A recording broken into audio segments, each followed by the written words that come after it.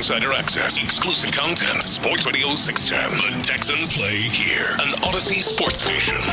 Check out the BetQL Network. Wagertainment for every fan. Get sports betting tips from the best in the game. Available on the Odyssey app and our sister station 650 The Bet. Sports Radio 610 presents Seth Payne and Sean Pendergast. We coming to H time. Let's get the work in, man. Let's go. Great day, great day. Oh, give me some juice, baby. Oh, yeah. Hey, what's happening, everybody? Happy Tuesday. It's all of you. With you. Appreciate you getting up with us. We are with you till 10 a.m. this morning. My name is Sean Pendergast. His name is Seth Payne. Good morning, my friend. How are you? You nervously pounded the table when you said 10 a.m. Like, oh, that's gotta get out of here at some point. All right, man, just settle in for a bit. Coming off a day where we're only in for 2 hours on Monday, so I got to get my mind right. Oh, okay. It's a 4-hour show today. At least you're probably all juiced up from those high-profile games last night, right? Dude. You're probably like, oh man, how do you come off that high? This is an example of just how strong the brand is. You've brought this up before where I've talked about, like, I don't know, the NFL, they're probably going to be pretty angry that these two backup quarterbacks are facing each other. And as you point out to me, despite the fact that I read tweets that say how good the ratings are on every game that the NFL puts out there, you point out to me, like, well, the NFL is kind of an unstoppable machine. And I was, like, just generically excited last night. I'm like, ooh, 2 NFL football games. It's a doubleheader. Yeah. And then I turn it on, and it's 9-3 at the half with Cousins versus, who are they playing? The Raiders.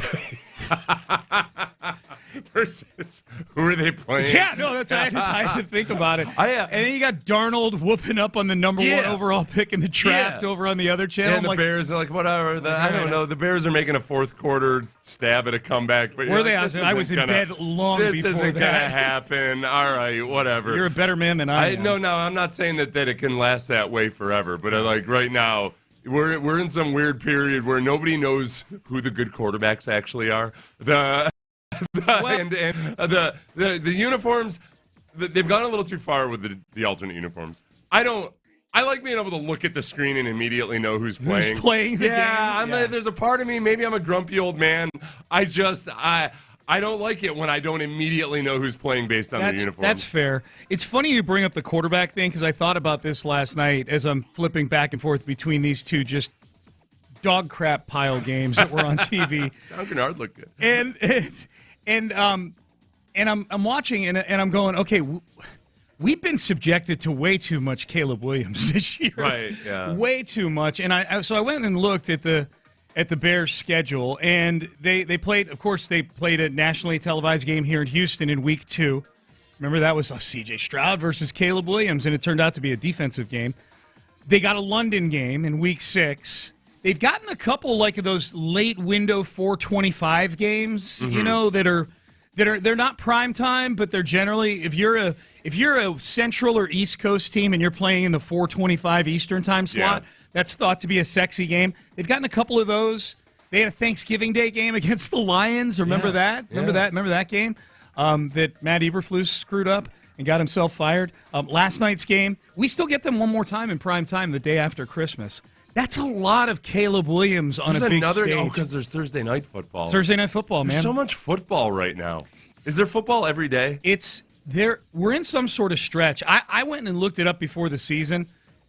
With the new college football playoffs starting on Friday, other than I think Christmas Eve, there is high-level college football or NFL end of the season type football. Yeah, like every day through like New Year's. Yeah, from like the 20th to New Year's. Right. It is just a feast. I did, and I'm going to tell you this, Sean. You know, I struggle sometimes with getting overwhelmed with too much information, and man, I am there.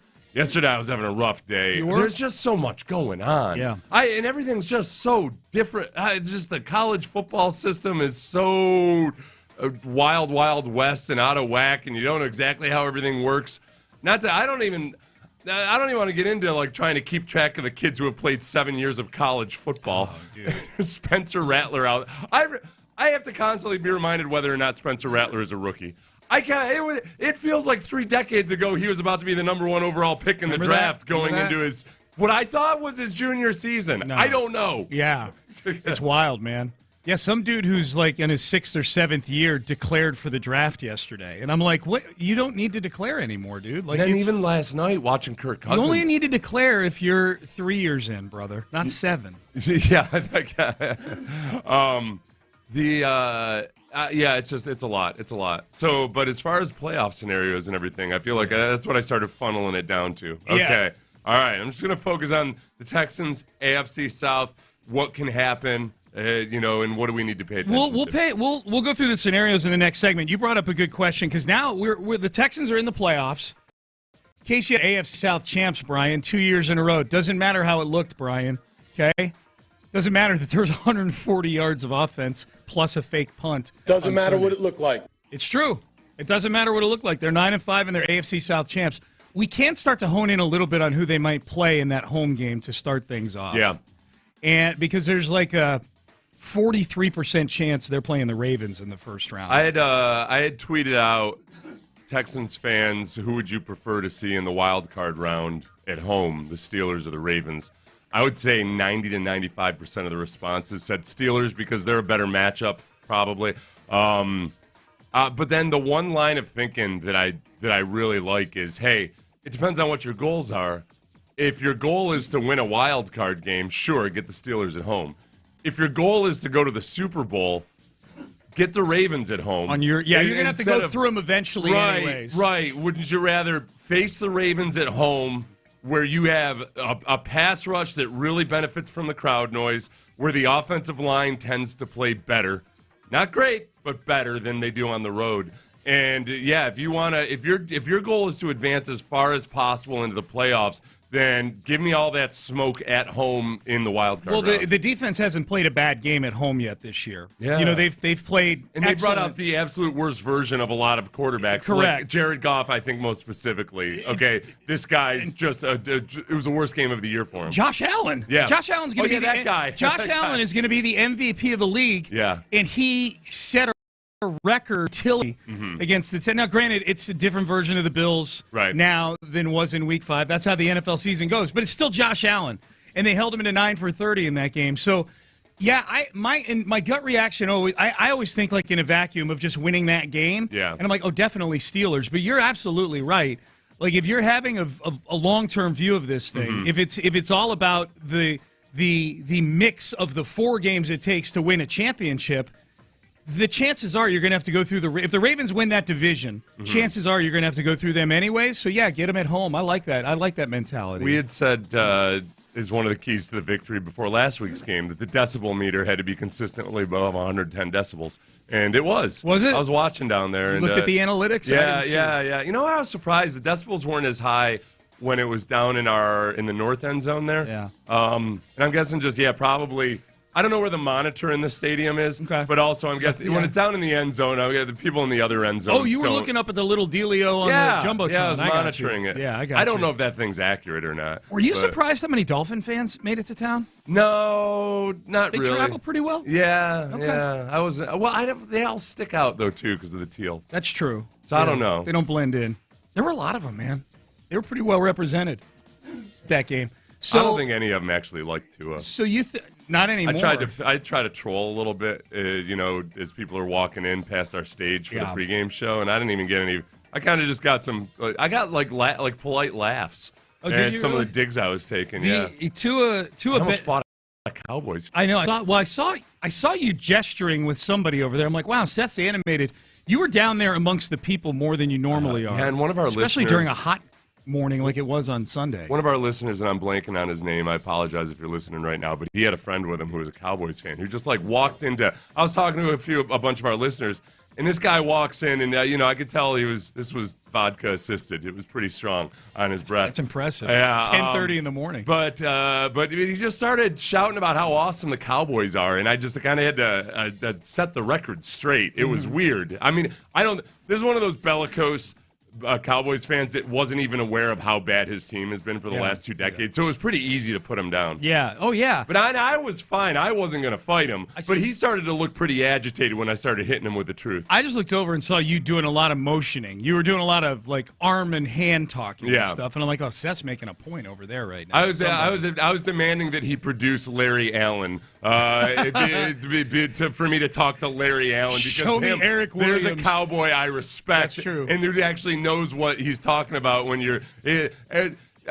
Partly, I just want to show him how old Larry Allen is by now. Nate Newton. Yeah, absolutely. Someone's pointing out on the text page. Last year we played the Browns on Christmas, and then the Browns in the wild. It was Christmas Eve, but whatever. On Christmas, then the Browns in the wild card. That is something similar to last year. If you're trying to answer that, who would you rather play in the wild card round? If you're the Texans, because whoever it is, you're going to get them at home. The Ravens or the Steelers. You're going to get kind of like this Browns thing last year. Well, the Browns game in the regular season, you were trotting out Case Keenum and Davis Mills in some sort of two-headed quarterback thing. You didn't have C.J. Stroud in that game, and they got blown out. And you weren't letting Derek Stingley follow Amari Cooper around. Amari Cooper went literally for 260 yards in that game. That was our big reveal in the playoffs. That's right. That's right. So similarly, though, you are going to get, like, if we're trying to answer this question, it's this big mystery. Oh, yeah, that's right. They play the Ravens at home on Christmas Day. Yeah. So we will kind of get some answers, assuming health, to that question. And that's what a lot of the people responding to that question also said. Well, I'll answer this after the Christmas December Day game. 26th. Yeah, ask I will me give then. you an answer. Yeah. I mean, there is just that. So the Ravens defense isn't as good as they typically are, but they can shut down the run pretty well. They got guys. But it doesn't feel like you don't feel like, the Texans can exploit the Ravens' pass defense. Right. You certainly don't feel that way. But I think if all you want to do is win one game, then Russell Wilson in Houston is probably going to be a pretty low-scoring affair for the Steelers. I like that long-term approach of, man, if you're going to make a run, give me the hardest matchup at home when I've got some control over it. The Steelers, if this were last year, DeMeco's first year, and you're just shocked that they're winning the division, then the Steelers would be the right answer last year because I would be like, well, they're probably not winning the Super Bowl this year. But this is a Super Bowl caliber defense. This is a defense that can go on the road and beat good quarterbacks. Yeah. And if your offense doesn't screw up, I can't believe we're saying this about the offense we hoped we were getting this year, and an offense with C.J. Stroud at quarterback. But the solution, as you pointed out yesterday, the solution, if they're going to make a deep run, the solution is probably going to be elite level defense, and then CJ just game manage here. And I think behind even that offensive line. And I hesitate to say elite defense because the Texans' defense, as good as they've been in a lot of regards, they're still not a genuinely elite defense because they're too soft in the red zone and they allow too many chunk plays. Yep. So over the course of the season, I look back to the Lovie Smith Super Bowl team where it was a really good defense, but the biggest thing was that they took the ball away a lot. They created a lot of take. And Dick Duran's team before that that had a good run, they were similar. They weren't an awesome defense, but they were very opportunistic. It's got to look something like that. Yeah. And so your best opportunity to get that versus the Ravens is here at home. So let's go through scenarios for the Texans. Let's get you guys up to speed. What needs to happen over the next few weeks? Are they stuck in the 4 seed? Or is a chance that they could climb a little bit here in the in what's going to be a really tough AFC? We'll take you through the scenarios. We'll get you educated. You can walk in and educate all your coworkers on this. We'll help you out with that. That's School them up. Coming up next. Zadok Jewelers. Get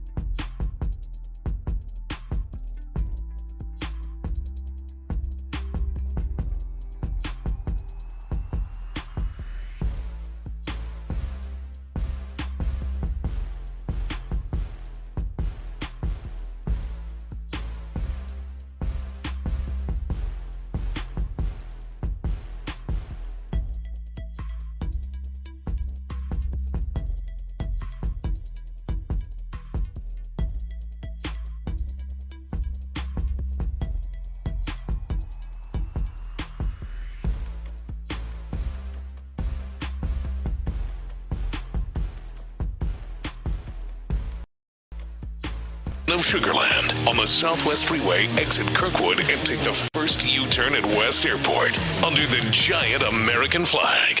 Live from the Twin Peaks studios, Sports Radio 610 presents Payne and Pendergast. All right, Texans have clinched at least the 4 seed in the AFC. They will get a home game to open the playoffs. Against whom, we don't know. That'll play out over the next few weeks. They could improve their spot in the AFC. We'll go through the chances of that happening, what would need to happen here, in as simple and radio-friendly and driving into work-friendly a way as possible. But here, hypothetically, say it in a way that maybe Seth would understand. Yeah, there you go. That's a good litmus test. I'm going to pretend that I'm not 100% dialed in on all the different permutations. There you go. Yeah, pretend. I guess the good news for simplicity's sake, simpleton's simplicity's sake. Thanks a lot, Sean. Yeah. Good jerk. The good news is there's almost no chance that they are going to be the number 1 or the number 2 seed. Thank you. Yeah, I was afraid that I was going to have to worry about that scenario. Zero. Literally, I'm seeing on all the sites that there's a 0%, even though they play the Chiefs head to head, and they are it's a 0% chance. The Chiefs have 1 loss, the Texans have 4 or 5, so there's no chance. Less than 1% chance they get the 2 seed because that's Buffalo right now, and they're a couple games ahead of the Texans, and they've got a really easy schedule the rest of the way. Before we get into the scenarios, here is DeMeco Ryans on possibly improving their playoff seeding. Yeah, for us, we still take it 1 week at a time. Even though we've clinched the AFC South, it still doesn't change our approach. When we line up and play, we're still trying to improve as all team in all areas and try to play our best ball, when playoffs time hit. So we're trying to still improve, still do our best.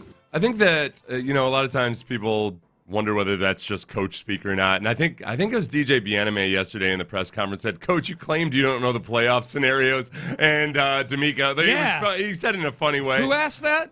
Was it DJ? I think it was DJ. I didn't hear who you said. I think it was DJ Bijani. He's the voice of the voiceless. That's what I want to know, man. Well, you know my skepticism. DeMeco insisted he really didn't. I don't really care whether DeMeco does or not. I think that when it comes to the message to the players, right now the team, there's no reason any of the players on the team right this moment need to be one bit concerned about playoff scenarios, because I think all of them are aware that they need to be a better football team than what they've been the sum total of the season, offensively especially. So there are enough challenges right in front of them, one being Patrick Mahomes himself, that I don't think you have to worry one bit about the playoff scenarios. Know that you're in.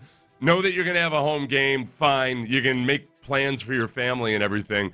But the rest of it is, look, you got the Chiefs in front of you, and we're not going to talk about it. But then 5 days later, you've got the Ravens. Okay, let's worry about right now. Yeah, well, and I think it's an easy sell. And that's the thing too is to get to they can't get the number 1 seed. To get to the 2 seed, they need to win out. The Bills would need to lose 2 out of 3 to a bad rest of the schedule, and the Bills have something to play for. They're 2 games back of the Chiefs, who had damaged Patrick Mahomes, but they got the head-to-head against the Chiefs. Mm-hmm. So if they can get into a tie with the Chiefs, they could get the bye in the first round, which is hugely, hugely valuable. So I don't think the Texans are getting to the 2. To get to the 3 seed, the Texans would need to win 2 out of 3 and have one of those wins be over Baltimore. Yeah.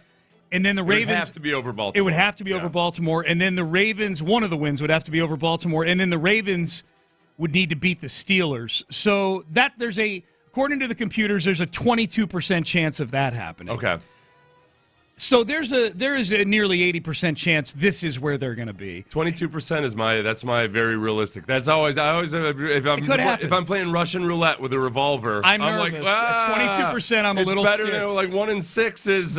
This might be it. That's worse. That's a better chance than 1 in 6. The 22%. So I do wonder. I'm very anxious to see how if indeed the 4 seed is probably where they're going to be. And as they play more games, as they play the Chiefs, we're going to have a clear idea. Not just play the Chiefs, but as next weekend plays out with everybody ahead of them, we're going to have a real clear picture going into Christmas Day, I think, as to where this Texans team stands.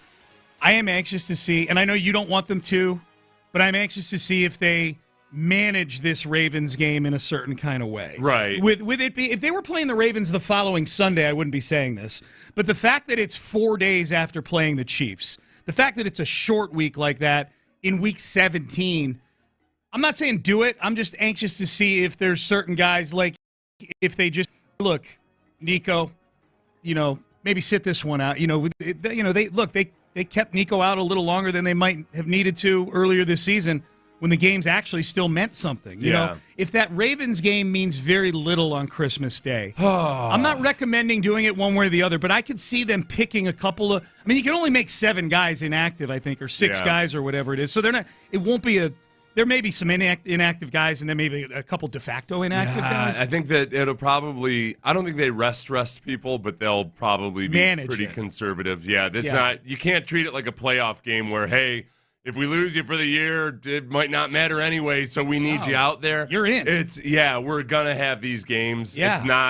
It's not one and done. So you got to be conservative there. And DeMeco is an admitted injury recovery prioritizer. Is there a scenario? Okay, so is there a scenario where it matters for the Ravens but not the Texans? Yeah, they're battling for that division right now. So it totally matters. Yeah. It'll likely matter for the Ravens no matter what. For sure. Yeah. Unless they, it definitely will. Yeah, it definitely will. So, boy, there's a part of that. One is like, A, it's a football game. Let's show up and play. B, though, man. If you're resting people and the Ravens are playing for a game that matters, like, do you really want to go in and lay down and have that psychological burden on you potentially going into it, perhaps seeing them 2 weeks later? That's tricky, man. Like, because it runs against every fiber of the swarm mentality to do that. Yeah. And yet, like, as I just said, DeMeco is a guy who has, whenever he's asked about injuries, he always talks about how conservative they are and how much they prioritize the health of their players. You know how the Navy SEAls never leave a man behind. Right. Somebody they're gonna do whatever they can to bring that body back. If I think DeMeco had full board. You could totally see DeMeco as a guy that might be a Navy SEAL. Yeah. I think there are a lot of us as football fans that are kind of like, he'd have understood, right? We got to get the hell out of here.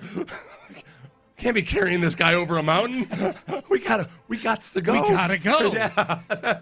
It's the analytics. That's how that feels a little bit. 10 of us are gonna die. DeMeco's out there like, no, sworn mentality. We never leave a game behind. Never leave a game behind. The chopper's waiting, man. Yeah. Let's get the hell out of here. I'm curious what the people want to do, especially if they've got tickets to go to that game on Christmas Day. Now, you do get to see a Beyonce concert.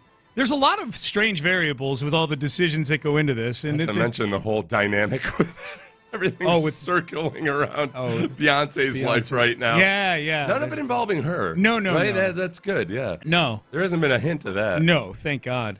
So everything's kind of set, though, in the AFC, man. Like, you get the 3 wildcard teams. The worst of the 3 wildcard teams are the Chargers. They're 8-6. The next closest teams are the Dolphins and the Colts are 6-8. So I think we've got, and the Bengals are 6-8 as well. The Bengals are interesting. If they're the Bengals are the ones. The Bengals are that team. Like, if they sneak in, nobody wants to see them because they can hang 40 on you with Joe Burrow. Just get in a track meet. They're kind of like the Rams in the NFC, where if they get in, it's like, oh crap, we got to pay Matthew Stafford and Puka Nacua and Cooper Kupp, Kyron Williams. They can do some things.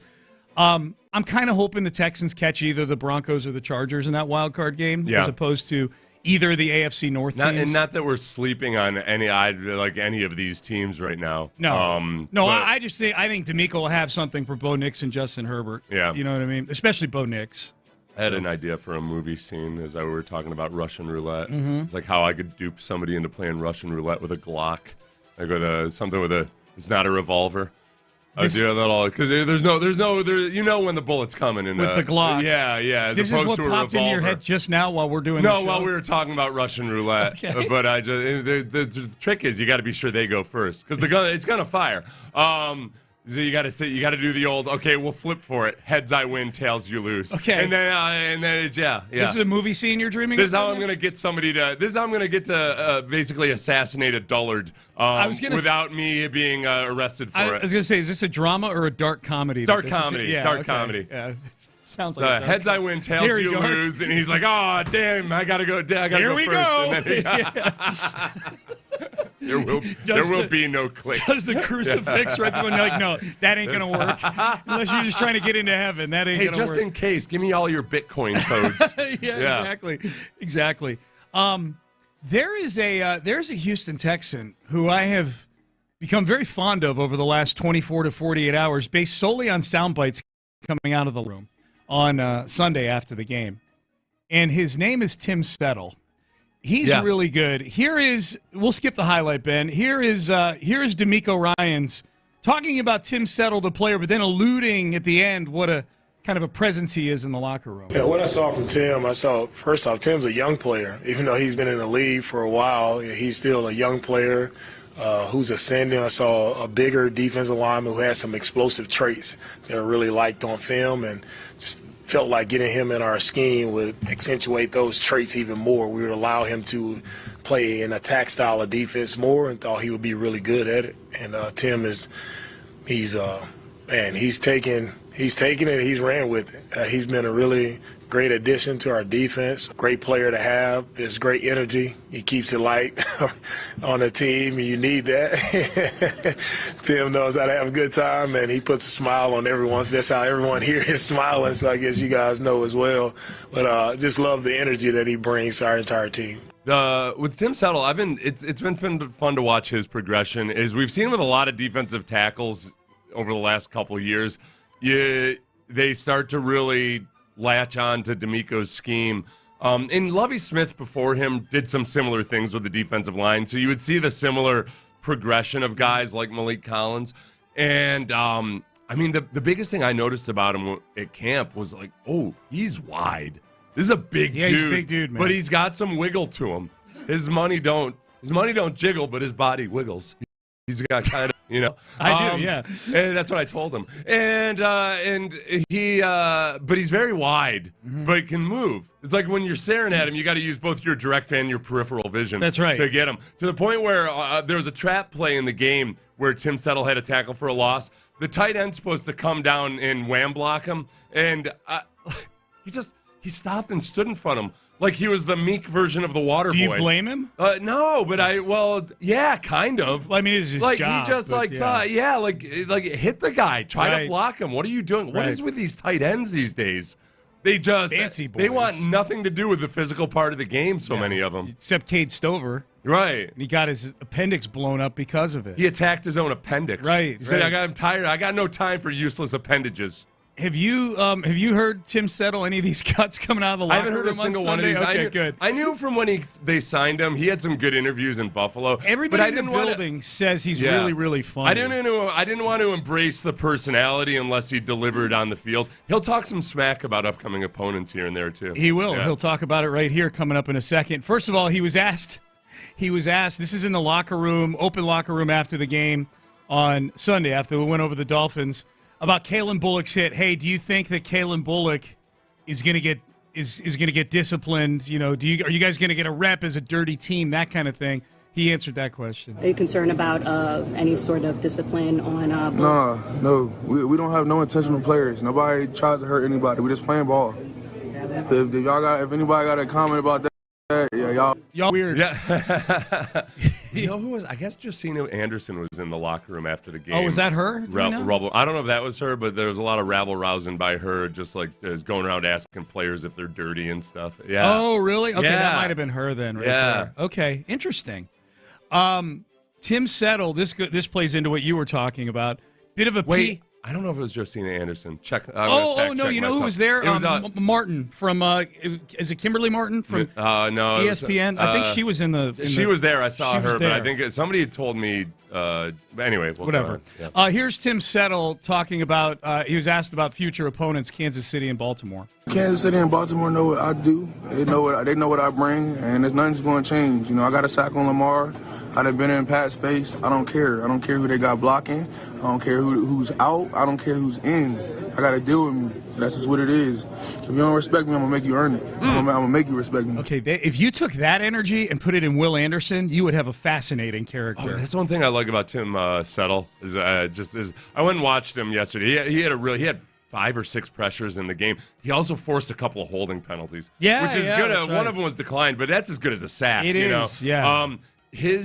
When you talk about getting pushed in the pocket, it's crazy. He just doesn't.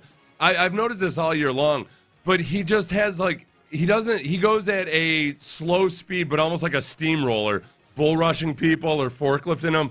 It's like straight back, like on a direct line to the quarterback. And whether he makes a play on it or not, that helps the defensive end, and so quarterbacks can't step up in the pocket. So he had a really good he had a very hydraulic press-like pass rush in that game where he just kept motoring through people. Yep.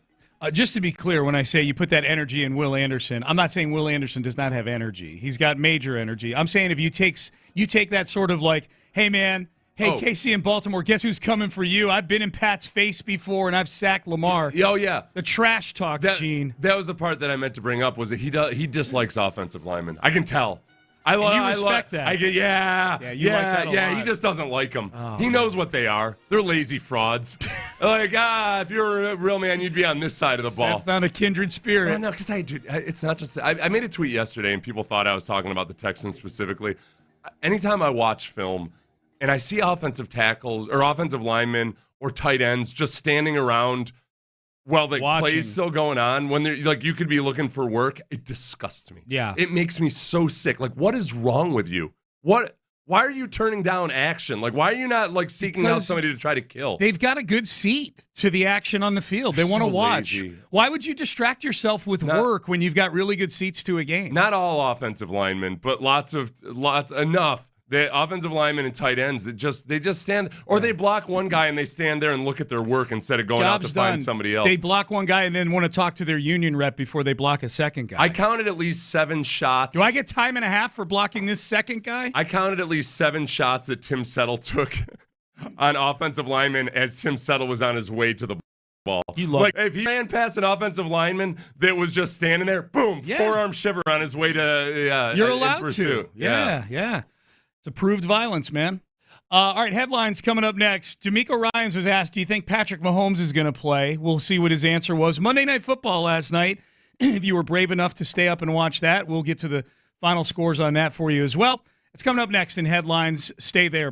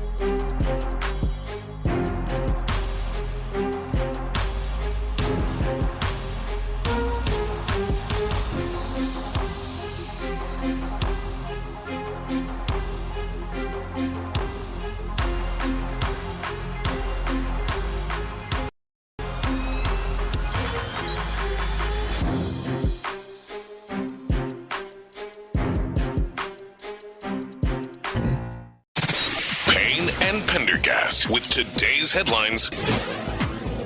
All right, headlines. Let's get to the Texans and DeMeco Ryans. He met with the media yesterday. We should point out they practice today. Usually Tuesday is a day off. Everything's pushed up a day. So they practice today, tomorrow, Thursday. So we'll probably get an injury report today. I don't know who the big names to be looking out for on the injury report would be coming off of that game. They came out of the Dolphins game pretty healthy, although Dalton Schultz and Joe Mixon both were down for extended periods of time with injuries. Joe Mixon with a hip drop tackle. Mixon got hip dropped, and Dalton Schultz went down. I was really nervous about Dalton because he was specifically holding his shoulder, which I'm like, torn pec or broken clavicle or whatever, and he was back in like.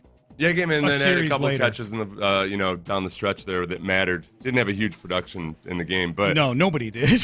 It's real quick because I know a lot of people ask this question. They'll say, "Well, has anybody even getting flagged for that this year?" The hip drop tackle. The way the NFL seems to be handling it is they'll fine people for it, but it's one of those things. It's too hard. There's 3 elements that have to be in place for it to be a hip drop tackle, and I think they're trying to treat it like, all right, we've minimized it. We're going to fine people when they do it, but to try to call it out in the moment, it's just adding more controversy. That seems to be the tack they're taking. Well, I haven't seen it called, so that's got to be. But they were fine for it. Sure. But yeah. Well, and the whole thing was they were hard. There really weren't that many instances of it last year either. Yeah. So it wasn't going to change the game of football the way we knew it. No, but Joe Mixon's got hit with 2 of them this year so far. Yeah, so I think it's a testament to him. Yeah. The defenders are like, I'm going to have to go ahead and pull the hip drop out of here. On this Mixon guy, yeah. So we'll keep an eye. I say all that to say there will be an injury report, presumably today, because they are practicing. Their off day will be Friday. That's when they'll travel to Kansas City to take on the Chiefs. DeMeco Ryans was asked yesterday, Patrick Mahomes, who suffered an ankle sprain of his own in the Chiefs' win over the Browns over the weekend. Do you think Mahomes will play in the game on Saturday? Yeah, I have no idea on if he's playing or not, so I really can't focus on it or be concerned about it. We're preparing for the Chiefs, and a lot of the light shines on Patrick a lot, but if you watch the Chiefs play, their defense is an outstanding unit. They do a really good job defensively. Coach Spagnola's done a great job. Coach Reed in the offense, they're going to find a way no matter who's there. They find a way to move the football, right? And so we just have to be on it in all areas of the game, whether Patrick is there or not. Yeah. The Chiefs, with a healthy Mahomes, have not been a good offensive team this year, by their standards at least. Right. Yeah, now you got to think, okay, would the Chiefs have won this many games by a 1-score margin if Carson Wentz was their quarterback? Of course not. Probably not, right. Yeah. So it's a big deal if Pat Mahomes doesn't play, and the Chiefs could theory say, all right, we need to rest him here. They have the same challenge the Texans do in playing on Christmas Day. Yep. I've just seen this so many times every single year. Mahomes has a little bit of the Roethlisberger in him. I think it's a flair for the dramatic. Like this ankle injury is the worst thing that anybody's ever played through. You remember Roethlisberger would get up and talk about how that clavicle injury, I almost died. Yeah. So, but then I've seen him play through it consistently over and over and over again. So I'm not thinking one bit that Pat Mahomes isn't going to play, and I'm not thinking that if he does play, that his injury is going to somehow make him a less scary quarterback. No, well, I think for sure we're not going to find anything out this week. He'll be limited on their injury report. Yeah. That kind of thing. Andy Reid can play a little bit of gamesmanship here, make him prepare for both. As backups go, Carson Wentz is a decent backup. I mean, he's had success in the league before. Were you surprised the line moved as much as it did? I don't know if you saw. Yeah. But the Chiefs were originally a 4-point favorite in this game. And as soon as Mahomes got injured, a lot of outlets are baking that into the spread. Now, there's a lot of outlets that are assuming Mahomes is not going to play. Mm-hmm. And now the Texans are a 3-point favorite at a lot of those outlets. Yeah, I mean, it makes sense if they assume he's not going to play, or if there's a really, really good chance that he's not going to play, that, Mahomes is worth a touchdown compared to Carson Wentz. I agree with him being worth a touchdown, but specific to this matchup, I just don't trust the Texans' offense to get anything going in this game. Right. Oh, to actually to be able to cover the spread even. I can't. Well, the Chiefs had a defense this year either. That's the other part of it, too. They're not The Chiefs' defense is not the same defense it was last year. I get it, but they've struggled against everybody. The Texans. Right. But the Texans but the Chiefs have put very few teams away emphatically. Yeah. They've played everybody to a close margin. So there's two parts to this equation. Yes, everything you say is true about the Texans, but the Chiefs have been a one-score victory team with Pat Mahomes. Right. So I get what you're saying. Yeah. It's a big difference. Yeah. I would take the points if I were betting this game. I would take Chiefs +3 in this game, even with Carson Wentz at quarterback, because I'm guessing there's probably a lot of guys on the Chiefs who be like, we're underdogs, and I don't care who's playing quarterback. We're underdogs in our place. Yeah, that's a hard place to go play, man. It's a hard place to go play, and it's outdoors and cold. But you're looking at, remember too, yes, you don't trust the Texans' offense to get going. Do you trust that this defense could take the ball away from Carson Wentz, I don't know, 7 or 8 times? As opportunistic as they've been. I think there will be takeaways. I'm nervous about them being a favorite in this game as well. In that environment. You should be. In that environment. They've been disappointing from a gambling standpoint. Very. Yeah. Very.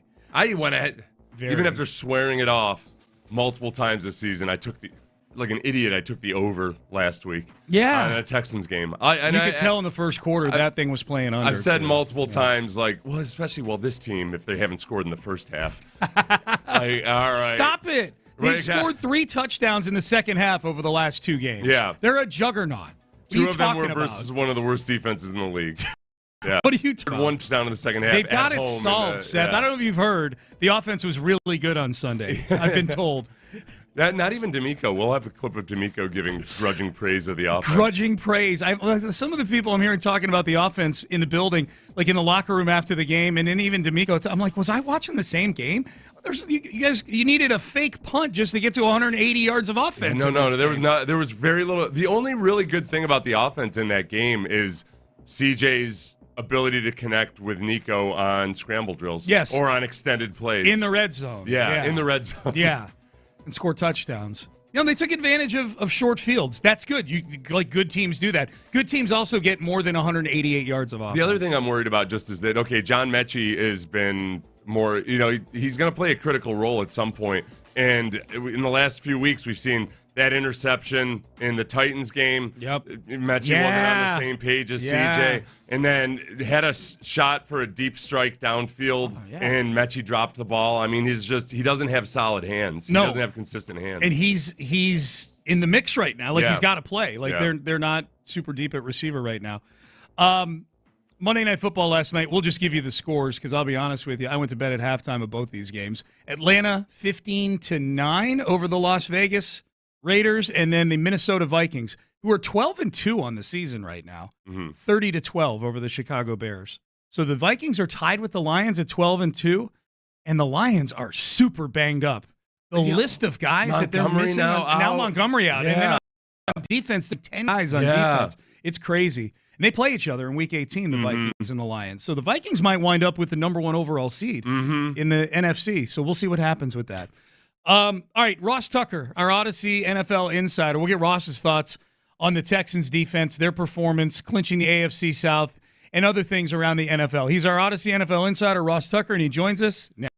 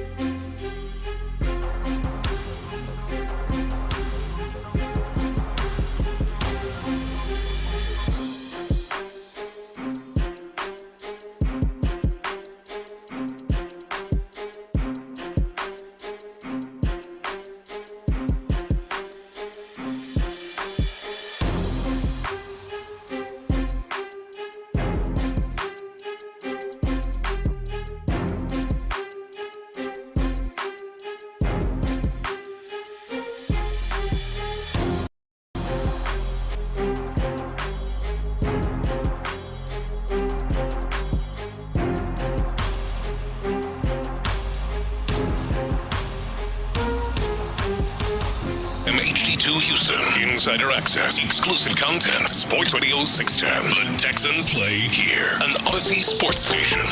Sports Radio 610 presents Payne and Pendergast. All right, it is time. It is 7 o'clock on a Tuesday, and you know what that means during the NFL season. It means it's time to talk to our Odyssey NFL insider, Ross Tucker. Insider Calls brought to you by Hellman's Real Mayonnaise. May your game day be delicious. Ross, Merry Christmas. How you doing, my friend?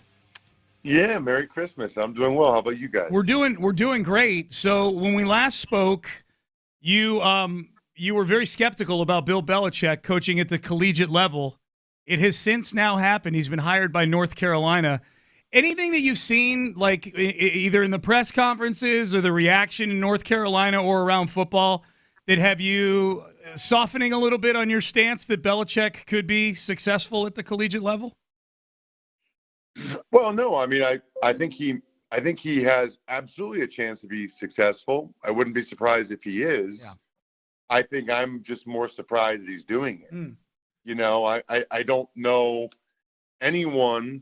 So here's the deal. Yeah. And I don't know how much we talked about this last week. I can't remember. I talk a million places. Yep. But feels like, you know, two of the most important and arguably the things for college coach are, number one, being able to recruit young people, right? In particular, high school kids, teenagers, to come to your school, and their parents, by the way, and then to be able to convince donors that they should allocate their funds to your program to help with NIL, to help with facilities, all of these things.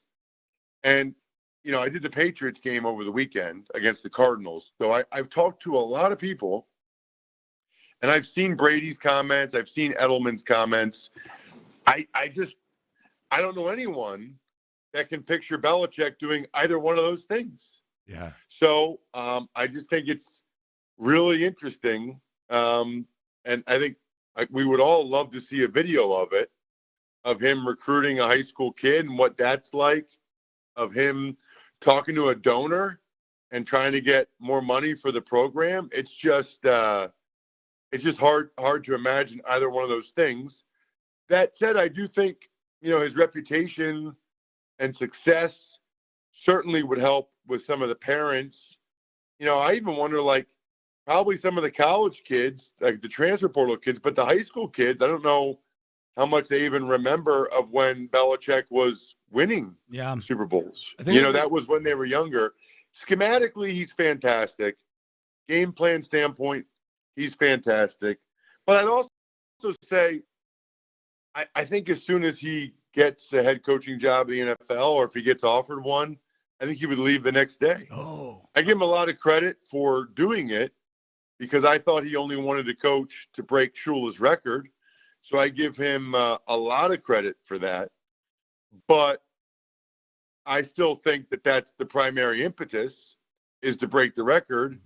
And so he likes coaching, and he didn't know if he was going to get a job or not. But I don't know, like, if someone offers him a job after the season in January, I would not be shocked if he took it. Like, I would not be shocked if he's like, well, sorry, North Carolina, but I'm doing this. I just wouldn't. Yeah, the buyout goes down to $1 million in June or July of 2025, I think. Which is like, nobody's gonna hire a head coach in June or July of 2025, but that's where it's kind of set up that way.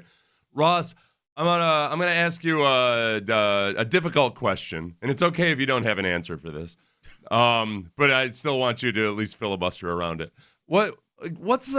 What's the realistic ceiling for this Texans offense right now over the next 4 weeks? Like, what could we reasonably hope for, like some sign of menace or threat or something to where the things click for them? It's a really good question. I was kind of surprised by that on Sunday. You know, I mean, to not be able to run it like that, okay, I can live with you don't run it well because the team is selling out to stop the run. In that case, though, you would just have expected the passing game to really be firing, right? To really be firing on all cylinders. So you can't really get Joe going in the run game. Okay. That usually that happened to the Eagles, by the way. That happened to the Eagles on Sunday. They couldn't get Saquon Barkley going really like they had been to the extent because the Steelers, kind of sold out to stop Saquon. They did a pretty good job of it. But then the Eagles absolutely tore him up in the passing game. Both Devontae Smith and A.J. Brown had over 100 yards receiving. That's the troubling thing to me is that the Texans should have somewhat of a pick your poison offense where it's like, okay, you're going to take away this, then we'll be able to do that because they've shown that they can do both. They've shown they can throw it. They've shown they can run it. I'll give the Dolphins a lot of credit. The defense came to play, but I don't know. I think it's a really fair question. I think the ceiling is really high because we've seen it. We know it's there with Slowick and Nico Collins and Stroud. We know it's there somewhere. I'm not exactly sure why they haven't shown it or been firing on all cylinders for a while. The good news is, with them clinching the division, there's actually still a decent amount of time to find it. Right? I mean, there's 3 regular season games before they even get to that home playoff game. That's like, it's like football weeks are like dog years. I mean, like there's a lot of time that they have to try to figure this out and try out some different things the next few weeks to try to get it back on track.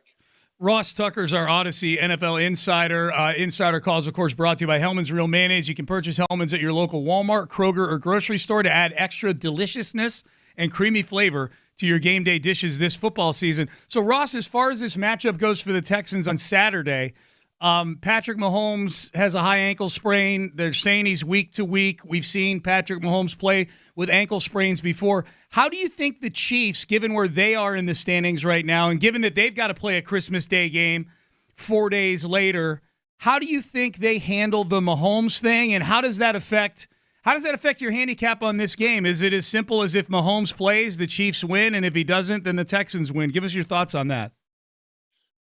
Well, obviously, nobody really knows what the deal is with Mahomes' ankle. It does feel like over the years, I feel like we see this every year where he hurts his ankle and then he plays the next game. Yes. The guy's like Gumby. I don't know how he does it.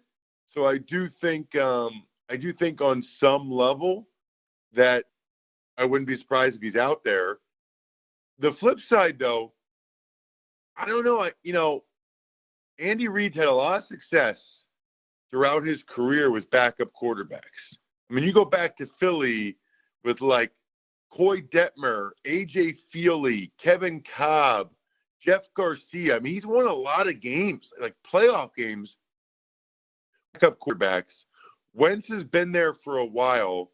I reference that because they really only need to, as long as they just win one of these next 2, they still are in a great position to get the bye.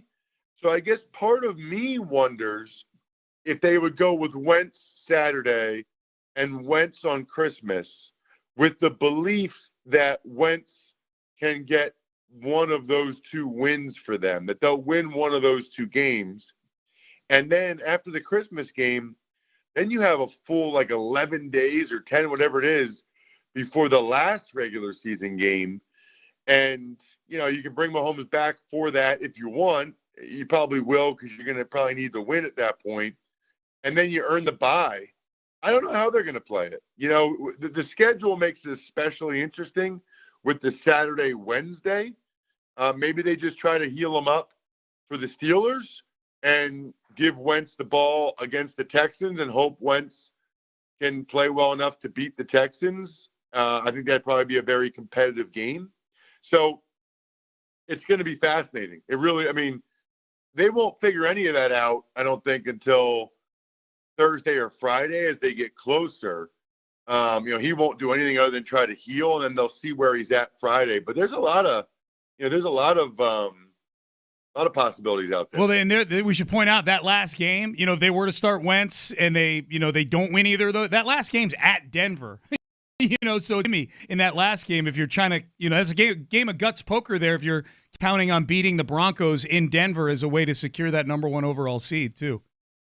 It's a really good point. I think it's tough to know how bad his ankle is. Yeah. I think I'd probably go with Wentz on Saturday and Wednesday. Yeah. Give Mahomes a full, what would that be? 3 weeks then? Full 2 weeks. No, 3 weeks. 3 weeks. Be a full Yeah, 3 weeks. 3 weeks. Yeah, be a full 3 weeks.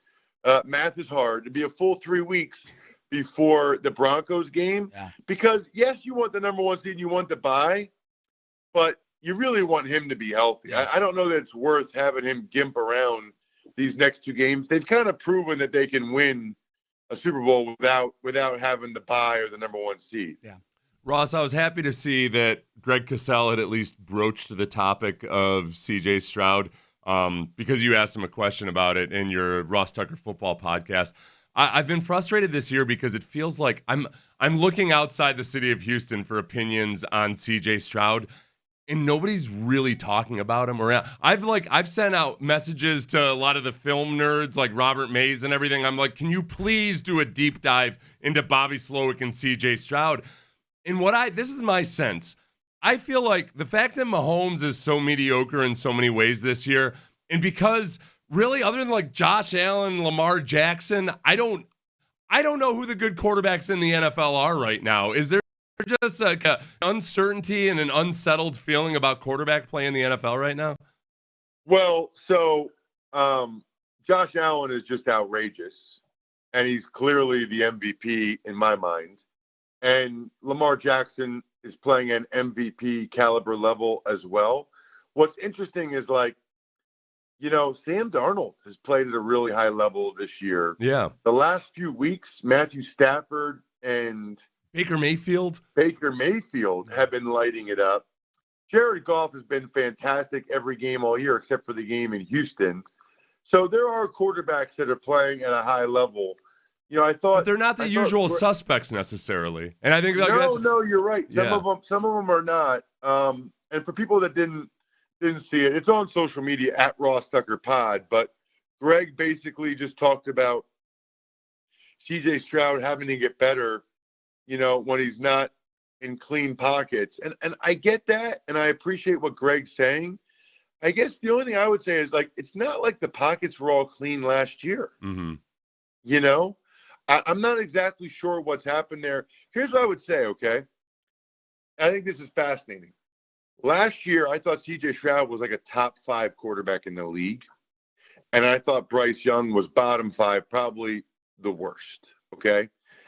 If you look at them, now Bryce Young did not have a good game against the Cowboys Sunday, but if you look at Bryce Young the month before that and compare it to Stroud that month, I don't know. I mean, my whole thing when I go on in Charlotte is yeah, you guys clearly picked the wrong guy. There's absolutely no chance Bryce Young would ever, I don't think Bryce Young will ever get to as well as C.J. Stroud's playing this year. This was last year, let alone, as Stroud continues to improve. Well, pretty clearly, I think Stroud's not playing as well as he did last year, and Bryce Young's playing much better. So I don't know, I don't know if Bryce Young's the 22nd best quarterback right now, and Stroud's the 16th. I guess I would just say, if you just took the last month as the example, it's actually a lot closer than I thought it would be. I'm very, very surprised. Mm-hmm. Yeah, I don't think to that point, Ross. I don't. I mean, it's a very fair point that the gap narrowed at least for temporarily for the last month.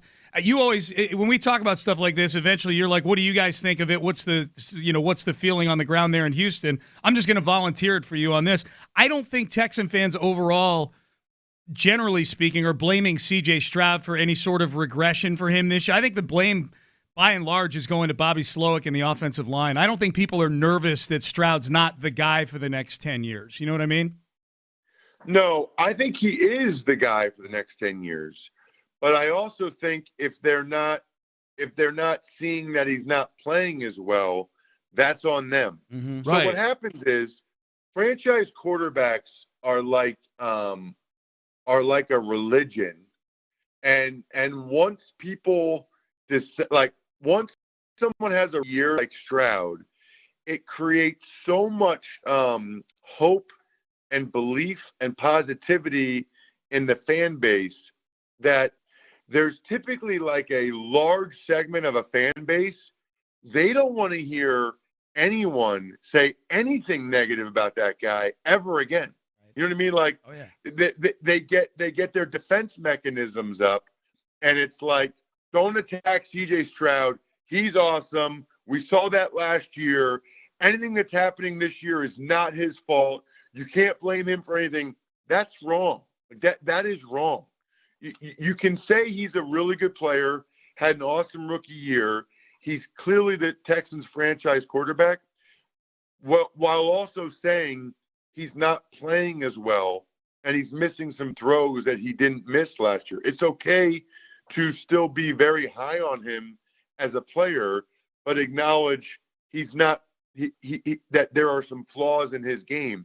If you want to blame it primarily on the offensive line, that's fine, but it's not 100% on the offensive line. If you want to blame it on Diggs getting hurt or Nico Collins is out, okay, but now Nico Collins has been back, and the offense still isn't clicking as much. You want to blame it on Slowick, well then, you got to give Slowick a ton of the credit for what happened last year. I mean, you can't have it both ways.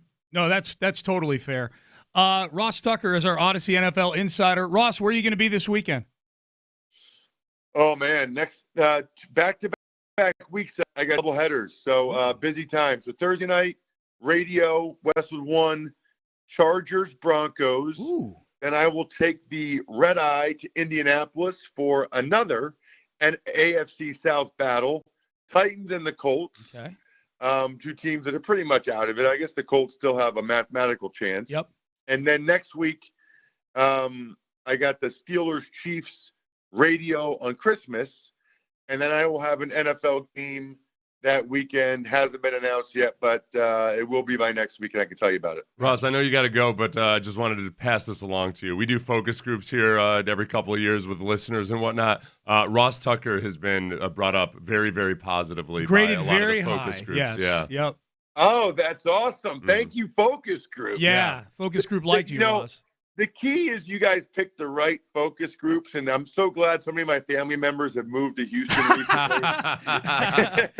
That's great. It's great. You packed the focus group. Yeah, it stacked it. We had ringers in there. Yeah. Yep. Our Odyssey NFL insider, Ross Tucker. Insider calls brought to you by Hellman's Real Mayonnaise. May your game day be delicious. Ross, we will we talk to you next week on Tuesday? It's Christmas Eve. I can absolutely talk to you guys next week on Tuesday. Cool. We'll be in. I don't know what the I mean, as long as you guys are in and you're up for it, I'm up for it. We're up for it, man. We'll talk to you on Tuesday next week, man. This explains why there see was you guys. All right, thanks, Ross. Merry Christmas. 6'5" Yinzers walking around the building that last week. That's right. Ross's people. So it's interesting. I think his point on CJ was totally fair as the follow-up to my sort of temperature check This here. is the frustrating part of it is that, yes, and Greg Gasell made the point that, okay, dealing with the muddy pockets, keeping your eyes downfield, all of that, he can improve in that regard.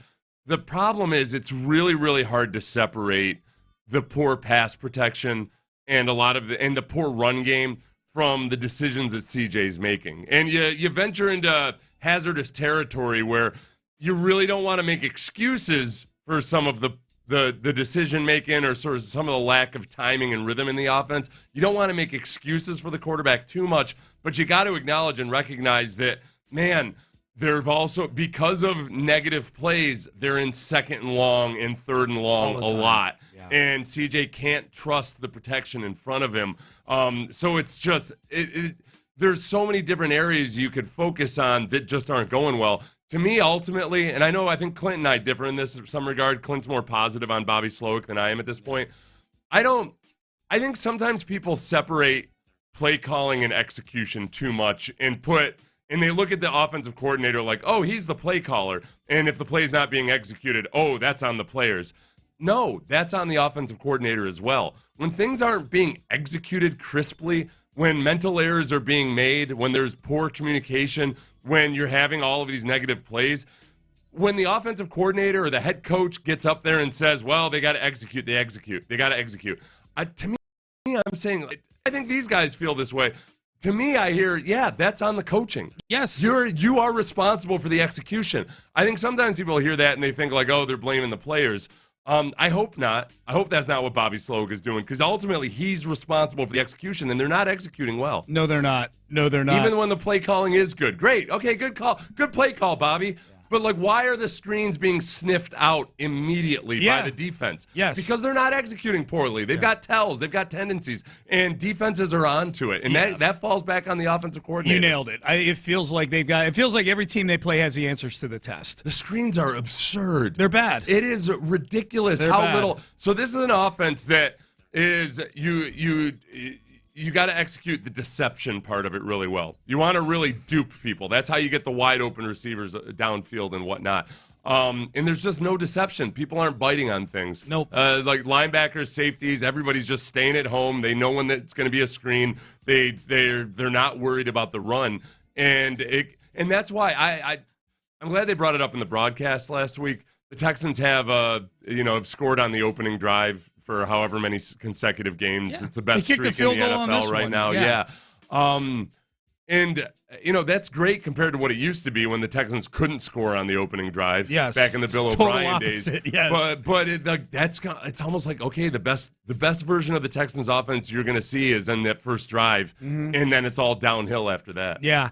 That is the biggest explanation for the dynamic that's in, because this is what I thought it would look like last season in CJ's rookie year and Bobby Slowick's first year as a play caller, and to an extent DeMeco Ryans' first year as a head coach. You got a lot of guys doing their jobs for the first time at an NFL level, and that this season would be the one that looked like last season. Yeah. I would have thought they would have been flipped. Yeah. And that's what's so strange about this. And so everybody seeing the tells and the predictability of what you're doing has got to be the main explanation for that. It's mostly the same guys out there. And from just situational tendencies. But the Texans have their analytics people. That should be – they know what their tendencies are, and then they try to exploit them.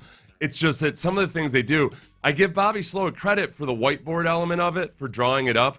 They've done that – they've done the package where Joe Mixon comes across like in a jet motion, and sometimes he gets the ball and sometimes he doesn't. Yeah, and it's worked. But then they'll try to set a play up based on that, and nobody's biting on it. Right. It just the sack when Ali Gay got that sack in the Texans game. The Tennessee game. So they ran that little jet motion with Joe Mixon. Ali Gay ignored it 100%. So that could be one of two things. One could be Ali Gay knew that it wasn't going to be that Joe Mixon, or B, Ali Gay as a young player might have been completely oblivious to it. And that's part of the play calling is like, no, you've got to know that you've got a defensive end.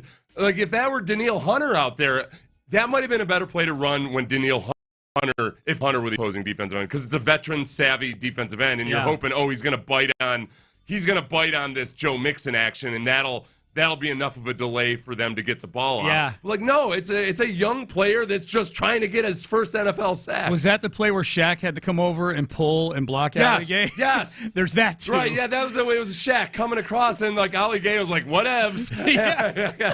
And Shaq didn't really look like he knew what was going on either. He was tippy-toeing. Yeah. He was tippy-toeing.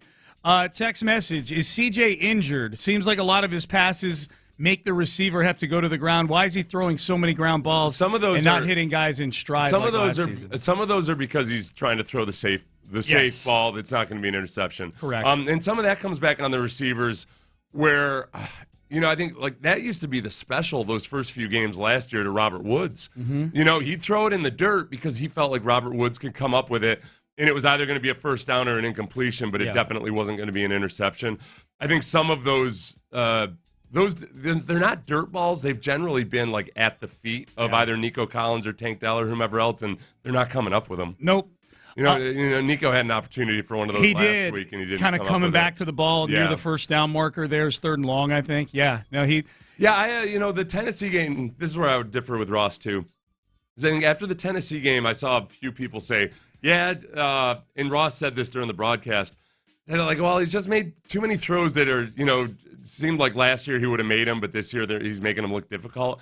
When I went back and watched all of CJ's throws from the end zone, he had really good ball placement. But some of the plays like Tank Dell in that Titans game on 3rd and long to Tank Dell over the middle, Tank should have caught that. Put it on his hands. Yeah. 3rd and 19. And it was under duress. CJ was getting hit from the side, if I recall it was properly. a rope. Yeah, rope. And guys aren't coming up with it. So, but again, I don't want to put it all on the receivers. It's just when there's that many issues in that many different areas, ultimately it comes back on the coaching. Yeah. You've got this many guys across the board underperforming, and it's just little miscues here, mistakes there, mental error there. It all comes back on the offensive coordinator. I'm just not nearly as generous in like, oh, he dialed up a good play. No, that's 1/6 of the job. That's right. That's the old Bum Phillips quote. It's not what you can.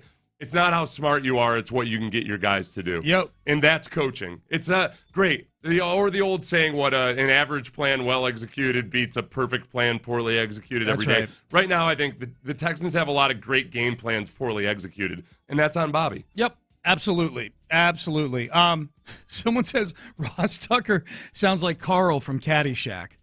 A little bit. Bill Murray's Caddyshack character. A little bit.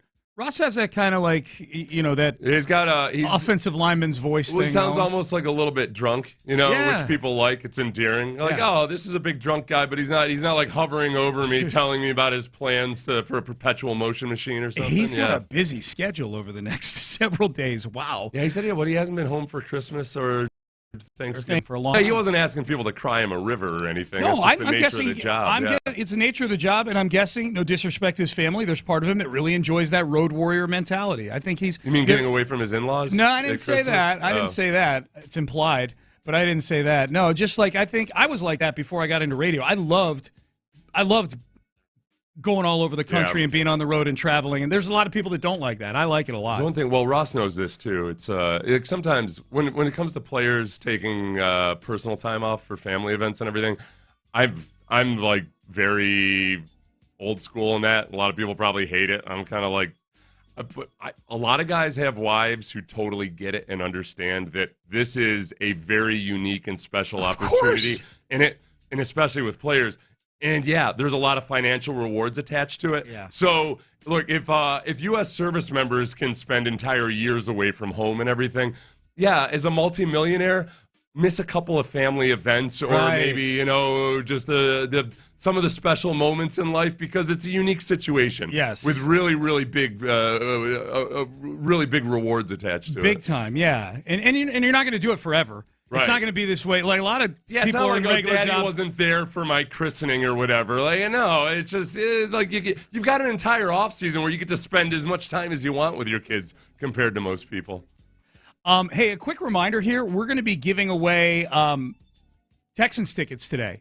So I know next Tuesday is the Tuesday right before the next Texans home game. Yeah, but that's not a lot of time on Christmas Eve to be able to get people their tickets. So we're doing the Texans ticket Tuesday for the Ravens game on Christmas today in the 9 o'clock hour. Front row seats in the bullpen, Christmas Day. I hear there's a concert at halftime, too, for that. I wonder, I guess there's probably, I wish I knew, like, what the most favorite songs that people want to see are or anything. That's not quite our purview. No, text in. Don't worry, we're not going to talk about it. 713-572-4610. No, we won't read any of your texts.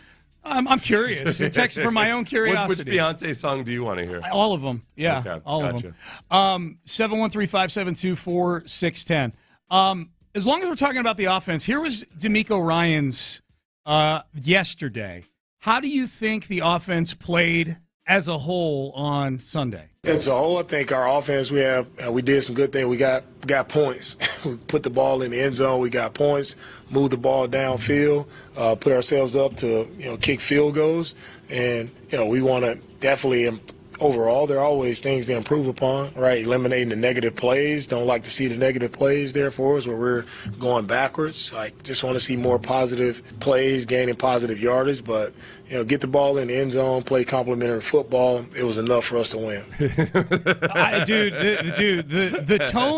tone on some of the talk of the offense since this game from DeMeco and from people in the locker room, from CJ, they know. They know. The tone better be 180 degrees difference in the building this week about that offensive than what they're dishing out in these press conferences. I was kind of enjoying. Well, I mean, in that press conference, it wasn't like he was positive about it at that point. He just I heard that as like, oh, he's like, we did enough to win the game, and we can't have all these negative. I didn't think that was very like actual praise at all. Okay. Yeah, I didn't read it that way.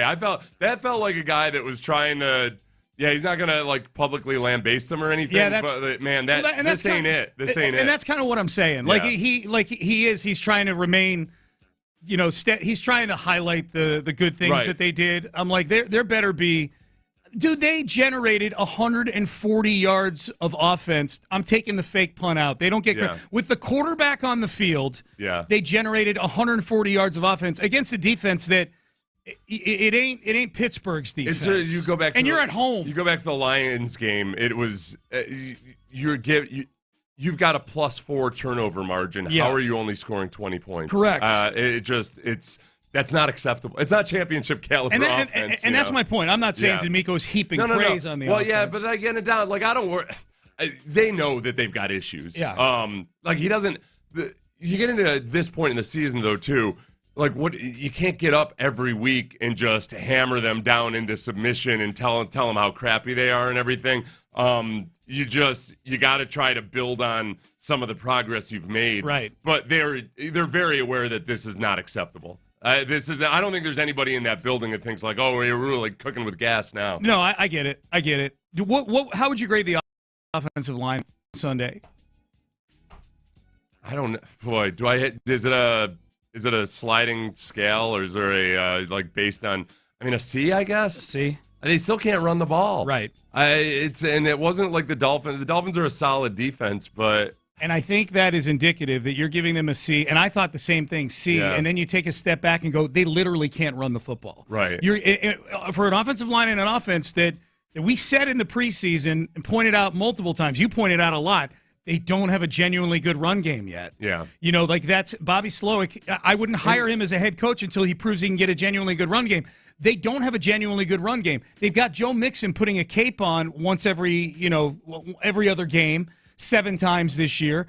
But there rarely has this been a running offense that looks like you could plug somebody else in other than Joe Mixon and move the football. And honestly, I'm not like this one element. I think right now, look, the way the team approached the offseason with the defense and everything else, I think it's been slam dunk. It's looked great. Obviously, the interior offensive line should have been addressed more aggressively. And then I'm looking at Dameon Pierce's stats. Dameon Pierce had 7 snaps in the game the other day. He hasn't had a carry since the Cowboys game. Were they on offense or were they on special teams? No, 7 on offense. Okay. I don't know if some of those were on. No, they were 7 on offense. 7 on offense. Because I know he's a kick returner also. Yeah. And he's had 15 carries on the season, and that was the one thing. And again, I'm not. Hold up, stop. Their backup running back has had 15 carries on. And remember, Sean, all training camp long, I'm trying to figure out. 10 of them were in the Patriots game. I kept saying this can't be their plan. Like Dameon can't be the second string running back. And people were telling me like, "Oh, you're an idiot. You're a hater." Like, no, I love Dameon Pierce, but it's clearly not working out. I could see it in practice. Right. I could see it in practice. Yeah. And the games, there were excuses because they had a disheveled offensive line because they were treating the offensive line like these guys were all Hall of Famers or something that didn't need to play preseason games. Oh, they don't need the reps. Everything will be fine. Whatever. Yeah. No, if Joe Mixon goes down, it's over. Completely over. Dude, you and 100% over. You and I were sitting next to each other when Mixon went down after that hip drop tackle, and I think we were both terrified. Yeah. I'm still honestly in shock that they genuinely believed that Dameon Pierce was the backup running back. Yeah. I really, though, the entire time I thought, well, maybe we'll see, and maybe they're trying to trade him or something, but they seemed like they were genuinely devoted to him, and yet again for a second straight year, I guess they just didn't realize what was plainly in front of them, that no, this is not. This system or whatever is not working out for Dameon Pierce. Text message: Pierce is in the doghouse, or they simply don't believe in him. Doghouse my ass. No, he's the opposite. I love that doghouse. He's the opposite. Could somebody give me a doghouse where I make $500,000 a year to not do much? That he's on the team would indicate he's not in the doghouse. Yeah, he does average 6.7 yards per attempt because why the of hell that isn't one long run in the Patriots game. Yeah, that's true. God, 15 I didn't. You 15 carries on you the season. texted me his game log the other day, and I just looked and saw how minuscule the numbers were on there, and that's very frustrating. Your backup running back has 15 carries, and he's been on the team all year long. And again, I'm not overall lambasting Caserio for that or anything. I mean, look, his work with the defensive backs and the guys he's brought on this team, he's done a very good job. So not every GM makes every move the right move, obvious. But the interior offensive line being the shambles that it is, and the fact that Joe Mixon is the only running back on the team that you feel good about, that's scary going into. That's problematic. I mean, if you're there's a few positions on this team where they're one hit away from having to really shuffle here and cobble things together. Yeah, and then the part of it too is it's not so easy to just go out and get a running back either. Yes. It's I know it's easy. I say they're a dime a dozen, but they're not, obviously. Yeah. Well, and this is one of those things where you go, okay, they're probably ahead of schedule on the rebuild. You know what I mean? Yeah. They're probably ahead of, we had these Super Bowl expectations at the beginning of the year. The fact of the matter is once Nick was able to clean up the Bill O'Brien mess, that took a year or two. And then you get DeMeco in here, and they're probably ahead of where people expected them to be when DeMeco Ryans got here. If you're you look at the Lions, because they're a couple years ahead in terms of when the head coach was hired. Yeah. And all right, Montgomery's out, but at least you got Jahmyr Gibbs. The Texans aren't at that point yet. That's a great point. Yeah. Montgomery. If you haven't heard, David Montgomery, the Lions running back, is out for the year. Right now, they're going to lean on Jahmyr Gibbs a lot more. 713-572-4610. Payne and Pendergast with you on a Tuesday. One move that they did get right, that Nick did get right, was drafting Derek Stingley Jr. with the 3rd pick. Can we put the Sauce versus Sting debate to bed? And I've got audio from the postgame show with Derek Stingley. Maybe the most underrated thing that's impressive about Derek Stingley Jr. You're going to hear it coming up next. I'll tell you what's impressive. The new dips from Daisy Sour Cream. They've got French onion dip. They've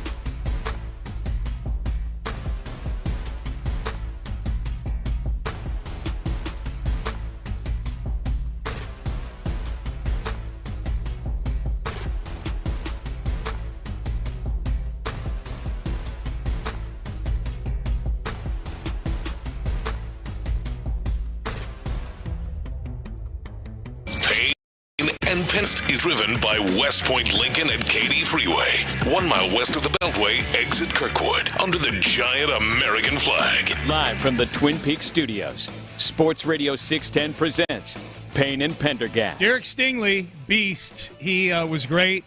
We'll probably be finding out in the next 24 hours or so if I had to predict that he will be the defensive player of the week. Boy, that pick, that second pick, which we're about to hear here in a minute, has gotten a ton of attention this week on all the big shows. Oh, it was right. I mean, because it was on Tyreek Hill especially, yes. And he was just yanking the ball away from Tyreek Hill. It got a lot of attention, man. Got a lot of attention. So that's good. That's good for if you're Derek Stingley and you're trying to get those accolades like your first Pro Bowl or first team All-Pro, which I think he's in the mix for right now. I'll say, too, Tua kind of threw a big compliment to Kamari Lassiter in his press availability after the game, just talking about, okay, the poison pill of when the Texans are in single high coverage, okay, do you attack Derek Stingley or do you attack Kamari Lassiter? And wow. You got a pain in the butt there. And those two guys, they are both in the top 3 for completion percentage when targeted in the NFL. As a cornerback duo, that is emerging as one of the best in the NFL. Good as it gets. Yeah. Good as it gets. Cornerback duos and defensive end duos, the Texans, that has been – look, if they're going to make a run, that's what's going to fuel them. It's gonna come from that side of the football. It ain't coming from the offense right now. They've got a left guard trio on the season now. They do. 3 different guys play left guard. 4 if you include Kendrick Green. Yeah. For a few plays. Here's DeMeco. It hasn't even been discussed in the last. Yeah. But anyway, moving on to Derek. Here's DeMeco Ryans yesterday asked how impressive was Derek Stingley on Sunday. Yeah, it's very impressive. Like I said, it's a play it's very rare you see a player make a play that way to end the game. Like that's all pro type plays. Like that's what it looks like, when you're one of the top guys of your position in the league, going up, matching it up against, one of the best wideouts in the league as well, and to make the plays that he made, can't say enough about how impactful Stingley has been, throughout not only those plays on yesterday, but Stingley has been impactful throughout the entire year. I think for the past 3 wins, he's been our defensive player of the game. So when he's making impact plays, it's putting us in position to win football games. I think the biggest thing about that game was, remember early on when in the first, it might have been the first or second series for the Dolphins, Stingley tried to undercut that route to Tyreek Hill. Yeah. And you're wondering, like, oh, boy, they might be setting him up for some double moves here at some point. I think the thing about Stingley, and including on that game-sealing interception, he's very smart in terms of knowing the game plan of the offense and knowing tendencies, I think. And I think he takes calculated risks. And you hesitate to say that because sometimes a guy can just get lucky a few times and you think they're calculated risks. He's very much in that zone now where there's times where it might look like he's beat, but he's actually just baiting. He knows when he's got help over the top, and I thought he did a masterful job of that against Tyreek Hill. He was really interesting. He was on the postgame show with me and Clint, and I find this stuff interesting as somebody who didn't play. Anytime you're hearing guys describe what was going on in their mind out there when they made a play. Here's the play-by-play. This is Mark Vandermeer's call on the first interception, which took place on a 3rd down in the Texans' red zone with the Dolphins driving for the tying touchdown in the 4th quarter. Tua in the gun. Here's the snap. Tua, quick fire, right side, and intercepted by Stingley. He's got it across the 15 and wrestled out of bounds by Hill. Derek Stingley Jr., the INT. He turns back Miami. All right, so here was Stingley on the postgame show. We asked him to take us through the interceptions, that kind of thing. And Stingley doesn't talk much, so I was not expecting, I was expecting, I just studied some film and jumped the route, and that was it. I thought this was pretty cool, him kind of taking us through the whole mindset of the play. I ended up on Tyreek in the slot, and I knew if he gave me an outside release, I was thinking it was going to be like a deep out or corner, like not a go ball, just for the simple fact that most people, when they guard him, they think, oh, okay, he's fast, probably running a deep route. So, like, it just mind games going along. But I wasn't really thinking deep right there. So as soon as he broke, I kind of broke and then picked it. Picked it? So he basically called other cornerbacks idiots. Scared. Yes. He called them scared. Yeah. Yeah, they're scared of the deep ball. And that is helps when you got skills like Stingley. No, but it when you look look at that's the difference between Diggs in Dallas as a young player. Boy, he was really opportunistic, but also, man, he was so aggressive that he was making a lot of mistakes and allowing big stuff over the top. That's the whole part of cornerbacks that really elevates guys up into that next level is when they know what a guy's threats are, but they know the game plan and what they like to do in different situations and everything. And that the mental side of the game for really good cornerbacks is, I think, really underappreciated. And Stingley is he strikes me as kind of like Kobe in terms of just being a nerd for his sport. Like just kind of, I think he's immersed in it and obsessed with it. Yeah. And I think you're starting to really see the dividends of that because he keeps logging reps, and he's starting to get a feel for the way the game is played. Yep. Here was the second interception, and we'll play the audio, the highlight here, and then I'll let you know what impressed me about Stingley's answer on this one. Tua takes the snap. Tua with pressure, throwing downfield to his right, and intercepted. Stingley again. That's going to do it. The Texans are going to beat Miami. Stingley's second pick seals the deal. Great call. And Houston will get its 9th win.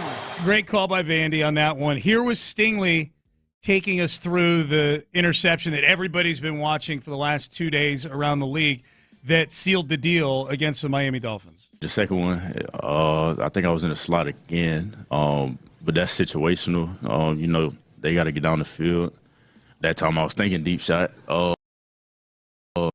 As the threshold of when you can break down on the route and turn and look for the ball. There was. Yeah. There was. Yeah, so he that what impressed me about that is like, okay, it's the last 2 minutes. They're not dinking and dunking down the field. Yeah. Like Tyree, this is going to be something that's deep, and as soon as I get past whatever the amount of yardage landmark, is, you flip your hips and you're turning around. That's the other, if your defensive backs coming into the league, the landmarks are a little bit different. Routes are run at different standard depths and everything. Yeah. And they get super comfortable with that, but then they know how teams can tweak it and how your receiver might handle it, and it's just all that.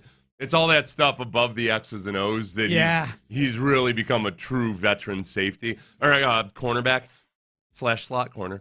In those plays, and he's playing over the last 5 weeks. He's traveled with the best receiver. He's played on both sides of the ball. I think that the defensive side of the ball right now feels like the way the Texans operate. That's the most Astros-like part of their team, and that you've got guys who they come into the system. And then you can just almost chart their progress. Yeah. They get better and better and better and better. Henry To'oTo'o is playing like a completely different human being this year compared to what he showed last year. And I thought I was trying to be cautiously optimistic about Henry To'oTo'o, but I was just worried that he looked so uncomfortable last year, and he didn't even look as fast as he did at Alabama. And I think probably some of that was just because of mental hesitation. I know he was a little bit heavier too. But he looks like a completely different guy. Christian Harris last year turned into a complete player midway through the system. You look at all the different linebackers that had shuffled through. You look at the way the defensive backs are playing. You look at the way some of these defensive tackles come in and then go off and get a better contract elsewhere. Sheldon Rankins. I've been calling Sheldon Rankins. You had the Astros on your mind. You're thinking about the Astros? No, I'm thinking about the filmmaker. Yeah. So it's as a show of respect. So that feels like the Astros. Like, oh, guys come here and then they get better and then they leave, but you can find somebody else to replace. That feels awesome. Yeah. And a lot of that comes down to coaching. That's why I've got no interest in giving Bobby Slowick a break because, frankly, whenever I look at a team where I think, okay, could a really good coach improve that, and I say yes, then this guy that's here is expendable.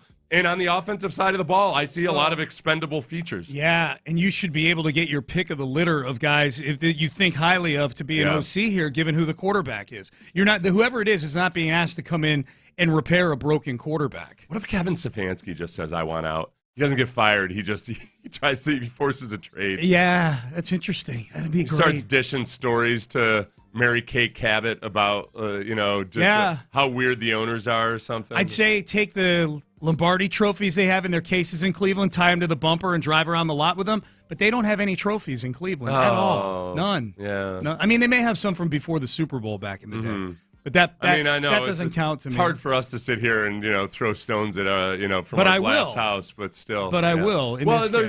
There's a legacy of greatness or anything that's going to tie him there. Yeah. You know, I don't. It's not. Bring him in. It's not like Lincoln Riley's statue that he should have stayed and waited to receive. No kidding. All right, Sean Pendergast, Seth Payne with you. Hey, a reminder, 9 o'clock hour, giving away Texans tickets. Ravens-Texans on Christmas Day. It is a Texans Ticket Tuesday here on Sports Radio 610. Seth, are you ready to get petty? Oh, yeah. I've been petty. Pettycast? Been petty since 4 a.m. today. Seth is going to get petty. I'm going to get petty. We'll play random bits of pettiness from around the world of sports. It is the Tuesday Pettycast, and it is coming up next.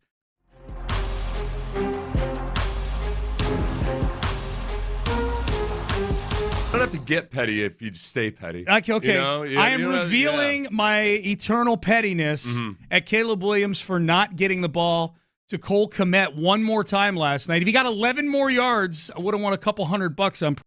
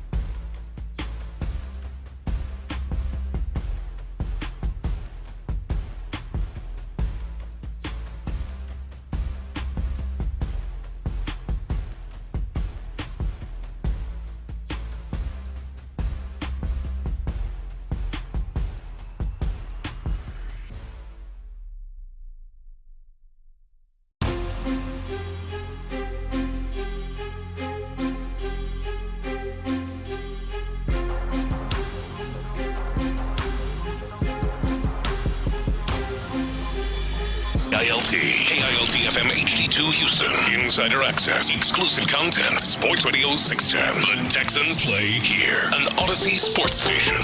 Sports Radio 610 presents Payne and Pendergast. All right, Payne and Pendergast with you. Pettycast time. Tuesday, 8 o'clock. I mean, we're petty all the time, as Seth pointed out, but we really turn it up a couple notches. You let your petty flag fly. Yeah. Why am I yawning? What the hell? That's not like me. I'm not a yawner. We did a 2-hour show yesterday. We're into new territory this week. 8:02. On my I'm hands, the times bushed. I've yawned in the morning in the last 20 years of my life. That's true. You don't yawn very much. Yeah. This segment's gonna suck. Let's get petty. No, well, I'll get petty if the segment sucks. All right, so let's get to this here. And text in your petties, 713-572-4610. We'll read some of them here. This is right out of the chute, and this plays off of what we were just talking about, Derek Stingley Jr. This was the call. We heard Mark Vandermeer's call on the radio of the second interception. Fantastic. Here was Kevin Harlan's call of the Derek Stingley Jr. second interception on the CBS broadcast on Sunday. Here's a long pass, looking for Hill, and it's picked off. It's intercepted. Stingley's done it again. Stingley has done it again. This is to all you national announcers out there. Mm-hmm. The ones that are behind Kevin Harlan in the pecking order at CBS. One in particular who does the Amazon games every Thursday. That is how you do a national broadcast of a huge interception at the end of a game. Mm-hmm. You scream like you are announcing for the team that just made that play like Kevin Harlan did. You do the play justice. You give it the respect it deserves. And you tag it with something people are going to remember. He did it again! Ooh, he did it again. He did it again! Kevin Harlan's the best in the business right now, in my opinion. Yeah, he's incredible. He crosses over sports. People love to say when you're talking about announcers, well, it's not like I watch a game because of the announcer. I will watch a game longer. I've noticed this. It wasn't anything I was consciously doing.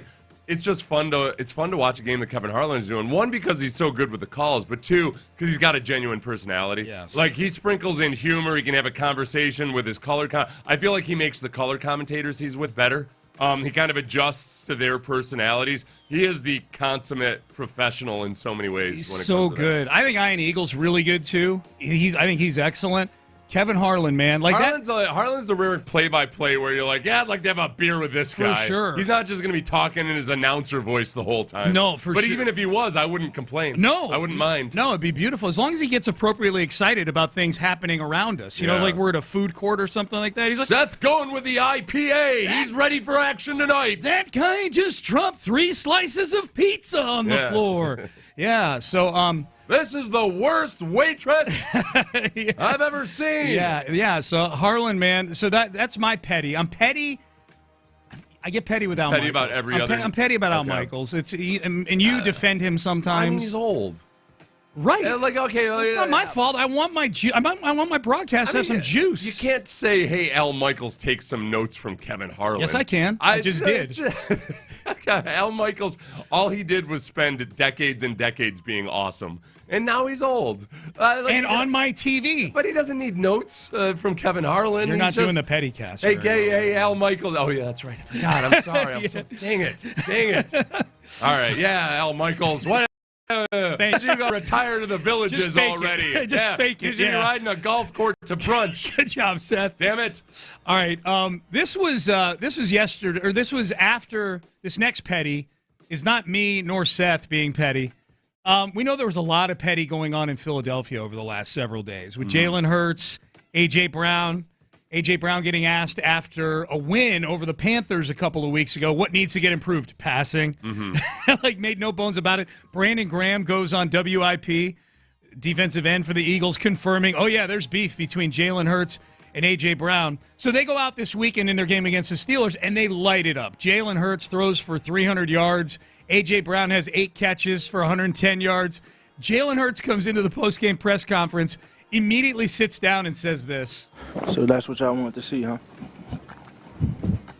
That's it. Yeah. Right. One asks a question. Yes. Sits down. So you know he was carrying that around in his head, petty style. That's what you guys wanted to see. Yeah, I'm going to give it to the media today, man. Yeah. No, I don't.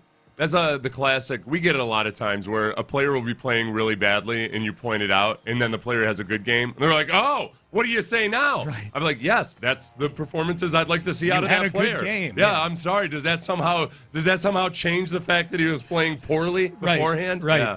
I like it because the Eagles they seem like no matter how well they're playing, they seem like they're precariously close to going completely off the rails. Nick Sirianni got into it with the defensive line coach in that game. That was awesome. Nick Sirianni, and he was gonna tear into Jalen Carter for a mistake he'd made, and the D-line coach Clint Hurt with 2 T's. It's a hell of a name. Oh, that's how you know he's tough. Got 2 T's and got in Sirianni's face, and the way I read it was kind of like, "Hey, I'll take care of it." He stepped in like a bouncer. Sirianni looked like some big little... Clint Hurt's a former University of Miami defensive lineman. He's a big guy. He's a big dude, and Sirianni's walking up like he's some sort of one of those worms that's trying to sneak into the bar, and Hurt just like steps in, arms folded, like, "Sir, are you on the list to talk to Jalen Carter?" Yeah. "Yes, I am. I'm the head coach." "Not today, sir. You're not getting into the VIP room. Not today. You don't get to talk to my guy. The D-line huddle, the VIP room. Yes. All right, so Jalen Hurts, very, very petty, I would say. Good. That's good pettiness by you. Keep up that petty energy. Yeah, Jalen absolutely. Hurts. If it's It'll serve working, you well. You guys are 12-2. It's working for you right now. I'm petty that Ryan Poles still has a job as a general manager in the NFL. You know, Ryan Poles has been on my radar since he was hired in Chicago because for 2 years there was not an interview that he was asked to do that he didn't say yes to. Seemingly. When he went to my rival high school, by the way. That's right. He's a Canandaigua Brave. Yep. Or I'm sure they probably changed that. So you've probably got some. He's a Canandaigua Red Raider or something. I don't know. Right. Canandaigua Duck. Yeah. So there's a story that came out, I believe in The Athletic. If it's not The Athletic, I apologize. But the story was that Ryan Poles, as we know, hired Matt Eberflus as the head coach of the Chicago Bears. And apparently Eberflus, who's a decent job coordinating the Indianapolis Colts defense, had been a candidate in previous cycles, was a finalist for Jacksonville in 2022.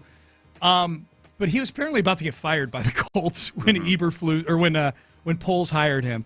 That's Poles is like veering from quickly from star child to joke up in Chicago. And he's getting all this love and praise and admiration for the incredible job he's doing. And I would get petty because basically I just kept thinking, where was all of this for Jeff Luhnow back when Jeff Luhnow would use, Jeff Luhnow's the dumbest GM in baseball, et cetera, back in 2013, 2014. Poles basically running the same script, but he's being treated like a conquering hero despite not winning, despite passing on various other So I like this. Ryan and Poles. A lot of that was just by inviting. He basically allowed a bunch of national reporters to be embedded reporters. They gave him access, and they just lapped it up. Yes. Yeah. He played the media game well. Yeah. He honestly, that's what Morey was really good at that too. Morey was. Because he kind of invited the media in and gave him let him see how the sausage was made. I think, but it worked for him, and he had a lot more success than Ryan. He had way more success than Ryan Poles has even sniffed. Never won a title, but Daryl's teams were even when they were in rebuild mode, they stayed competitive. And then when they got James Harden, they were off to the races as far as being a really highly competitive team.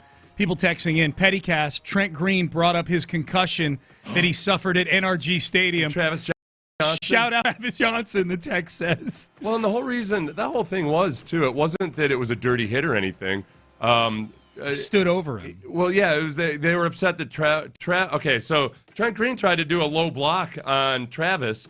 Down at his knees. And he concussed himself. Yes. And Travis basically was like, you try to take my knees out, that's what you get. Yep. Which, and Trent Green seems like a swell fella, but I was 100% on board with Travis doing that. That was a year after I was gone. It was 2000. I texted Travis because Travis handled it well in the media afterwards. Well, that game. If I remember it correctly, because I was in the locker room after that game, and Travis had a lot of things to say, was ready to go off on this whole thing at his locker. And I don't remember if he said anything there or if he got pulled away. He got pulled away. Yeah. I can't remember if he had gotten off a few missiles at Trent Green before or after. But Kevin Cooper or somebody from the PR team, it might have still been Tony Wiley at that point. It's probably, pulled him out of the locker room. Yeah. He came back into the locker room. He looked like Jack Nicholson at the end of One Flew Over the Cuckoo's Nest, like he'd just been lobotomized. And gave a very like politically correct answer to the standing over Trent Green taunting him questions. They hit him with a trank dart. Yeah. I'm like, and I was very new to media at that point. I'm like, oh, that's how this works. Okay, yeah. So anyways, shout out to Travis Johnson. We love Trap J. All right, Ryan Clark. This is pretty petty here. Rodgers, I don't know if you saw this quote the past week, Seth, but Aaron Rodgers was lamenting the fact that everybody has opinions on the radio and TV about things these days. There's these shows now where all they do is just give out their opinions about things like Aaron Rodgers in New York. And several people in our profession pointed out, like, bro, you go on one of these shows, you get paid millions of dollars to go on one of these shows every week. The Pat McAfee show. Like, what are you talking about here? You're somebody who is, by your own mere presence, elevating one of those very mediums that you're talking about here. Right. Ryan Clark, not a fan of Aaron Rodgers. My biggest problem with Aaron Rodgers, because to me, I'm actually not upset about what he's saying, because I ain't no hit dog. And you know a hit dog a holler. My issue with him is you're doing the exact same thing. You're doing it too. And the reason that you're getting this opportunity to say these asinine things is because someone is paying you who is exactly the same thing that you are now speaking out against. Yeah. This dude is once again tone deaf. This dude is once again unaware. This dude is once again arrogant to a point that's almost sickening, because he says these things and he talks tough and he behaves in this way, but he ain't. Right? He has all of this cachet because he's a good player. But they ain't people around here that come around and talk about what type of leader you are. They ain't people that come around here and talk about wanting to follow you because of the type of man you have been. This dude is a fraud. Right? He's been a fraud. And he could throw a football, and that's where it stops. Once that talent, so does he. And so to sit up there, man, and to be just blatantly hypocritical is funny and sickening at the same time.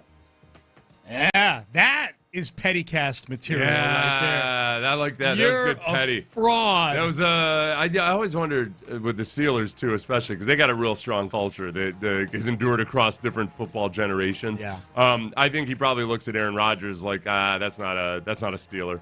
That's not the kind of guy that would be, we wouldn't look at him the same way we might have looked at a guy like Ben Roethlisberger. And yet Russell Wilson exists in that ecosystem successfully. Well, Russell Wilson, though, too, I wonder if, how Ryan Clark really feels about Russell Wilson's Steeler ethos and all that. We haven't seen a lot of Russ, though. We haven't seen, doing his little corny He's catchphrases. not trying to, I think, it almost feels like maybe by osmosis or because they had a talking to. Kind of like, hey, listen, this whole trademarking of brand stuff and everything, people don't really bite on that around here. The last thing I want to do during a pettycast is give Russell Wilson credit for anything. Yeah. He's not been a story there this year, at least. No, there's a little bit of Southern Belle to Aaron Rodgers. Yeah. There's a little bit of he'll do the exact same thing, but act like, I'm above that. Right. No, I would never point out that, as I criticize people talking to the media and giving leaks, that I will divulge that, the locker room is in disarray, because that's not something you tell the media, as you're saying it to the media. Right. I do things with Aaron Rodgers where he might not genuinely realize that he's on ESPN. I think he's he's just having he's on some low-key podcast with Pat McAfee or something. It's the danger of the podcast, man. You feel like you're just having a convo with your buddies. But it's not. You're on ESPN. It's you're on this platform airing dirty laundry. Yes. You're airing dirty laundry, and you're by criticizing people who would air dirty laundry. It's 100%. Weird. It's weird. 100%. I feel like on the Pettycast, Andre Johnson talking about Indianapolis is worth revisiting. We played this yesterday. I enjoyed this. Yeah, we'll play it during the Pettycast. Here's Andre Johnson on, speaking of Ryan Clark, on the Pivot Podcast, talking about what was the worst year of his NFL career. The year I was in Indy, the first year after I left here, Man, that was probably like one of the most miserablest times, of my life. Like, I enjoyed being around the guys in the locker room, but as far as like outside of that, right, it was, man, that's the most I probably ever slept. Like, I feel you. So those are the things I would say I would change. As far as like leaving here, no, I would have still stayed. They wasn't gonna let me leave anyway. I mean, I remember Rick Smith telling me, he said, "You'll retire before I let you leave." Yeah, and he left. Went to Indy, and he had the most miserable year of his career there. Yeah, slept more than anybody's ever slept 41 catches. He was basically, Verlander would be like, yeah, that's good that you were sleeping that much. Yeah. Right? Like, not out of depression. Verlander. Kikuchi would love it. Remember Kikuchi slept like 14 hours a day. Yeah, well, the nights before he pitches, in the nights before starts. You more got the sense that was not intentionally sleeping as much as you've ever slept, but it was because he was depressed. There's nothing to do. Yeah, that's a bad sign. It's gray. It's dreary. Starting in like October. Now the sun never comes I out. doubly hate the city of Indianapolis now because of the emotional pain they caused Andre Johnson. Yeah, by being such a drab, boring city. It was so bad for him. What did he do the next year? Went to Tennessee. Right, thinking it would be an upgrade. I'm going to need a different version of at least better tanned inbreds. Right.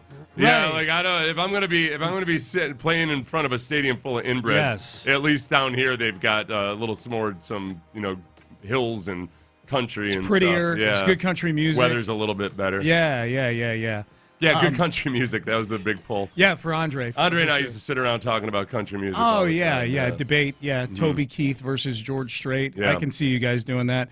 Pettycast. This is the text page. Ian Rappaport had the nerve. Okay, this is a good petty. When somebody has the nerve to do something, Ian Rappaport had the nerve to tweet Stingley's amazing interception on Sunday as a national introduction to him. What's he talking about? He was the 3rd overall pick in the draft. He was the best cornerback his freshman year in the country at LSU, and he comes from an NFL lineage back to his grandfather, Darryl Stingley. Yeah, and he's had some good games in nationally televised games before. He's got 11 interceptions in a year and a half. So that was the introduction. So now you got the stamp of approval from Ian Rappaport. Right. All that tells me is that Rappaport must not be best texting buds with agent. You know the way those guys operate. Yep. Like whose back am I rubbing with this tweet or That's whatnot? Right. Who's Stingley's agent? Is it Mulligetta? Mulligetta? I don't know. I don't think so. I'm not sure. A bunch of our listeners will know. They'll text him. Yeah, it's on Spot Rack. We'll find it. All right, Payne and Pendergast with you. That was a Pettycast. That was fun. A lot of petty going on. Keep texting in. We'll read them. 713-572-4610. Let's circle over to the Astros. We dug in on the Kyle Tucker trade yesterday. There's a lot of tentacles to this, though. What does it mean for Framber Valdez? And let's get Dana Brown's thoughts on what I think is the crown jewel, hopefully, of this trade. Did Dana Brown address our concerns, basically, when he met with the media on Friday? We'll dig into that coming up next. But first,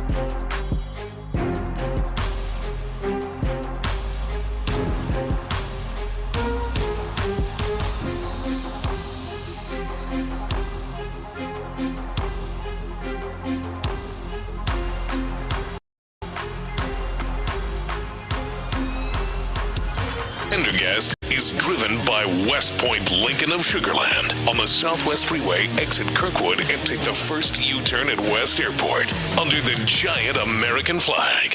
Sports Radio 610 presents Payne and Pendergast. Confirmed, Derek Stingley's agent is David Mulligetta. He switched in August, and it was one of those things that, every time somebody gets, it's kind of like in baseball when somebody gets Scott Boras, a lot of people's sphincters tighten up. Yeah. But I always point out, if you're worried about the ability of David Mulligetta player to sign an extension with the Texans, look no further than one Deshaun Watson. Indeed. Who did indeed sign an extension several months before he agitated his way out of Houston. With a much more ratchet version of the Texans than this one is. Yeah. So this is actually a high functioning organization with a good head coach, good GM. Yeah. Ownership has gotten everything together with this team. Yeah, as long as Derek Stingley stays healthy through the playoffs, I would imagine he gets a new contract sometime this offseason. Yeah, he's eligible for it. You don't see that a lot with non-quarterbacks getting it after 3 years. But Nico did. Yeah. But now Nico's is a deal. Like Nico's, that was a classic. That was kind of like a Yordan Alvarez type extension where, all right, it's not what you're going to make in free agency likely, but let's hedge our. With Yordan, you've got the injury concerns, so you maybe you don't want to have to end up trying to give him a crazy contract. But so it worked for both sides with Yordan because Yordan knew that he was concerned. Mm-hmm. Nico, similarly, he had injuries and bad quarterback play early in his career. Yeah. They paid him ahead of schedule, but it's a very reasonable contract. When his agent is Drew Rosenhaus. Yeah. Who's probably an even better comp to Scott Boras, just given both of their longevity. Except that Rosenhaus is kind of, I don't want to say, I think he has a really good working relationship with a lot of teams now. He's not the big character that he used to be. He's not like something out of Jerry Maguire, And yet, back in the day, he said that movie was patterned after him. I think like 20 different agents said Lee Steinberg said it too, yeah. Let's get to Dana Brown. Dana Brown, Astros GM, did a Zoom call on Friday after the Astros agreed to trade Kyle Tucker to the Cubs. They trade him to the Cubs for first baseman / third baseman, all-star, Isaac Paredes. Is it Hunter Wisniewski is the name of the pitcher? I'm going to butcher that until I don't butcher it. And then the big one here, the big fork in the road with this trade, the swing player, if you will. If Cam Smith turns into something, then this becomes a really good trade for the Astros. He's the Cubs' first round pick, who I believe plays third base. And here's Dana Brown on what he likes about Cam Smith. I was very fortunate to see him this spring, actually, when I was out on my scouting trail when we were trying to find our first round pick. So very familiar with him. He's currently playing third base. He's got a chance to play third, first, or right. Probably going to play him in all three of those positions. And if his bat comes really quickly, we'll move him quickly. And, whichever position he's playing the best, we'll probably put him in that position as he moves up. He's, his last position was he played some third base at AA. And so he had a pretty good pro debut, as you probably can see the stats. He was really, highly touted in college. He went in the first round, and it's a really good first-round college bat with power, with a chance to hit, and he's pretty athletic as well. So we're really excited about Cam Smith. I think the Cubs weren't mentioned early on with a lot of the Kyle Tucker stuff and everything, and then I first saw from the Cubs athletic writer was mentioning the Kyle Tucker trade, and I don't think people were really taking it seriously at first. But one of the things that people out of Chicago had said initially was that the organization, it seems, unwilling to deal Cam Smith. So once I found out Cam Smith was involved, I got excited about it, or I got more accepting of the deal. But if you want to think about where the Astros are as an organization right now, if Cam Smith had played for the Astros last year, you think Cubs, what? Better chance that he would have had his major league debut last year with the Astros than with the Cubs. So that's where the Astros are. Last year, they're bringing all kinds of AA and guys up, or AAA guys that you didn't think were going to be in the majors. It was just that kind of a year. But that's where we are. with the it's that he might have as opposed to the glory days when you would wring your hands over like, what are we going to do with all these guys that are languishing in the minors who are ready for action? What do we do? Now it's the opposite problem. They need these prospects. He's immediately their best prospect. Yeah. Here's Dana Brown, and when you heard him say Cam Smith could be third base, first base, or right field, here's Dana Brown laying out what the depth chart looks like in the outfield right now for the Astros. McCormick's probably going to start off in right. We have Myers in center. We have an opening in left. Whether that's going to be, Dubon playing some games there versus a lefty. It could be Trammell playing some games there versus a righty. We do, have an opening in left that we would say we could platoon, or if we get an opportunity to fill that spot, we will do it. Now hiring. It says now hiring. We have an opening in left field. I feel like they feel exactly the way I did yesterday. I stumbled into the YouTube. I clicked on the wrong tab and it went to YouTube careers yesterday. Okay. So I started exploring like, hey, would I actually be qualified to work for YouTube and or Google? And Sean, I searched all over the world, literally. I was like, oh, maybe there's something in Indonesia that's nope. Not qualified for any of them. None of them, huh? And I feel like that's what the Astros are right now. They might as well be clicking on a tab, like job openings. Yeah. Left field. Like, okay, I don't know. Maybe Jordan can be an everyday left fielder. I don't know. I was like, nope, not qualified. Do you need a left fielder? Indeed you do. Indeed.com for your left fielder. That's a horrible soundbite right there if you're an Astro fan. That's scary because Chas McCormick is over a year removed from being a capable full-time outfielder.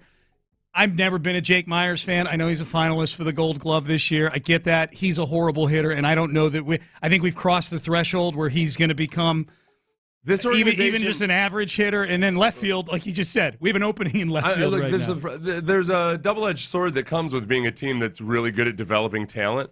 It's that if these guys have been in your organization this long and you're not seeing the best version of this player, then that's probably it for him. Probably not good. Yeah, probably not good.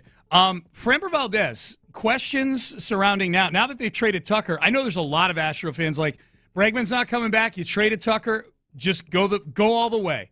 Trade Framber. Here was Framber, who, by the way, for those who don't know, he is in the same situation that Kyle Tucker is in. Last year of team control, probably going to make about $15 million, thereabouts, and then presumably hit the open market and make a whole boatload of money if he has a good 2025. Dana Brown says we are not shopping Framber Valdez. With Valdez, we are not aggressively trying to trade him. I know he's the top part of our rotation with him and Brown, 1 and 2. And so, we're not aggressively trying to move him. But we'll listen. But if you ask me if you think we're going to trade Valdez, I don't think we're trading Valdez. I think he's part of our pillar, and it's really tough to keep a rotation intact. I feel like he's going to be an important one in our rotation. Yeah, you almost if you are. It sounds weird to say because Tucker is one of the best outfielders in baseball.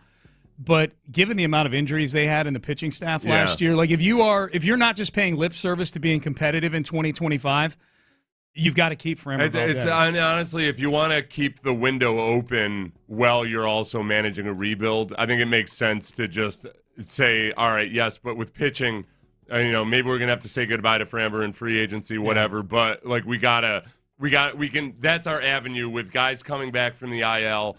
And everything else, we need to be deep. We need to be good at pitching, and then we'll figure out everything else with the other 8 guys. Framber is also a guy, Seth, who if the season is not going as the Astros are planning for it to go, is a guy who at the trade deadline, the teams will unload on the Astros to get a Framber Valdez. Pitching is when it's easier being a seller at the trade deadline with starting pitching than it is a corner outfielder. Yeah, that's a good point. Because you just slide the guy into your rotation. You need 5 of them, 4 or 5 of them, so you just slide the guy into your rotation. So I think that has something to do with it too. Like, what if he had just come out and said, like, we're going to see what we can hodgepodge together in the outfield, and then we'll see where we are at the trade deadline, and that's when maybe we'll get rid of Framber. If the pitchers are all healthy, and okay, we're just hovering along, then okay, that's when we'll trade Framber. Maybe. I mean, that could be what happens. I mean, that's one of the options. That could be what happens. Yeah. I mean, if Framber's having a good year, there'll be a massive market trade plan. Let's hope it's not the case. Let's hope they're competitive and they keep Framber, and then they get back to at least the ALCS again. Last one from Dana Brown, no extension talks with Framber Valdez for a while. Framber's one of those guys that he's going to go out and compete. He knows that, there's a chance for him to get a multi-year deal. And so, we feel like that, we'll evaluate him as we go through this season, and we'll circle back, at some point during the season to give our assessment of, where we think he's going to be here long-term or not. But make no mistake, we really like him pitching at the top of our rotation. He's been very good here. And so we're looking forward to having some type of talks with him at some point during the season. Okay. I mean, I feel just as strongly based on that answer and the lack of activity between the two sides. Yeah. I feel, however strongly I've felt that Bregman is gone, whatever strong feelings by the team and I think probably fans that Kyle Tucker was not staying long-term, Framber's in that same neighborhood. Yeah. One of our listeners asked me a question last week about just why can't they just be a team like the Yankees and pay and spend as much as they do? Because I think people have a notion that somehow Jim Crane is cheap. They were the third highest payroll in baseball last year. The difference is the Yankees make 50% more revenue in a year on local TV than the Astros do. No, the combined ticket revenue and TV and everything else. No, I'm saying the local TV is the big right. And but the tickets are more expensive too. Sure. And they the sum total of the revenue, they make % more. Yeah. So you're talking about, okay, if somebody makes $100,000, you're talking about somebody else that makes $150,000. Like they make a lot more money. Yeah. And they can just blow past the luxury tax like it's no big deal. Yep. There's very, very few teams in the league that can operate that way. No, Jim Crane spends at a level that I think Astro fans should be happy about over the last several years. He's minimum like top 5 or 6. It's not I don't get the no. I understand where people would want him to be more aggressive into the CBT or something, but like the notion that he's somehow cheap or something, it's just not. That's not what the record of spending That's is. Not true. I mean, I suppose cheap can be an opinion. Like, if you think he should be spending top 1, then I guess you think he's cheap. But by the definition of cheap, he ain't cheap. If I were to call Jim Crane cheap, I would feel like some horrible wife who is constantly browbeating her husband about not spending more money when he doesn't have it to spend. Well, why can't you spend like Sean does? While living in a really nice neighborhood. Yeah. Spend more. We've got 4 cars already. What are you talking about? Spend more. That's the Framber thing will get interesting here over the next few months. We'll see what happens with that. All right, Payne and Pendergast with you. Hey, speaking of the Astros, Seth had an observation earlier in the show, and I think it's a good one, about the Texans. One area where the Texans are on the Astros level, like golden era Astros level right now, and we'll talk about that coming up next.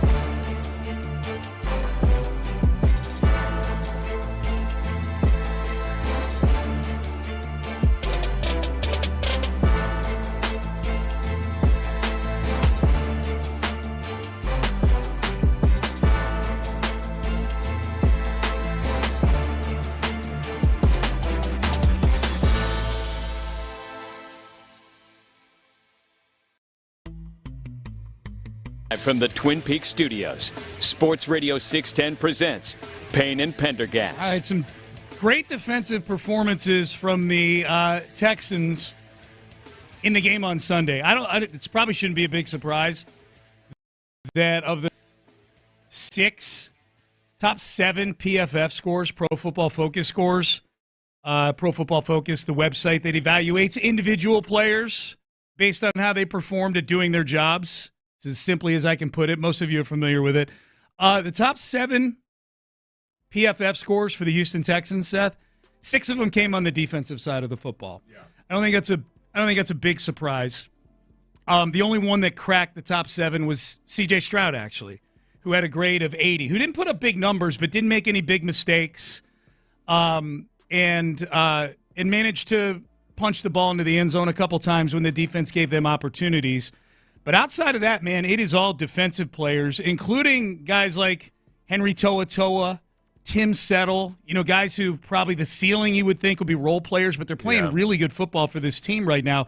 Here is DeMeco Ryans on Henry To'oTo'o. Yeah, I was pleased with Henry. I think one thing, having the communication, when guys get that, sometimes, it throws you off of your game, right? Because you're having to do a little bit more when it comes to getting everyone else to call, getting everyone else lined up. But I thought Henry was very calm in the moment, and he handled himself really well. He played well, a ton of tackles, flying around, forced a fumble. But overall, he led the unit in a very, very nice manner, productive outing by him. And just the communication piece was off the charts. Right? We had a lot going on with what Miami's offense presents to us, and Henry was steady throughout the entire game. Yeah, that was one of my big question marks going into the game. Was exactly, did they trust Henry To'oTo'o to be the guy that was out there, with the speaker in his helmet, making all the calls, and how would he fare? He did really, really well. So. Just another linebacker glow-up that we've seen from DeMeco Ryans. Henry To'oTo'o has been night and day what he was his rookie year. So just with a year in the system, changing his body composition a little bit and all of that, he was able to go out there and do it. And then the other big part was I was hoping that Christian Harris was going to get 50% of the snaps in the game. I thought they would treat him kind of like they did with Nico Collins. Yeah. He was in on 82% of the snaps. Yeah, that's wild. Played 56 snaps in the game. And it did well. Like you could tell there's just still some things that are a little bit rusty, but by and large, he played very, very well. He looked as fast and explosive as ever. The thing I would worry about with him or monitor is okay, now you got a short week followed by a super short week. Hopefully he holds up because we just don't know with that injury. It's been a big mystery injury. But yeah, he looked completely recovered on Sunday. Yeah, so guys like Henry To'oTo'o, Tim Settle, who was kind of signed a sort of a journeyman level contract, right? Yeah. I don't know if it's a year or 2 years, but a few $1 million a year, that kind of thing. But he's become a really productive player for this team. He's got 5 sacks, recovered a fumble. Was all over the place on Sunday against the Dolphins. You made the comparison, and we'll hear from DeMeco on Christian Harris here in just a second. But you made the comparison earlier, and I like it, that maybe on the defensive side of the football, you have a bit of Astros thing going on, where you get a guy, you see some things about him, like we heard DeMeco say when we played the audio of him talking about Tim Settle earlier.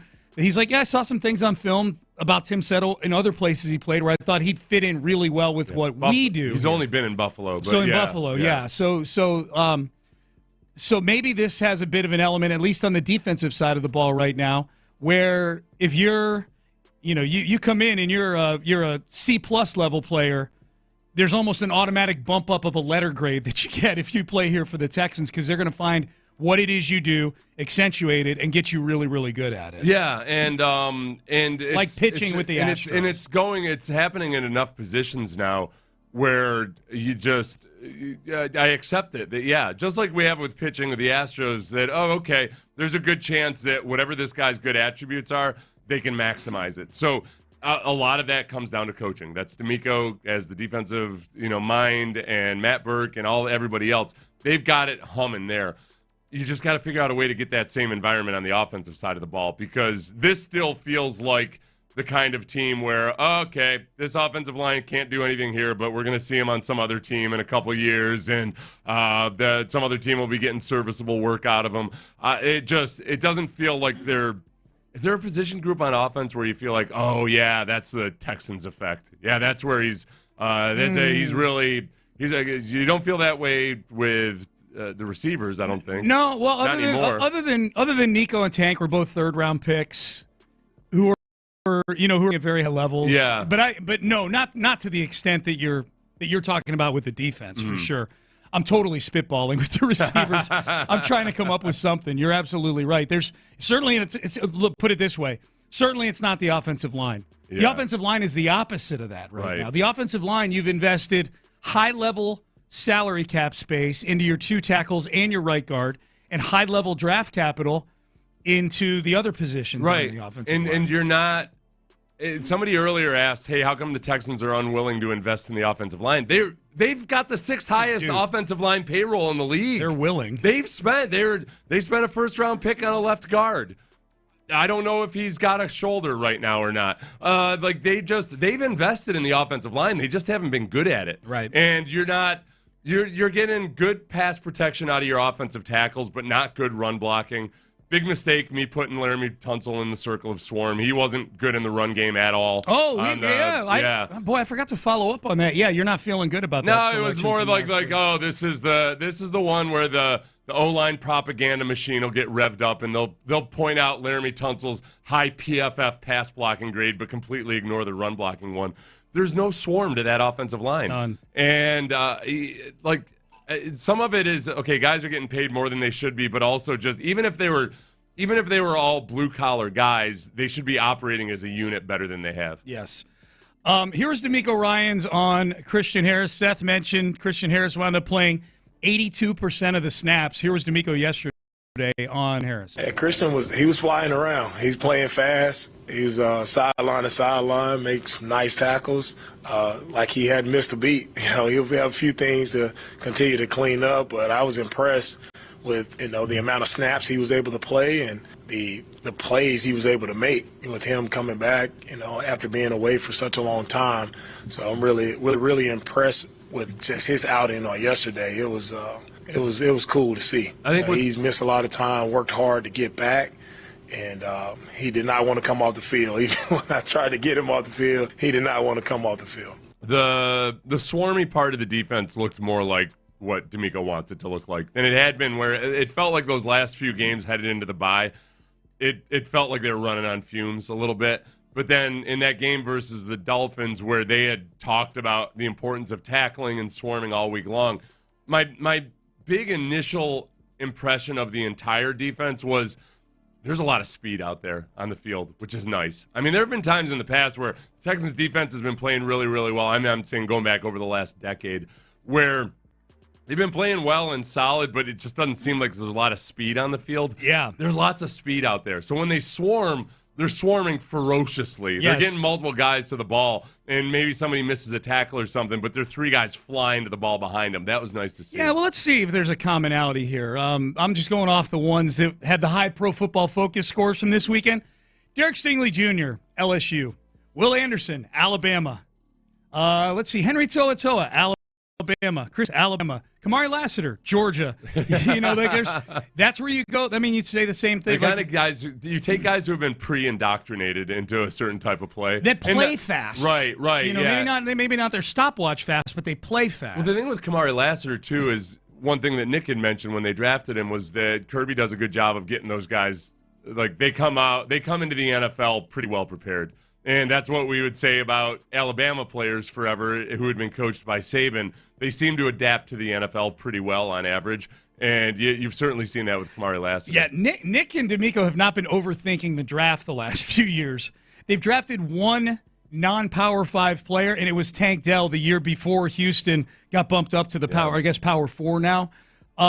So, yeah, they're not overthinking it. They're getting guys from big-time schools. That's been a huge departure from the way the Patriots operated. The first couple years of Nick, it was like a constant battle of trying to figure out, hey, is he just trying to make it New England South or whatever?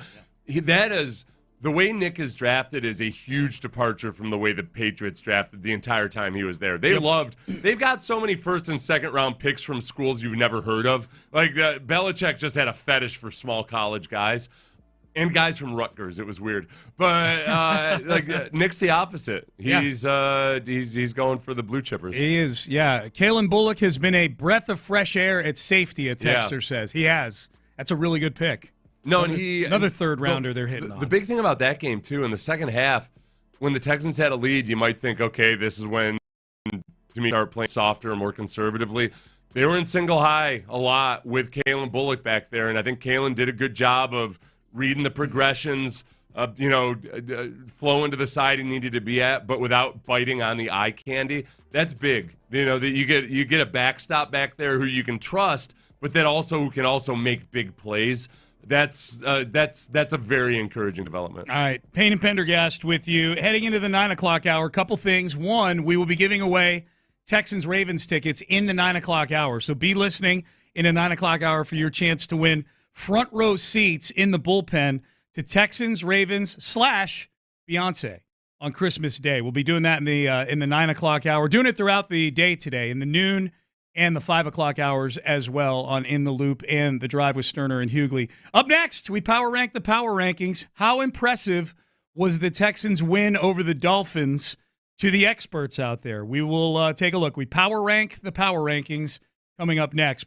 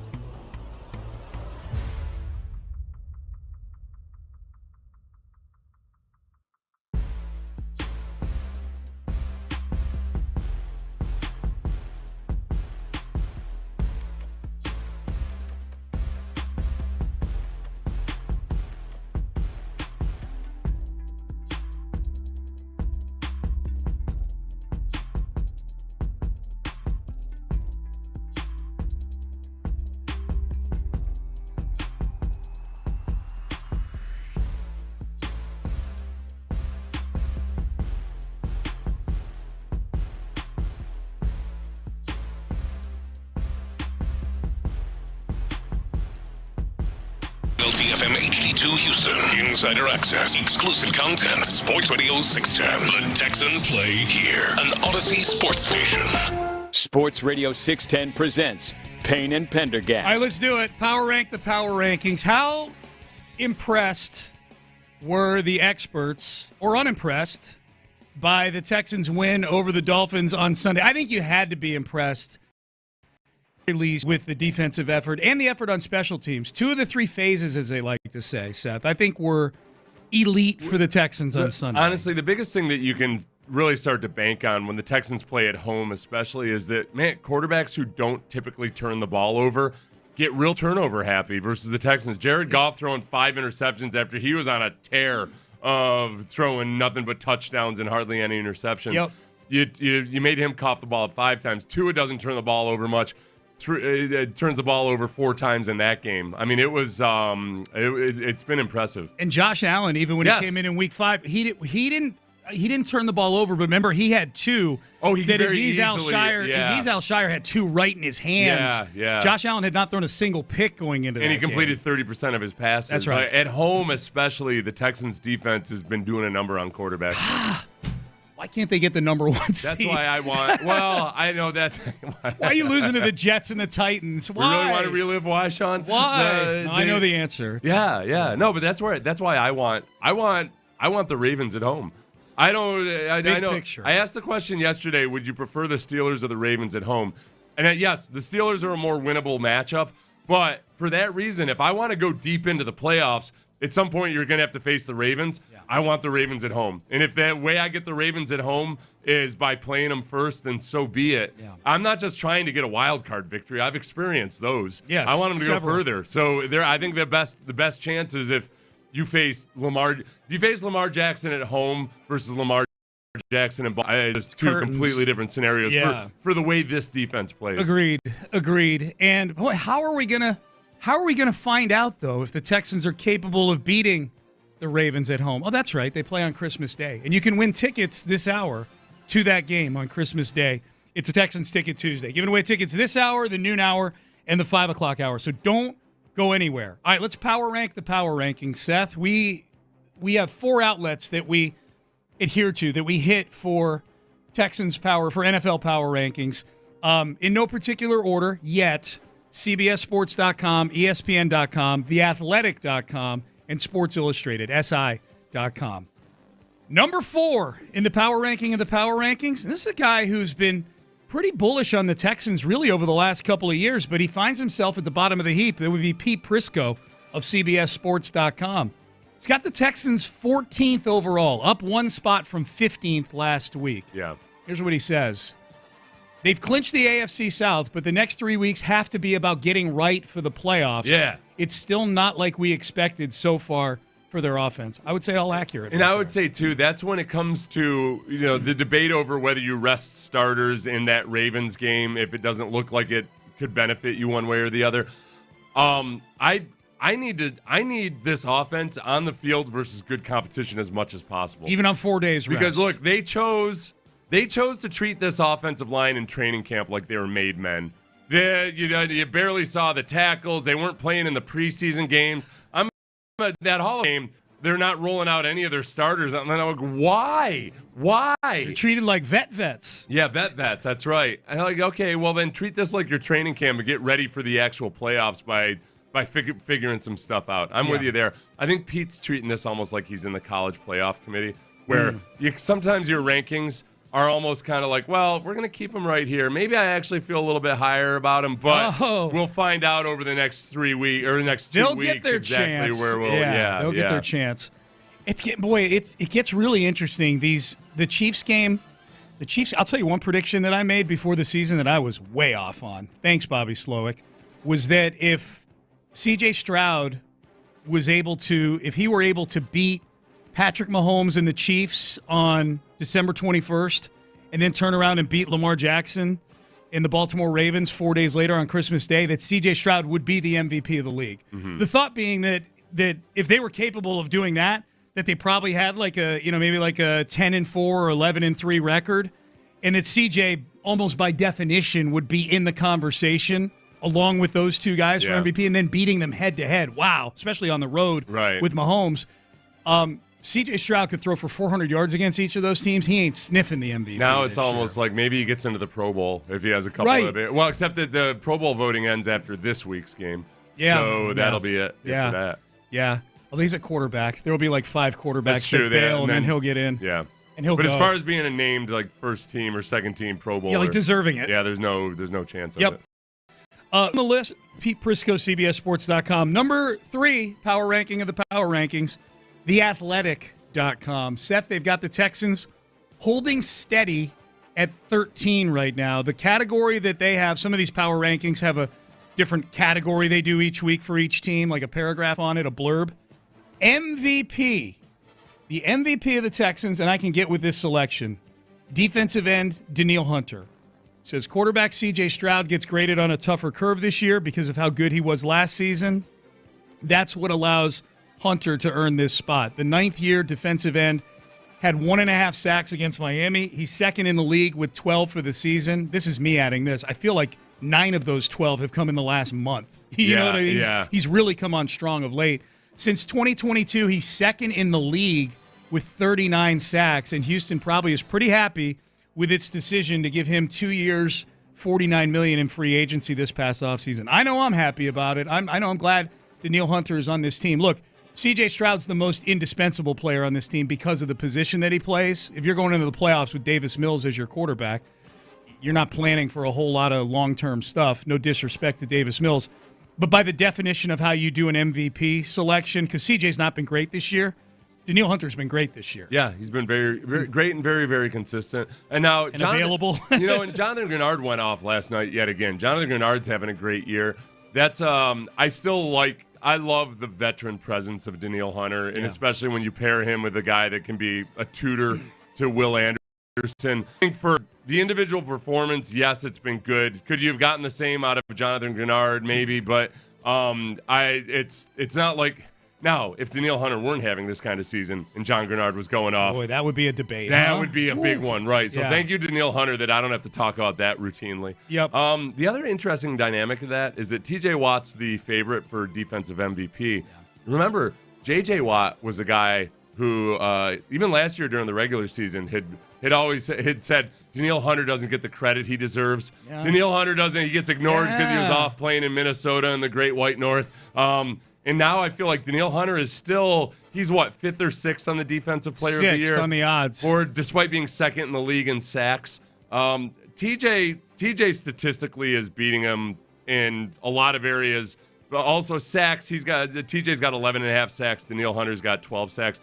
I think at least part of it with TJ is that he's on their defense has been more impressive than the Texans' defense overall. Yeah. So it makes sense, but JJ, we should press JJ on this. We should. Like, JJ, wait, hey, I thought you said that Danielle deserved all these accolades. I think he's in town, JJ. He Instagram storied a picture of a first-person point of view looking out of an airplane window down at Houston with the H-Town sign emoji there. So he's either in Houston or he told the pilot to buzz the city on his way to Miami or something. Yeah, maybe. Oh, that's true. Yeah. Let me know when we're above. That was a pretty low altitude, though, wasn't it? Yeah.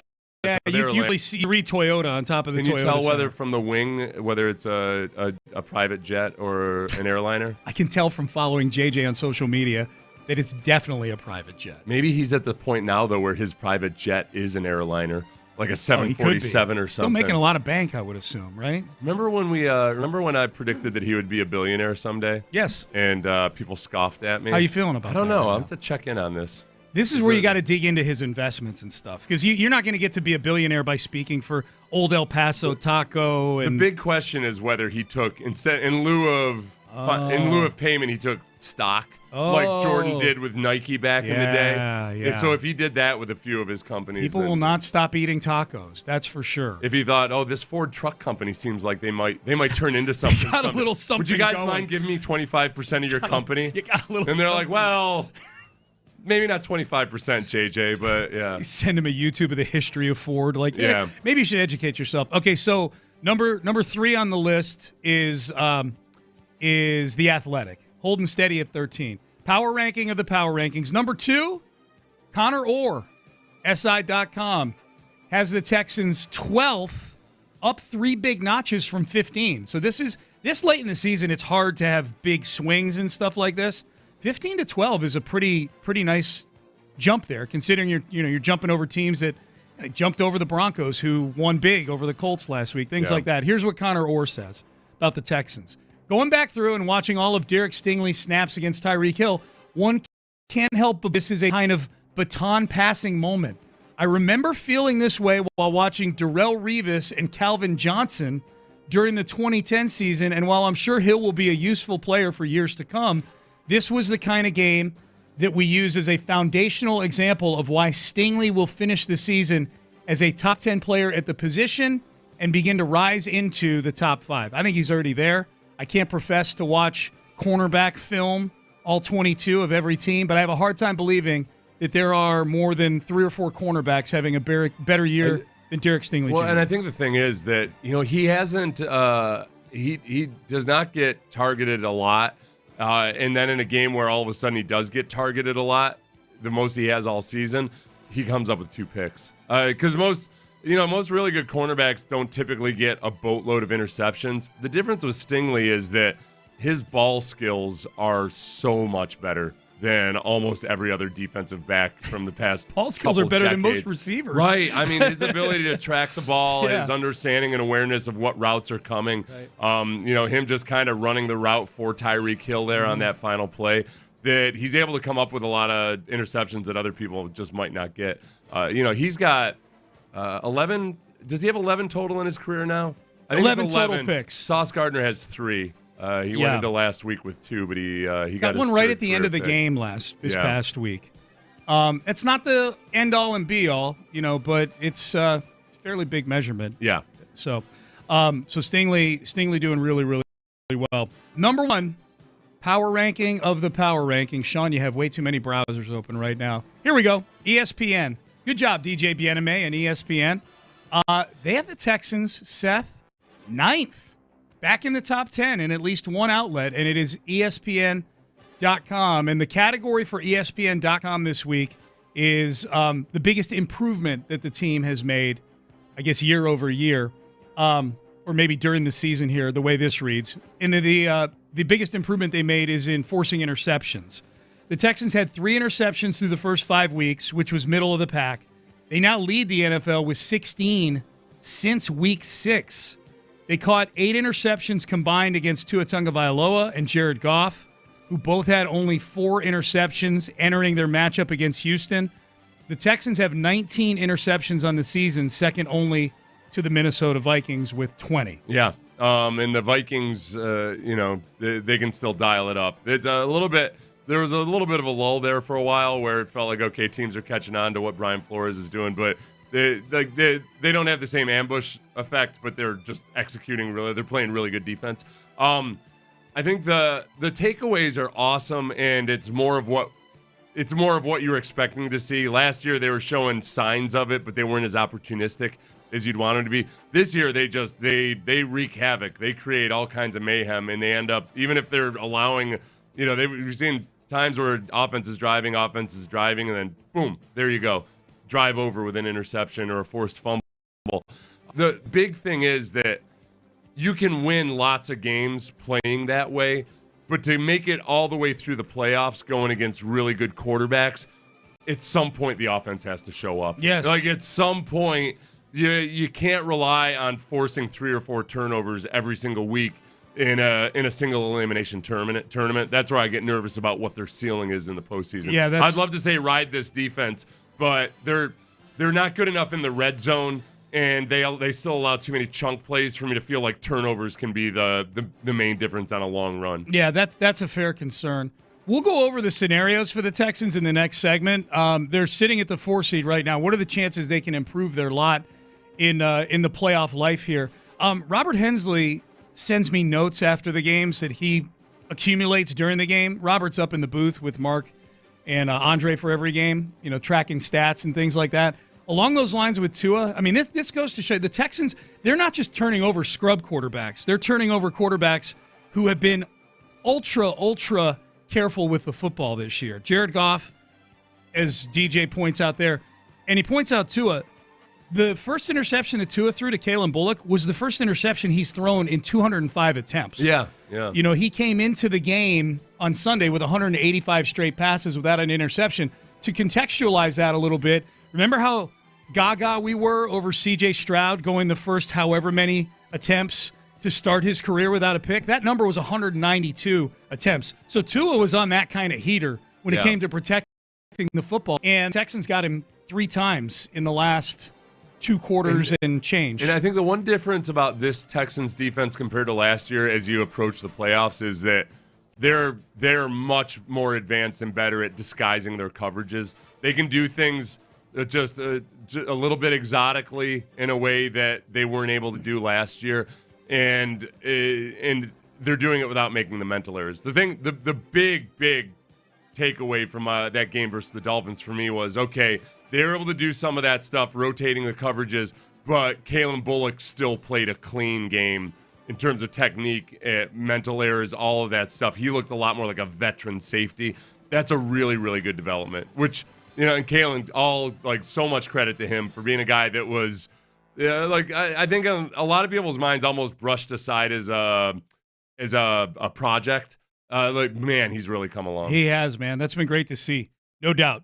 All right, Payne and Pendergast, they're your power rankings of the power rankings. Generally speaking, the Texans moving up a little bit this week, but they've got a real chance to impress people, chance to impress voters over the next 2 games, Chiefs and the Ravens. All right, up next, speaking of the Chiefs, the Ravens, a couple teams hovering around the Texans in the playoff standings right now. What are the chances that the Texans can improve their lot in life, and how should that affect the way they handle these last 3 games? What do you want to see in terms of how the Texans handle their roster in these last few games? We'll get into that coming up next. Hey, maybe you're somebody who doesn't need to improve his lot in life, like where those teams we're talking about, but you want to maintain it. You've worked hard to have the lot in life that you have.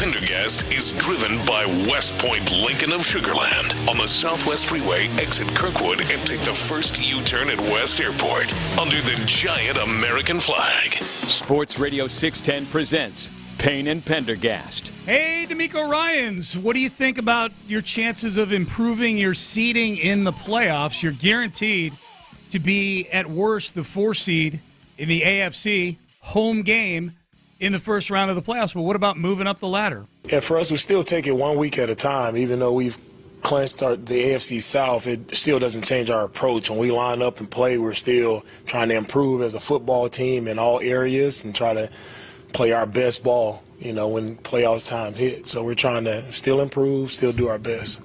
Okay, so the Texans right now, just to cut to the chase on some of the numbers here, as far as moving up goes, moving up from the 4 seed, they have no chance, literally no chance of getting to the 1 seed. They don't have enough games left. Even though they play the Chiefs this Saturday, the current number 1 seed, they're ahead of the Texans by 4 games. There's only 3 games left. The number 2 seed, which is currently Buffalo, they've got less than a 1% chance of catching the Bills. They're 2 games back with head-to-head, but that's mostly because the Bills don't play anybody the rest of the year. They play 3 bad teams the rest of the year. I don't have it in front of me, but they play 3 non-playoff teams the rest of the way. The teams best that are angling for quarterbacks. If Josh Allen gets an ankle sprain or something, they decide, all right, look, we just got to be super, super careful. Maybe maybe something will happen there, but unless something like that happens, almost impossible. Almost impossible. Okay. Less than a 1% chance, according to the computers, they get to the 2 seed.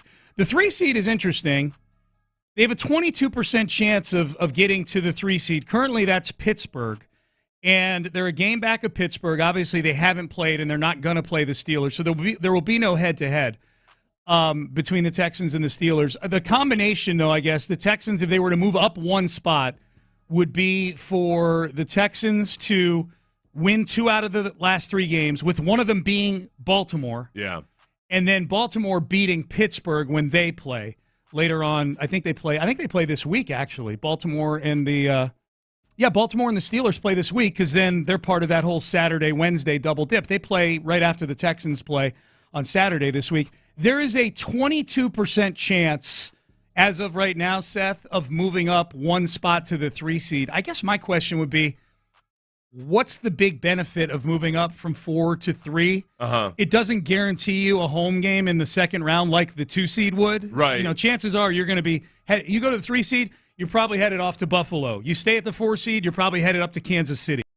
Except for shuffling around or something. So it does. I'm saying if it holds right now. If it holds. But if there is a chance that you end up with a home game versus the Chargers or Pittsburgh or something. If they're able to pull off an upset in the wild card round. So that's the biggest part for me there. But I'm not fixated on it. I think I'm much more intrigued by the likelihood of playing either the Ravens or the Steelers, depending on who wins the AFC North. And playing them at home in the wild card round. Right, playing them at home in the wild card round. And yesterday I asked people whether they would prefer to see the Ravens or the Steelers at home. The vast majority of people said the Steelers for that wild card round. There were a few people that said, well, look, I'd rather, if the goal is to win a Super Bowl, I'd rather play the Ravens at home where I'm going to have the best shot at it. So specifically because I think the Texans are a better matchup against the Steelers than against the Ravens. Yeah, if I want to win multiple playoff games, then give me the toughest challenge at home where the defense can be its best version of itself. And they've been the best version of themselves all year at home. They haven't played a bad defensive game at home yet. Right. Look, I could see the offense struggling versus the Ravens defense or the Steelers defense. Yeah. I can see them struggling at home or on the road. So what's my best chance? But I also think, I think this Texans defense can make Russell Wilson look really bad on the road in Pittsburgh. I don't trust that they can make Lamar Jackson and Derrick Henry look awful in Baltimore. I totally agree with that. Part of it when I look at these next couple games, Chiefs on Saturday in Kansas City, on Christmas Day, because I struggle with how you handle the roster. Like, is a 20% chance of moving up from 4 to 3? If that holds, say, into the Christmas Day game, where now you're talking about 4 days rest against a team that's not a great defense, but they're a physical team. In Baltimore, is a 20% chance of moving up from 4 to 3 worth trotting all your guys out there on 4 days rest when you've got some injury issues. I do struggle with that.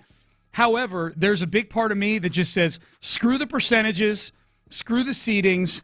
I need to know how this team, the Texans, stack up against the Chiefs and the Ravens. This is the thing.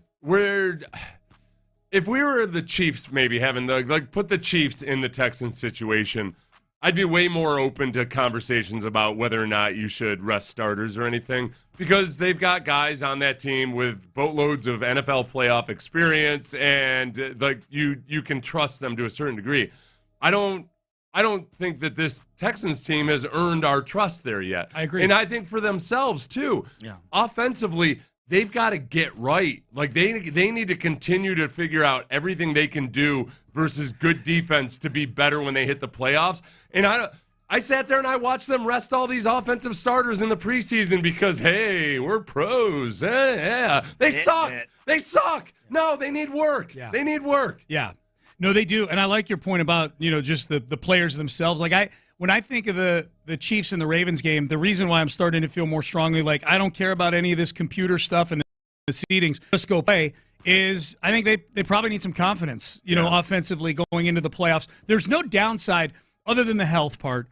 Just purely from a football standpoint, independent of health, there's zero downside to these games offensively. If you come out of both of those games having played shoddy offense, you're the same spot you were at walking off the field against Miami. There's only upside here. Yeah, the only thing, unless you're trying to protect them from unless you want it to be a surprise that they're awful against the Ravens offensively in the playoffs, just go ahead and let them know what the reality of the situation is. No, that's true. You either can have a confidence boost and you can figure some things out, or you can, you can really maybe drive the point home that, hey, you guys remember that last year up in Baltimore? What it was like after that playoff game? You're headed straight towards it if you don't fix some of this stuff. Absolutely.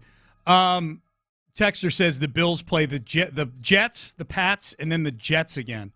Okay. Jets are on a little bit of a tear. Overtime loss to the Dolphins, and they win this week. Well, Aaron Rodgers did throw for a bunch of yards in that Dolphins game, too. He was actually... I was thinking about this watching Kirk Cousins. Which makes CJ throwing for $130 feel really great against the same defense. Watching Kirk Cousins muddle his way through the game of football last night, I think this might be it for teams convincing themselves that a quarterback in his late 30s or 40s coming off Achilles tendon tears can just jump right back into the mix. Yeah. I don't know where I feel like people act like because Achilles tendons aren't as devastating as they used to be. I think sometimes teams themselves as well, I think they've jumped the gun a little bit on how hard an injury it is to come back from, especially if you're Cousins is 36 and Rodgers is now 41, right? Yeah. Cousins was drafted in 2012, so mid late 30s. Falcons were 6-3 to start the year. Mm-hmm. I think they're 7-7 now. Cousins hasn't been good, man. Do you unleash Michael Penix Jr.? I don't want to get off on a Falcons tangent.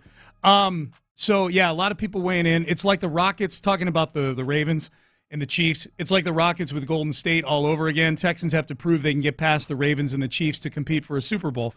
Yeah, in some ways, look, you will get clarity on where you are as a team over these next 7 days. God, that is crazy, man. The Ravens game is a week from tomorrow.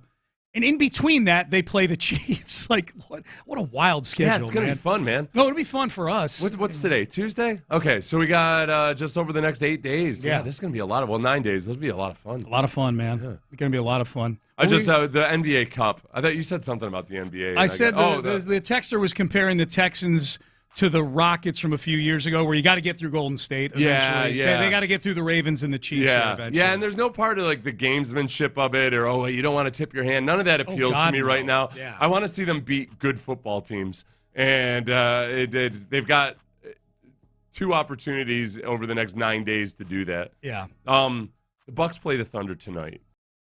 So final the NBA Cup. Yeah. I just, you know what It just did it. I knew it, and then I forgot it. It was the fact that this game doesn't matter at all for any of the standings or anything else like that.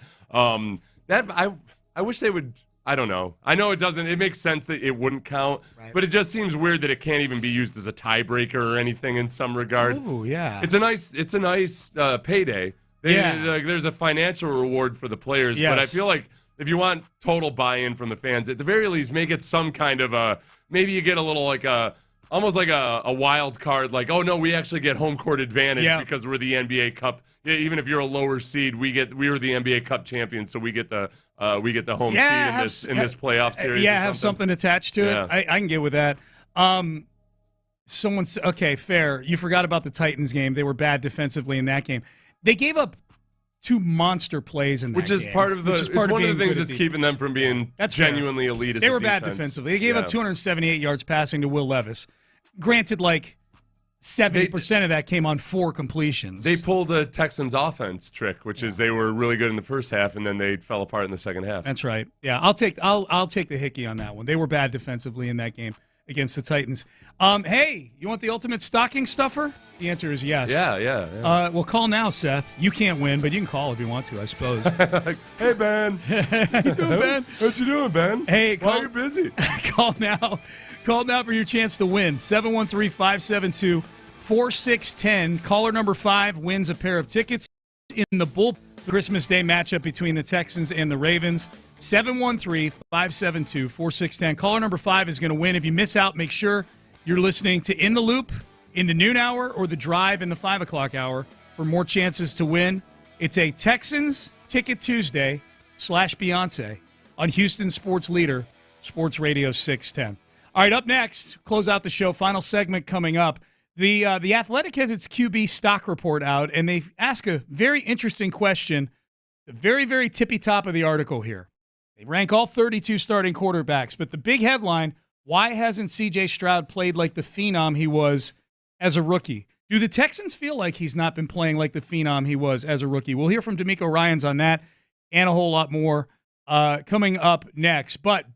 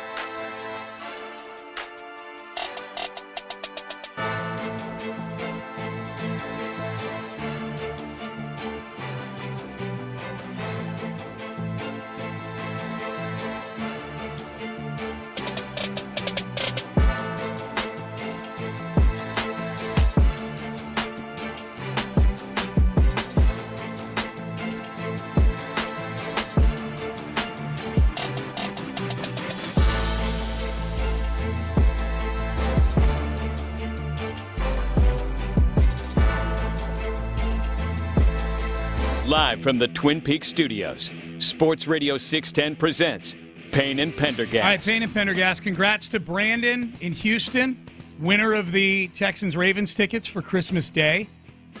Ben, it wasn't Brandon Scott, was it? Calling in? No. Is it a different Brandon? Okay. B. Scott, I think, knows he's not eligible. Brandon Ayuk. He's free. Yeah. He's injured. He's a 49er, but if he wants to hang out here on Christmas, by all means. It's a Beyonce concert, man. I'm anxious to see. Those tickets are in demand. I'd love to see if we see a player from either team try to sneak out at halftime to watch Beyonce. Yeah. 106 players. I guarantee you one of them at least tries to sneak a peek.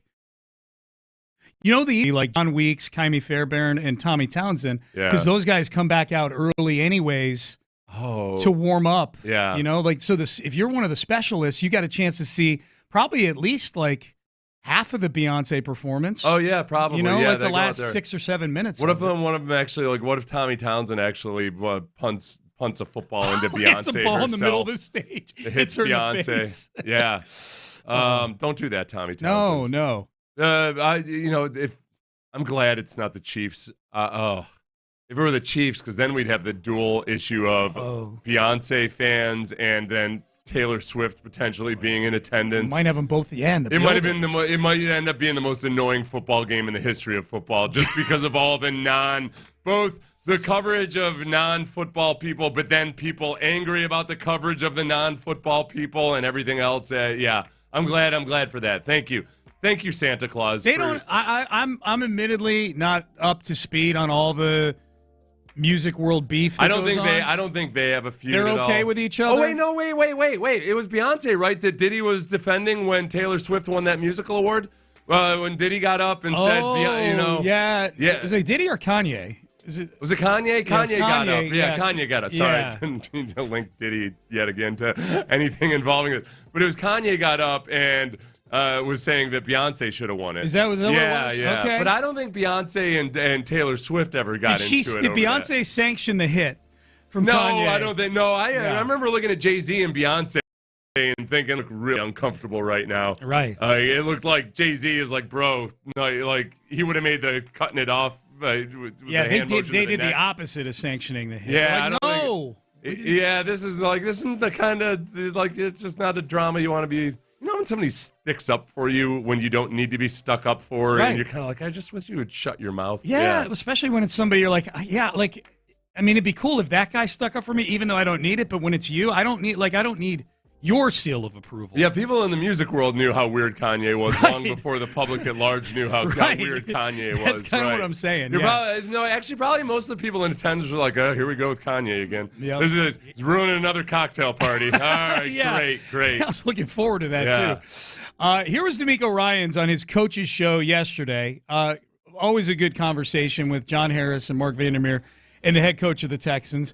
Asked him about trusting C.J. Stroud in the broken play kind of moments, the improv moments, which both of the touchdowns to Nico Collins were in the Miami Dolphins game. We got to trust him there. Yeah. And that's one thing I always tell CJ, is that he has my complete trust, right? Trust what he's seeing and how he's operating, like trust that he's going to make great decisions with the football. And when the opportunity is there to make a play, go make plays. Like that's why he's in the spot he's in, because he's made plays in those moments before. And, he's continuing it. Like I saw the same thing. You see how fresh he was, I just feel his energy, his mentality on the sideline. He was in a really good spot, mentally. And I think he'll continue to, as we go down the stretch here, is what we need. We need him to be playing his best football come playoff time. He has a couple weeks here to continue to improve that. It's interesting, and I think they're right to trust CJ. I think CJ's, by and large, a very good decision maker. I think he's really underrated when it comes to the improvisation stuff and just using his legs. Mm-hmm. Like, he's not viewed as a high-level athlete, but he can move around back there and maneuver really, really nice. And yet, the headline on the QB stock report for this week, Week 16 on The Athletic, Jeff Howe. Why hasn't C.J. Stroud played like the phenom he was as a rookie? It's a very, very, very, very, very fair question. I agree. Yes. I agree. Where do you think he's ranked on the QB stock report by Jeff Howe? Probably among the 32 starting quarterbacks. I would guess like 15th or 16th. He's 11th now, okay. actually. Yeah, he's 11th. The high for him this year has been at 3. I think that's where he might have opened the season at 3, especially after week one. He was very good against the Colts in week one. His season low has been where he is right now, 11. So Jeff Howe is, of The Athletic at least, is one of those guys that says, probably saying, the statistics have been down, but you can still see a lot of the good CJ. Well, I was curious because, I would probably put him right around, 10 or so there too, with a lot of with the understanding that there's a lot of variables at play, but just a lot of the more the advanced QB stats that a lot of the writers rely on and everything have CJ right in the middle of the pack for a lot of stuff. Yep. So, with CJ, it's hard to separate some of the decisions that I wish he would make differently from the fact that he's usually operating in a very imperfect environment. Now, the pass protection proved, at least over the last few, the sum total of it over the last several games is I think they have made some improvements.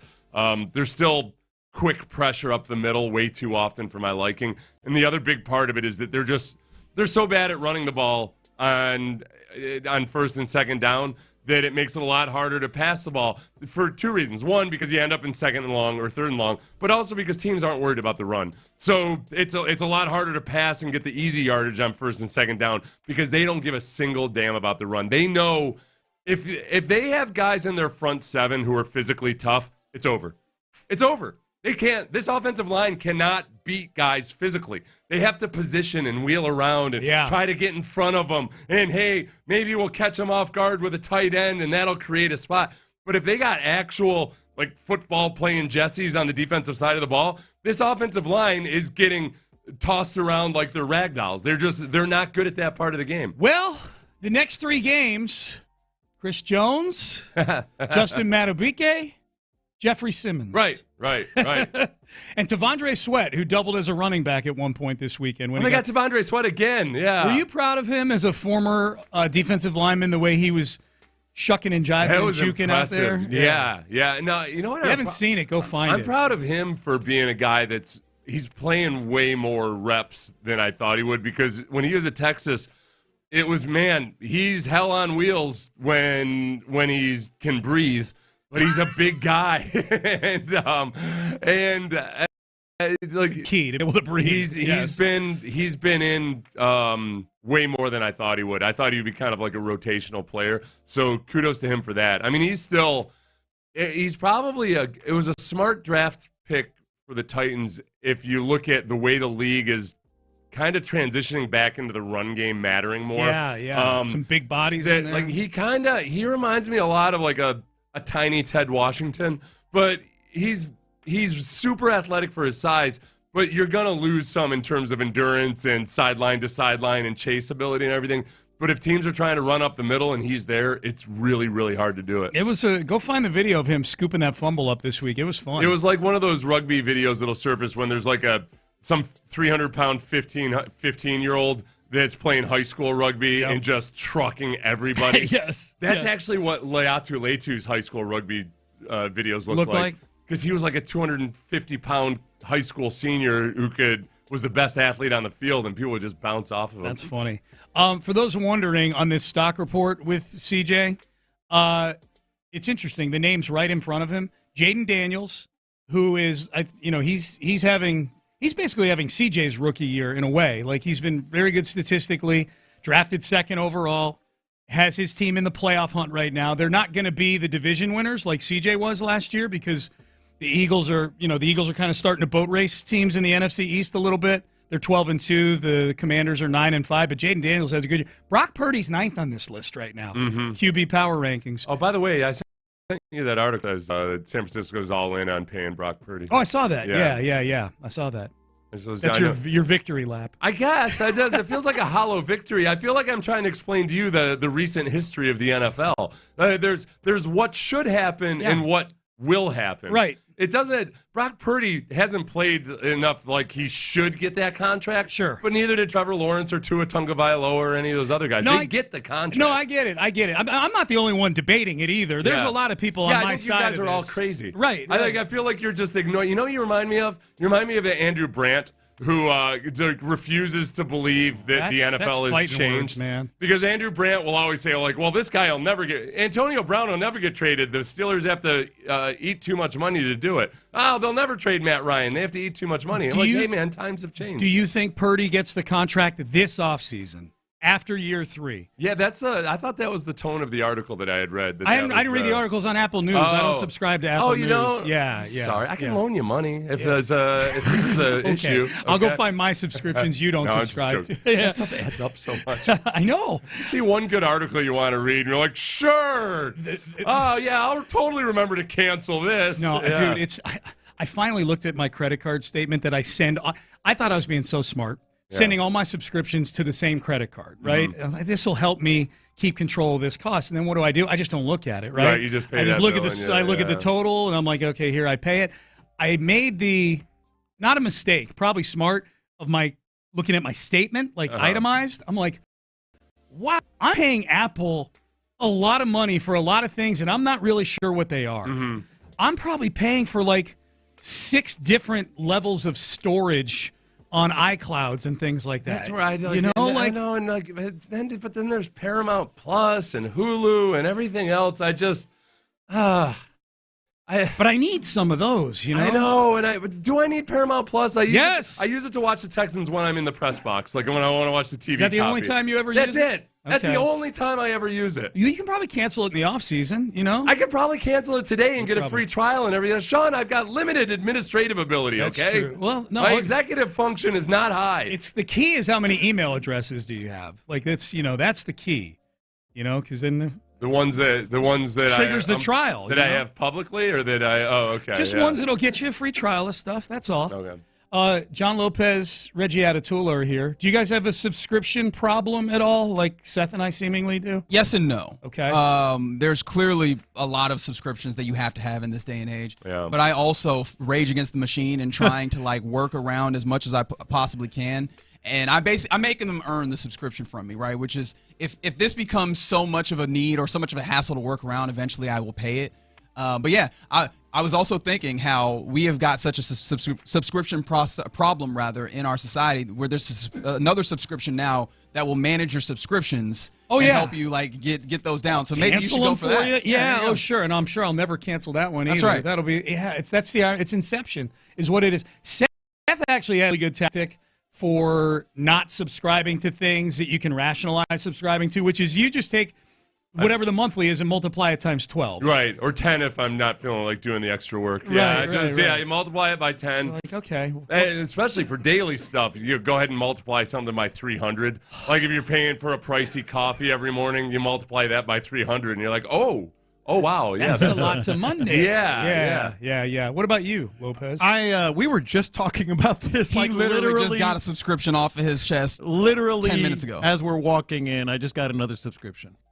You subscribe to something, or you canceled something? Kind of. No, you didn't subscribe to something. He got a workaround that's allowing him to get off of a subscription. Yeah. Oh, okay. Yeah. It's nothing that's going to get you in trouble with the feds or anything. It might. Possibly. It might. Well, do tell. Being a little dangerous on a Tuesday. You know? Yeah, big time. No, I was just talking about how I have a subscription. I'm not going to mention the company because they may or may not have Reader's Digest. For one thing, I subscribe to an entire app. Never subscribe to Reader's Digest for one thing. For Rockets and Texans. Yeah, that's it. Yeah, it drives me nuts. That's how they get you, right? Like every one of these subscription sites or what have you, they're like, we're gonna get you with something. Like it's one of the reasons why like Netflix or whatever pays a whole bunch of money for one of these properties. Peacock with The Office. They're like, if we can get you for one thing, we can get that $10 or eventually $17 or what have you out of a month. They are not going up with the rate of inflation. They're vastly exceeding it. So explain this to me like I'm somebody that totally doesn't know. Well, okay, Max. HBO Max? Did HBO and Cinemax merge? No, that is Warner Brothers Discovery absolutely poo-pooing on what was already a good strong brand. HBO, they had their streaming service, and then they merged it with Discovery. But why does the logo look like Cinemax's logo? No, because they're idiots. That's why. They were like, everybody knows HBO, right? Here's the answer. What is Max? Who cares? Cinemax We're calling it that. Or whatever, yeah. No, Cinemax is completely uninvolved somehow. Cinemax is still Cinemax. It's still somewhere else out there in the ether. Is that still where I need to go at 1 a.m. on a Friday? Boy, back in the day. Softcore, whatever. We have internet. What are you doing? Do you guys have one subscription that you're like, oh, they could triple the price of this and I'm still paying it? Hulu would be yours? Yeah. Great shows, like TV shows. Hulu's good. Hulu, yeah. Plus, they got like the Family Guy and Simpsons. Yeah. Well, just all the new ones. Yeah. I'll tell you what, Apple TV. Apple TV is very good. Pretty I don't dang subscribe to Apple News. I do subscribe to Apple TV. They've got good stuff on there. It's the music streaming. Music? I use Tidal. I'm a little bit of an audiophile, which means I'm insufferable. And so I'm switching over to YouTube Music. Because as far as I know, they don't. Because I do YouTube Premium, and I don't think I have to pay extra for YouTube Music unless I'm on some free trial that I don't know about. Yeah. It's not. It's pretty good. Because plus you can toggle over to the video. If you want. Nice. Mine, Netflix would be mine. And The Athletic. I think The Athletic is good. well worth it. It is very good. For what we do, for sure. Absolutely. It's well worth the money. Well, yeah, I completely forgot about all those ones. The written word? Yeah, those ones. I just $8.99 a month. I'm getting anxiety just having to think about all the places that I send my money for these things. Because some of them I'm like, I don't want to think about it because I have to have it. So whatever, it doesn't. Send it all to one credit card and then read the statement. That'll give you anxiety. Oh God. Oh, that's what I do. Yeah. I was doing it as a solution. It's actually become a problem. Something that's causing me some agita. Yeah. Cinemax is owned by Warner Brothers Discovery, so I was wrong. I've just got a vision of my future standing in front of the bankruptcy judge arguing why I need to keep my athletic subscription or my it's your my job. Max, it's part of your job. That would be, but like Cinemax or whatever. That would be tougher. That'd be a whole different deal. That would be tougher.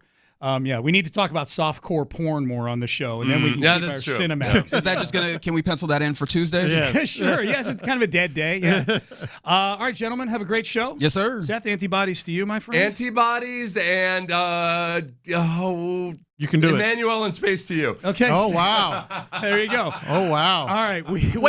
Do you have a catalog up there? What's happening? That was a big one back when I was a teenager. It was Emmanuel in space. It was all the hijinks of Emmanuel who would travel from galaxy to galaxy, and eventually, after 55 minutes, you'd get a 90-second payoff of two people grinding on each other. That was pretty much it. Yeah. That stinks. Maryland Chambers for the win. Okay. All right. Is that who started? Maryland Chambers? Yeah. Why does that sound like that wasn't even a talkie? Oh, it was. Well, there were big segments that were not talkies. No, we're not. The acting was not great.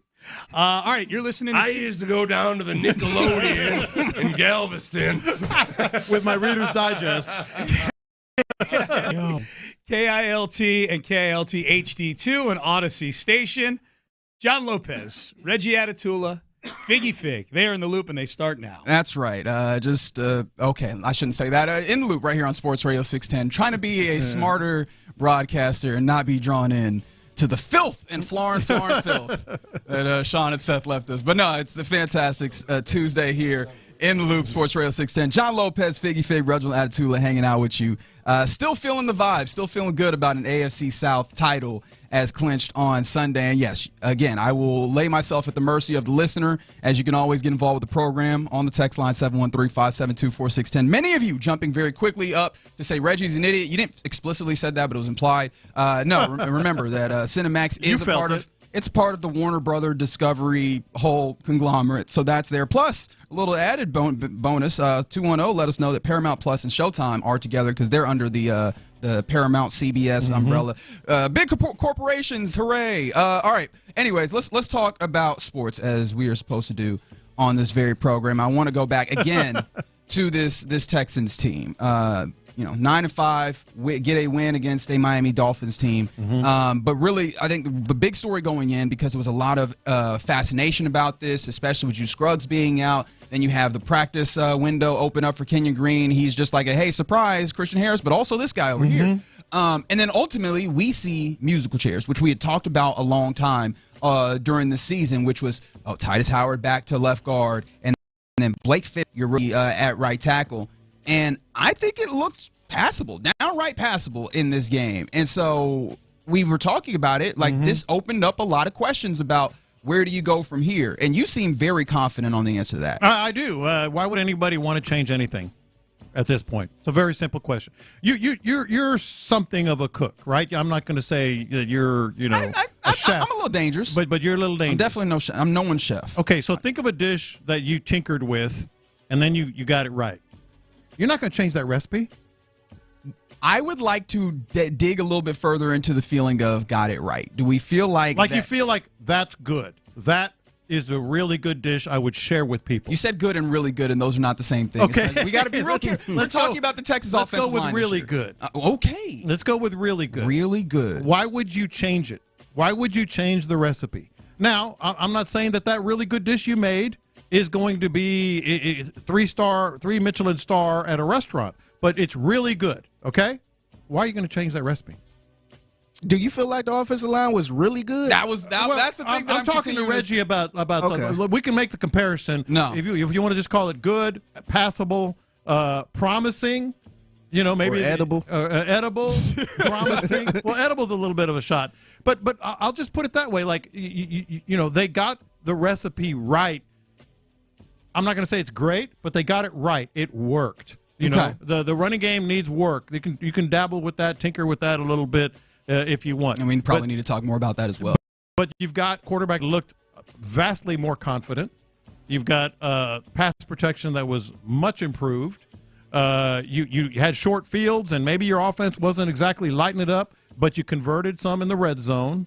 Why are you going to change that?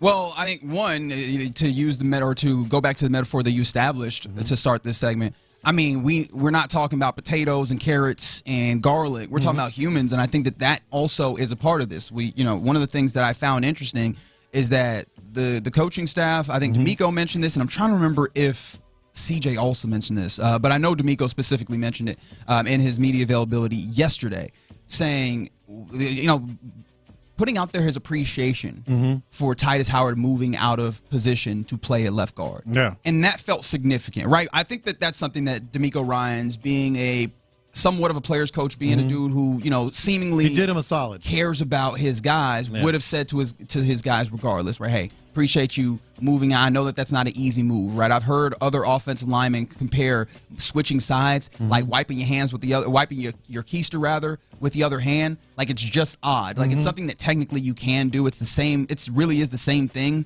but it's different. It's odd, right? It's really different. And so playing left guard, even though he played it last year, that is a pretty stark departure from what he was doing, right? But making that a public note made me feel like, this is a significant thing, and that it will continue to be an ask to be like, hey, stay there, especially if the option does arise that Juice Scruggs can come back. I think that is like the human element is part of it. There is a human element. I hear what you are saying about the idea that, hey, this seems to be something, and going further to that, right, somebody pointed to the idea that you always want continuity with the offensive line, right? Yeah. So maybe you go, hey, keep this together. But also you could say, let's get back to the continuity that we had established before an anomaly, right, and an injury to Juice Scruggs took him away from that continuity that you. Well, let me ask you this, and they're probably asking themselves and have asked themselves this in the meeting rooms.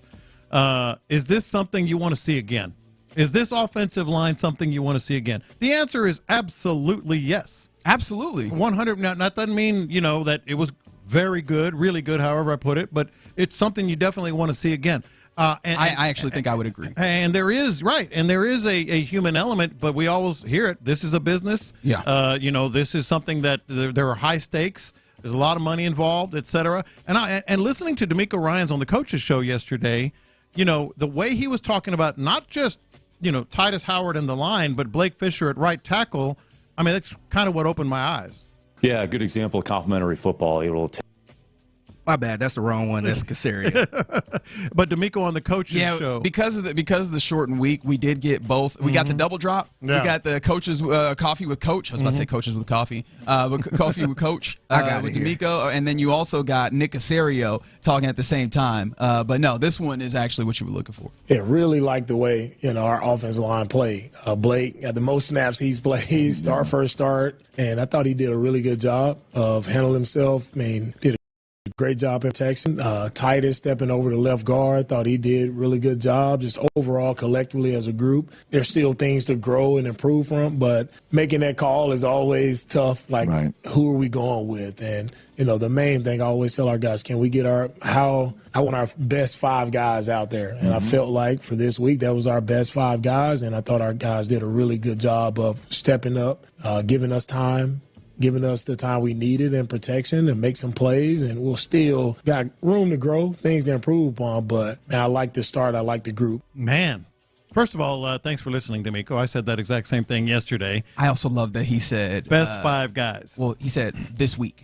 He made sure that he did. That's a kind of a shout out. I'm not going to. I'm not going to throw anybody under the bus here. But I also I did find that to be interesting. Right. I mean, for whatever that's worth. I don't know if that's like just an interesting note, move on, or if that's something that is meaningful. But I just wanted to point. I heard it as he likes this group. Sure. He likes the best 5 guys that are in this group, and he wants to see it again. I want to see it again, and I think we're going to see it again, whether Juice Scruggs is back or not. That's not to say Juice Scruggs is not in their plans. But for now, and moving forward, this is the group. Yeah, and this is always the consideration with anything we talk about with the offensive line this year. It's all relative. From the 979 on the text line, you call that good, 181 total yards. You could probably take off, what was that, 30, 40 off of that because of the fake punt where Dare picks up a whole bunch of yards and almost fumbles. I mean, his arm was down, right? Ground can't cause a fumble, all that. I get it. But, yeah, you have that. And I have a lot of yards, and I move the football a ton, although they got some short fields. But here's the thing. Comparatively and qualitatively, this did feel like a better offensive line performance than most of what we've seen this year. Obviously, early on in the season where you actually see them being able to run the football, that's nice, right? And we haven't seen that very much since. But one of the things that vividly I continue to see in my mind's eye is that semicircle that you kind of get when a pocket is held up nicely. Yes. Right? And we have not seen that nearly as much. And usually that semicircle is getting really tight on C.J. Stroud, and he's having to pull his eyes down. There was a couple of snaps where that happened, so I don't want to make it seem like it is all like fixed. But it did feel like there was more of that clean pocket that you would hope for in this game. And in addition to that, I think that you asked me yesterday, like, if there's a level of optimism for this offensive line configuration. I think that there is. And I sent you one clip, you and Figgy. I wanted to ask night, you about that.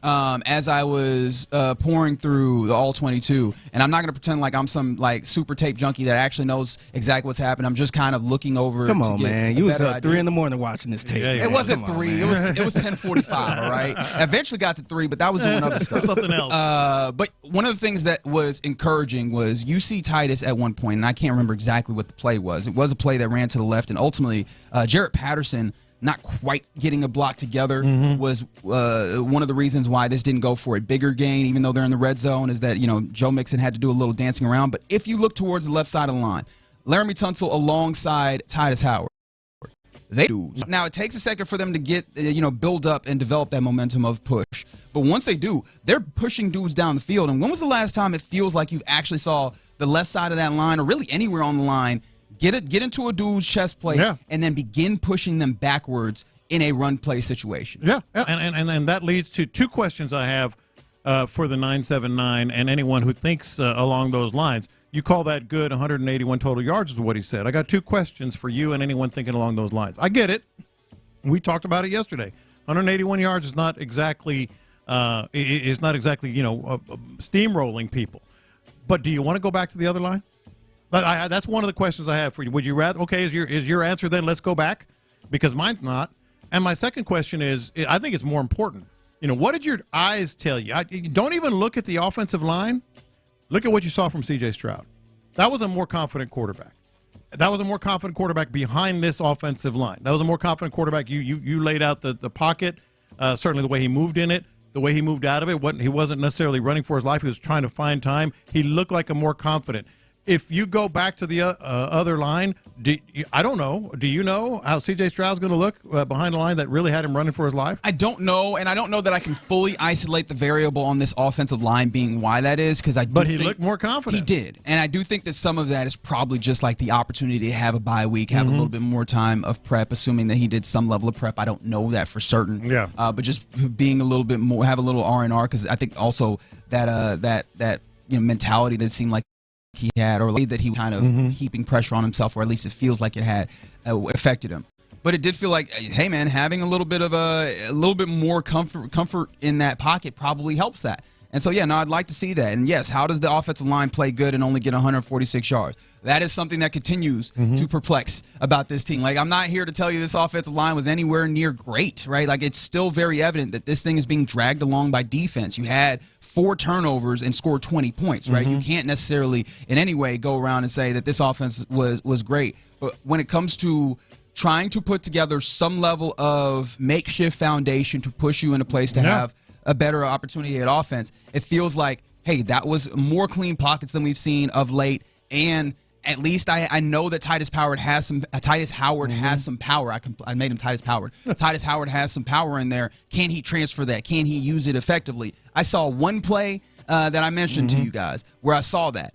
I mean, they still didn't run the ball well, right? I'm not going to sit here and pretend like they absolutely did. But does this give you a possibility of that? Yes. Am I really reaching on these possibilities when we're like headed into week 16 of the season trying to find something? Yes, I understand that. But all of that coming together, I do wonder if, this line doesn't give you the best opportunity. I think they got something cooking right here. I think they was better than before, but I do think they got something. We was talking about food earlier. I do think they have their ingredients right here. I ain't going to sit here and say this is a great meal, but they got the ingredients. They just got to figure out how to make it a great meal. Maybe a little less of this and a little more of that. Yeah, maybe it's a little much salt. Yeah, but you got the right. But yeah, because they got they had the pocket clean, but the running game, they got to get the running game started, man. Well, and the other part here is that, look, the defense won the game. You know, if you say who won the game, offense, defense won the game. We know that. We talked about it. With a sprinkle of special teams. We'll continue with a sprinkle of special teams, yes.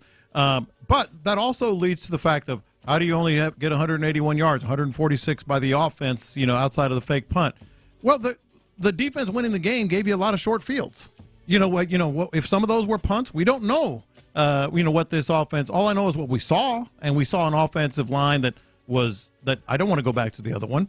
You still had what 5 punts in this game as the Texans. Like, you still weren't incredible, right? And some of that was, you did not give yourself. We weren't able to convert on third down at a super high rate. But also, I did appreciate, and it was one of the things that we noted in the press box. I'm trying to recall if we noted this yesterday on the show. They didn't end up in third and long nearly as much as they had prior, which, again, that represents some level of development. Like, how much do you want to put that on the offensive line itself, like the execution of that, and then also Bobby Slowick, right? We can have that conversation. But there are very small signs of progress. And I understand that, talking about very small signs of progress at this late stage in the season, right?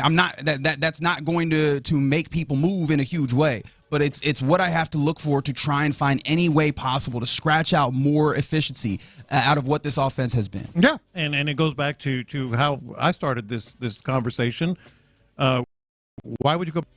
Okay, let's say you're like, okay, they only got 100 and whatever yards of offense. Why would you go back after what you saw? Give me a good reason. Yeah. Is Juice Scruggs the answer in the run game? No. The general manager says he's a better center than a guard. Is Zach Thomas there? Well, they tried him in practice, and they went with Titus Howard making a move. So what's your okay? This isn't that good, guys. All right. So why? What's your reason? What's your reason for going back? To me, it seemed like it's a balance thing, man. Yeah. Because earlier this year, you remember CJ was getting beat up pretty much, but the run game was all right. Yeah. Now it seemed like CJ, or at least this last game, CJ was protected, and the run game not really that good. It seemed like they just got to find that balance. Yeah. So, of course, I don't want CJ to get beat up, but I just think they got to find that balance where they can run the ball and keep him protected. And best of luck finding all of that, because I think that the undercurrent with all of this is just, I don't know how far this offense actually gets you. In fact, we'll talk more about that as we continue this program, too, because it does feel like, again, not only is the defense the better part of this team, like, is this defense going to have to drag you, and how far is that is possible or liable to go with that kind of structure? But you're in the loop right here on Sports Radio 610, just getting going on a Tuesday. In fact, it'll be a Texans Ticket Tuesday, right? I understand that you're playing a road game against the Kansas City Chiefs this weekend, but the next game is on a quick turnaround. So we will give away in the noon hour a couple of tickets to Christmas Day, where I believe Beyonce will be in the building. Beyonce game, Beyonce concert. That's a big-time matchup against the Baltimore Ravens, and we'll do that in the 12 o'clock hour, so keep it Sports Radio 610. But coming up next, for the Rockets, scoring is still clearly an issue. What are the ways that could improve? We'll talk about that next. The Texans defense dominated in a 20.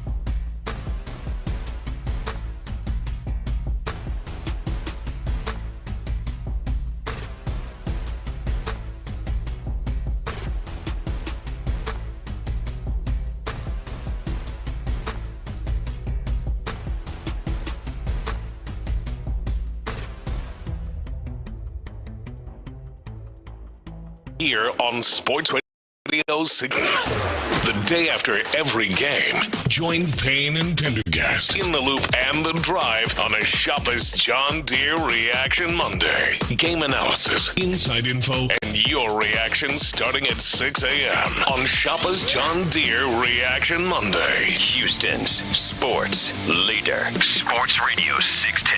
Figgy, let's hit him big time. Houston, let's get in the loop. You better get ready because we're going to show up and show out. With John Lopez and Reggie Atatula. Always live. Love it. Love it. Always local. Don't ever underestimate the heart of a champion. You're in the loop on Houston Sports Leader, Sports Radio 610. Happy Tuesday to you. You are in the loop on Sports Radio 610. John Lopez, Figgy Fig, Reginald Atatula hanging out with you on a Tuesday. A Texans Ticket Tuesday, yes indeed. If those prices are looking a little too pricey for you for the Christmas Day game versus the Baltimore Ravens, well, this is the place to be all day long. You heard it. Wait, what's going on that day? You said that Ravens and Texans get? Yeah, that's the Beyonce. They're opening for Beyonce. Yeah, that's the Beyonce game. Yeah, they're opening for Beyonce. On featuring is Beyonce and the Pips. Featuring the Houston Texans. Yeah, the Beyonce and the Pips. Oh man, but yeah, I'm Beyonce and these are the Houston Texans. Yeah, exactly. And the Ravens. I'm Beyonce from Houston, Texas. We like to tighten up. If you were trying to go to that game, couple of opportunities today. You missed one earlier with Payne and Pendergast. We'll give you another opportunity in the 12th to win blue tickets to the bullpen at NRG Stadium for that game, and then of course there'll be another one in the drive with Clinton Ron. So a few opportunities to get you out to the game, as Sports Radio 610 loves doing for you with these Houston Texans. Always get involved with the program. The text line is up and running, 713-572-4610, as is the YouTube and the Twitch chat. Those are also there for you. Someone also mentioned, and I appreciated this a lot, enjoyed the team getting Tank Dell more involved, sweeps and returns, more targets. Yes, and yes. Yeah, definitely some more targets. One of the things I did notice in watching a whole bunch of film, sometimes I do wonder if those routes could be crisper. On Tank? For Tank. I think Tank runs a good route. Sometimes I do. Maybe he's regressed a little bit, but I think that's one of his has been. I mean, you saw it. I didn't go into the all 11 yesterday. I think that was one of his strengths. By the way, you got an update on tickets? 300 level on the 10-yard line. $659. Okay, so you definitely want to keep it locked here, baby. I guarantee you, I don't think we got no 300 level. I think it's a lot better. Yeah, we got it on the field, man. I think. I think. Well, not on the field. Well, like not literally on the field. Yeah, I was about to say, we can't do that for you. Is the bullpen tickets? It's always been. Unless I'm misspeaking. I'm sure Parker will let me know. Yeah, he'll be in here shortly. But yeah, let's talk a little bit about this Rockets team. Unfortunately, they lost in the semifinals of the NBA Cup on Saturday. That final game happens tonight between the Thunder and the Milwaukee Bucks. I'm actually really interested in this game. I'm also basketball sick. I understand that. But when it comes back to the local team, the Houston Rockets, they won't play again until Thursday. But I mean, there's something that was made evident by that semifinal game, which is offense is still very much an issue. That was a number 1 defense versus number 2 defense. And for the first half, it looked like it, right? And then the second half, you could see the Thunder, as we mentioned. This is a team that, has the superstar, that has some more offensive talent, and they've been at these levels of competition, and they pulled away from your Rockets team. And there's that, but then you can also look at some of the shooting trends for the Rockets and see that offense still very much an issue, and shooting in particular. Rockets are the only team that ranks in the bottom 10 in field goal percentage in the paint, mid-range, and three-point range. Is there anywhere else you can score from? Pretty much every level of the floor, they're bottom 10. Yeah. Okay, so that speaks to the old. A lot of these old adages and axioms are based in truth. You get down to the final. Look, nobody's raising a red flag here, but you might be reaching for it a little bit if you're talking about playing at the highest level. Well, when you're talking about the idea of games like Oklahoma City, really and truly competing this year, which I don't think anybody fully anticipated. The idea was just, hey, this is a playoff team, have an opportunity to really test your mettle, and honestly, I think from the front office's perspective, really find out truly what you have in a lot of these players and a lot of these players collectively with this team. and figure out what you absolutely need. And right now, shooting is one of the big things that you write up on the whiteboard and you circle, maybe underline a few times. Because as evidence, right, it's not on all these levels. What are some of the places where this could improve? And I think the first thing that's very obvious is, well, didn't you draft a dude who is there to shoot in some ways in Reed Sheppard? And I think that was one of the interesting nuggets of the NBA Cup run, is that when you got to elimination games, Reed Sheppard sat down. Yeah. Right? They opted for Aaron Holiday, a dude who's a little bit more experienced, that has a better ball handling and maybe better decision-making in those instances. And it made me think even more about Reed Sheppard and his role as the arc that he's had, which was early on in the season, they tried to make him a ball handler to help him find some space on the floor, to also make sure that you're not giving up too much size with having another point guard on the floor with him. And that didn't work all too well because he's a rookie and having to handle ball handling duty, try and play make for others, and find the right time to shoot. That's a lot to ask of him. They move him off ball, maybe make him more of a shooter in true sense, where he's off ball with those things. But then you're giving up some size there, and even the shooting wise, like I think the first month, which you had more of that first kind of experiment, his shooting, I was looking at his splits, his shooting was low 30s. He got to, October, he was actually shooting 38, right? So he was shooting a little bit better, and it's tracked down. It was 36 in the month of November, and then December, where he's only played 4 games, to be honest, shooting 31%. I think that's one of the places where, as you find him more comfortable, if you can find him more spaces to play, give him some minutes to kind of build his way into some of these games, and hopefully if he can find some defense to stay on the floor, that could be a place that could help, is having just a little bit more spacing, because you don't have very much. Your spacing currently consists of like Dylan Brooks, who's a solid shooter, Fred VanVleet, who has not been shooting very well on his open shots comparatively. I'll stats here in a second. Jabari Smith, who's been all right, like spacing. And then, like, Jalen Green, funny enough, doesn't seem to get those spacing opportunities because there's not often that he's playing off ball and getting shots as a, like, catch and shoot guy. The funny thing about Reed Sheppard is you have to start asking yourself how much of it is, he's a rookie, he's learning, and how much of it is the game is reaching this level is just a different game for him. We'll have that discussion. I don't think it's time yet, but you brought him in to help shooting. Shooting is your issue. You just laid it out, bottom 10 at every level on the floor, and you're not getting any help from guys that you're expecting help. I mean, Jalen Green shooting 39% overall, 1% from three-point range would be one. And when you get, that's why I said when you get into this level, you can get away with that against a lot of teams. But when you get to this level, like the Oklahoma City games, some higher level games, some high leverage games, coaches often go to not what they're calling, but who they're calling. They go to players, not plays. Yeah. Who are you going to? I don't know that you have like real confidence in that. Like Alperen Sengun has been the answer most recently in those post-ups, and that's a lot to kind of expect from him, right?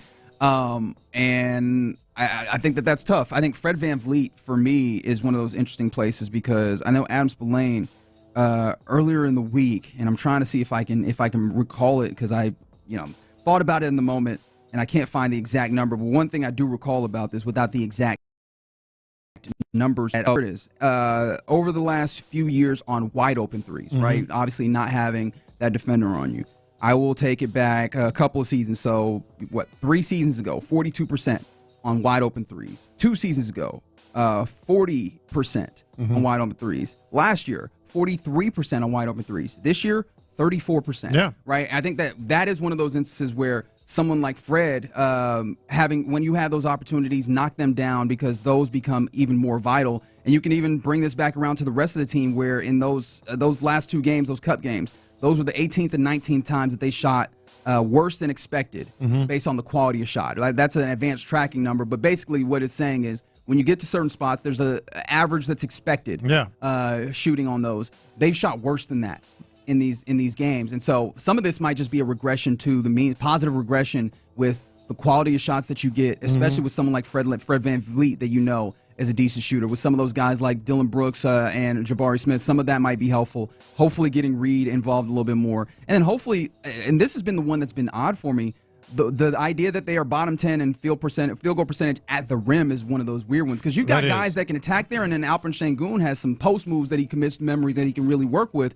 But when you get that opportunity, I understand there's going to be a lot of offensive rebounds, but you got to be able to make some of those shots in tight. And so I think that there needs to be an uptick there. If you can find a way to score better at the basket, those high percentage shots there, that'll also help you off. No, that will, and that's something that they've struggled with in the past, and they're certainly struggling with it again. But I will say, you asked the question, how do you get better? How do you improve on that? I think the next 5 games is a good testament. They've got a weak part of the schedule coming up.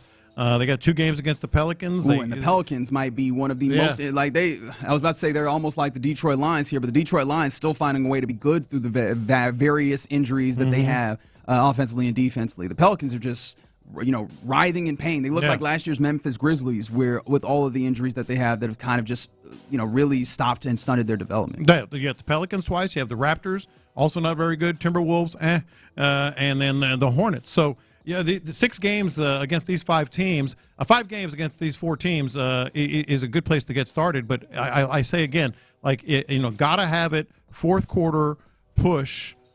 Who's getting the ball?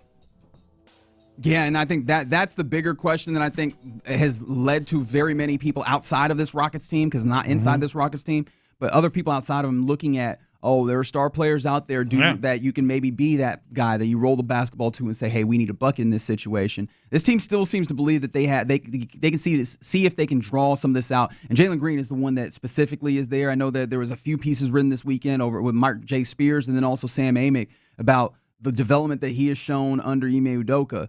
It'll be interesting to see because, again, consistency is the name of the game with him. We know that he can do it. Will he do it consistently is what's necessary, especially when you don't have as much help offensively all the way around this team. But that begins Thursday when I believe you said the Pelicans. Pelicans Thursday. Thursday night, you get to see the first forays into life after an NBA Cup Part 2. Crown how the Rockets continue to try and address shooting and offense. You're in the loop right here on Sports Radio 610. Coming up next, let's get to our question of the day. In some ways, it's a return to the Texans because we've had so much fun watching Daniil Hunter break out these spin moves. He's become a spin move aficionado, which got us thinking, what are your favorite signature moves in sports all time? 713-572-4610. We'll go through those next. Thanks to the Texans.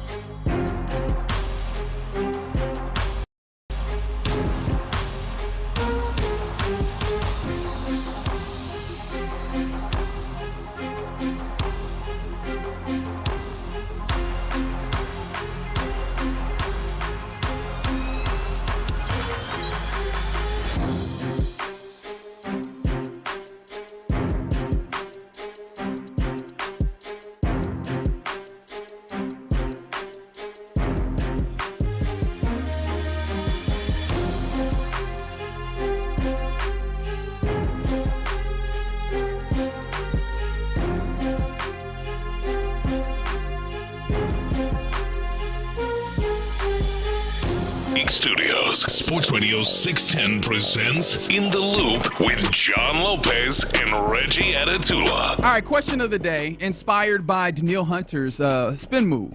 What is your favorite signature move of all time? 713-572-4610 is a place you can get at us. Also, the YouTube, Sports Radio 610 on YouTube, there for you as well, where you can also check out all sorts of other videos as well. So let us know. But I really want to dig into this. Somebody also, pursuant to our last conversation about the Rockets offense and where it could possibly get better, they mentioned, why is it that all of the Houston offenses seem to have some level of problem? I was kind of thinking the same thing. It's a great question. Like everybody defense is good. We don't do offense in Houston. Yeah. Well, I was about to say everybody defense. The Astros defense wasn't the best. Yeah. No, they didn't. They had trouble on both. Yeah. Which one is it most egregious? Is it really? Oh yeah. The offense. It's not the Astros from last year. No. Where you're rolling out Bregman, and I know Tucker missing time, but Tucker and Altuve and Jordan and Yainer, like at least half of your lineup. Yeah. The other pitcher is like bleep. Like if we get past them, they were high expectations. Yeah. On the Astros, but this was supposed to be like five-headed monster, greatest show on turf kind of stuff. Texans for sure. Anyways, let's get back to these signature moves. As Danielle Hunter has he's continued to awe us with that spin move that he's drawn out there, so that got us going. And of course, we got to start as it's come in all over the text line. It's on the. Want to say it at once? 1, 2, 3. Dream shake. That's right. That's right, baby. We are in Houston. We cannot forget. I didn't even look at the text. Got to. I just knew Got to, man. One of the things was that I love how futile, like a great signature move, makes the opposition look.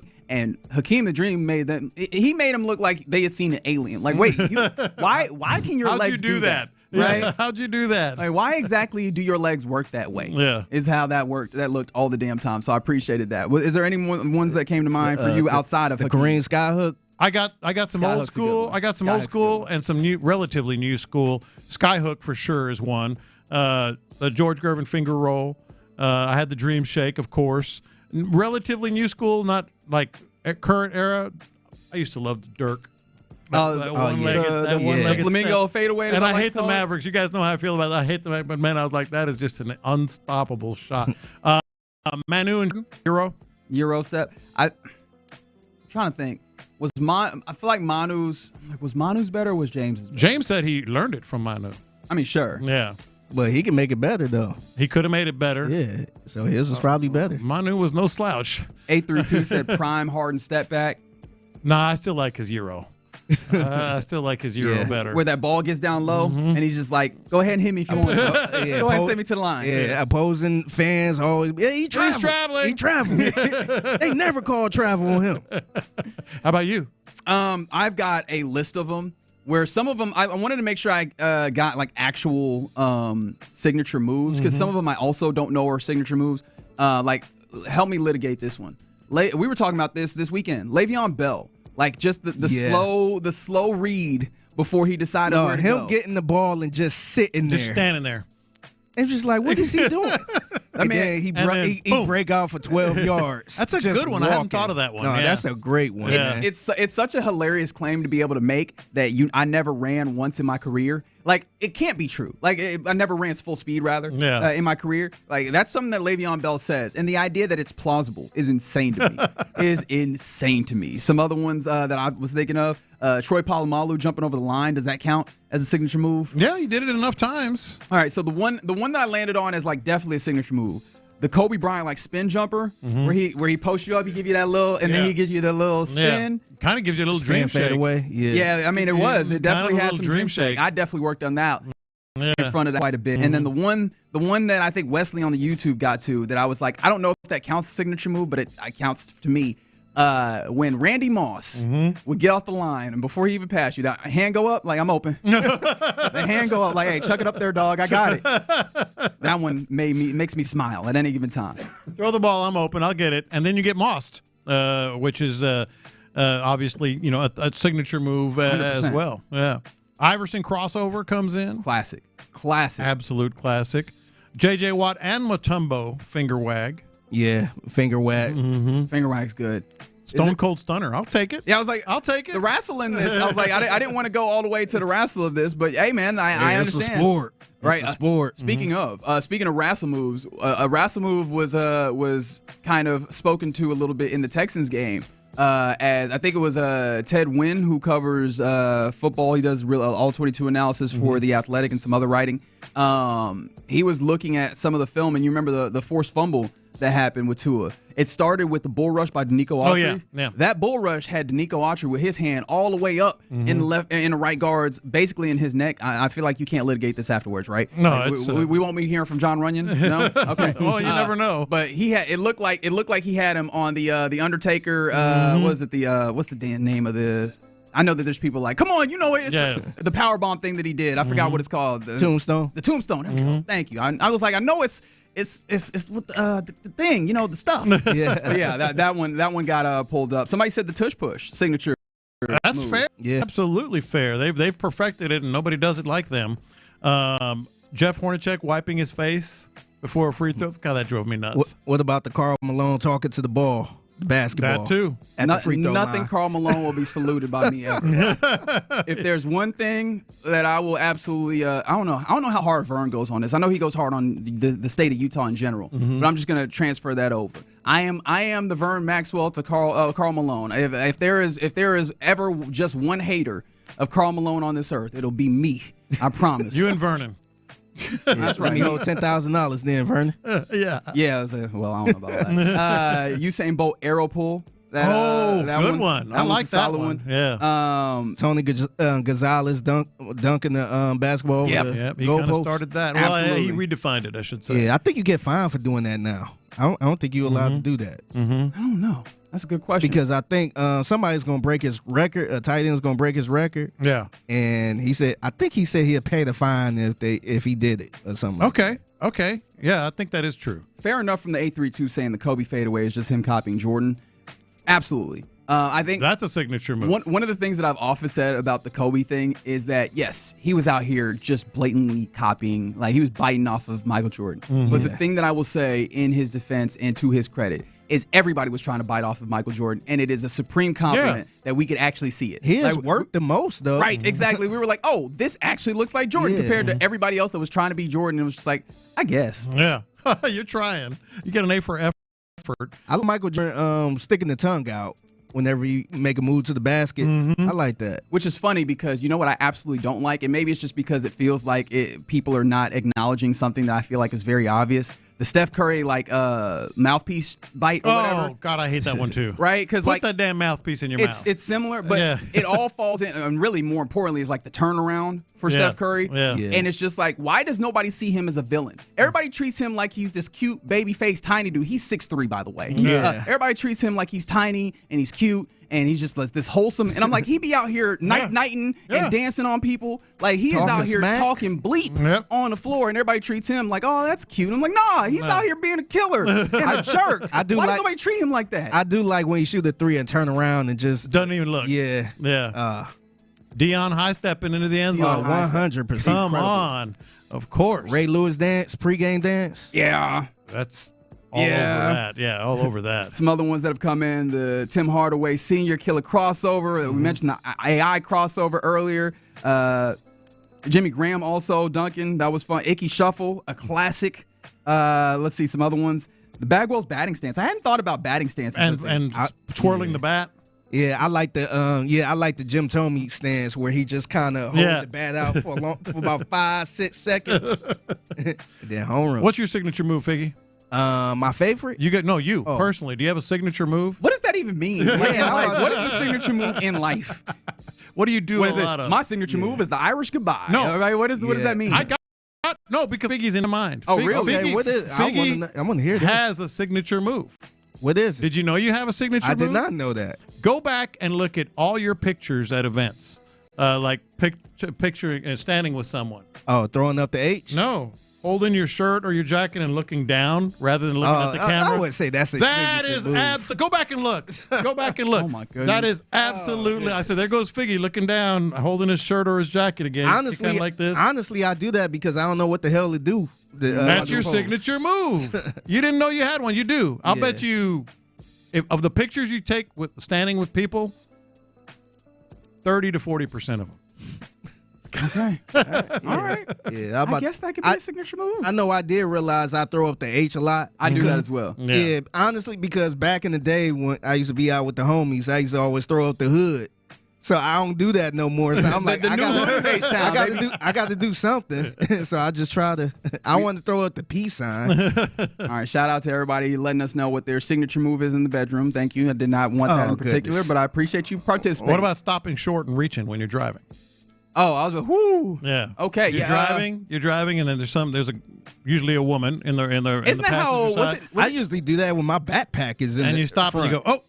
That's a signature sometimes move. my backpack be in the front. I don't like what you're "Ooh." implying here. I'm not implying people do it. Wasn't there a Lions player that like hurt himself trying to save pizzas in the car that was falling over? I gotta find out which Lions player that was who injured himself in a car accident. Like driving with some pizzas in there, something like that. But it was Nate Burleson. Nate Burleson? Really? He hurt himself after a car accident where he had pizza. That was in 2013. Somebody mentioned the LeBron James step back where it looks ugly, but it just works. And that got me thinking about another one real quick, which is Russell Westbrook. And we definitely have seen this a lot in Houston where, he sees somebody he wants to take on, and he does that clear for runway where he steps back, gives himself a runway, and then he goes, all right. Downhill. About the LeBron block, chase down blocks. Yeah. Okay, I see it. Some Billy White Shoes Johnson's brought up, the Mahomes tongue, yuck. Carlton dance on Fresh. All right, now we're just naming stuff on TV. Very good. But yeah, shout out to Daniil Hunter, who I think that's a unbelievably rough move to stop. Like absolutely, it's just almost impossible. Now Myles Garrett, I don't think he's known for this move, but the air dribbling. Yeah, to me, I will always look at him as that, even though he only did it like once or twice. Oh yeah, that's right. Reggie White's hump, and then also Skip to Malou, Ray for Alston with the in and out.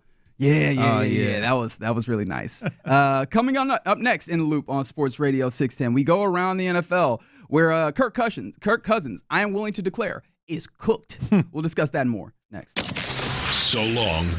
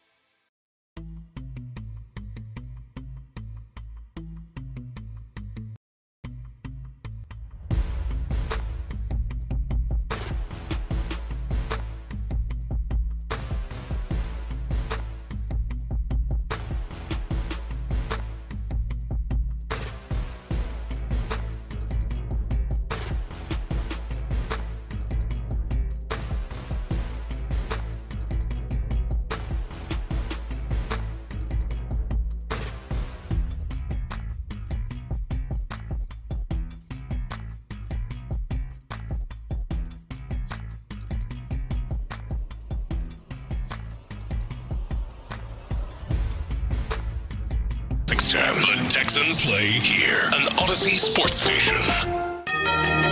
Let's go around the NFL in the loop style. Why are you smiling? Because I love football. Brought to you by Quick Assist. Here's John Lopez and Reggie Atatula. I'm going to tell you all about how much fun you're going to have this season. On Houston's sports leader, Sports Radio 610. All right, we're about to go around the NFL here in the loop, but before that, I know that you're used to at this time hearing from our guy B Sky. He is on his grind working, but I have it on pretty good authority. He's going to try and make his way in at some point during this broadcast. So we are. He said he want to address some things with the OG John Lopez. Yeah, he got some. What he said last week. Is this about that? Maybe. I don't know. We'll see. I don't We'll see know. He said he want to look you in the eye. I am and stand up to you as a man. From man to man. Let's talk about this man to man. Yeah. And, look at you in your face. It'll be interesting if it's talking. I'm not. I mean, he can fact check me all he wants. Buddy, fact checking is not what I'm concerned about. But some other, we were just talking about signature moves because we were showing some appreciation of Daniil Hunter and how effective his spin move has truly become. I'm surprised you did not get the Manziel show me the money. Manziel. How did you not put what that was one up I there? thinking? And then someone else mentioned the Garcia Rock the Baby, which reminded me of one of the ones I was thinking of. I can't imagine that it's all that important, but it makes me smile every time. How Craig Kimbrell, the reliever, I don't even know where he is anymore, but where he would do that thing where he does like the field goal post and step down. Yeah, he's every like, time as he is. He poses. In I the don't know stretch, what it is. I don't know what that is, but I love the idea that if I do not do this silliness right here, this pitch is not going to make it over the plate, baby. Like I don't know where it's going to go. It might end up in left field. You know the one random thing I like, and this is from a coach. So Eric Spoelstra from Miami. Whenever another team is going on a run, he call a timeout. He break his suit jacket back. Oh, yeah. And used to be let you know that he is upset. Walks about 10 feet out on the court. Well, a lot of them do that, but he puts some jelly on it. All them teeth be showing. Yeah. Like I can't believe it. And throw that suit jacket back, hands on his hips. I used to love that. They need to bring the suits. I am appalled. They need to bring the suits back to the NBA, man. I wish they did. Strong agree. I wish they did. Yeah. Let's go back to the NFL, man. Also, those days? Also kind of agree, but you know what? Jack Del Rio tried it. Remember he tried it? Yeah. And they said it got to have merch. It got to be made by Reebok. We not selling these jerseys, baby. We selling this all merch. wear suit. We need you to wear this service hoodie so that we can move some units. Put a pin on. Hey, if Reebok make a suit jacket, then feel free. Yeah. By the way, that might be something they need to do for these folks. But anyways, let's go around the NFL, which is brought to you by Quick Assist. Tired of the hassle of selling your tickets? Say goodbye to the stress and let their experts get you the best price. Download Quick Assist from your app store today, and they'll handle the rest. That's QUICKASYST. Quick Assist, your ticket everywhere. Monday Night Football happened yesterday. I'm sorry. Did you know that? I did. I didn't. I tried. I tried to watch. Did you? I did. Scout's honor. I was never a scout, but either way, I tried. It was bad. It was bad. It was bad. Now there was two games, one on ABC, one on ESPN, and I had both of them on, and I'm gonna be completely honest, did not pay very much attention to because it was either. bad. But the thing that I did get a very good accounting of, I'm pretty sure that Desmond Ridder, who had to come in as the quarterback for the Las Vegas Raiders, I'm pretty sure he outplayed Kirk Cousins in a game in which the Falcons won 15-9. And no, it is not a scoregami. I know that you cared. Kirk Cousins, although he did he was 11 for 17, 112 yards, touchdown, interception, nothing all that inspiring.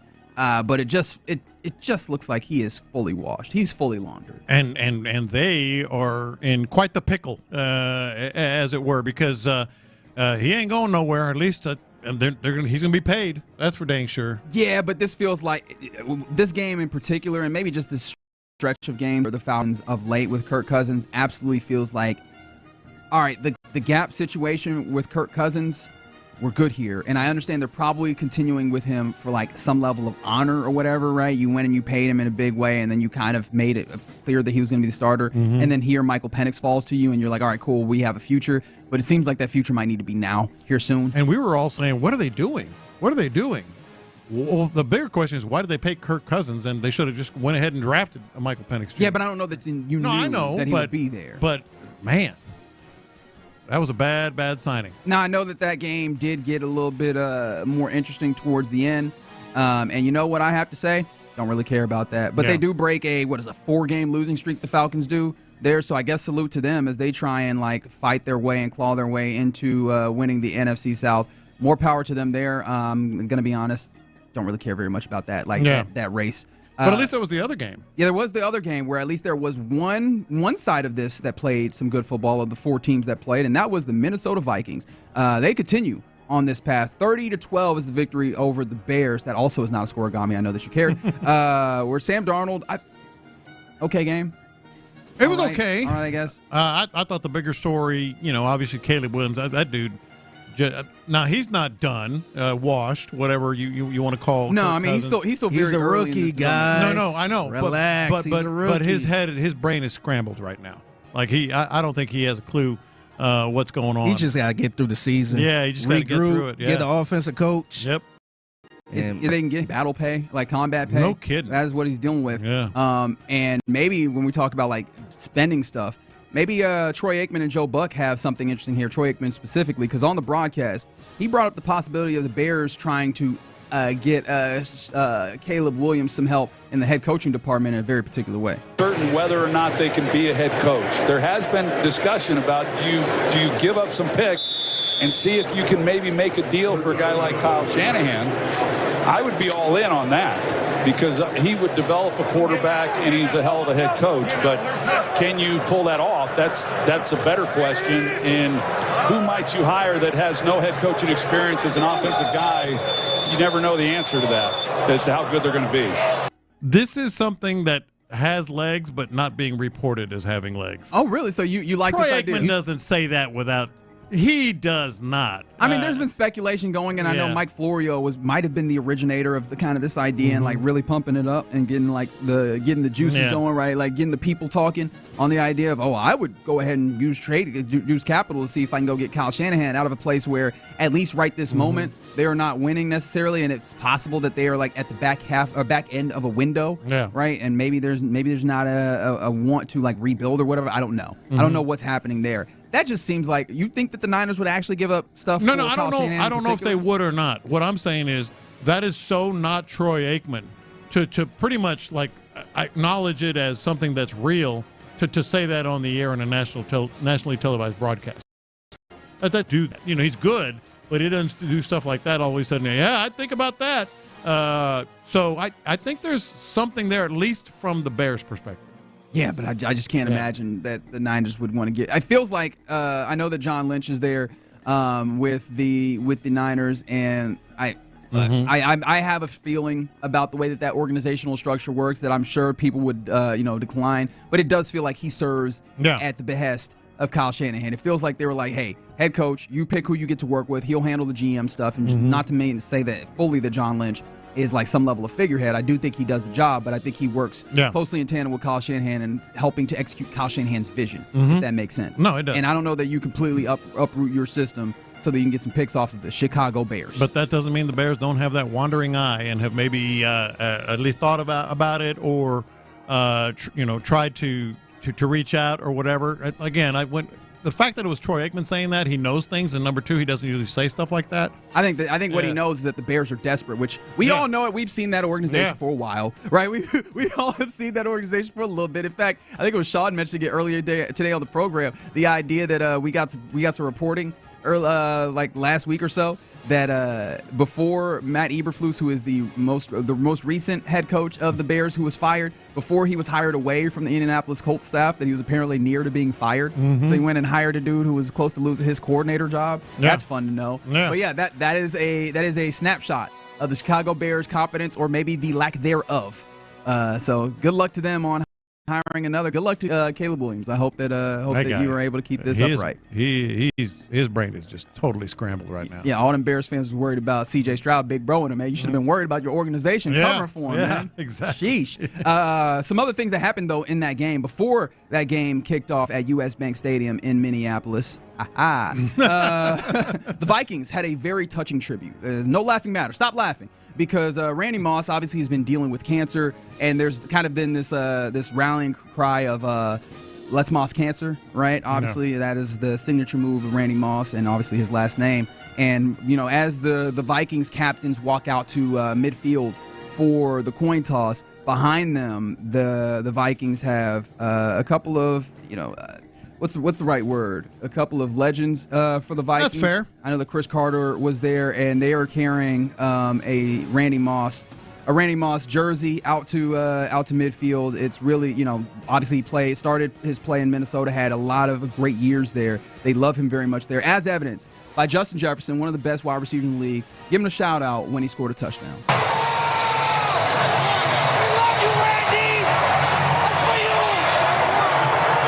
Shout out to Randy Moss after the touchdown. How about that, Justin Jefferson, and the whole scene, people in the stands, and just the way they were talking about it, and Randy Moss, I guess he's officially kind of talked about battling cancer now. Yeah, thanks to he was outed, Larry Fitzgerald Sr. But yeah. Carter and then Jake Reed as well. So they were out there with those guys holding up a Moss jersey, and of course a lot of thoughts and prayers to that man as he goes through a tough time, and it's given us a lot of fun times to watch. So you obviously wish him well. Some other things around the NFL. There was a couple of disciplinary things that happened in this week, and both of them very fascinating. I guess let's go with both of them also tied to teams that we've already talked about. Let's talk about the Niners with Devondre Campbell. Obviously, we saw the scene this weekend. Yeah. Was that Thursday? In fact, yeah, that was Thursday. That was Thursday Night Football. That's right. That was the game we gladly missed. Yes, the game that without any touchdowns, the first one of the season. Oh, that's right. We were at the bar. Yeah. Wait a minute, that game is 9-6. Yeah, we were good on that. Devondre Campbell, after being, he had signed a 1-year deal this season. He was there because Dre Greenlaw, who was typically the starting linebacker alongside Fred Warner, was dealing with an injury. He was coming back. He ultimately made his return in Week 15. But Devondre Campbell, being benched, felt some type of way, and eventually in the third quarter where they came to him like, hey, we need you to get in the game, he was like, no, I'm not. Actually, apparently John Lynch said that this happened earlier in the game where they found out, and John Lynch apparently ripped him a new you-know-what at some point, and John Lynch was the one who sent him to the locker room with his towel on his head. Well, after all of that, I know that on Sunday, Jay Glazer on Fox said that the Niners were doing research on how long they could suspend him under the CBA. Yeah, they could cut him, but they wanted to make it hurt. They wanted to make sure that we're not giving you for this. We're going to make it hurt, and ultimately that's what we found out is Devondre Well, they made it hurt. They made it hurt where it counts. Suspended for the remainder of the season. So no, they will not release him and let him go sign somewhere else. You will stay on this team, but without your freedom, but you will not play and you will not collect a paycheck. You will not get paid. That's a bleep you. And you know what? But it's a bleep. It's a bleep you move that he made. Yeah. No, it was he started to bleep you. Yeah. So they said bleep you back. Yeah. So you're doing that to us? Well, guess what? All right, I got you. Yeah. No, I think it's a good move. I think it would be wholeheartedly supported by anyone who's watched this team or saw what happened. Yeah, and also I think that kind of put the nip in the bud where other players ain't gonna do this. Well, other players ain't just gonna walk out and then hopefully get released and sign to a playoff team or something like that. So I think most players are probably in line with not doing that. This feels like an anomaly amongst the player class, amongst kind of like the moral code. They are mad. Absolutely. I think that's true. But if let's say he did just walk off the field and quit on the team and he got released and signed to the Chiefs. Yeah. Then I think other players would probably try that same move if they was in a bad situation. So that cut that all the way out. No, absolutely. All the way. Good move. Yeah. So how about this one? Okay, so you have that one. Are you interested in this one where the Baltimore Ravens have excused Deontay Johnson from practice? He had been suspended for a week after basically not getting a lot of touches generally in the offense. They traded for him from was it Carolina that he got traded from? And so that was one of those pieces that everybody was looking at like, ooh, is he an interesting trade line, especially for these Houston Texans? Well, he has not been able to get along very well with the Ravens after he was suspended by the team for a game, and he was eligible to come back for this week, and the team was like, nah, we have mutually agreed. The old mutually agreed for Deontay Johnson to miss team activities this week. Mutual is me and the general manager. Is what they're saying. It's not Harbaugh and the general manager and Deontay Johnson. It's we have mutually agreed. I don't know about him. Yeah, he can mutually agree to not show up, or security will throw him out here like Jazz and the Fresh Prince. Yeah. But yeah, this is kind of wild. That right? Like again, this feels like it's punitive as well. Where doesn't it feel like you should just cut him? But I do wonder if they wonder if he would go somewhere else and flourish in this time period. Maybe even Houston. There are ways to get these things done, and that's not to say that neither Johnson nor whomever Campbell tried or their agents tried to get out. But that's the way to do it. The way they've done it is how you get suspended. Well, but right now they're not out. Like Deontay Johnson remains with the Ravens. He just is not working out with the team right now. And by the way, Devontae Campbell on that But he got suspended too. Yeah, he did get suspended, but by the team. Like he didn't get suspended from the league or anything. Devontae Campbell, an interesting part about that, if you have any doubts whether he's with the team or not, they was it reporters that had said that you go in the locker room, his locker is cleared out, his nameplate is gone, there's nothing in there. He ain't playing the snap for that team again. It's over with. I'm not talking about playing snaps. He's not coming back to that building. Yeah, that's what I'm saying. It's over with. You out. His key card don't work no more. That's right. Yeah, that's right. You are done with this team. You're on this team anymore, but officially we got to suspend you. Right. So you don't go to another team. Yeah. We were talking about this week. That's right. We were talking about Randy Moss, obviously dealing with a cancer diagnosis and all the love that was poured in by Vikings fans, but otherwise, a couple of texts that came in. One of the 713 said it's ironic to hear Joe Buck saying shout out to Randy Moss in this instance. Absolutely, with all that hemming and hawing he did about Randy Moss fake mooning the crowd. That's right. Oh yeah, I forgot about that. Yeah, that's right. What term did he? It was really like disgusting or something. Something like that. And I was just like, come on, man. He didn't actually show his cheeks. Yeah. And then also, 713, rumor says Randy Moss beat his cancer diagnosis because it was isolated in one-on-one, providing yet another, once again, Randy Moss one-on-one wins. There you go. We hope that he does win, just like he did a lot of those instances on 9 routes in the NFL. All right, that's around the NFL on Sports Radio 610. Coming up next, a lot of people are asking, now that the AFC South is cinched up, is it time to close up shop for the regular season? 713-572-4610. Let's have that discussion next. I'm going bad to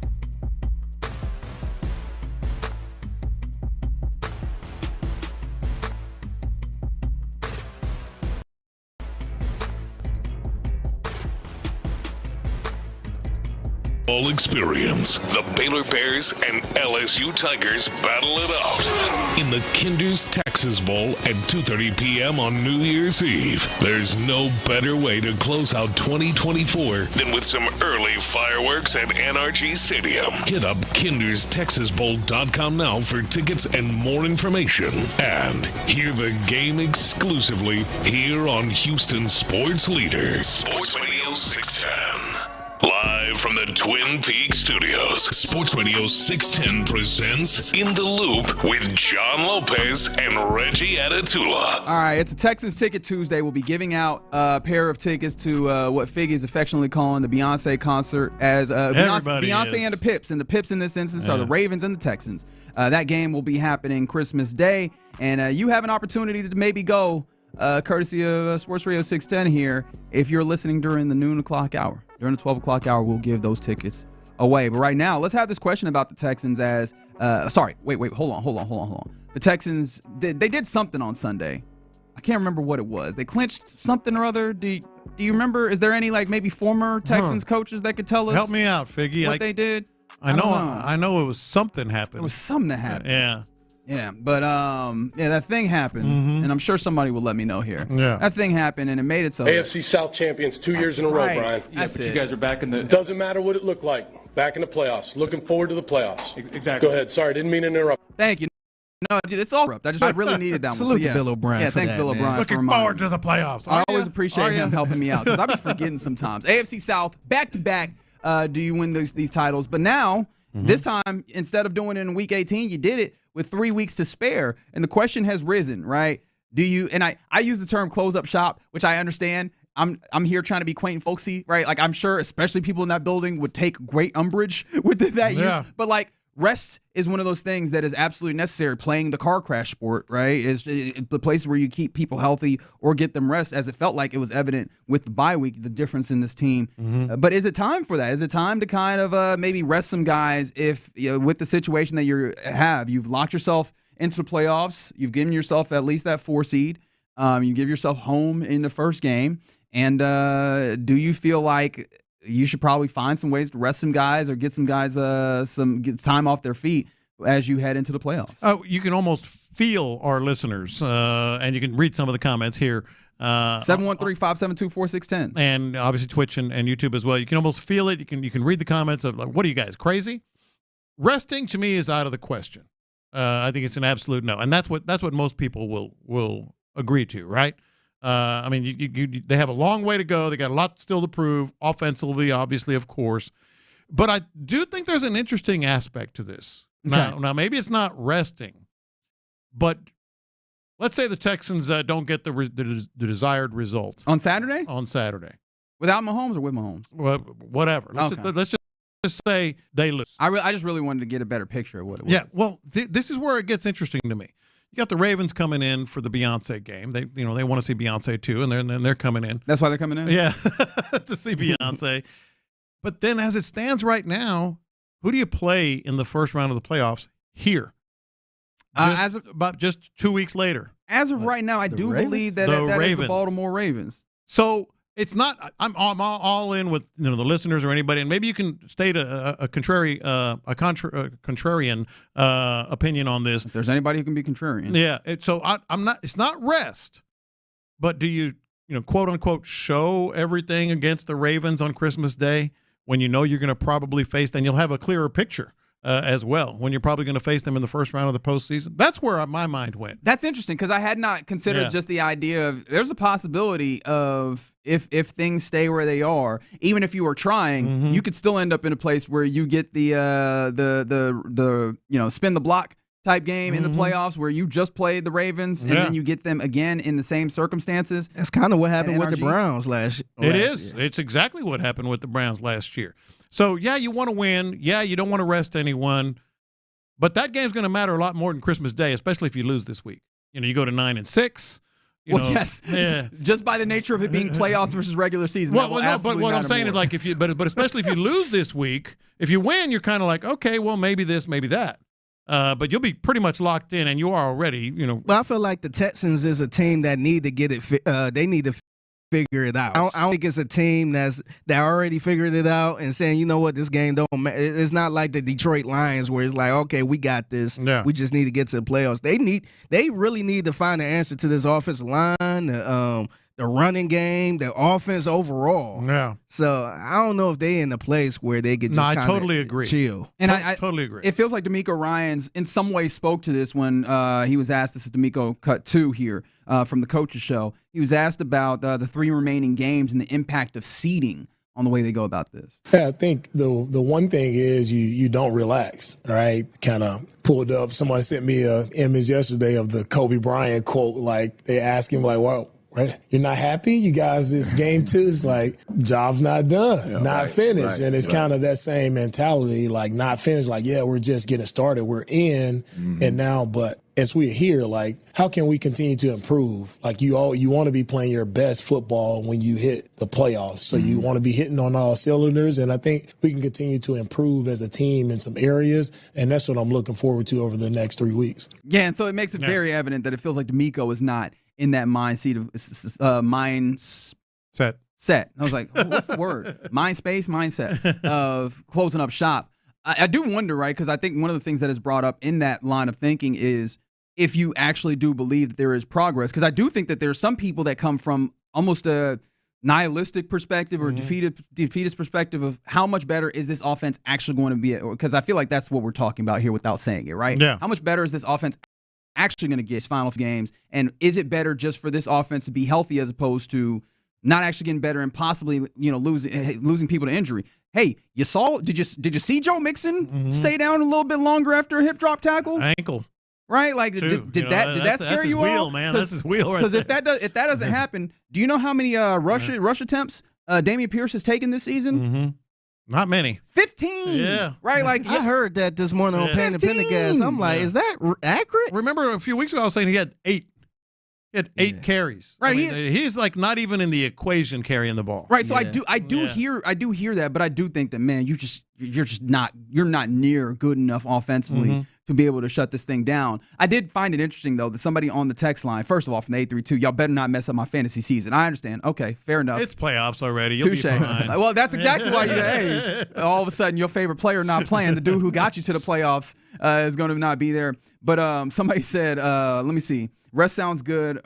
No, that's not what I was looking at. What was the other thing? The idea of offense resting or offense not resting. The defense can rest. Offense, I don't even know. Would you, if you could kind of partially rest or maybe get certain dudes a little bit of time, would you do that, or who would you even consider for doing that? It would have to be on the defensive side. Offense, for all the reasons that we've talked about. There's no room. There's no chance you're gonna. I mean, you're trying to get the offensive line. We're just talking about the offensive line. Gaining some confidence, getting better since they had sort of a decent starting point and all that. Nothing really on offense that you do. Defense, maybe. You're deep on the line. I think DeMeco was making a crack about that with they had 9 players active. They had a lot of active guys. Maybe you are even heavier with the rotation or whatever. Yeah. But one of the things about rest in general is kind of funny is you had a week 14 bye week this year, right? Like you had the late bye week, which in theory should help out all of this cause. Like I just continue to lean to the idea of no, you need to go full bore and see if you can squeeze the most out of what this team especially is. These next two games. Yeah. Now the last game of the year. Yeah, of course. You could start talking about who plays, who don't play, and all that stuff. But these next 2 games are important. Yeah, I still might be interested in that as well because obviously you're guaranteed a 4 seed in the home playoff game. There's still some opportunities to move around here as you're only 1 game back of the Steelers. That 3rd seed is a possibility if you win. I think if you win 2 out of 3 games, right, or something like that. 2 out of the 3, depending on what they do, and they don't have an easy schedule. The Steelers, the rest of the way. I think they have the Chiefs win right after the Texans.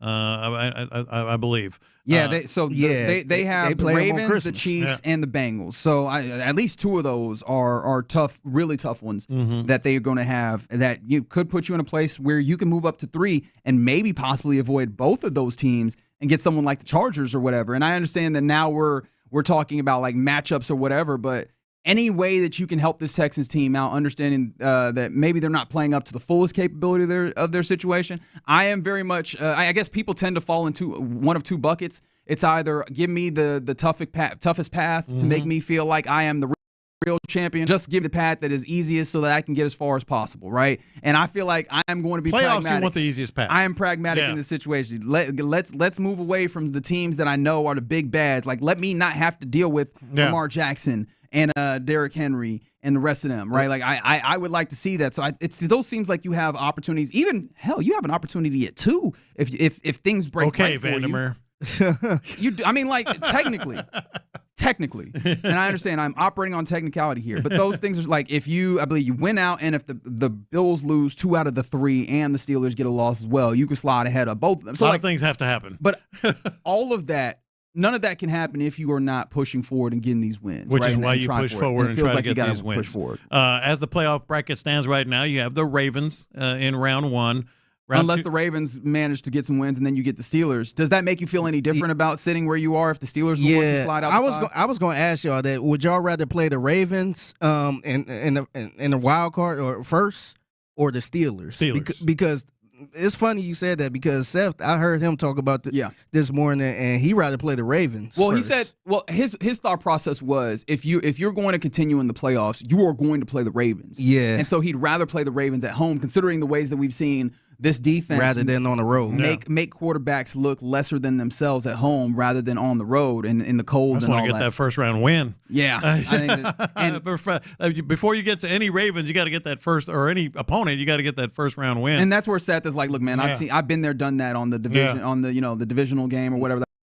First round game, game where you get that win. Like, I want to see if you have the opportunity to go further. But yeah, I think all of that starts with trying to give yourself the best opportunity, the best best tournament bracket to start with, if possible. And I think that all of that, plus also getting your offense to get humming as close as possible. And I think that starts with playing these games out to a full degree. And that also very much starts with Sunday in the middle of the day. It's not the night. Why would it ever be a night game, would it? Right? At Arrowhead versus the Kansas City Chiefs, which you can hear right here on Sports Radio 610. Coming up next, let's get into what's popping here on a Tuesday, including apparently Lopez is in on college basketball.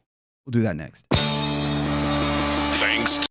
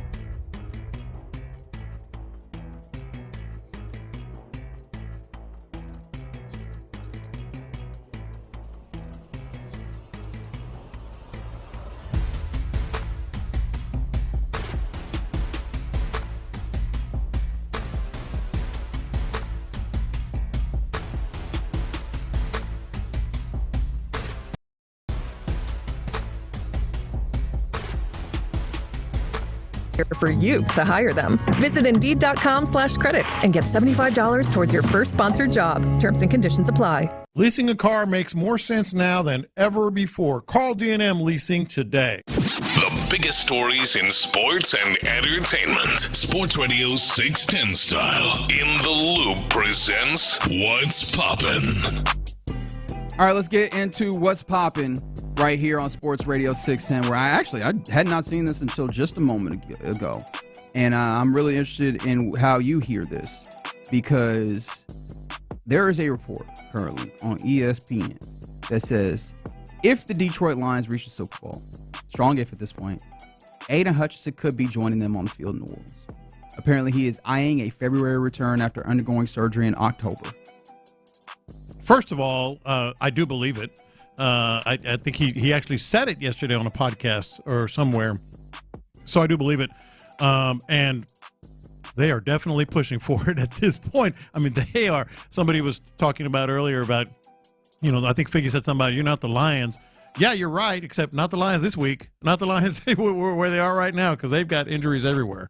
Like they lost Dave Montgomery, running back wise. They've lost, I believe, 15 players on defense. Like, I think that's they're in a place where they're asking dudes that weren't in camp with them to come in and be contributors, the way that they've lost guys on defense. So I think what we saw was a team that you're going to have to go on offensive shootouts against other teams, because you just cannot execute a very particular defense, mind you, with all the guys that you have here against the high-level talent that you're going to be playing. So it feels like it's going to be a long shot after having the Lions looking like one of the best team in football, now being in a place where are they able to sustain it? Because if they can get themselves to that place, it would be nice to just be able to be like, hey, guys, surprise, Aiden Hutchinson is here. That would be enormous for them. Did you hear Dan Campbell drop an F-bomb twice on his radio hit this morning? I did not.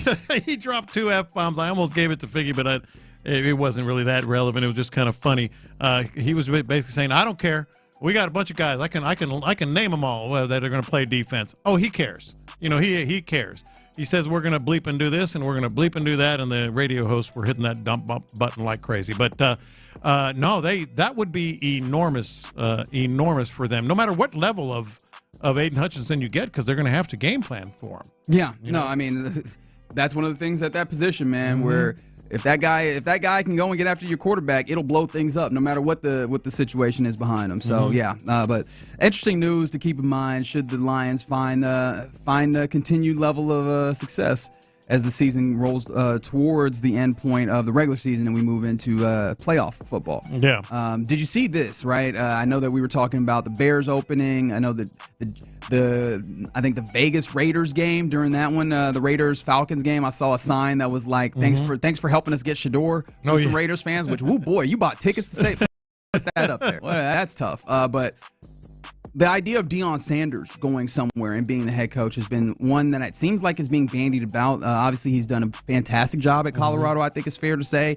Even with the concerns and questions that I've had about it, I cannot deny the work that he's done there. And it seems like NFL coaches or NFL teams have kind of been thinking about the idea of that happening. They might be SOL with this one, as Deion Sanders he was on a podcast, and I don't remember. Oh, it was Pac-Man Jones' podcast. Okay. In fact, and he said, "quote I love Boulder. I have every intention, every plan in the world to become the coach or to be coaching for the Colorado Buffs from here on. I want to finish here. I want to put the flag. I want my name on the mountains out here. I want to put my flag down in Colorado." Close quote. He wants to. He has every intention to. He loves it. I knew you. I was like, I didn't even have to ask a question, so it sounds like you do not believe what Deion is telling here. I mean, he may be absolutely thinking in his mind, I am not going anywhere no matter what. But he said, I want to. I have every intention to. How many times have we heard that, man? I mean, a lot. How many times have we heard a coach say, I'm as happy as I've ever been at fill in the blank university. And then the next week they're coaching the Commanders or something. I mean, no. I mean, we've heard it year after year after year. Maybe I'm jaded, but I think I'm also accurate. It happens every year. So we'll see. Yeah. We will see how that ultimately goes. But I found that to be. I'll put my name on the mountain. All right. I mean, I've seen if you want to take Deion Sanders entirely genuine, which I know some people don't, some people do. So I'm not going to litigate that, but he does seem to really enjoy like molding young people, which I think. And he got a huge transfer yesterday. He sure did. He sure did. We'll talk more about that in college football on a Tuesday. What, you thought we were done? College football CF still boat, rolls baby. on. CF boat still rolls on, but he got a big transfer from a big school.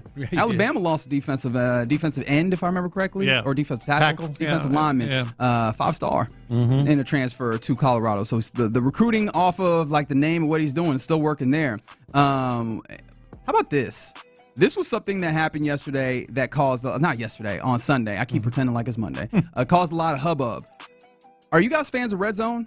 NFL Red Zone? My wife, it makes her sick. I can't keep up. How come they keep switching? I do find that to be like some people. I have met people that are like, no, I don't like Red Zone. I don't feel like I can keep up with what's actually happening in these games. I'd much rather watch it. It prevent me to keep switching back and forth. I'm and all addict. That stuff. I'm a Red Zone addict. Like my name is John, and I am addicted to Red Zone. We got some Kool-Aid over there. Yeah, where are the cookies? But no, This drove me nuts. I was like legitimately angry. Yeah, so NFL fans were with you, John, as that doesn't feel right. Lopez, as apparently for the first time in its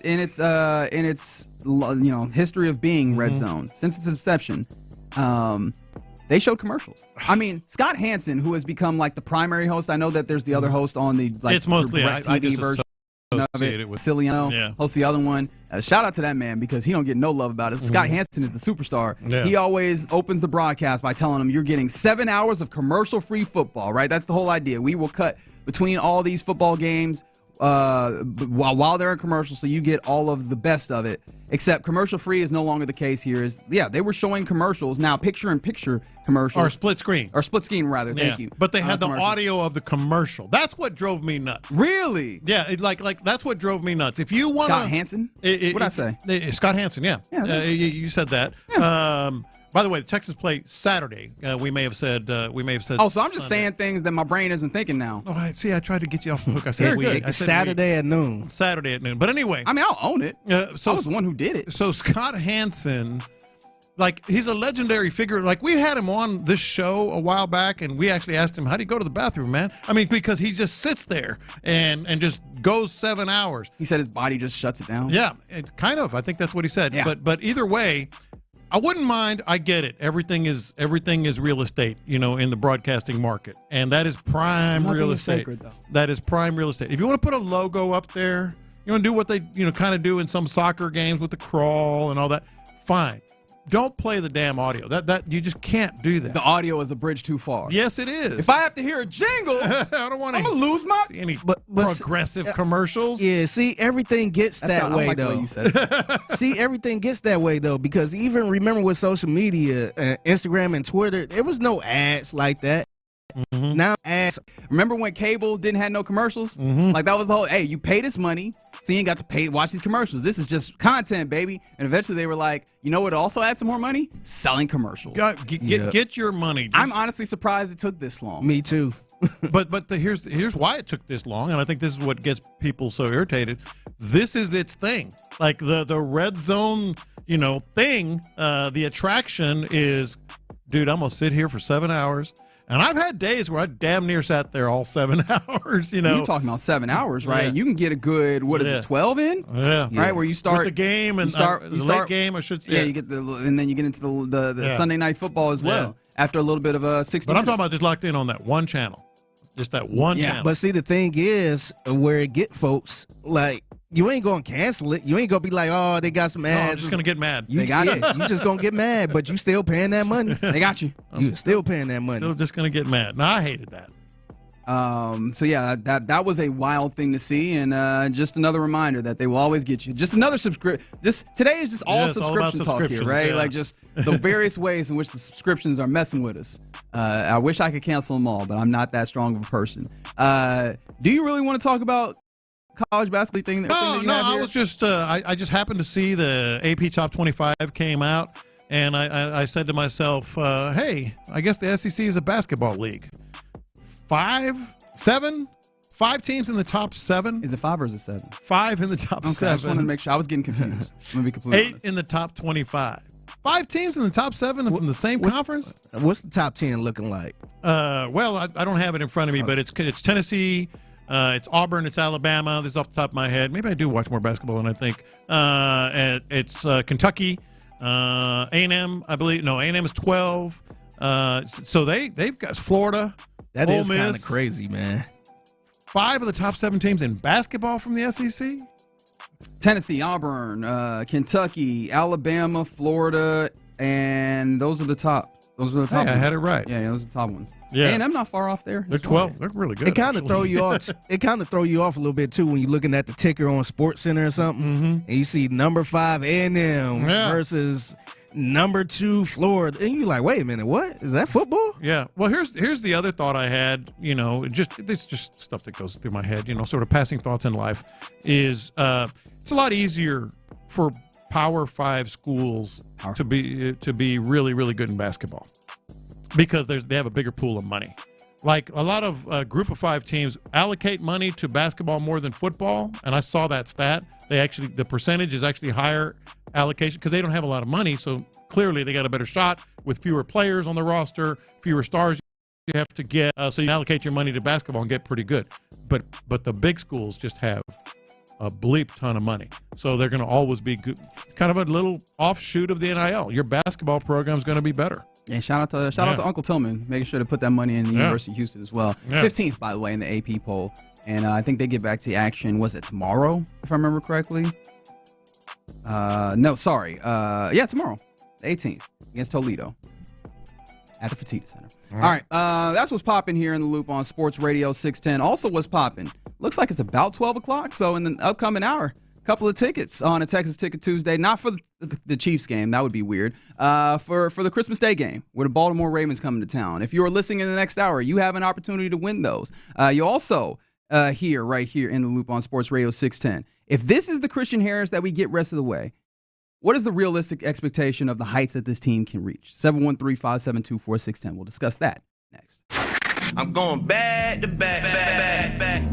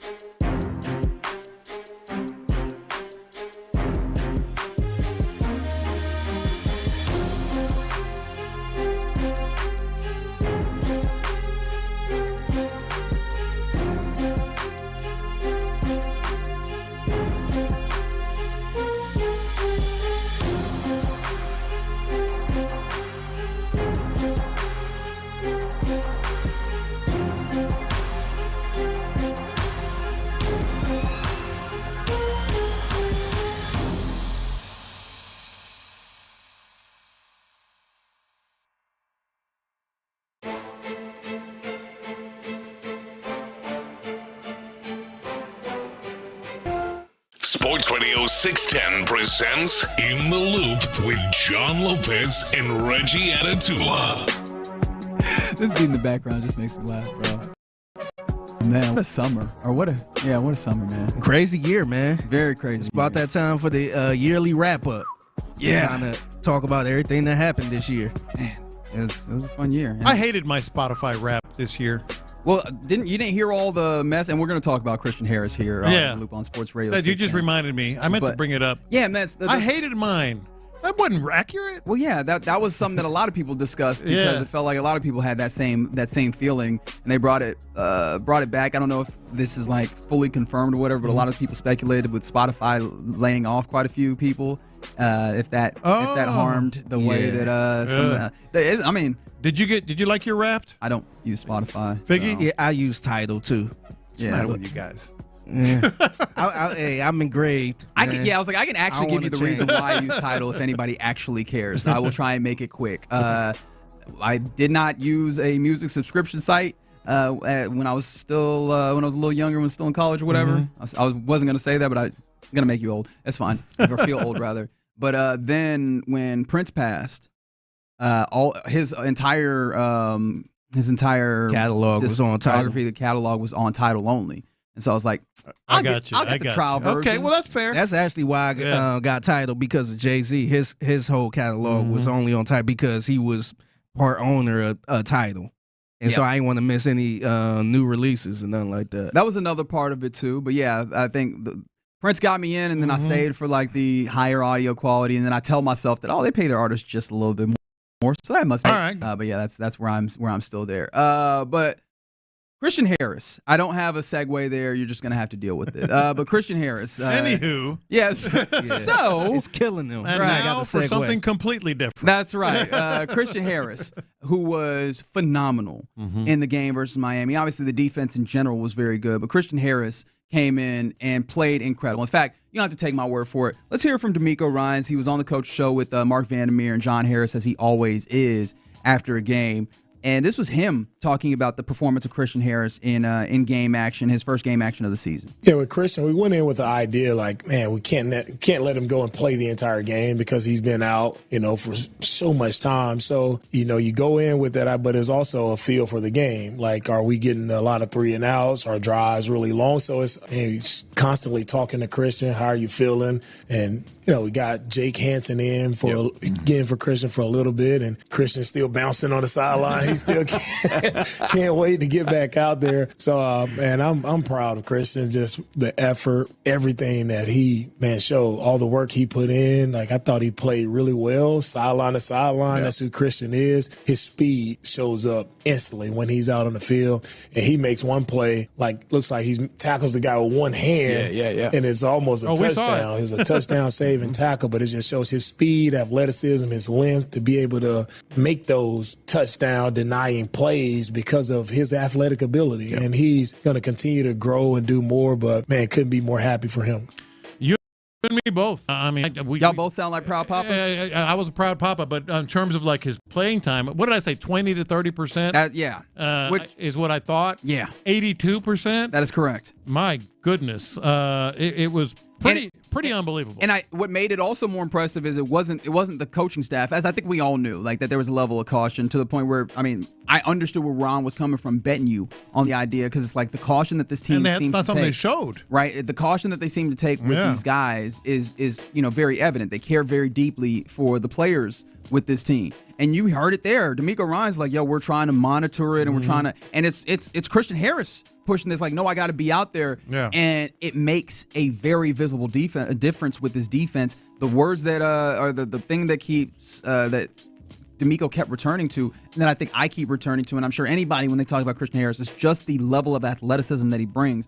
There was a level of lateral movement and quickness that you had not seen from any linebacker, with all due respect to all the other linebackers that played, that he brought instantly. And so one of the things I think about is there still room for him as he gets more comfortable, as he gets more playing time, to like read and react even faster, or like have that get off or that trigger happen even quicker in these coming weeks and as you head into the playoffs, because that's ultimately where we're going, right? Once you have Christian Harris back and he's playing 82%, I feel like, boom, there's only sky's the limit here, right? what does then that bring to this defense as you move towards the end of the year against some good teams, the Chiefs, the Ravens, and then also into the playoffs? How good can they really get with Christian Harris? That's the baseline. Like Sunday was the baseline for him for the rest of this season. And he's, we're not going to – yes, we are. I was going to say – Speak for yourself. I was going to say we're not going to go over the top here. And then I'm thinking something over the top. 100%. But it's also something that has been, talked about a lot. He is a Pro Bowl caliber player, coming into the year before any calf injury or anything else. It was very much talked about. He, some would say even better than Pro Bowl, a guy that can be, a true, game-changing, next level linebacker. You heard DeMeco talking about sideline to sideline. That is something that's special in the NFL, that a lot of teams just don't have that linebacker that can do that. He is that. So if Sunday is the baseline, just how good can they get the rest of the way? I think he kind of changes everything. I really do. Right. With that, all of the physicality and lateral movement and everything. Christian Harris, again, the necessary disclaimer: Pro Football Focus is, a little bit more objective with their grading, and that with the objectivity, it can kind of go up and down or what have you, right? Take it with a grain of salt. But highest rated run defender on the team in this week, right? That is instantly a big change. And then also, I think one of the things that you were hinting at as we were preparing for today's show. Henry To'oTo'o did play very well, and we gave him his credit for stepping into that role with the green dot. Like, if you're not familiar, the green dot means that you are the person who has the communication device in your helmet where you get the instructions from the play caller, and that is a lot more responsibility, getting other people in the right spot as you get the right spot prepared to go and make plays and such. Right, so Henry has all that. I do wonder the increased level of play that we saw from To'oTo'o. I understand he has more responsibility. That with that comes some things. I do wonder how much of that is also knowing that you have someone like Christian next to you that helps cover up some of these things as you are playing. Because if you think about that, how much more does that multiplication factor happen when you have Azeez Al-Shaair there? Get him back. Right. Yeah. Hey, look, I think that's – I think Henry To'oTo'o, and maybe this is unfair to Henry To'oTo'o. Oh, don't do that. He's been really good against the run. Don't do that. No Henry slander. I agree, but I think – I'm not going to change what I think. He was a better linebacker because Christian Harris was on the field. Okay. And there's no shame in that. And the other thing about Christian Harris that we didn't even get on Sunday. See, there are so many ways that he can help this team. We know the big interception that he had in the postseason, but he didn't have a single pass defensed on Sunday. That's his forte. Yeah. Like he is really good in pass defense. This was just him making plays that other players didn't make. You heard DeMeco talk about, a touchdown, potential touchdown saving one-arm tackle and getting to guys on the edge that ended up being a 3-yard gain instead of a 9-yard or more gain. That's what he does, and he didn't even defend a pass. He had 7 last year in 16 games. He had 5 as a rookie. So this is where his forte is. He's going to get better. He's going to make everything better. And then this is where it really sort of gets me excited about what this defense can do, and this defense carrying this team a long way. You've got a guy that can change a game in Derek Stingley. We know that. You've got 2 guys on the defensive front that can change a game, like flat out, just win a game for you on the edges, in Will Anderson and Daniil Hunter. Correct. We're playing this on the conservative side because there are some other guys that you can maybe make some big plays. Start making cases. But I'm talking about like over the course of an entire game. He changed the game. Sure. Those 2 dudes changed the game. I think he finally have one at the line at the second level. He can change a game. No, absolutely. I'm trying to determine if we're being unfair and not including Azeez in that situation. I mean, Azeez is just like a bad dude that makes a lot of tackles. I don't know if it's unfair or not, but Christian Harris gets picks, defends passes, chases down guys that might have been scoring a touchdown. Right. He changes games. I mean, there was one of those plays, and I can't remember what the exact play was, but all I remember is you have Christian Harris with his hand up, right, and the ball just clears him. So it's not like he touches the ball or I guess directly affects the trajectory. But you've got to imagine that him being there forced Tua to place it just a little bit higher and not allow him to get the ball to where he needed to. And that's huge, right? Like, how we're already talking about a turnover defense, right? And that's what a blessing to have for this Texans team, right? When you have Sting over there with 5, you got Caleb Bullock with 5, you got Kamari Lassiter, who when it goes right, he can grab the ball a few times, right? The actual turnovers of the coverage in general, and then now to have in the middle to have the coverage of Christian Harris being back. Like, where do you try and attack with this defense if you're throwing the football? Like, I do understand that we had some concerns about deep shots, but I wonder if that gets a little bit better if those guys have the comfort, those guys on the back end know that, hey, Christian Harris is patrolling some of this underneath as well. And we've talked about tight ends coming into this game when we didn't know that Christian Harris was going to play. I mean, Jonnu Smith had a very nice touchdown, like an incredible touchdown. He did. But I feel like you're much better off in that game, and you're definitely much better off in the. I think didn't that touchdown end up happening with a cornerback on him? I think that was Stingley back into the end zone. It's kind of a broken play kind of thing. Yeah. So it wasn't. No, I'm just saying, like against tight ends, you feel a lot better with Christian Harris on the field, and especially these next 2 games. Yeah. So I'm interested to see like how far this thing can go, right? Because yes, this team is clearly better in that instance, but like how far does it go? Because I mean, we know kind of some of the frustrations we have offensively, and we've talked about this defense leading it. And I do wonder, like, I don't think that there's a lot of other things with this particular team that I know will not be the case, right? And I feel very confident saying I know will not be the case. But I keep thinking about the 2017 Jacksonville Jaguars that go to the AFC Championship that year. And we don't have to talk about what happened in 2018 and all the things that fall out. But, like, that was a team that was clearly carried by their defense to an AFC Championship game. And, honestly, to the doorstep of the Super Bowl in that year. Does it feel like this defense can do that, especially with the addition of Christian Harris? 100%. And, yes, 832 is right. All this without Jalen. Yeah. But no, absolutely. I mean, this is a team. You just went through all the interceptions, the turnover defense, and where they rank, we know, and we'll get into perhaps more of this, tomorrow. But the defense carries this team. It sounds weird to say, but the defense carries this team. Yeah. I'm interested to see just like how tough that can be, right? Or like how strong this defense can be to that degree. Having the turnovers is really the big thing, right? We saw like if you can do similar things, and it might be unfair to expect exactly what that was against the Miami game, but where you're giving the offense the short field and you're giving them more opportunities to get out of their own way because your defense is that stout, like that is really what you look at as the defense kind of carrying you forward and I guess playing a certain level of complementary football that gets you to that place. But yeah, man, I'm real interested in this. Now, can I get Caserio here?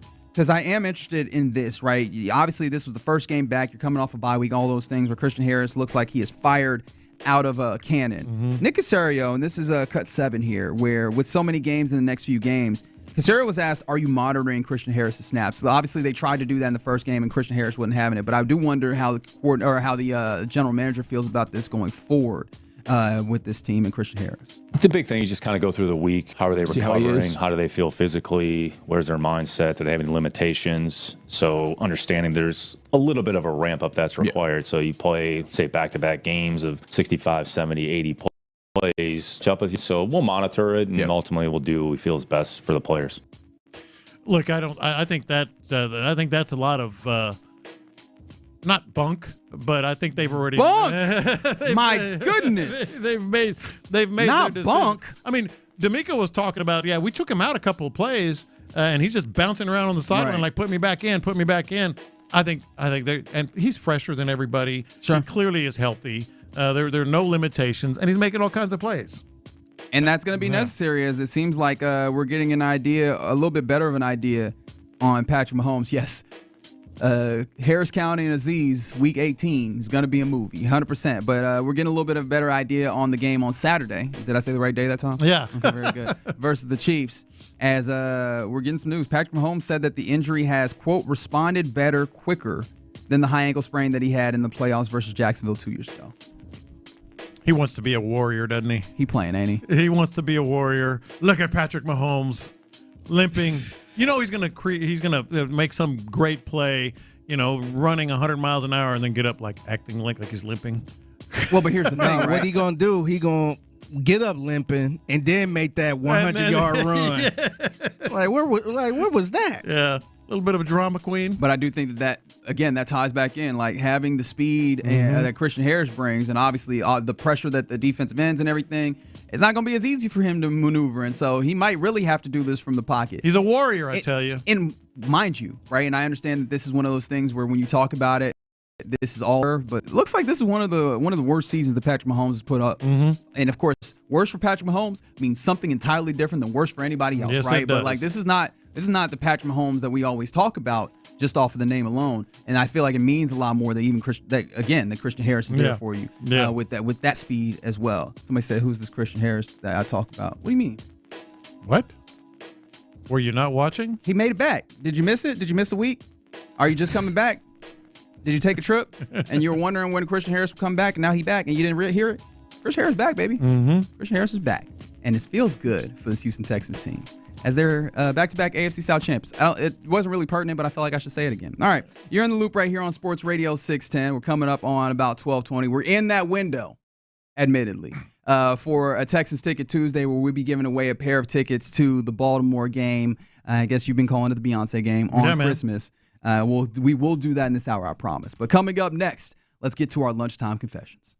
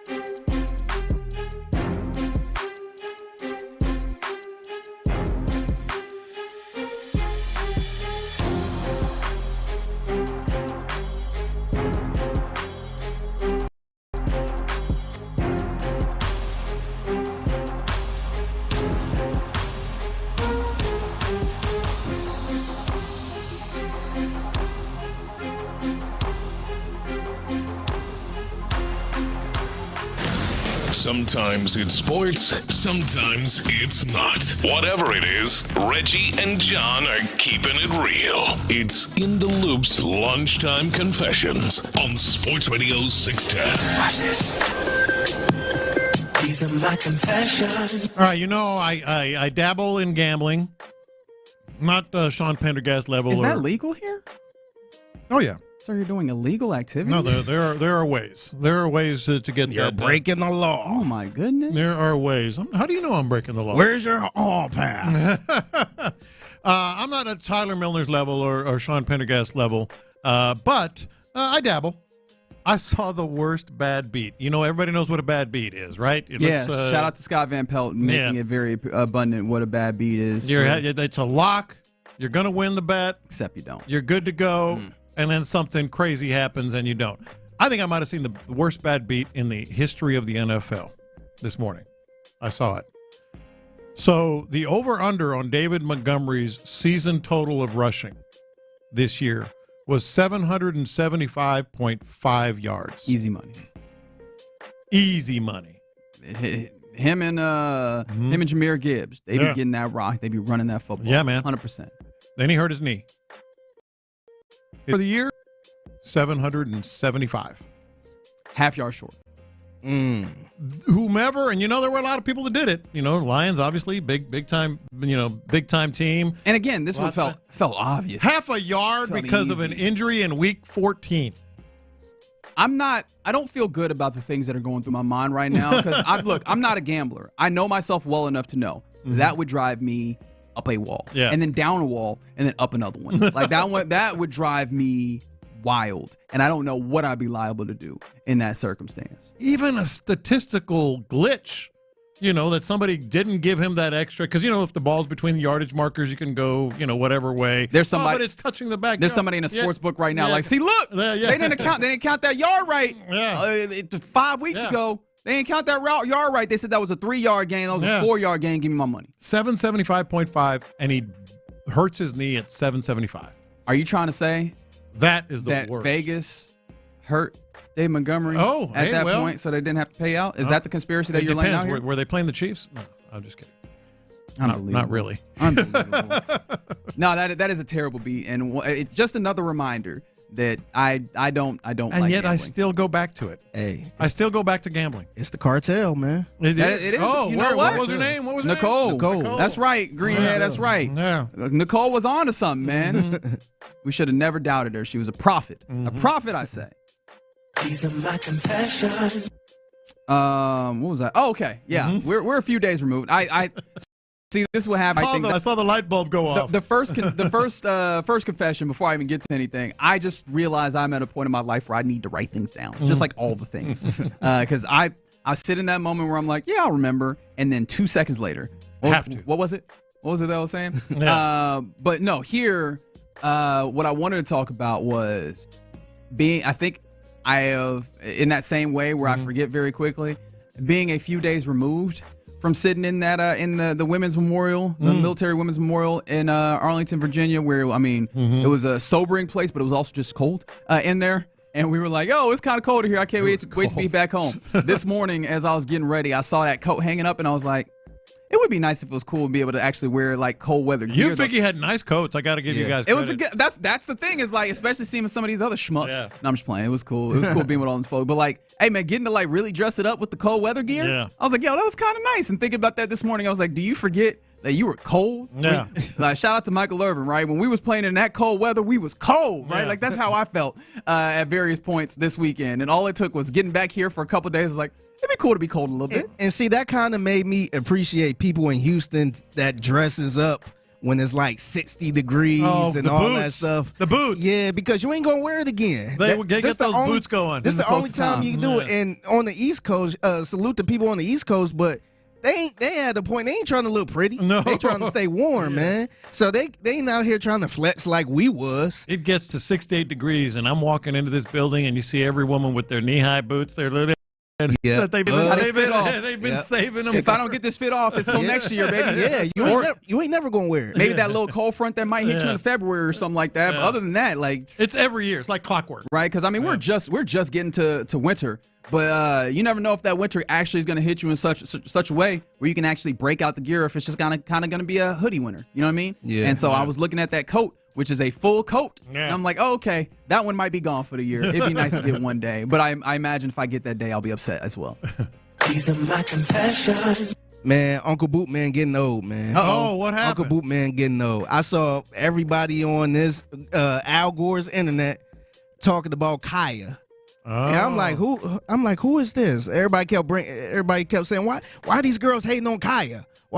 So I had to look up, see who is this Kaya y'all talking about? How often, by the way, does that happen now where you're just like, I have to look up what's happening as opposed to be catching on fairly quickly? So in my brain, I'm thinking like, if I see this person, I probably know. I'm like, oh, okay, that's who that is. So I looked it up, and this is the first thing I see. Cooking with Kaya. Cooking with Kaya. So I'm like, was that the mac and cheese? I have no idea. But she did a mac and cheese. She did a mac and cheese that looked kind of good that I kind of want to try and make. Yeah. I'm not gonna lie. So if you're not familiar with her, like I was, cooking with Kaya, she cooks a lot of food and she twerks. Oh, I didn't actually see. I must have seen a cut up somewhere else. No, I didn't know that's she was why twerking. I was familiar with her. Remember? Go ahead and cut that up for me. I need that one. I need that one to play back she later. do this in the video. Cooking with Kaya. Cooking Kaya. And then she started twerking and all this other stuff. That's what I had seen. And then she shows the food, like what she get ready to cook. Yeah. So apparently a lot of people was hating on her. She's the Taylor Mathis of cooking, the Walking Bets of cooking. Okay. You've seen her. Okay. Walking Bets. Oh, Yeah. okay. I didn't get it when you said walking bets. I got you. She's the Walking Bets of cooking. Yeah. I got you. Yeah. That's the only reason somebody had shown it to me or I came across it or whatever. Yeah. But I felt old, man. I'm like, who is this person, man? Why does everybody keep bringing this up? Why is she popping up in my time? Like, not even her videos, but the name kept popping up in my timeline. Yeah. Like, who is that? So Uncle Bootman felt old, man. Honestly, the 281 said, Reggie, it's too late. You already snitched on yourself. I feel like I am honest enough that I'd be willing to tell you the truth about that. I sincerely, and I honestly, I feel more embarrassed about the fact that I didn't see that she was twerking and that it was just like, ooh, that mac and cheese looks good, right? Like that is the place that I was at. I was like, oh, that looks like something I'd like to make. You saw the kid-friendly version of it. I guess so. I really and truly did think that looks good. I would like to make that mac and cheese. Mm-hmm. I bet you will. All right. With Kaya. No. I know enough to know that would be a bridge too far. If I can make this uncomfortable for everybody, she is 17 years old. Oh, y'all be careful. Oh, did not know that. Yeah. Stop that. Who? I'm not familiar with. That's her. right. Anyway, correct. All right. So my next confession, like much of the world, many people around the world, I love Christmas. Who doesn't love Christmas? But we all hate certain things about Christmas, right? I have a new thing. That's my confession. I have a new thing that I hate about Christmas. I need to figure out what I hate about Christmas. Everybody has something that or bothers you about Christmas, whatever it may be.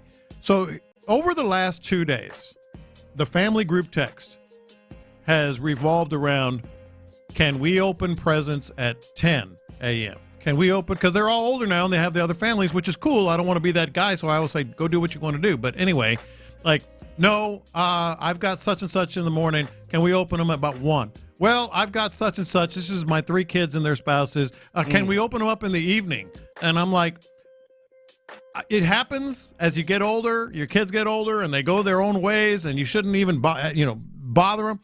But I've decided we're going to open presents, whatever, let's say 10 a.m., 9 a.m., whether you're there or not. Like the whole gymnastics of scheduling when this family is here and that family is not, and getting them all in the same place at the same. That's what you get for having a loving family that wants to spend time with you. Well, I know, and that's the good part. But in your face. But but I just can't stand the okay, can we all want to be no. I always find that to be interesting because I've never been a person that's been like, hey, we all have to open our gifts at the same time. We are. Yeah, nah, my family was never like that. Really? Yeah, by the time you come over, we didn't open our gift. Yours is over there in the corner. Honestly, half the time, gifts wasn't even wrapped, right? Like, oh, that stinks.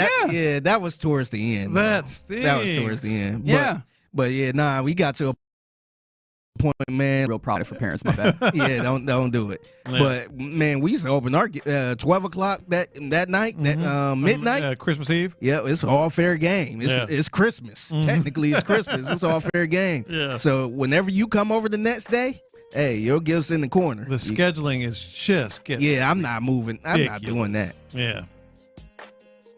These are my confessions. All right, real quick before this one.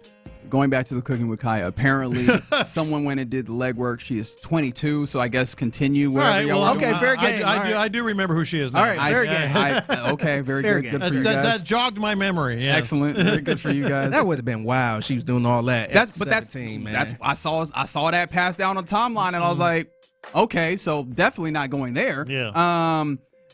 I do wonder if there's any level of feeling there for Titans fans. Not that I feel any level of sympathetic, but it is really bad. I might feel just a smidge sympathetic for Will Levis. Mm-hmm. Oh, wow. Because it's pretty bad for Will Levis, right? Apparently, it was clear that Nissan Stadium fans had seen enough of him. This is when Callahan pulled him in after his fourth quarter turnover, right? He had 3 interceptions and a fumble. Midway, this is actually the third quarter, so it was third quarter.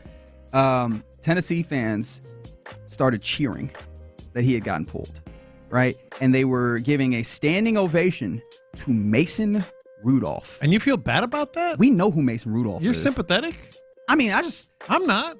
Okay, fair enough. Well, I also know how you feel about that. Yes. But I was just you like, did it right. Damn, you are done in these streets, huh? Which I don't know if, I think the confession is, I'm not sure if that's a good thing for me. I kind of would want them to keep going on that. Keep going with Will Levis. Because I do think that this is going to be, we've talked about this a little bit. I think this is going to be a year and offseason where that mid-level kind of quarterback, someone like a Sam Darnold, could be there.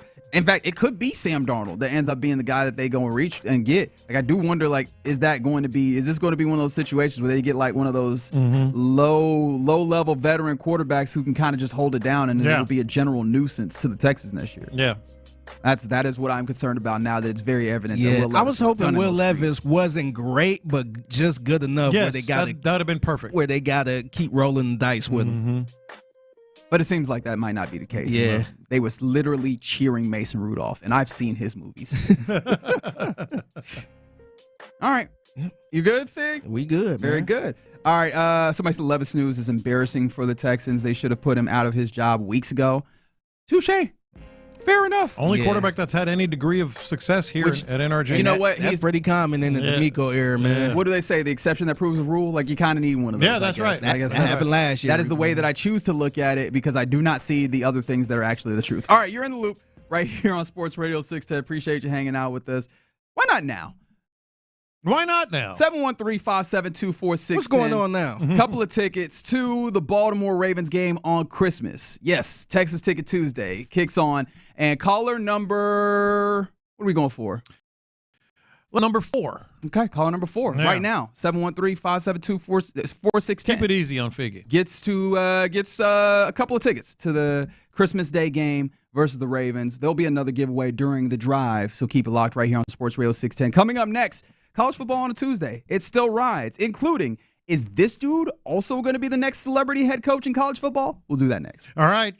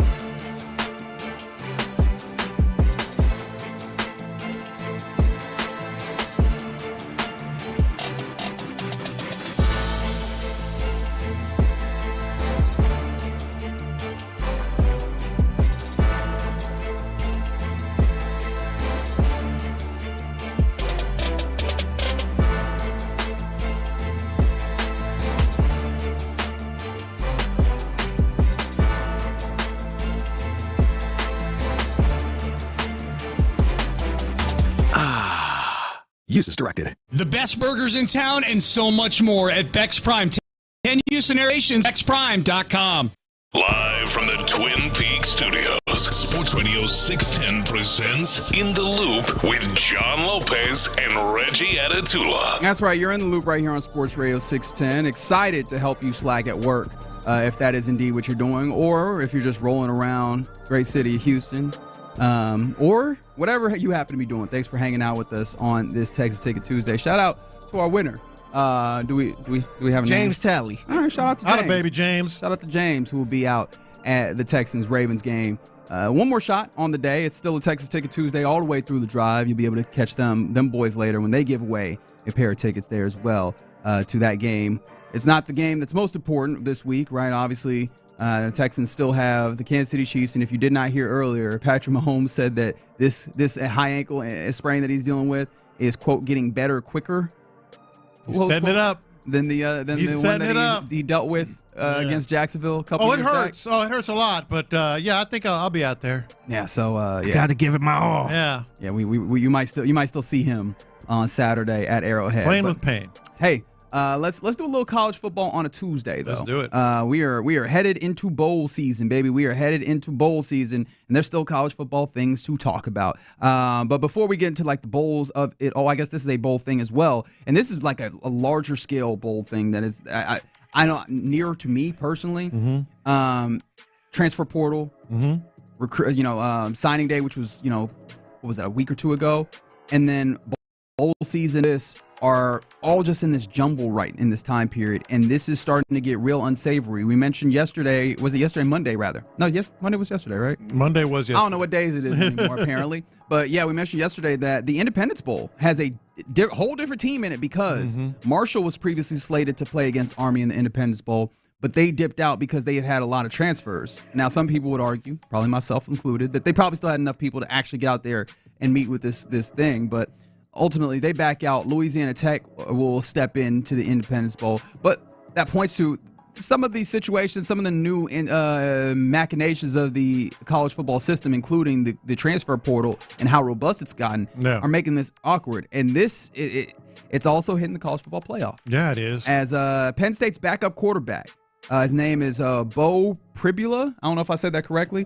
but whether I said that correctly or not, he wrote a piece saying that he is going into the transfer portal. He called it an impossible decision, seeing as the playoffs overlap with the open portal period, and so he's leaving the team a week before their first round game, And so they're not going to have their backup quarterback. Drew Aller, obviously a solid one, and if everything goes well, you wouldn't see the backup quarterback. But if he has to step off the field for a little bit, or God forbid he gets injured and is knocked out of a game, they're put in a real dire situation, and that's just a small indication of the weird way that the college football window is lining up in this modern era. No, and I just to be honest here, it stinks. It needs to be adjusted, either the portal or how they play this or whatever. But frankly, I don't blame him. I mean, there's going to be more of this. I mean, these are business decisions, man. I mean, if they're making all this money, they're businessmen. And they have opportunity to play and make more money. It sucks. It just does. Hell, there were rumors about Arch Manning transfer portal and all this other stuff. Not going to happen. But I mean, you almost think like, well, I kind of get it if Quinn Ewers comes back. Even a player like Arch Manning. So it's just like, this is just the life that they're in, and they got to change the way they do it. Yeah, but I think this is yet another indictment of the NCAA. Oh, absolutely. Not being proactive and allowing, various issues to fester because they're afraid to be honest and open about what is happening. Mm-hmm. And the NIL situation has just been the wild, wild west because there are no actual rules in place. So everybody is just pushing the bounds and trying things. We've had people, guarantee money that ultimately they were not going to deliver on, and we've had all sorts of different nonsense because there are no actual rules in place as the NCAA falls ass backwards into these things. And then even with the transfer portal, as it's continued to get bigger, and as you move to even closer to like direct payment, there aren't rules. And this is another situation where they did not think ahead to be like, hey, signing day, when coaches are, actually moving with the carousel, when the playoff ultimately comes into effect. They're all in this same time period. And if you want to maintain any idea that these dudes are, going to school,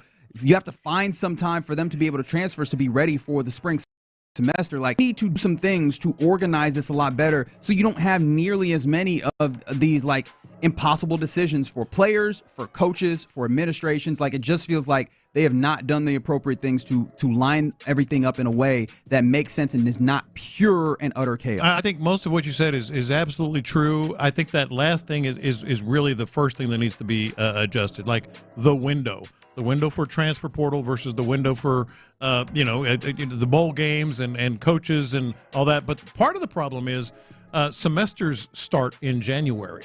And so it's almost as if, like, if you're going to move the portal window, some of these guys aren't going to be able to get in school. And I know it's all a sham. And that's the thing is, like, we need to get to a point where we stop doing the sham. I understand that, but they, like, it's a sham, but they have to be in school. By the way, and I'm trying to remember who it was, but it was somebody who, like, good amount of money investor type dude who was saying that we're probably close to a situation in which the schools are selling off portions of their football programs for, like, selling off equity in football programs, which makes them even closer to, like, professional teams if they did operate in that way. Man, we are closer to this being like, I mean, this is always operated, or at least for a long time has operated like professional sports. We're getting close to this being, like, in full effect of professional sports. Yeah, but again, until then, you do have to get into school, and maybe that's a big factor there. Or maybe the NCAA continues to do things that they always do, which is just let it fester. And quit saying student athlete.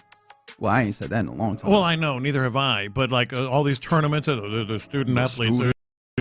Hey, maybe the guy's watching. Student athletes. Speaking of student athletes, there's a possibility that there is going to be a new guy dealing with some student athletes. Michael Vick is apparently in talks to coach either Norfolk State or Sacramento State about a head coaching job. I believe this was put out. The idea is, Michael Vick, clearly NFL player, a lot of knowledge on football. He's done, media things as well. And according to an ESPN report, he's expressed interest in the position, and he has met with the Sacramento State about the potential of doing that. The AD at Sacramento State said, as you can imagine, given the success of our athletic programs, that our head football coach job is an attractive role. So first of all, it does feel like a lot of programs are trying to go the route of celebrity head coach. And I do want to make that clear that I'm not just talking about dude who played in the league just getting a job, because there are dudes that are played in the league that then go and coach and they work their way up. Sure. Mike Vick doesn't have any coaching experience.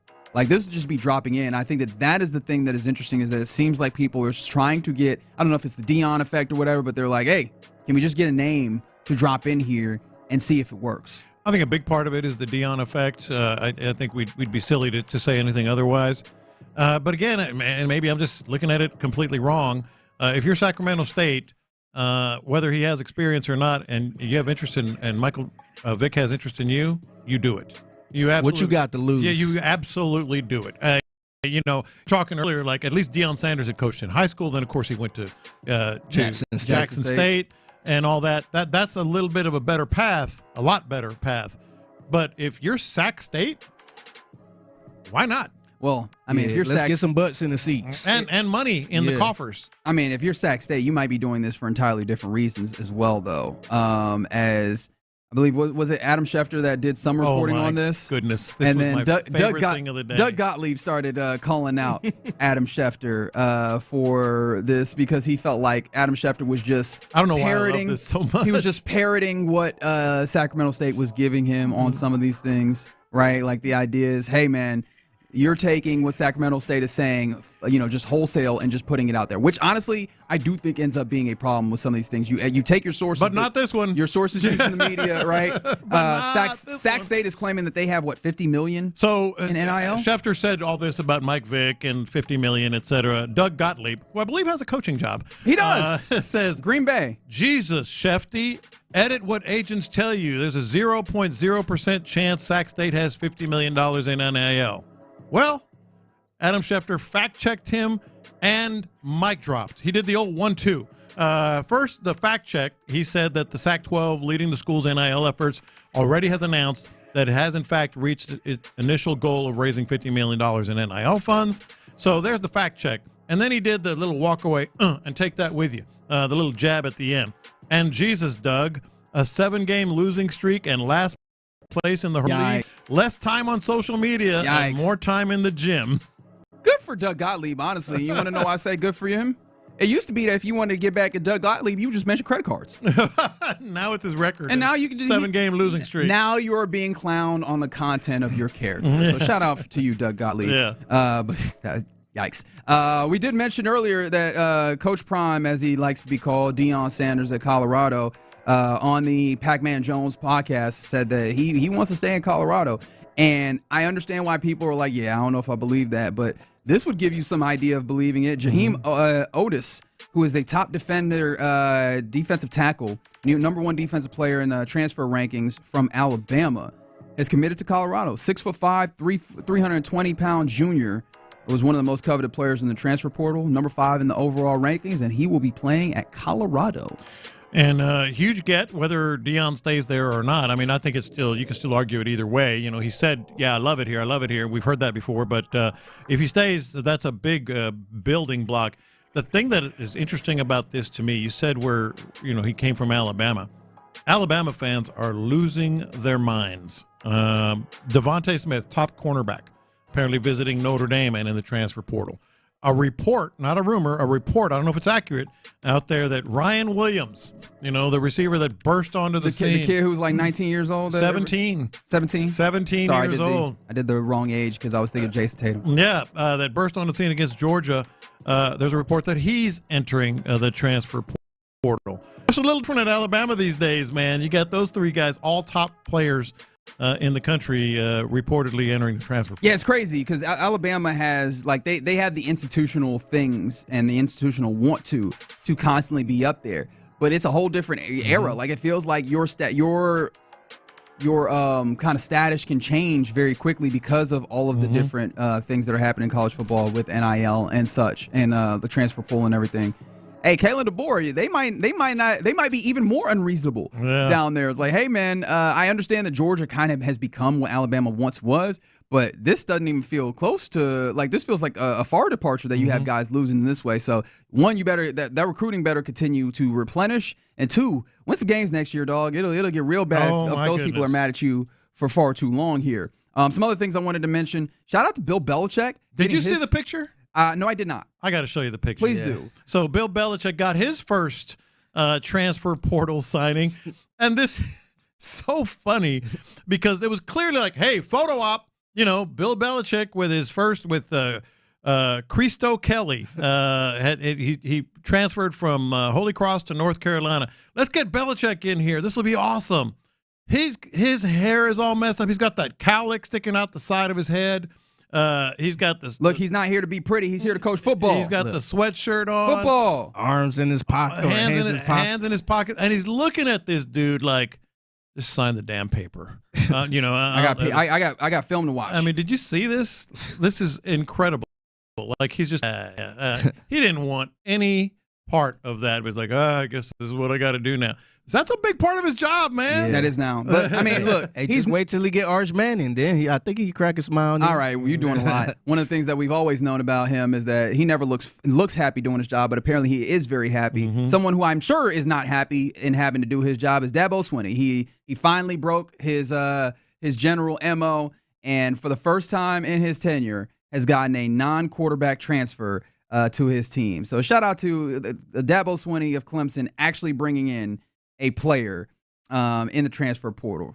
What did he say back in the day that NIL stuff? Oh yeah, he said if players are getting paid, I'll quit my job. And apparently he did not mean that because he's still out here working. Yeah, I mean, look, whatever. I mean, he's a different kind of guy anyway. But dork. If you're going to compete, I'm in a grandstand. I don't want any of these other people to get paid except for me. Oh, y'all are actually getting paid? I won't go through with it. Yeah, I didn't mean any of that. Yeah, that's exactly what Just happened. being a jerk. Mm-hmm. All right, you're in the loop right here on Sports Radio 610. Coming up next, let's make the case for All-Pro Stingley. You've heard a lot about All-Pro Stingley, especially after the two interception, 2 tackle for loss game from the cornerback for these Texans. Let's make the All-Pro case next. So long, Kyle.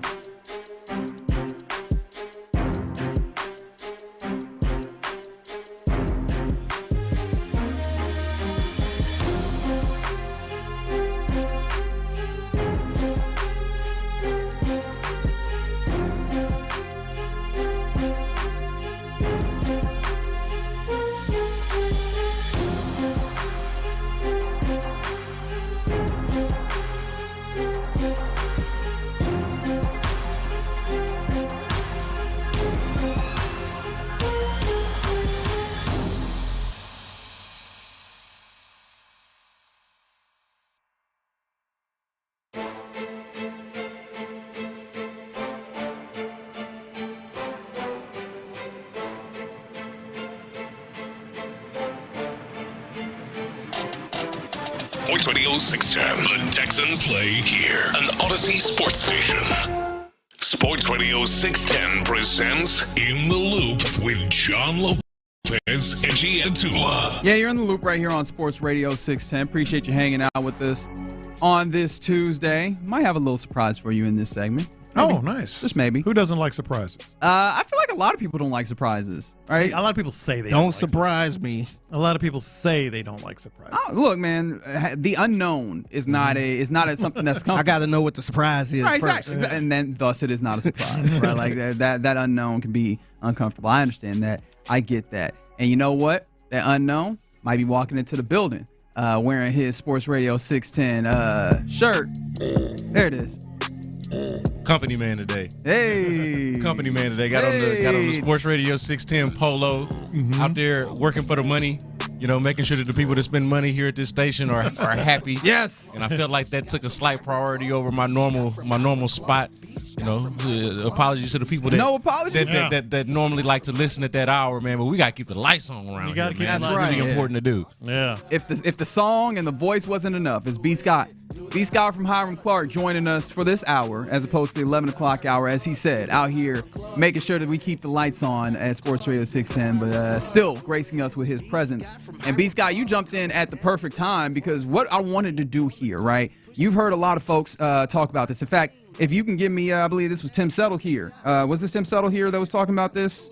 Actually, no. This was, I believe this was Kamari. Did you grab this audio? No, you didn't even grab this audio. No, I got Tim Settle. I can see it on your face. I got Tim Settle. Nah, that's something else. Well, Kamari Lassiter was asked about Derek Stingley, cornerback for this team, and he said he's the best player I've seen in a long, long time. All-pro Sting. All-pro Sting. That's the mantra these days. That is the mantra, right? And it can be amongst teams, especially when you get to the social media team, that they're trying to just pump their guy, right? But I kind of want to go into it. Can we and should we make the case for Derek Stingley as All-Pro?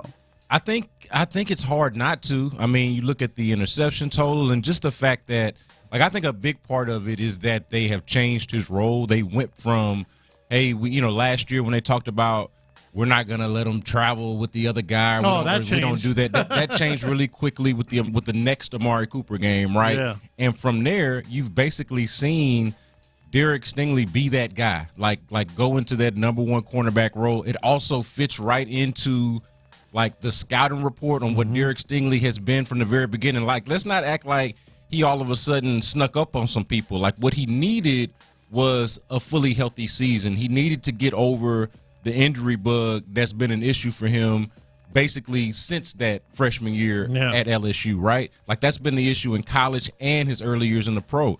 We always said, hey, if he can just put it all together and stay healthy, he's the prototype of what you would want a cornerback to look like. He's got the size, the athleticism, the speed, the ball skills. He tackles well for the most part. It's a complete package. It always has been. So now it's just all coming to fruition. Look, I'll just flat out say it. He's an all-pro cornerback this year.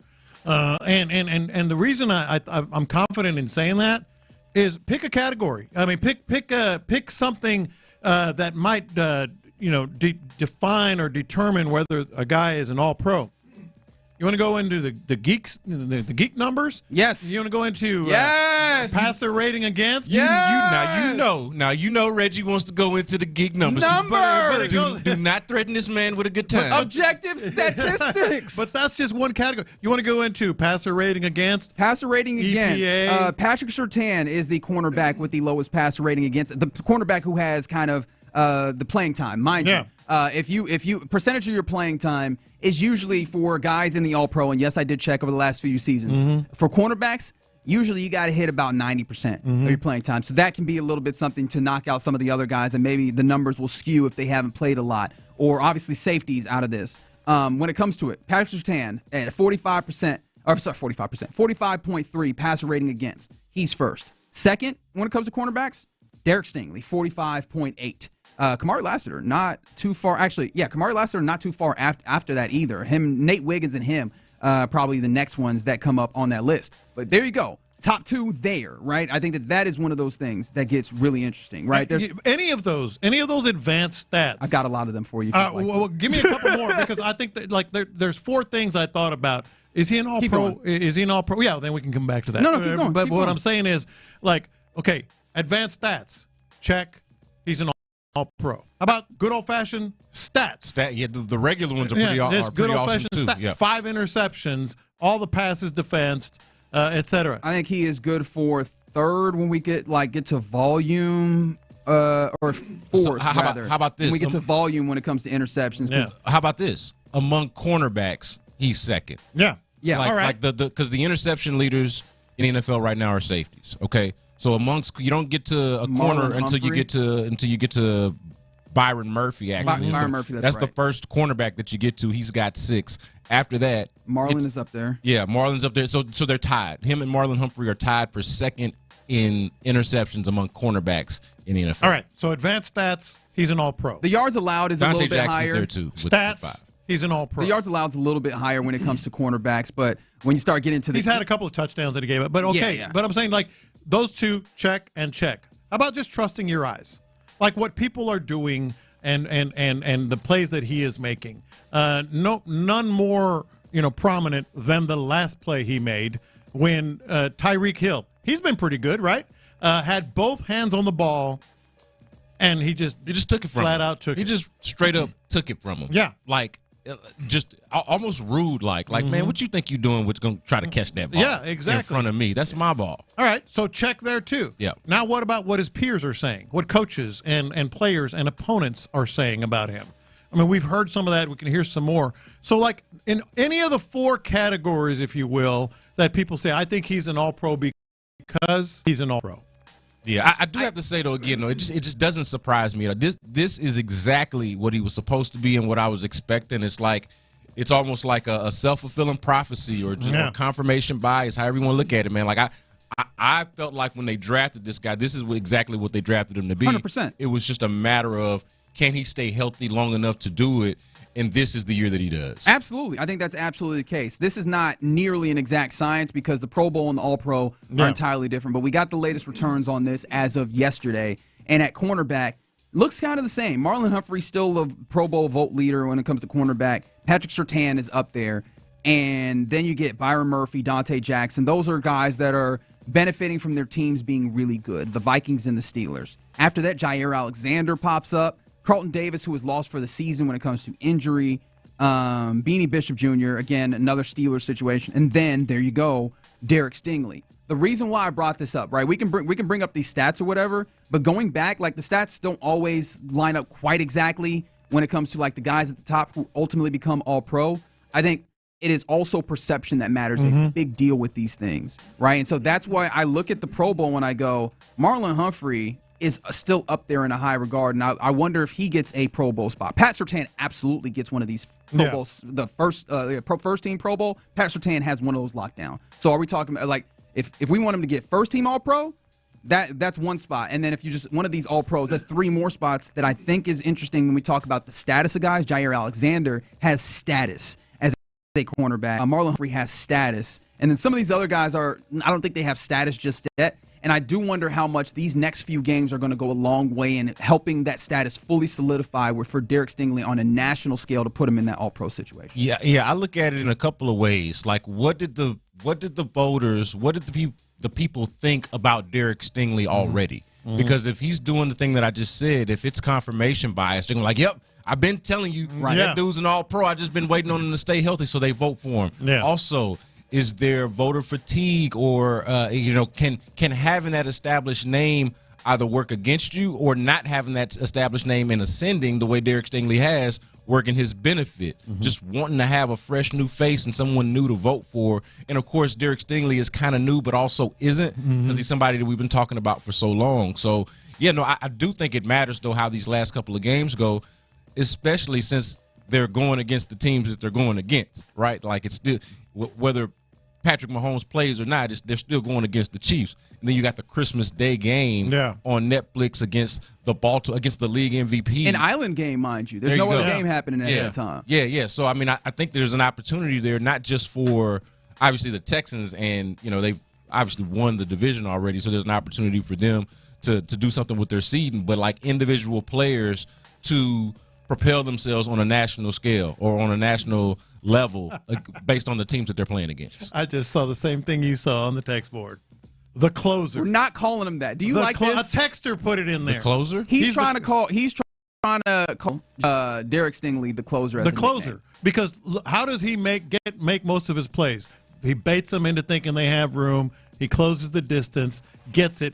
Who closed the game? That's his nickname for Derek Stingley Jr. Yeah, who closed the game on Sunday? But he's already got a name that shortens and abbreviates that works. So much better. He got the coolest last name ever, man. He's the closer. Imagine being a football player and they can call you Sting. A lot of and people. It works Cornerback named Sting. It's his name. No, he's the closer. His name. I didn't say it. Already. A texter is down with it. He's in. Keep in mind, a lot of people made fun of it. A lot of people said Harris County wasn't going to stick when I started talking about it. It did stick. It did stick. But that also worked. That is his name. It did. That was his name in it, man. Yeah, that worked. You in Houston. Sting works for the same reasons that Harris County did, maybe even more so. He's the closer. He closes distance. He closes games. It's so bad, man. It's so good. This is so bad. It's so good.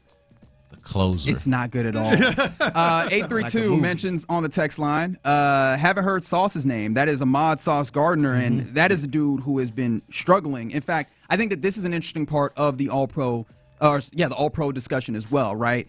These two guys were pitted against each other with their draft status and the decision that the Texans had to make on who they would select. Clearly, they went with Derek Stingley Jr. And in that first season, people very easily could look up and go, dang, y'all messed up, right? Yeah. Sauce Gardner is that dude. Now you see Sauce Gardner, and I think there's comparisons on their stats in this particular, and it is no contest with how far Sauce Gardner has fallen off. He's not even in the conversation. I mean, I'm talking about receptions per snap, yards allowed per snap, and interceptions, quarterback rating target, like when they were targeted, right? Target EPA. Even in run stopping, right? You add in that physicality also, right? Because that's Sauce has had a lot of missed tackles. So Stingley is the guy who is up, and I think that has created some conversation in football circles. And you've got people like football guys like oh my goodness, who is it? One of these guys, various guys that are talking about them right now and calling him an All-Pro. I think once you get the people talking about it as well, that helps with the status of it. That's exactly what I was going to say. I think the quick Brian Baldy. Oh, Brian Baldy. I was looking for. I think the rapid rise of Sauce Gardner, which by the way, Sauce not a part of his name. Just saying. His name is Ahmad Gardner. They call him Sauce. That was his nickname, though. That's his name. Just like the closer. Who is calling Stingley the closer? The city of Houston is calling him and somebody from the 281. Who was calling Harris County before I did. Hey, salute to Lopez for trying. Hey, I was going to say, Lopez can't win them all, man. Look. Batting 500 Sauce, on that one. Actual point of fact, not a part of his name, and that's his nickname. But the reason I was bringing him up, not anymore. We call him Ahmad these days. Yeah, he going to have to work to get back to Sauce. I think his rapid rise is affecting Stingley's vote. Because it's like people already know, Sauce. Sure. You know. And that's the inexact science of the Pro Bowl. They're conditioned, to think that. One more thing here. Man, if you put a jet over a Derek Stingley that's playing on a division winner, man, I don't even want to participate in these no more. Yeah. Like these, I'll wipe my tail with these at that point. But it's Pro Bowl. Like what are we doing? Yeah, but it's Pro Bowl. Like, let's just be real though. Like he's an irrelevant player on an irrelevant team. Yeah. Come on now. Last thing before we move on here. By the way, I wanted to make it clear that Sauce Gardner is not in that top 10 of cornerbacks in Pro Bowl. No, he's not. He's not. I just want to make that clear that nobody is right now is voting. But I'm saying it might be affecting the vote at some point. B. Scott, we good?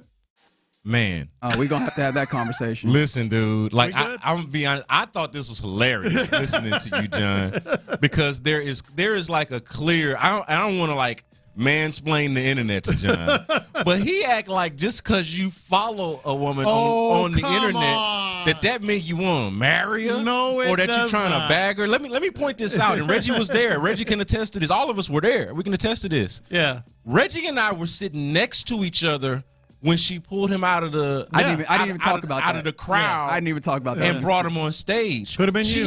What I'm saying is she had to look past me to get to Reggie in the beginning. Yeah. So let's not act like I was like confused or under some illusion of what was going on around here. It wasn't that. Like, and I'm happy for my boy Reggie, all right? Like if for however it goes, whether it goes or not.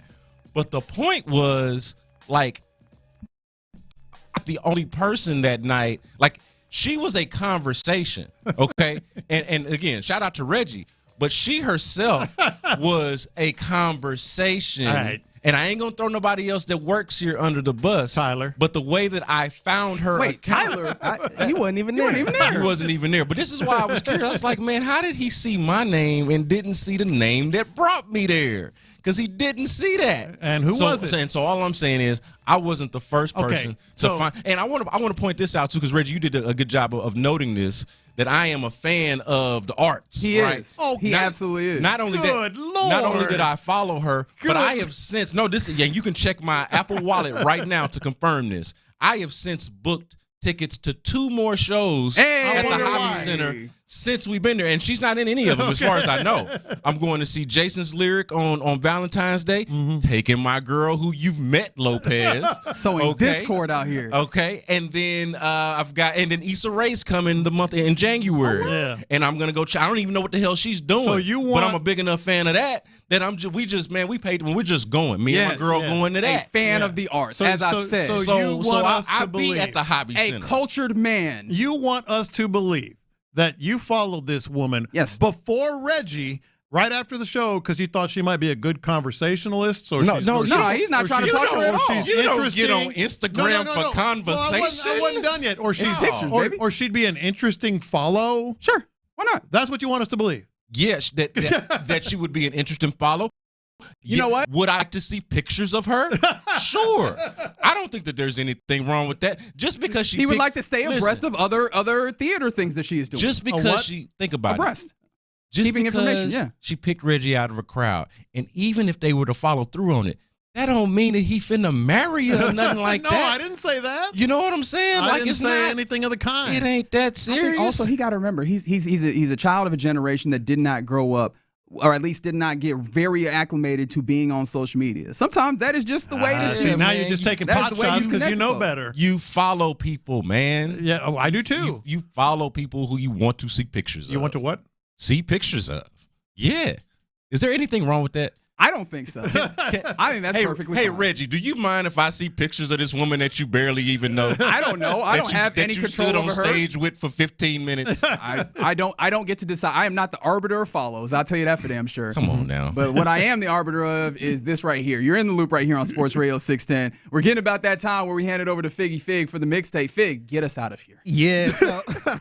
So watching Desmond Ridder last night made me want to revisit a moment from a legendary guy that was once in the city. And plus, Travis Hunter, we got to have a conversation. Bro. We'll do that next. I'm going back to back. For the second straight year,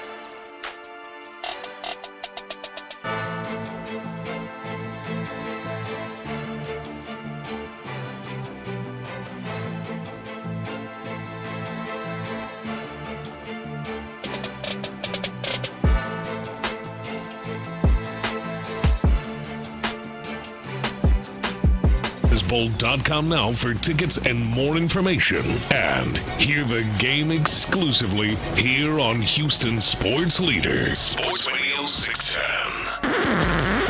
Pass the aux cord and crank up the volume. Figgy Figs in the driver's seat. Sit back, relax, and enjoy the ride. It's time for Figgy's Mixtape on Sports Radio 610. Yes, it is Figgy's Mixtape on In the Loop Sports Radio 610. It's your man Figgy Fig holding it down on a Tuesday. Happy Tuesday to everyone out there. And last night, it was a couple Monday Night Football games. I don't know how much y'all watched them, but... Very little. Yeah, no, I don't blame you, but it was one game that I was kind of intrigued by. So Desmond Ridder, remember Desmond Ridder? He kind of carved up the Houston Texans last season. Oh, God. You know, I'm not really... That's a bad memory, man. Yeah. So many of them. It happened. Yeah. Bryce Young and Desmond Ridder. Yeah. And Zach Wilson. All three. All three. Carved that defense. The defense has come a long way. Yeah, this ain't your older brothers yesterday. Yeah, but he was playing last night. He signed with the Raiders, and he was facing his old team, the Atlanta Revenge game. Yeah, it's a revenge game, but he did not win that game. Yeah, he did look better than the other quarterback though. So hey, yeah, he did. But which is really bad. It's correct. It's crazy. They would be better off with Desmond Ridder. Oh my God, the guy that they paid. Well, at least last night. Yeah, last night. At least last night for sure. Yeah, but the first thing I thought about was how when Desmond Ridder was in Atlanta, and shout out to our guy Carl Dukes. Yeah, we got a chance to talk to him at the Army-Navy game. He was there. Legendary guy in this city. I think Lopez might have did a couple shows with him before. I worked with him. Yeah. He worked with him. Yeah. But last season was kind of rough for him, man, because they was talking about Desmond Ridder. And he got a show in Atlanta called Dukes and Bell, and that's on what's the name of this station? 92.9 The Game. 92.9 The Game, sister station. Yep. Shout out to them. But this was their argument on air about Desmond Ridder. It just went off the rails. When do I finally have to say, okay, it's acceptable? I mean, what's the learning curve here? I don't know. 17 weeks of him doing this? I don't know, but you know who knows? Arthur Smith. Well, no, Arthur Smith. Arthur has boxed himself into a corner by mishandling the quarterback position. How's he mishandling it, By not starting him last year and getting these reps out of the way and these mistakes out of the way. How do we know they're out of the way if he starts him last year? There's no guarantee that he would be making these same mistakes. He might have made the mistakes when there's nothing at stake. Now we're a good team with expectations.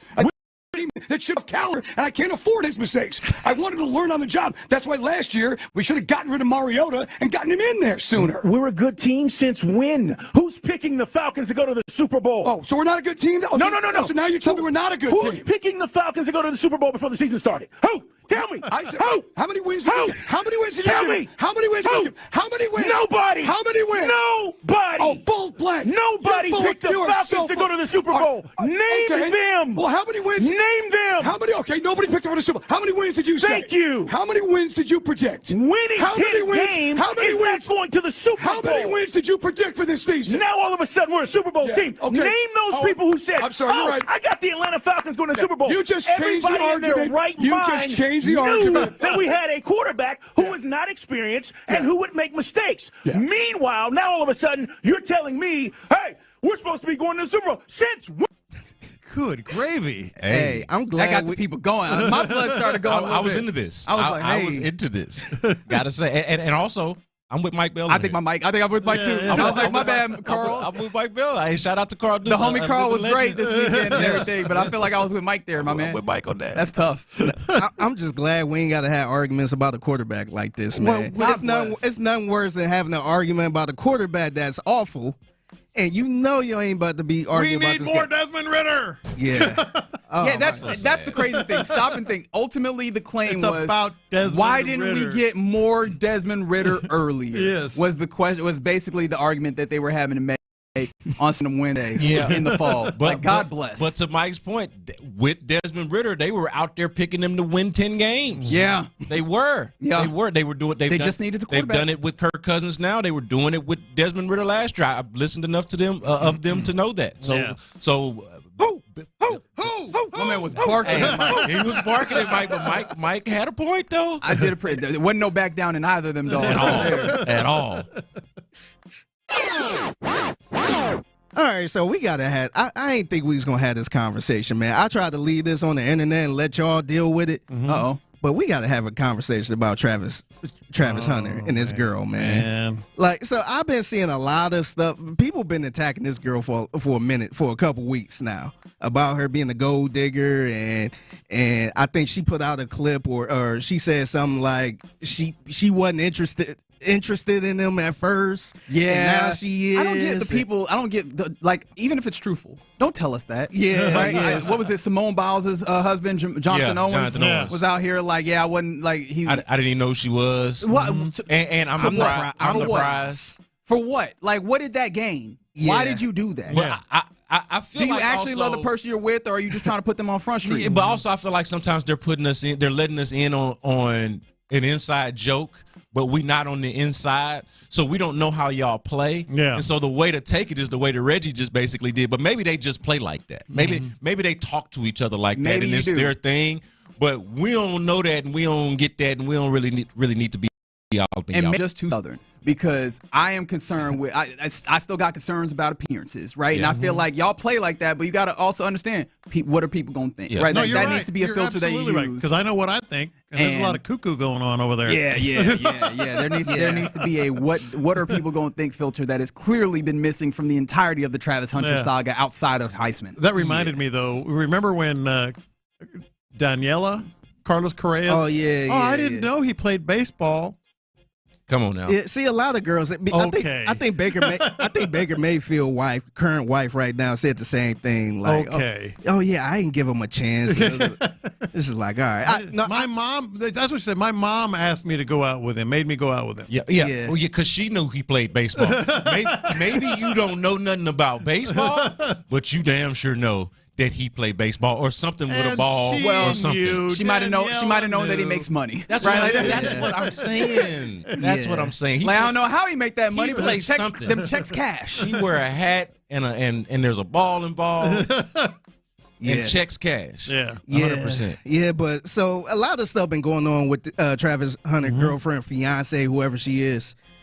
This one is the reason why I had to bring it up on this show, man. So she was, I don't even know this girl's name. I apologize, but so she did a 8 minute long TikTok video, whatever, pretty much going over everything that been said about her. 8 minutes, and I didn't watch TikTok.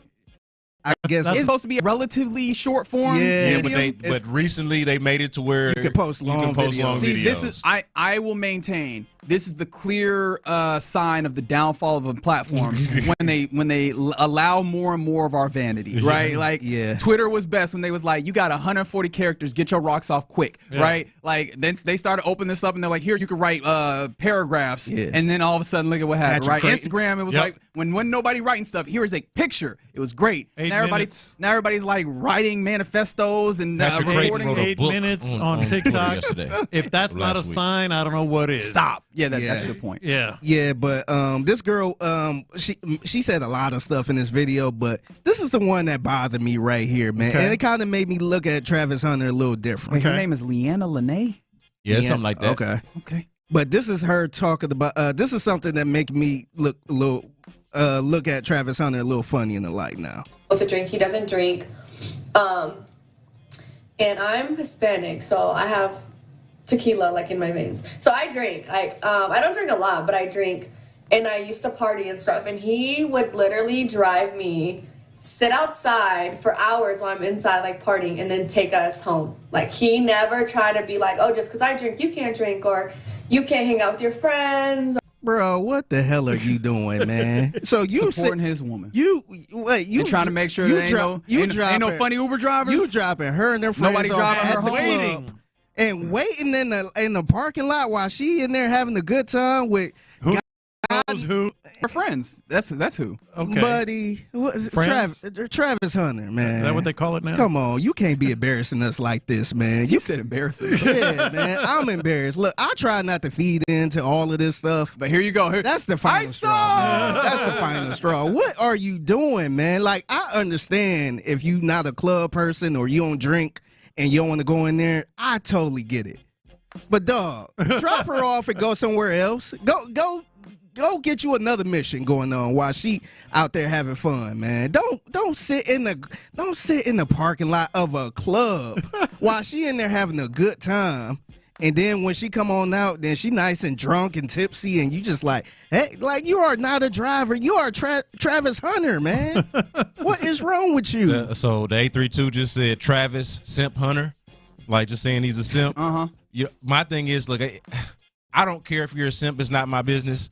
Just simp in private. Yeah, that's it. What are people gonna think? Why you got your girl publicizing your simpish nature? Well, I don't think. Why are you out there publicizing? How is that? He did a video too where he's like, man, she's crying and she's drinking and she's depressed and y'all need to leave her alone. How is that story even relevant to like people attacking her or whatever?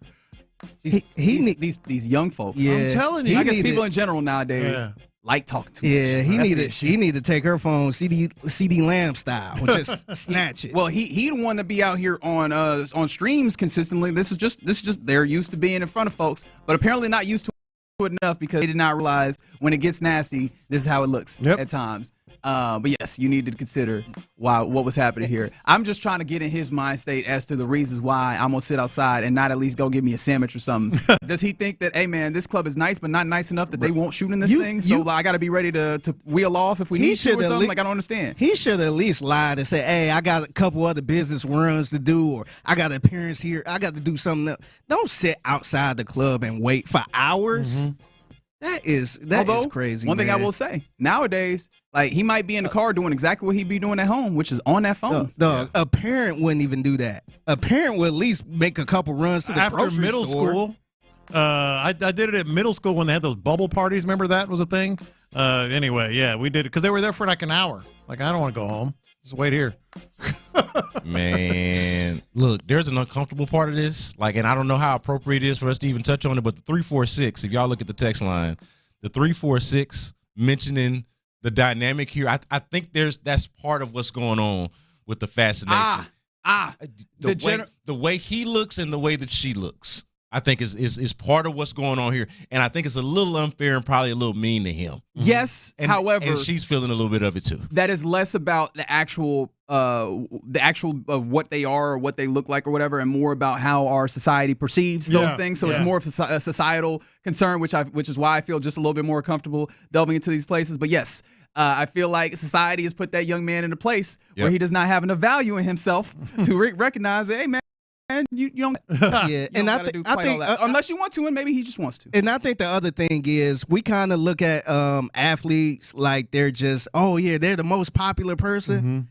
But sometimes, man, it's a lot of corny dudes in the locker room, man. That, they are. That probably, if they wasn't an athlete, I don't know how cool they'll be. Absolutely. That's kind of the benefit of like playing football. Like everybody's in there, right? You got real cool dudes and not cool dudes, and if they can play football, we can get along. Yeah, and I kind of said the same thing about Deshaun Watson, because we all looked at Deshaun Watson as this cool guy at first, but just seeing all the off the field stuff he was doing, it's just like, man, if you was cool like that, you wouldn't need to be trying to set up no massages and all this other stuff. You could get girls whenever you want, right? I feel like I have to go ahead and issue an apology to Travis Hunter just for putting your name and Deshaun Watson's name side by side here, right? Like, I do feel bad. Like, I know that's not exactly what you were trying to do by any means, but hey, didn't mean for that to happen. Simping and whatever it was that Deshaun had going on. Two different things. A little bit different. My bad, dog. That was not the. But point taken. Little corny stuff going on, man. Some dudes are just corny, man. And maybe it's as simple as this from Kendrick on the YouTube. Fellas, it's undefeated. Yeah, it is. And you know what? It is. Fair enough. It is. Far as I know. Touche.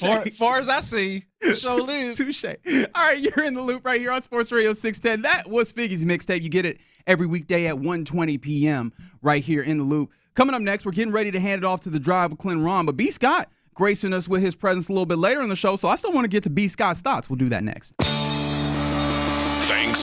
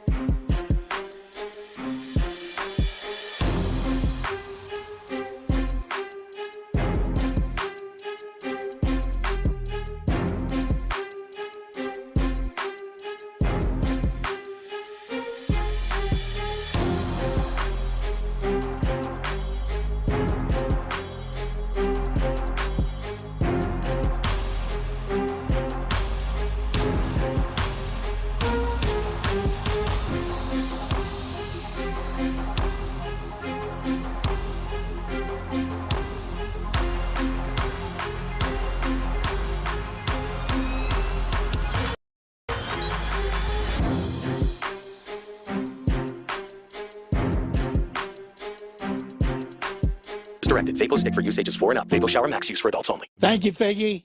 Live from the Twin Peaks studios, Sports Radio 610 presents In the Loop with John Lopez and Reggie Atatula.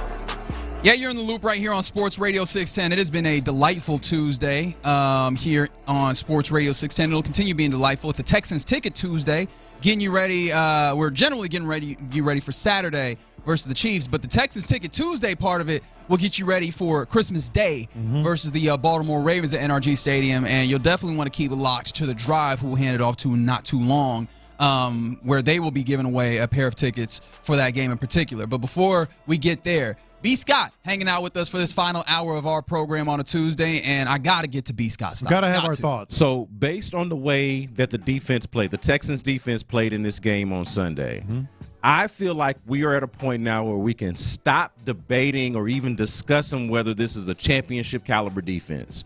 I think from top to bottom, or if you want to go from front to back or back to front. Sure. You know, we talked about Derek Stingley earlier in the show. Okay, if you want to talk about Daniil Hunter and Will Anderson up front. Either way, you've got all pro level players, I believe. And I know Christian Harris has been hurt. He had his first game back, and he looked pretty good in his first game back. Very good. But you've got, if you want to include him, however much you like Azeez Al-Shaair as a leader, you've got all pro level to Pro Bowl level players on every level of this defense and out on Sunday in a way that's got me like, I don't have to talk about whether this is a championship caliber defense anymore. Yeah. It is. It just straight up is to me. Now the question, once you get there, once you establish that, now the question is, once you've established that the Texans defense is a championship caliber defense, the question is, will the offense allow it to be?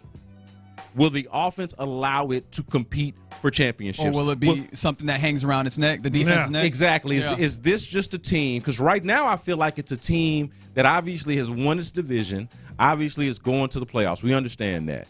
But it feels like a first or second round exit team, the way it's always been, either a wild card or a divisional round exit team. That's the way it feels right now, and it's largely, if not entirely, because of how the offense is playing. But the defense, and we've seen this before, Lopez, Reggie, right? We've seen this in the market before where the defense has been the thing that has carried the Texans. Yep. But now it's at a different level.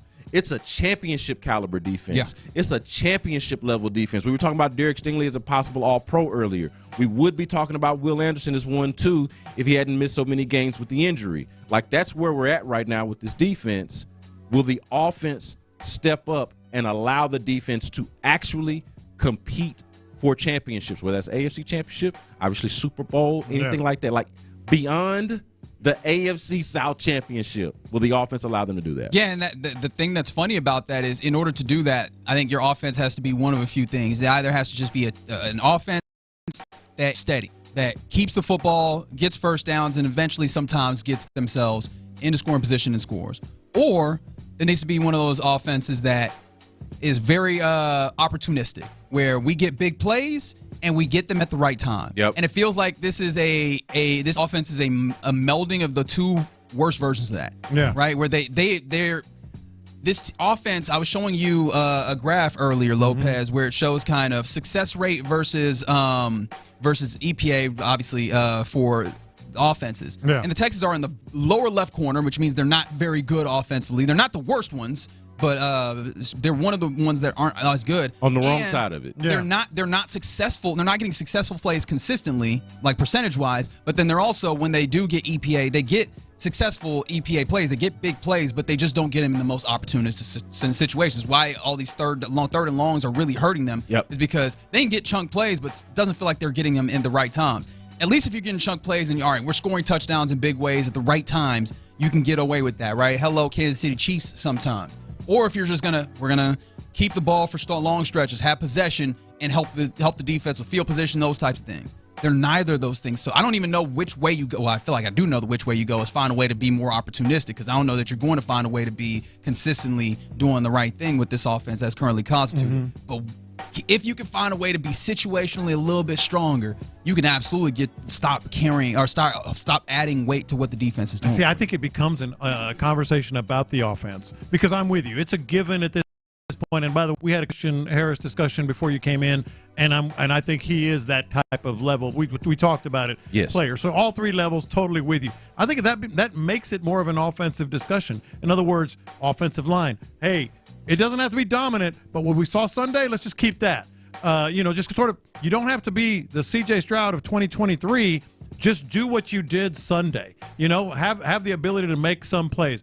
Sort of status quo, and maybe just do enough on the offense. Yeah, and that's just such a deflating place to be in. It is. Like to think that we're talking about, top 5, certainly top 10, but maybe a top 5 offense. I'm sure that was a segment on multiple shows on this station. Correct. At one point in the offseason. Once they've put everything together, they've added Stephon Diggs and Joe Mixon, and they've paid Nico Collins, and of course we're riding on the high of what C.J. Stroud was as a rookie.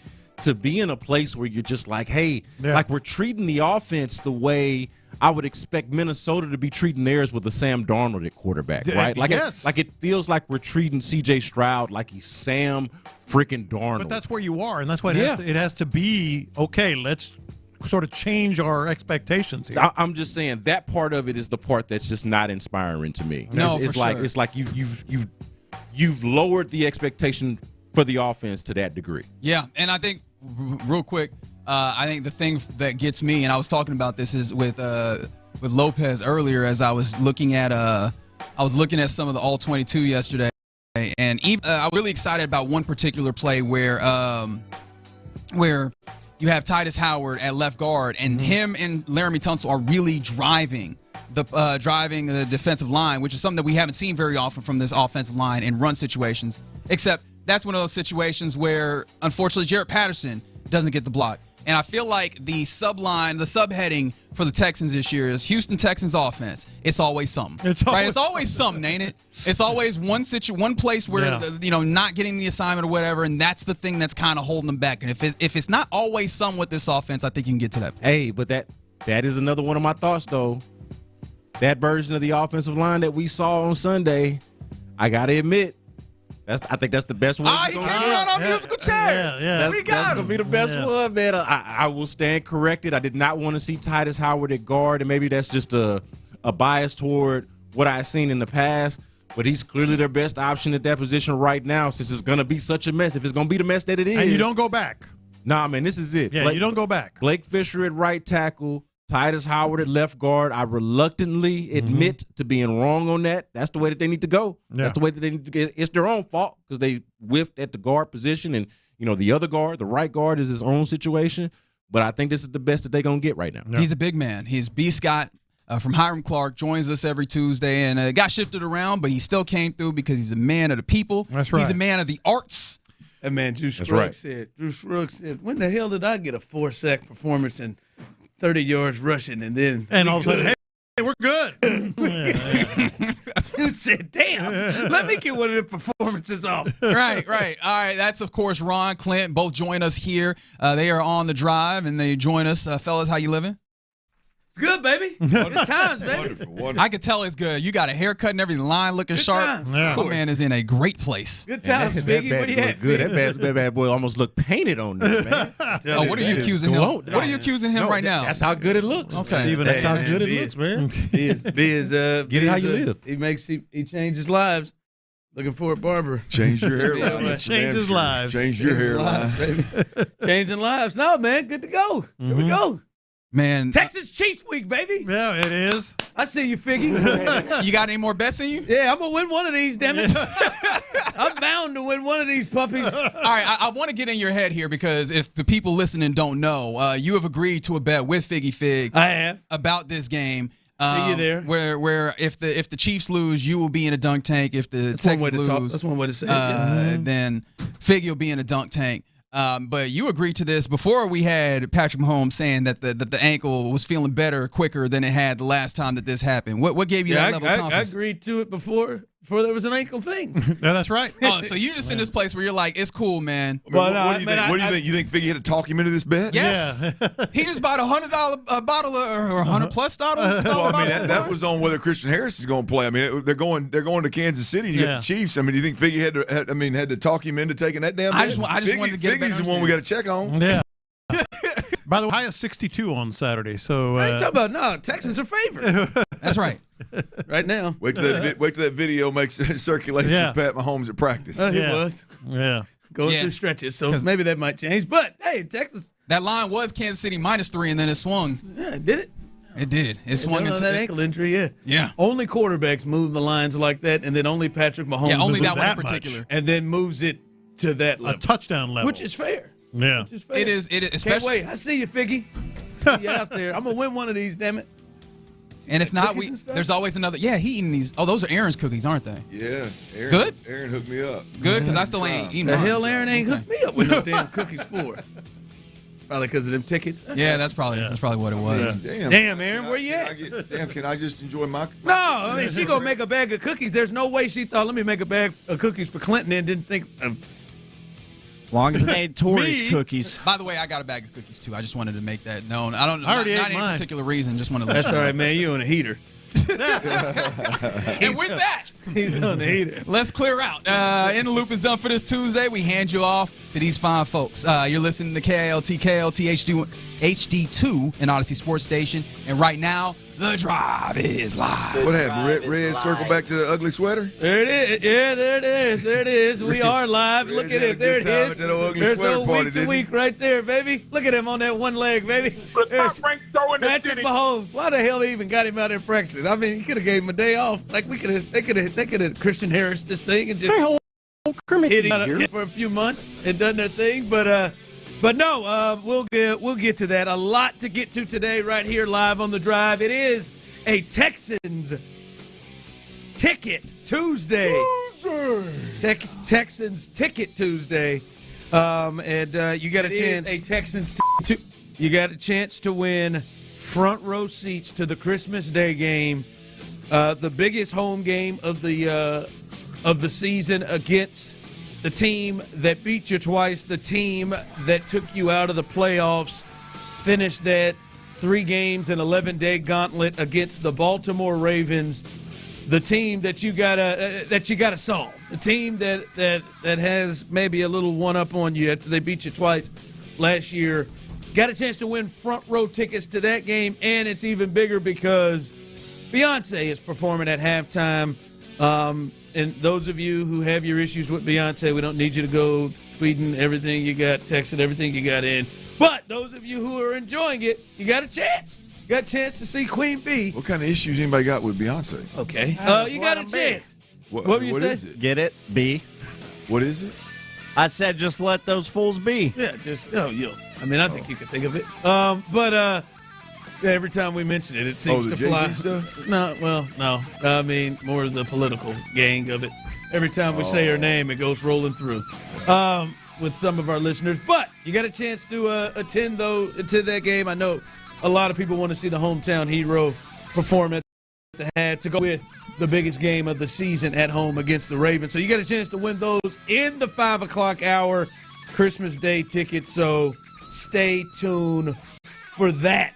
From the text line, I hate the Chiefs, I hate Mahomes, and I hate Ron. We need more sports hate. I love it. More sports hate. That's good. Hold on, so. That's good. You know what, though? I love you. I do. Whoever that texter is, I love you. Kill him with kindness. I like to pinch your little cheeks. The high ones. So cute. Not the back ones. Yeah, not the... I like to pinch your little cheeks. Say, hello, I love you. No, it's going to be a fun week. Fun week. But no, yeah, Texans Ticket Tuesday coming up in the 5 o'clock hour. And you will hear from the head coach. That's right, baby. Short week, so he's speaking 2 days in a row. I'm sure he's annoyed.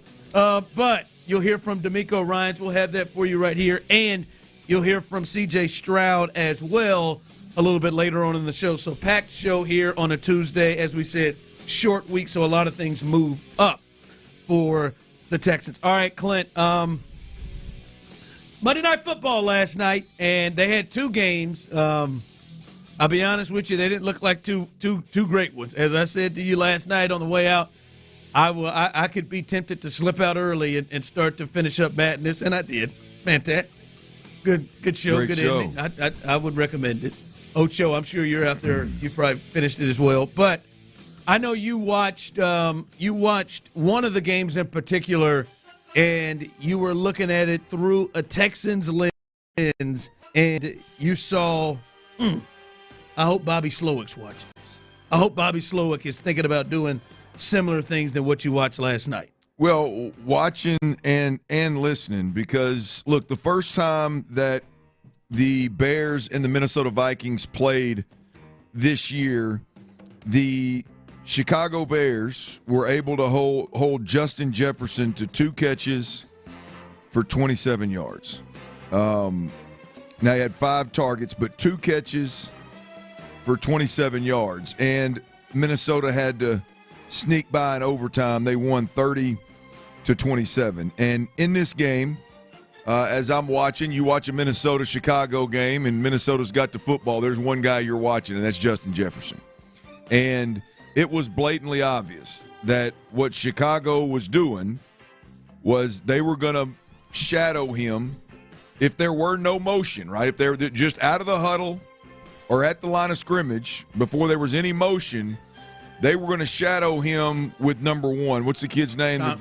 Johnson? Jalen Johnson. Jalen Johnson, one of the top corners in the league. Yes. They were going – now, whether they were playing man or they were playing zone, the original alignment when they broke the huddle, whichever side of the field Justin Jefferson went to, Jalen Johnson went to.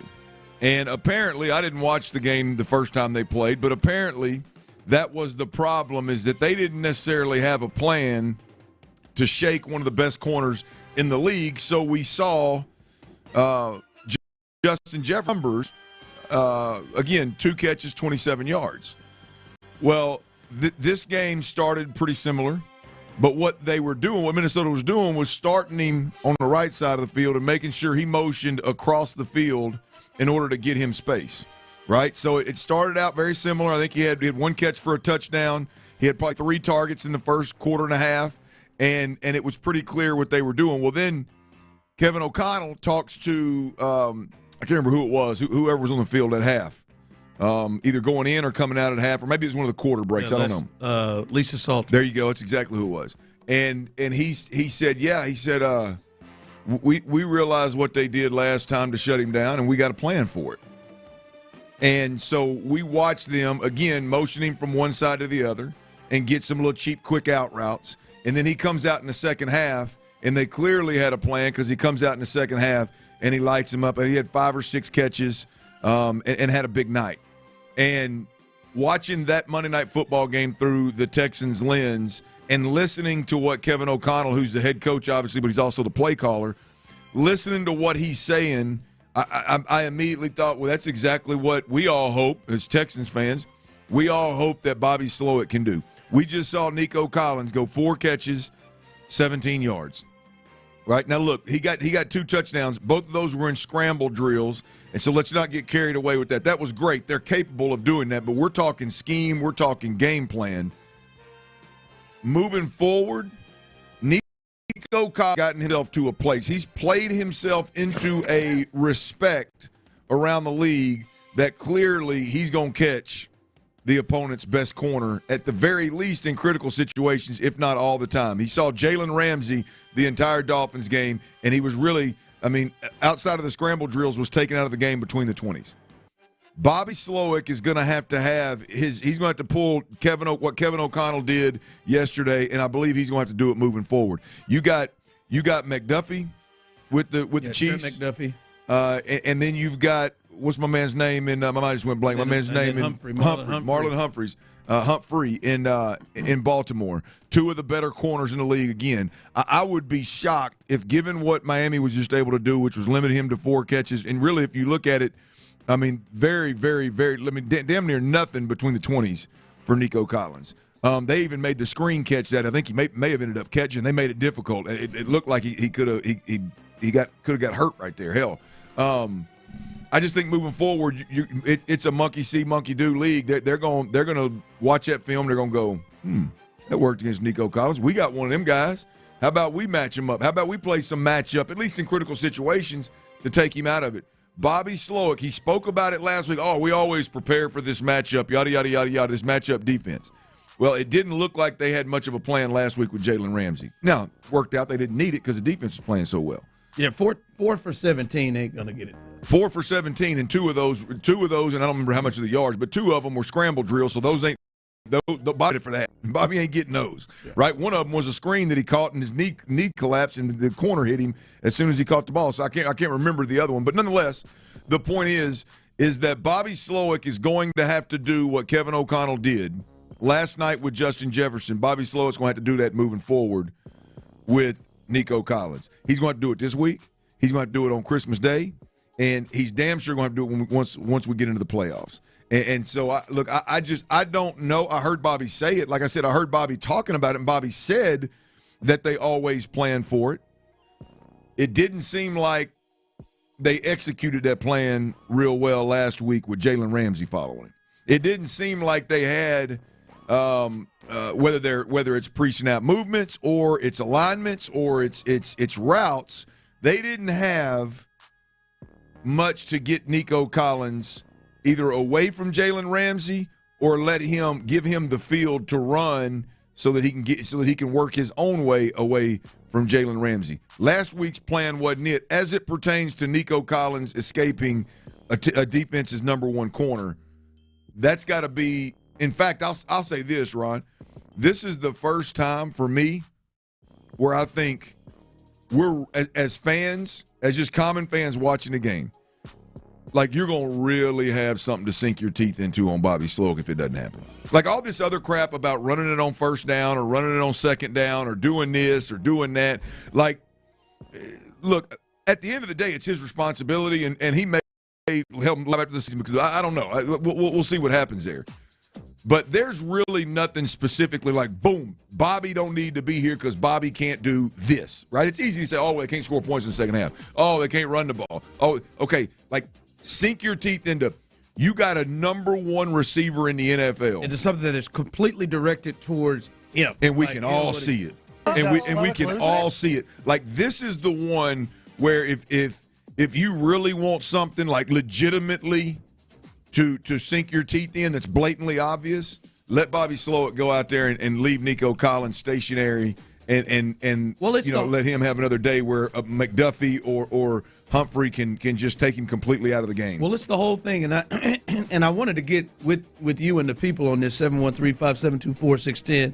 Those of you on YouTube and Twitch, I love it when our listeners really dive in and take real careful thoughts on their thinking. As this person texted in, Bobby sucks. Giving us your real thought of it. Did you see much difference coming off the bye week, right? Hey, we're going to really self-evaluate ourselves and look at the things that don't work, look at the things that do work, and what are we going to do? Did you see much difference out of the offense? Because I can understand the way they went about things and how the game dictated, all right, let's just not make any mistakes. But we do know moving forward, like, yeah, you got to win. But, I mean, listen, this offense team, but you got two major pieces on the offensive side and 4 catches for 17 yards on 6 targets. I know 2 were touchdowns, but 4 for 17 for Nico Collins ain't going to get it done. That's not sustainable.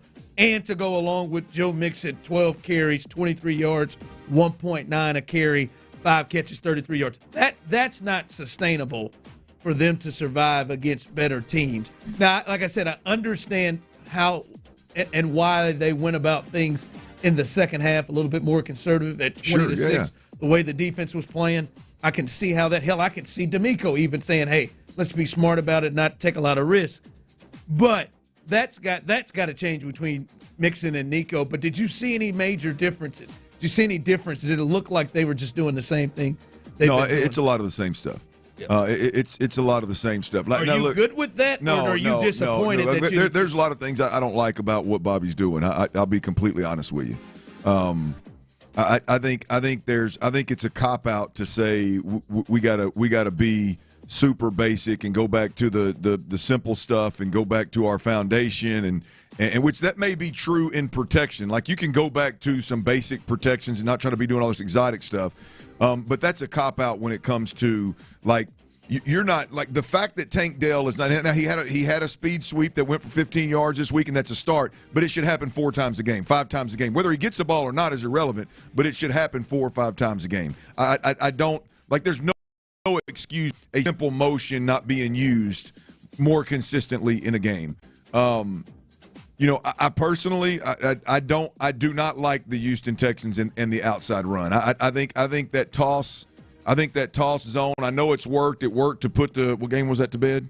It worked to put a game to bed. The Colts game, Jags game away. It's worked time, but it is literally feast or famine. It is toss that sucker out there and you can go get 5 or 6 yards, but you also may lose 5 or 6. Like Dalton Schultz on the edge is just not consistent. It's not good. Your center and I'll be honest, your guards aren't really good at keeping the backers from leaking through, and it's too much of a gamble to me. I think this team should be a downhill between the tackle run team. And personally, that's what I think. I don't think the answer anymore is like Dalton Schultz has to be on the field more often. Like pulling him off and putting Cade Stover and Tegan Quatoriano in there and trying to generate a run game. That ain't gonna win you. That ain't gonna win you ball games at this point in time. You got to figure out a way to do some things with Dalton Schultz. I think there's still, for whatever reason, I think there is a to me, C.J. Stroud is hesitant to just wholeheartedly commit to working quick game, low to high, and stay in like letting the game dictate when you get aggressive. Like the wheel route, go route, whatever it is down the sideline to Joe Mixon on 3rd and 2, and then you kick a field goal. Like if you're not going to go for it on 4th down, then you can't throw a wheel route, go route to Joe Mixon. Like Bobby's at this point in the season, Bobby's job to take it out of C.J. Stroud's hands. Like to me, that's C.J.'s fault. Like C.J.'s got to figure it out. But C.J.'s a second-year pro. If the offensive coordinator can't trust the quarterback to say, hey, I'm going to call this play, and I'm going to trust that if Joe Mixon just doesn't bust butt naked wide open the whole time, he was going to throw it no matter what. Yeah. In fact, it was so blatantly obvious. It was like, it looks like you even said it in the deal, like they're going to go for it on 4th and 2. Right? Because you make a throw like that. The only reason you do it is because you're going to get another shot on 4th down. Well, they're going to kick a field goal. Like, at this point, like, to me, that's a CJ problem. But at this point, if Bobby can't trust CJ on 3rd and 2 situations to take the higher percentage throw, keep the drive alive, and give us a chance to score more points, then damn it, you can't call it. So, there's several things with Bobby that I think are legit, like, man, this has got to be significantly better. And I do think that there is some value in them going back to the basics, going back to the fundamentals, not trying to do a bunch of exotic stuff with the problem areas, which are the O-line. Like, you don't have to be real exotic with the O-line, right? I mean, just you know who you got, and your quarterback knows who's hot, and then you play football. Whether the quarterback throws it away, whether he runs, whether he's got an outlet, whatever it may be. Protection is not that difficult, right? If you get caught in a cat and mouse game where you're reacting to everything they do, then yeah, it's a difficult situation. But it's really not. So, I've got some issues with what Bobby's doing. I can't lean into the guy's not worth a damn. Fire the guy. Let's replace the guy. I expected more though. I expected more. Well, hell yeah. And I will, like, the only thing, like someone texted in and said, looks like Bobby did absolutely nothing during the bye. Creatively it's at an all-time low. Nobody works hard in Bobby Slowick. I could see maybe some fairness in that statement because it didn't look like, the only thing you saw was, all right, it looked like they were trying to make a bit of an effort to tank the ball as much, putting him on punt return, and we see another reverse in there, and they tried to, like that, but that was only at a small spurt. I did expect and would hope to expect to see more of things different from Bobby. Maybe some new things, maybe to go away some of the tendencies. Absolutely, right. And I don't now. I will also say, Clint, maybe there was in the second half there was a kibosh on. Hey, let's not have a lot of risk. But still, man, I expected to see more. No, I wholeheartedly agree. No question about it. And it's concerning. Yeah, I think that's as a general statement with Bobby. Absolutely, I expected to see more. I expect to see more creativity. I expected to see more with Nico Collins, knowing that they're probably going to match up Jalen Ramsey. I expect to see the quarterback play to keep a drive alive instead of throwing a super, super low percentage throw to a running back. Like all of those things at some point in time, yes, we've got to lean back too responsible for making it all go, and that's Bobby Slowick. Yeah. All right, coming up here as we continue on this Texans Ticket Tuesday, DeMeco Ryans, we expect to hear from the head coach coming up soon as he will speak to the media ahead of this big game coming up against the Kansas City Chiefs. DeMeco Ryans coming up next. All right, before we do that, though, I got to tell you about Verlo Mattress, y'all. Look, if you're out there and you're mattress shopping, that one you got is old. Maybe you just need to upgrade, man. You're making a little more money now, and you're ready to upgrade.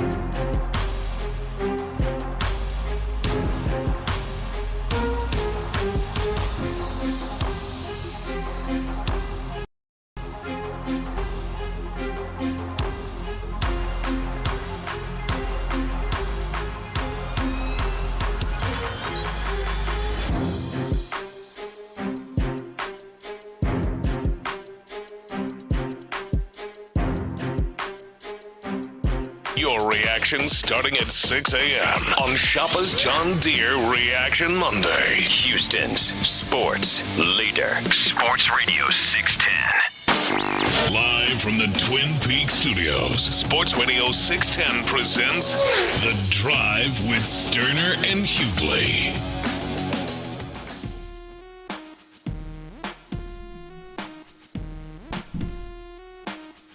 Boy, as I take a look at here at YouTube and Twitch, that haircut is on point, though. I ain't gonna lie to you.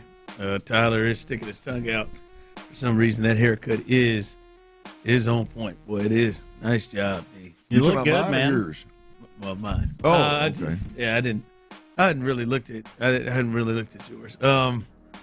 It looks good. Thanks, Somebody texted in the other day. Clint is having a hell of a hair day. Yeah, no, it's been over a week since I got a cut, so I knew you weren't talking about me. No, I wasn't talking about you. Just more selfish. But coming up here, as soon as DeMeco takes the podium, we will head out to NRG to hear him. That should be coming up here any moment. But one thing he talked about yesterday, and he talked about this on the coaches show that you should listen to every single Monday for no reason than one, you get to hear the coach, and boy, it really helps us.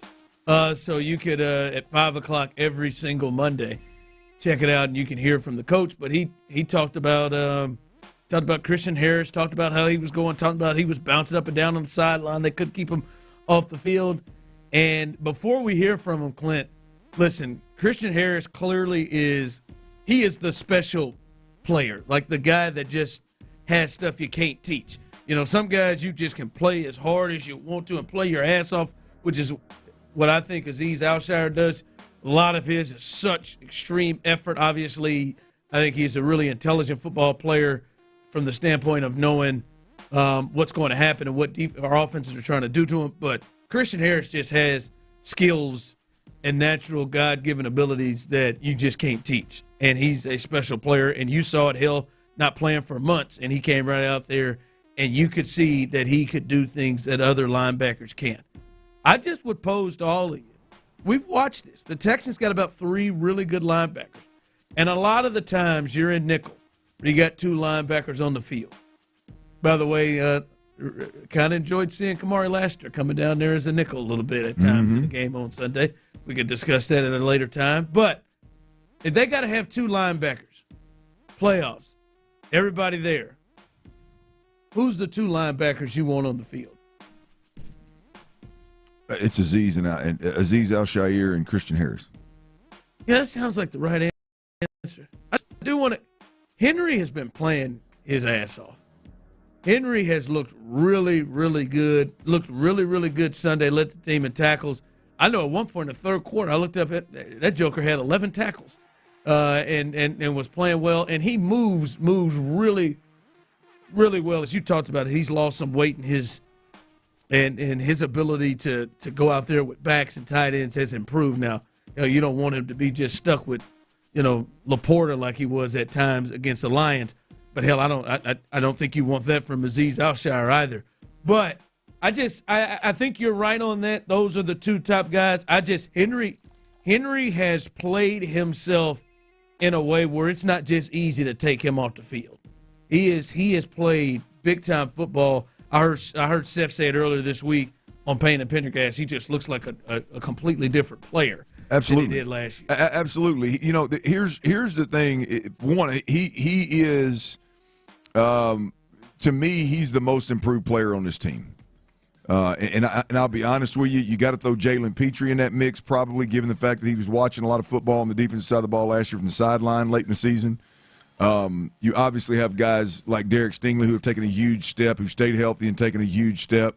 So there's plenty of guys that are playing better, but I think there's none more important than Henry To'oTo'o, and his most improved has meant more because you've had so much time of guys missing with injuries or guys missing because they've been, they've been.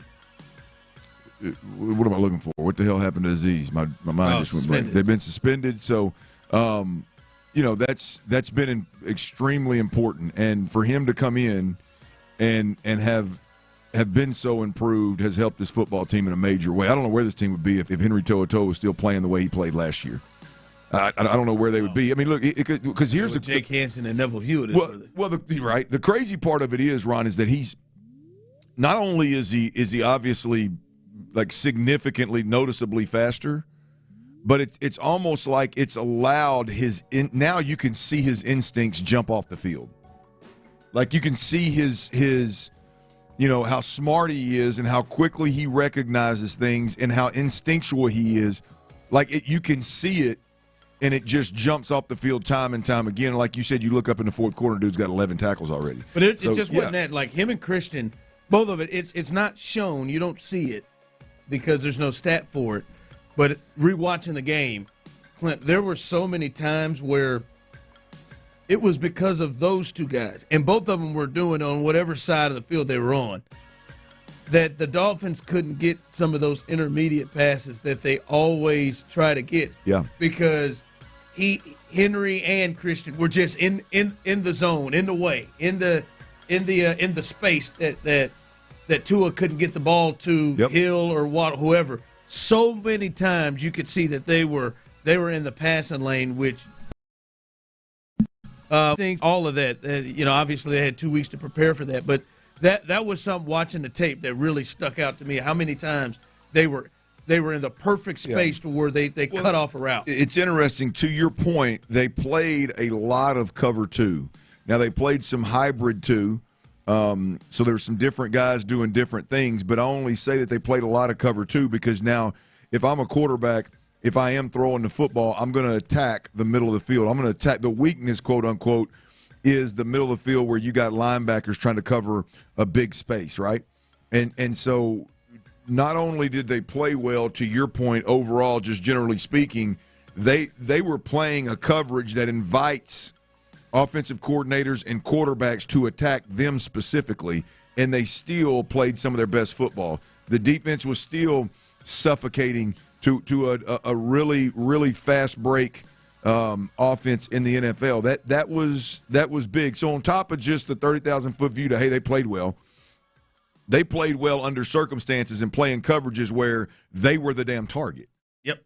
By a very, very talented quarterback as it pertains to targeting linebackers and a very explosive offense with the weapons that Miami can throw at you. Yeah. All right, coming up, as it looks like he's coming to the podium soon.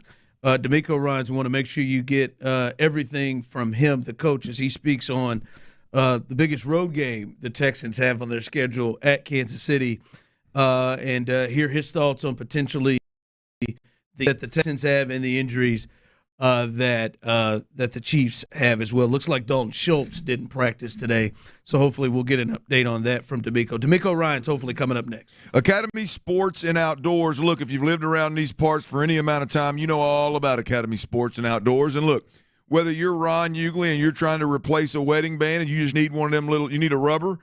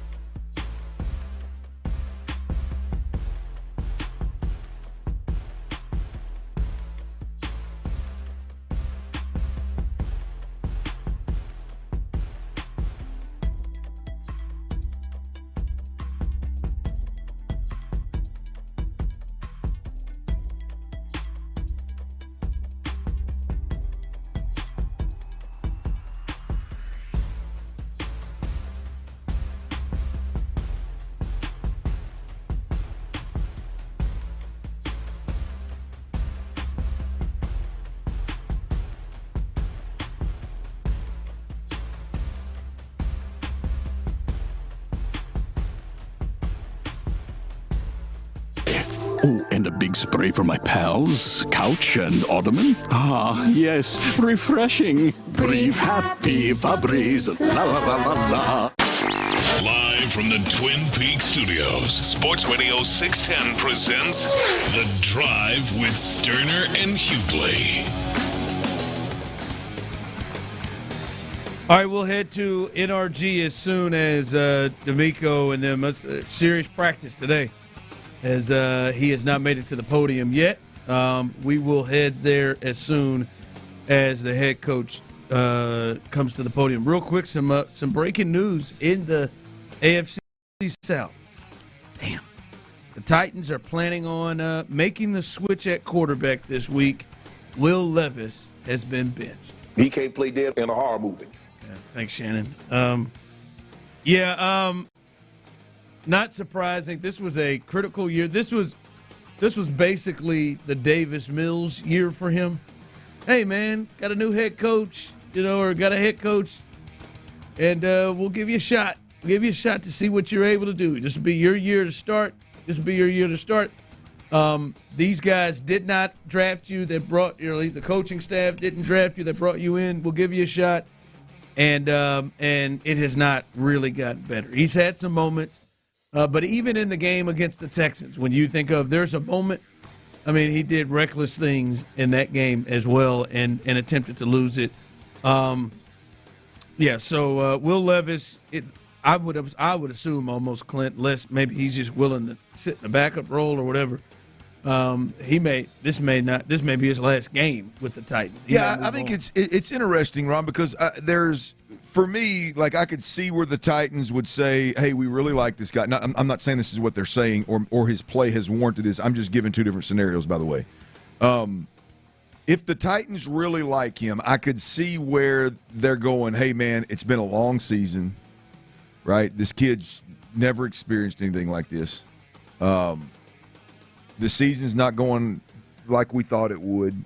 He's overwhelmed. He's been overwhelmed. He's getting ahead of it. We're not going anywhere, obviously, this year. Let's pull the reins back. Let's get him on the sideline before we get him hurt, before we get him any more lost than he's already been. And let's use the next month to coach the hell out of him with a veteran out there playing, and hopefully some light bulbs start going off in this kid's head of how to play the position at a higher level. I'm not saying Mason Rudolph is the guy that you want teaching your young quarterback. He is a veteran. He's played a lot of football. He started playoff games.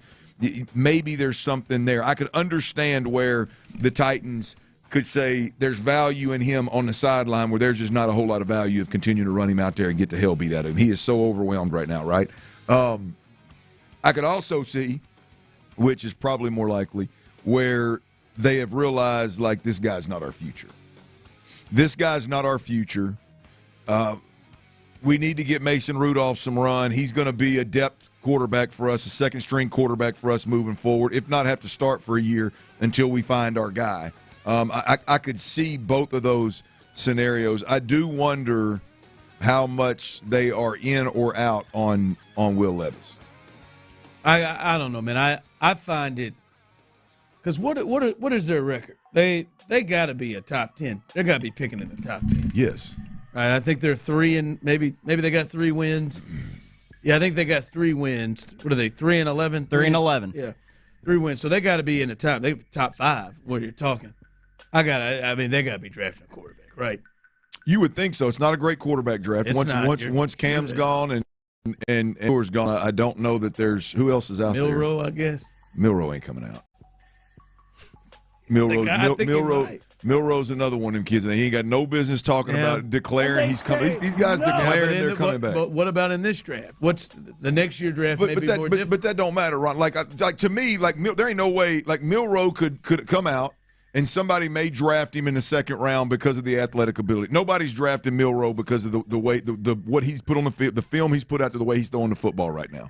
Right, the athletic ability may turn some people on. If he goes back to college and has just a good year throwing the ball around the park with that athletic ability, he'll be a top half of the first round pick with that athletic ability. I mean, there's. You think Jalen can go back and make himself a first round pick? I think it'd be a long shot, but I think that would be, to me, that should be the plan. Not just I mean, he can go back to college and make $1 million a year. Why the hell would he come up here and go in the second round and get lost in the shuffle in the NFL system? I mean, you're risking getting drafted by one of these dysfunctional organizations and get lost in the system. And he's not a guy that can overcome that, right? I mean, he needs to take his ass back to college, make another $1 million in college, and when the timing's right, not because it's a weak quarterback draft or whatever, when he has the year, when he either runs out of eligibility or has the year that says, boom, now's my time to come out, baby.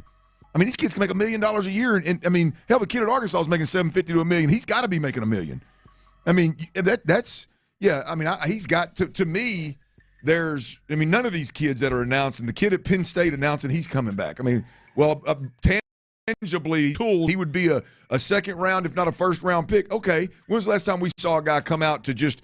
When was the last time we saw a quarterback that's young come out early, that's got all these tools and potential, come out early and be like, oh, I'm good getting drafted, early second round, late first, when you potentially could be a top 10 pick, right? Like that's, I don't know. Maybe I'm wrong. Maybe I haven't. Maybe it's happened more than I thought. But like I don't. Yeah, I mean, could Jalen Hurts could he have gone back, or was that his? I mean, Hurts played at least 5 years of college. Yeah, I mean, he may have with COVID and all that. I don't remember exactly where he was at. Because that's to me where I see like where Milroe potentially is that hey man, he's in a quarterback class that isn't great, and maybe he sneaks into the back half of the first round because organizations get desperate, or it goes to the second round, and then if it's a later team, Clinton may be a team that. Maybe a good situation. Yeah, no, look, it could work out for him. I'm just saying if he could be a first round pick, if there's even any possibility of that, I think a kid's got to come. You think a quarterback like anybody? If there's any like the Drew Aller kid at Penn State, any first round pick, he got to come out. Like Milroe, who I think, to me, I think it's more likely that Milroe goes back and hurts his stock than goes back and. Yeah, I don't know. I don't know. Like Jalen, here's what we're getting. We're not mentioning. We felt it. Like Jalen Hurts proved that he could throw the football at an elite college level. I mean, he's still there. Oklahoma. That year at Oklahoma, the year with Enos backing up at Alabama, and the year at Oklahoma was really, really good. And to me, that's what Milroe needs. Like, Milroe needs a year of where you can tell when you turn the film on, like, mechanically he's been worked out. The game is slower for him. Now you got that athletic ability. And, oh, by the way, you can make $1 million in the process a year doing it if you stay. And then he comes out. Milroe is a different conversation than, like, the kid at Penn State, the Drew Aller kid at Penn State. That's a good point. I don't know that Milroe has top of the first round in him if he goes out and has a better year. Yeah, that's what I'm saying. Like to bet and say, all right, man, they're talking about in this week quarterback draft where it's just really Cam and Shador.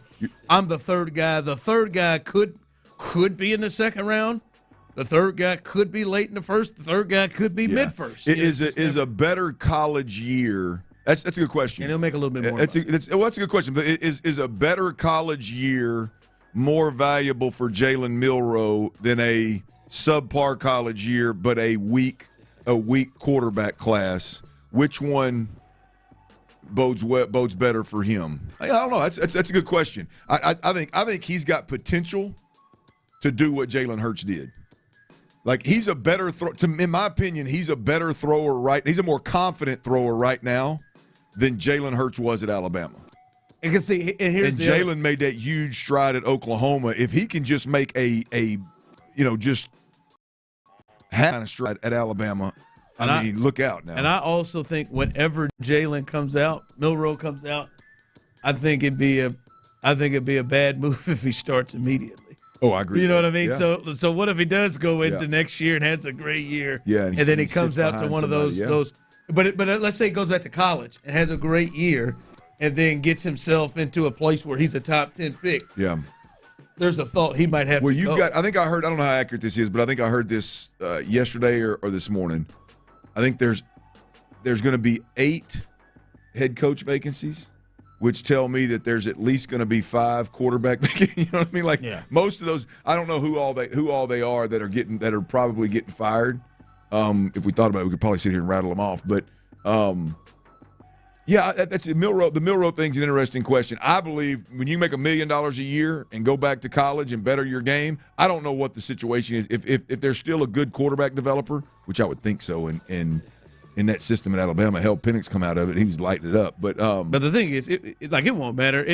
Jalen feels like a guy, and how we got here, but Jalen feels like a guy like Will Levis that needed to go to the right person for them, no matter when he comes out, this year or next year.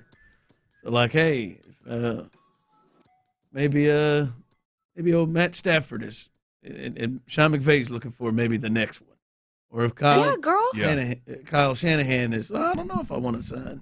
Yeah, it wouldn't. It wouldn't be bad. It wouldn't be bad. He gets to go to one of those places. Be a second pick and it's Philly and you back up Hurts for a few years in that system, doing some of the stuff he's doing. May not be a bad plan. Bad. All right, coming up as we continue, whatever we do here from the head coach, we'll roll to him as well. But there is some more quarterback news that really concerns the Texans coming up on Saturday.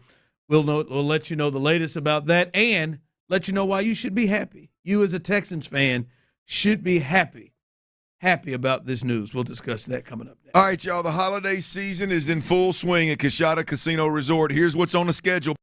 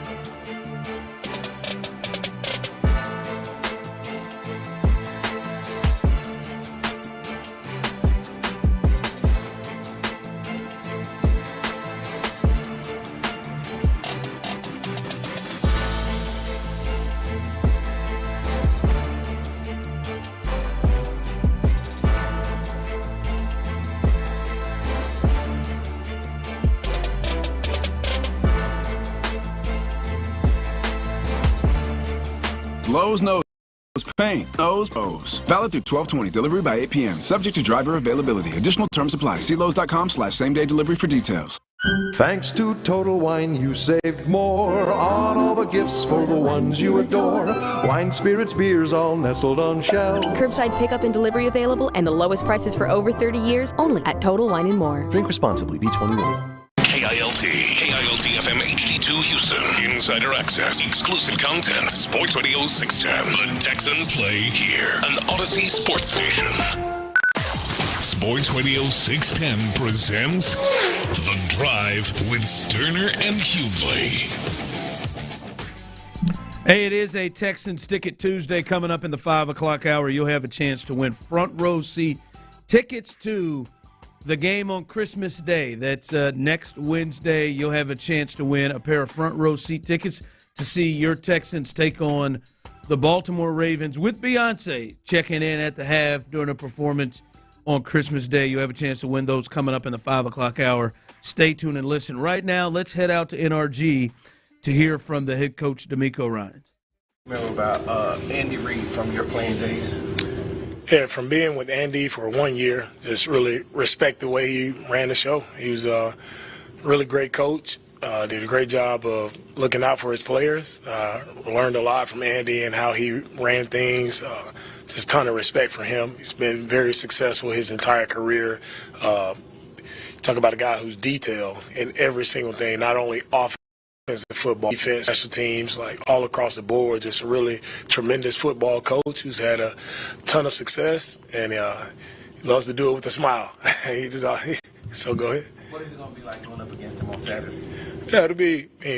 I've went against him before, so it'll be same. Like we're just trying to make sure our players go out and play well. It'll be about them, not so much about me going up against him. It'll be about our players just playing well and executing. Kansas City, when you're a winning team and a division champion like yourselves, and you play against a team that is the defending champs, how much does that help you guys because of the high standard they have and the standard you're trying to get to? Yeah, for us, we're excited to go and compete against a really good football team. It's been good for a really long time. So for us, just go out and play good football. We don't make it bigger than what it is. It's our next game. We understand the success that they've had, and they've earned it. Like, they've been really good. No matter if it's defense, offense, special teams, whatever it takes to win football games, they find a way to win in the fourth quarter. So I'm excited for this matchup, excited to see our guys go out and compete. How do you view the last 3 games? Are you more we got to put together our best football going into December, or do you look for opportunities when you've wrapped up the AFC South to rest? Yeah, for me, it's anytime you strap it up, it's time to go compete and win. I don't know any other way. I don't see how anybody else could find any other way. Like, our guys put a lot of work into going out, putting their bodies on the line to go compete. So that's what it'll be about. One-time mentality still hasn't changed just because, we won the AFC South. Our approach is still the same. Go out and play good football, get better in all 3 phases. You mentioned that with the 3 games in 11 days, the Miami game was more normal than the Saturday game and the Christmas games where things kind of get more condensed. How are you guys approaching it from readiness standpoint to get ready physically, mentally, and logistically for basically 2 games in approximately 6 days? Yeah, the main thing is how we prepare for this game. I always say all the teams have the same amount of time that we have. So, of course, we're a day sooner removed from the game. So the main focus is about our guys recovering, taking care of their bodies, and just mentally being locked in into the game plan and what we're doing. And we'll continue to, enhance the game plan as we get further in the week. But everything about what we do and the amount of days we had to prepare is the same as Kansas City. So we'll do everything we can to make sure our guys are ready to roll. I know you probably saw Christian rehabbing and getting ready to stay ready, all that nonsense. But when game time came, were you surprised at how in shape and ready he was to play as many snaps as he did? He didn't surprise me. I saw the work that he was doing on the side, and he looked ready a while back. So it just goes to the work that he put in. It was real. Like, he was working towards something. It was a real goal of getting back, not only just getting back to be back, but to get back and be impactful. and that's how he attacked while everybody else was watching. He attacked it the right way, so when his time came, like, he didn't miss a beat. Mahomes is 100% or not. What are some of the challenges of defending him, all the things he does from the pocket, outside, and with his arm? Yeah, Mahomes, one of the best quarterbacks in the league, done it for a long time, done it at a really high level, and where he gains most of his success is just the keeping plays alive, like off schedule, keeping plays alive. Their receivers and tight ends, they know how to uncover, they know how to find the open space and zone coverage, sit routes down. So just it's a true challenge. It's going to take everyone, especially our D-line, the way they work. They have to work together. You try to keep him contained, but it's easier said than done. He still finds a way to escape, finds a way to make plays. So it's going to take, a really tremendous effort from everybody, just being where we're supposed to be, playing disciplined football for 4 quarters. Finding different ways to win. You mentioned Kansas City, finding different ways to win no matter what. Is that something that comes with experience, or is there something that you can proactively teach your guys to put them in position to where that happens? Yeah, it all comes down to, at the end of the day, it's, guys understand situational football, right? Play smart, have great awareness in those situations. Where KC has won a lot is, they take advantage of the miscues on the other side of the ball, whether it's offense, defense, or even special teams. Like, you just have to be on the details longer. And that's where they've got a lot of people, outlast people mentally, right? And not so much physically, but it's mentally. They're mentally stronger than the teams that they're going against, and they find a way in the fourth quarter to win games. Quarterback makes a play, Kelsey makes a play, somebody's going to make a play, and it's not something you teach. I think it's just guys just understanding what's in front of them, and they know how to make the plays. Do you think that's kind of like a mistake thing where people see Kansas City and how they play, where maybe it causes you to do something that's uncharacteristic because you're a little bit intimidated by a team on that level, and is that something that you can stress to the team? And I'm not sure. For me, I just look at it all the same. Like, man, you go and compete. It's an opportunity to compete against one of the best that's done it. So you don't do anything different. You don't try to rise up to like, you just go out and play your game, and you play your game the right way. Like, they've been in a lot of tight games. They won, a lot of games, most games in NFL history, right? Won 1-score games. So you don't have to do anything different. You just got to go out and execute better than Kansas City.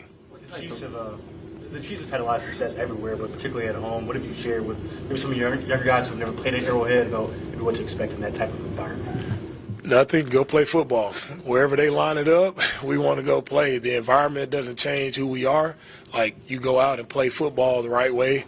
When the ball is snapped, it doesn't matter. Like, you just got to go execute. Go ahead. With Titus moving from right tackle to left guard, can you kind of take the insight some of the challenges for him? I know he's played left guard a little bit before for the team, but what does he have to kind of adjust and change from what he did at tackle to now at guard? Yeah, for Titus moving inside, first off is, thankful to him for making that move and transition. And as you mentioned, he's been in there before, so it's not totally new to him. Just things happen a lot quicker on the inside than the outside, right? Titus has that power and size to handle the big rushers on the inside. So I think he's a really good fit for being in there. It's just understanding how quickly those games and things happen where you have a little more space on the outside. You got more space, a little bit more time. In the inside, just have to have quicker reaction time. Consider going to KC in December like the closest thing you can get to a playoff atmosphere campaign? For me, playoffs is playoffs, so we're not there yet. But it'll be a good atmosphere. They have a good crowd. It's a good place to play. They support their team really well, so it'll be a fun environment. You're talking about inside with Titus. How aware do you have to be on every snap where Chris Jones is and the damage that he can do up front? Chris Jones. Make sure you know where 95 is at all times, man. Chris is a outstanding player. Size, strength, like pass rush ability. Not only inside, he lines up outside, can get it on the edge as well. Does a great job of batting passes down. Just totally impacts the game for them, and you see why he's been a dominant defensive tackle in his league because just, man, his pure will, strength, everything about him, like he's a great player. So for us, you have to have awareness where 95 is. No one can fall asleep on 95. You got to make sure you're aware, and you got to go challenge them. You got to compete. And that's what this game is about, and that's what I'm most excited about. They have really good players. We got good players. Let's put the ball down, compete, see what happens. We'll close with Will, DJ, and so. Ron Rivera, when he was in Carolina, would always refer to like these games when you play a team that's accomplished a lot as a measuring stick game. Is that something you subscribe to or talk about, or is it just no? I know. I know, man. I know you guys. No, because for me, I don't, our guys don't need to feel like this is, we need to step up to Kansas City. They're a great team. Everybody understands that in the NFL and the world. Everybody understands KC has been dominant in the league for the past, I don't know, however many years. They've been dominant. So I don't need to make it more of a awareness factor for our guys. Everybody knows KC. They've been great for a long time. Just go back to my my earlier question. Does that kind of alter how you guys approach practice from the physicality standpoint? Do you just kind of focus more on more mental reps? What's kind of that approach in terms of how you guys approach practice? Man, we're full pads. We're going. We're ready, rocking and rolling. Short week, we put the pads on and try to see how physical we can practice. No, we take care of our guys. Make sure their bodies are recovered. Just because you're so soon removed from a game, and it takes a while to recover, especially on a short week. So it is a heightened sense of focus on rest and recovery as best as we can, while also understanding the game plan and being able to get those mental reps in. Last year was kind of a given when you all went into the draft. You selected CJ, then you all made the necessary adjustments to trade up to get Will. What went into being able to get those two players like Kalen Bullock and Kamari Lassiter this year? What did you all see? How did you know that they would fit so well in your scheme? Starting with Kamari, didn't know he would be there at that time. But what allowed me to know Kamari would fit just, first off, watching his tape, seeing how physical of a player he was, talking to his teammates, and how every teammate raved about Kamari and how locked in he was, practice, games, walkthroughs. He's one of the most locked in, intense players. And, that just said to me, this is a swarm mentality. And talking to Kamari, he's just, it was an easy fit. Kalen, just watching him play and watching his skill set, it just jumped off the tape, how he would fit into our scheme, and how he could change things for us as when you got a post safety who can take the football away when he has elite range. So it just jumped off the tape as, kind of one of those luxury type. If we can hit Kalen, for me and my vision of how I saw him and what he can do to our defense, it was just, again, you don't know how the draft is going to fall. You have guys you want, but to get both of those young guys and to see them have impact so soon, you didn't know what would happen, but happy to have both of them, just seeing the success they had in college and what they were able to do, and it's translating exactly who they were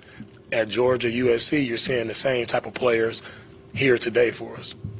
All right, thank you, guys. All right, that's the head coach, DeMeco Ryans. A lot there, covering there, but at the end there, he talked about it, had his eye on those two young guys, and those two young guys have been great fits, and I like the way he used that, how he visioned his vision, how he saw those players adding to his team, especially Kalen Bullock, and I would assume it's gone as well as he could have envisioned it to go with those two dudes. Yeah, there's no doubt about that. I mean, look, I think when you've got an identity and you know what you want to do and what you want at each position or what you dream of at each position as a coach, and you have that identity and you just, it's who you are to the core, I think it's easy to identify, all right, that dude's got what I want, right? Whether you're talking about Kamari Lassiter and the workhorse, the physicality, the accountability, and he's going to be where he's supposed to be when he's, that mentality is obviously a great fit here. and then you get into a guy that has jump on screen type of talent, tangibles, talent, right? I mean, it's and you're going to be a pressure defense. You need a safety, that can shrink windows. You need a safety that plays fast, that has instincts around the football. You need, so I just think it's so much easier. It's never easy, but it's so much. It's so much. I think less difficult. You're not just shooting fish in a barrel. You know what I mean? You're not. I don't know, does that make sense? You're not like you're not. It's not random. You got a pretty good idea of the dudes you're looking for and how they can help you and where they fit. And I think DeMeco and Nick have that down as well as anybody in the league. I tell you what I loved earlier on in that audio right there from DeMeco Ryans was, you and I have talked about this before over the years. I absolutely hate when coaches, quarterbacks, opponents in any way, shape, or form show that before the game is ever kicked, before the ball's ever kicked with Kansas City or with Baltimore or, there's been some of the better teams over the years,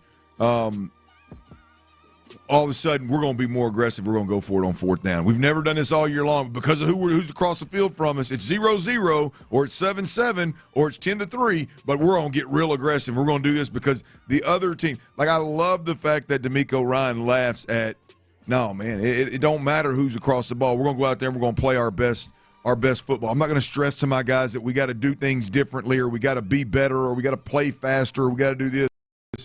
Do that just because of who we're playing. I love that approach by DeMeco Ryans. I thought you were going to say you excited when he said, "Yeah, we put on the pads, baby, went out there and got physical and hit." No, that would be this. December 17. Well, Wesley said I got excited. Yeah, that right there would be that would. I mean, I wouldn't be opposed to it. I wouldn't be totally against it, especially if it was the offensive line working the run game. But yeah, no, I was good there. No chance. But no, that was DeMeco Ryans. Coming up in the 4 o'clock hour, you will be able to hear from the quarterback, C.J. Stroud. This is a big matchup, right? This is. I would assume this is one that C.J.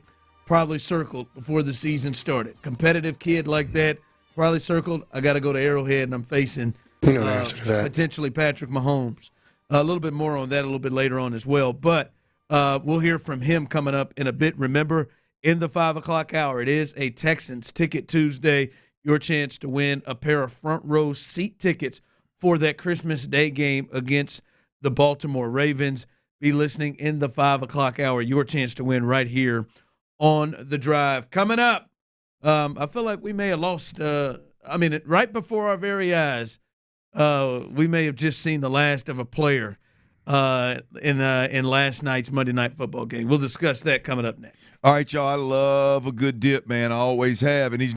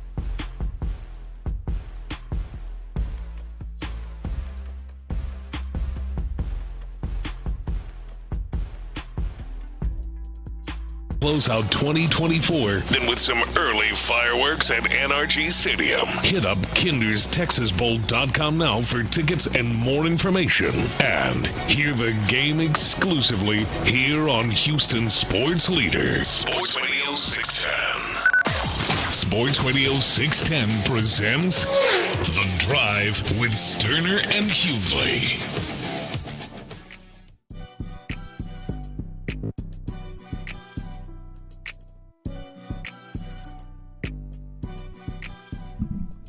All right, welcome back in. I feel like we saw a Walking Dead member of the NFL last night. I want to get to that real quick. I did want to let you all know I'm not going to be here on Thursday. The hell? Where are you going? You vacationing with Tyler or what? I wish. I like being at Buffalo Wild Wings on a good Thursday. I got to go to damn duty. I thought I wasn't going to have to go. I thought duty. Is it a murder? Is it a murder trial? I don't think so. I'll find out when I get there. Oh, they don't tell you that before? No. This is the 6th time I've had jury duty in my life. That's wild. I've never even gotten a request like a summons. You've never been summoned? I've never been summoned. Have you? I think I got a letter in the mail one time a while back, but I didn't. Oh, you went past it? You didn't even? Did you fill out? They didn't circle back. That's not supposed to be legal. I think that's supposed to be. I don't know. Yeah, man. I am. This is 6 for me, and that's I have nuts. And I have served on a trial. But I don't. I've had. This is my 4th one since I've been in the radio industry, and I'll as I told Parker, I'll get out of this.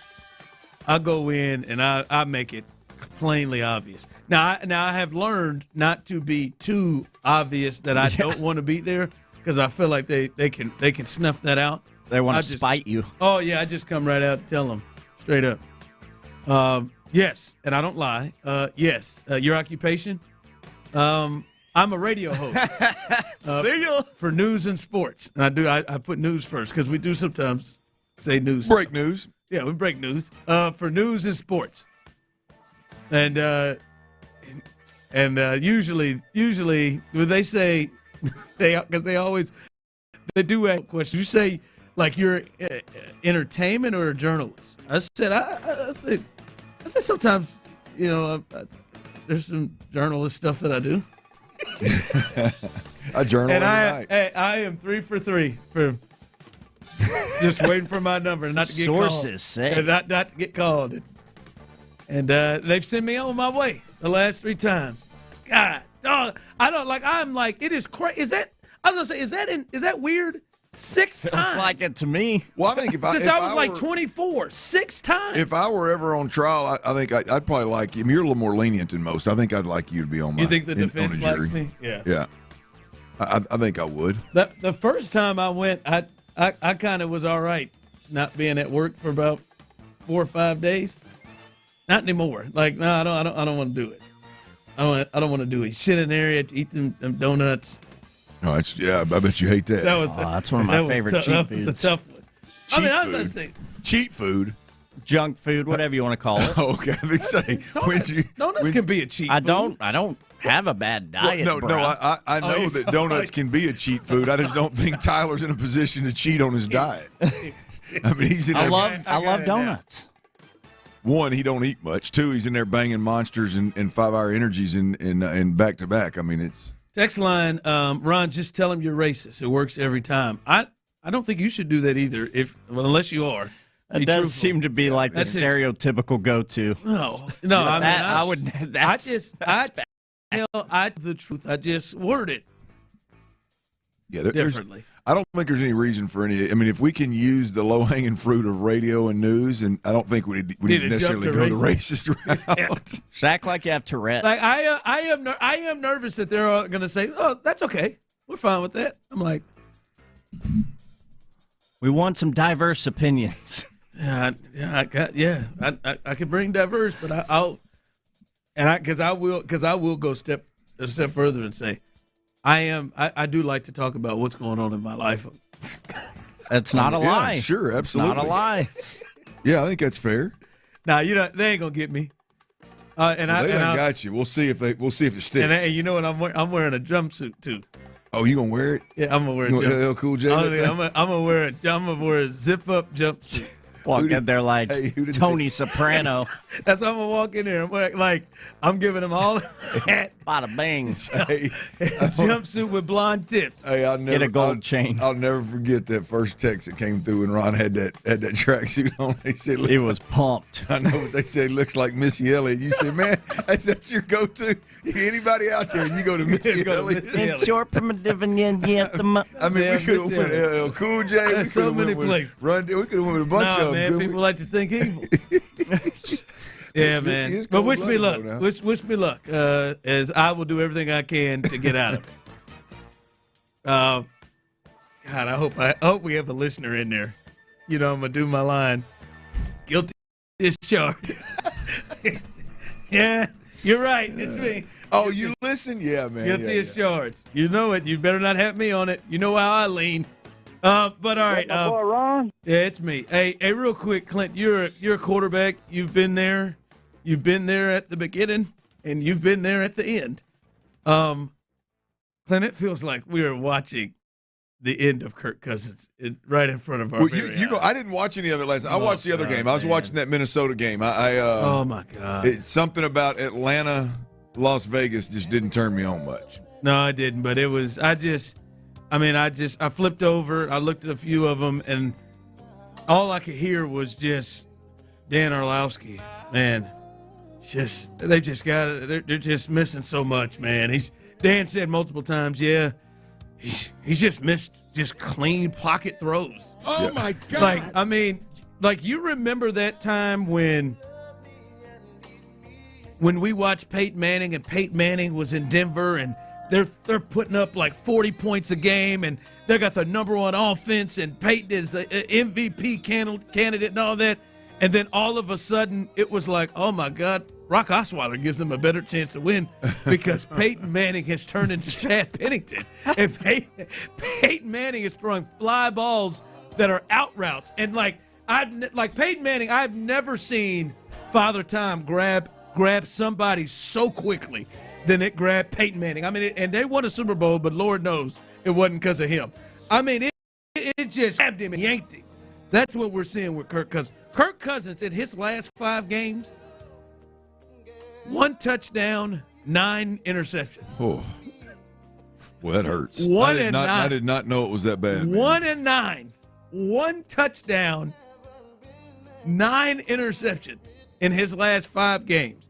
Yesterday, he was 11 for 17 for 112 against a Raiders team that didn't have Max Crosby and is shutting it down. Shutting it down. God. Yeah, man. And now the Falcons, they've wasted all that money they spent on it, but luckily for them, they did draft Michael Penix Jr. But, Clint, it is. And I like Kirk, man. And Kirk just last year with the Vikings, before he hurt himself, he looked like a top 12 quarterback, maybe even better. And now my man, he can't hit the backside of a barn. He can. It's just he might have to punt it. It's a tough one to watch, man. And I like Curry. Tough one to watch. But it looks like we've lost Kirk Cousins. I appreciate that music right there because it's over, Kirk. It is. I don't know. They may have to go to Michael sooner than they want to. All right, coming up, Mahomes. Patrick Mahomes. There's an update on Patrick Mahomes and his ankle. We'll let you hear from him himself and give you that latest update to let you know where we are in terms of him being able to play in the game against the Texans on Saturday. We'll discuss that coming up next. All right, folks, you're just going to roll in 25.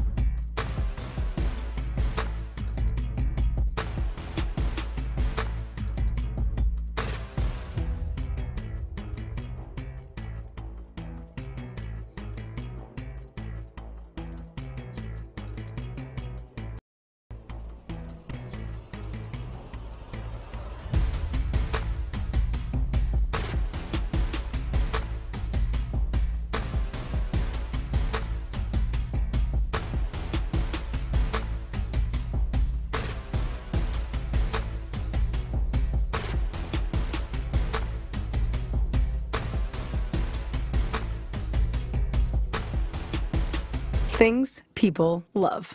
Top Dog Fireworks. Say it with a boom. Live from the Twin Peaks studios, Sports Radio 610 presents The Drive with Stoerner and Hughley. You heard from DeMeco Ryans earlier in the 3 o'clock hour. You will hear from C.J. Stroud coming up in the 4 o'clock hour. Also, remember, 5 o'clock hour, your chance to win a pair of front row seat tickets to check out the final home game of the Christmas Day game against the Baltimore Ravens. Beyonce also performing at halftime. You'll have a chance to win 2 front row seat tickets for that coming up in the 5 o'clock hour. As I said, you'll hear from C.J. Stroud and the quarterback that he will be matched up against and who the Texans defense potentially will have to stop will be Patrick Mahomes. Now, we know that's the big story in the NFL right now, and then in this game is will Patrick Mahomes play after what was diagnosed as a high ankle sprain against Cleveland. He got hurt and returned, noticeably limping afterwards. X-rays were taken afterwards. They said it was negative. He did not break it. Here is Mahomes at the podium today giving an update on his ankle. I mean, I think it's done good with the treatment and the work that we've gotten in. I mean, obviously it's a short amount of time, but I thought we had a good day yesterday, and we had good work after the game as well. So I'll get to work in practice and try to push it to see where I can get to. But at the end of the day, I'm not going to put our team in a bad position. So if I feel like I can play and go out there and win a football game, I'll play. And if I don't feel like that's the best case scenario, I'll let guys like Carson play. I mean, he's a guy that's won in this league as well. So it's just about pushing it this week, seeing where I'm at, and making the best decision. Then Jacksonville was worse. I would say. I mean, that one was pretty significant. I mean, this one didn't feel good by any means. But the Jacksonville one, just the way I got caught, I didn't really get this last one, I kind of got my feet out at the very end, whereas that Jacksonville one I didn't really get to. Obviously it's responded better, quicker. I think that'd be the best thing to say, but I want to be in a better spot than I was in that next game going up against the Bengals. So I'll try to see if I can get there. Hey, old Kermit the Frog here. That was Patrick Mahomes. He's like the Texas Heat. I never, and maybe some of you, I will never get used to opening up the door and walking out to the Texas Heat or sitting down at it. Been here my whole life. Never I have never got used to just when I hear that voice that's actually a person's voice. My ankle's feeling a little better. And I mean, I have called it from the beginning, and every time every time I have not gotten used to. I'll never get used to that. Man, I love ketchup. That's what he's carrying around. That's what the good Lord gave him. Now, certainly, he blessed him with some other talent, some trade-offs. But damn, that just every time you hear that, it's just like God, dog, man. That's how that man talks. I really hope I can play on Saturday. Yeah, I mean, if he couldn't sling the football the way he slings it and doesn't ultimately make the money he makes, that would be a tough one to get over a lot of times, I would think, in the streets. A bit we used to do, we'd have to carry Pat every week. We'd have to have his press conference every week like we do Stroud.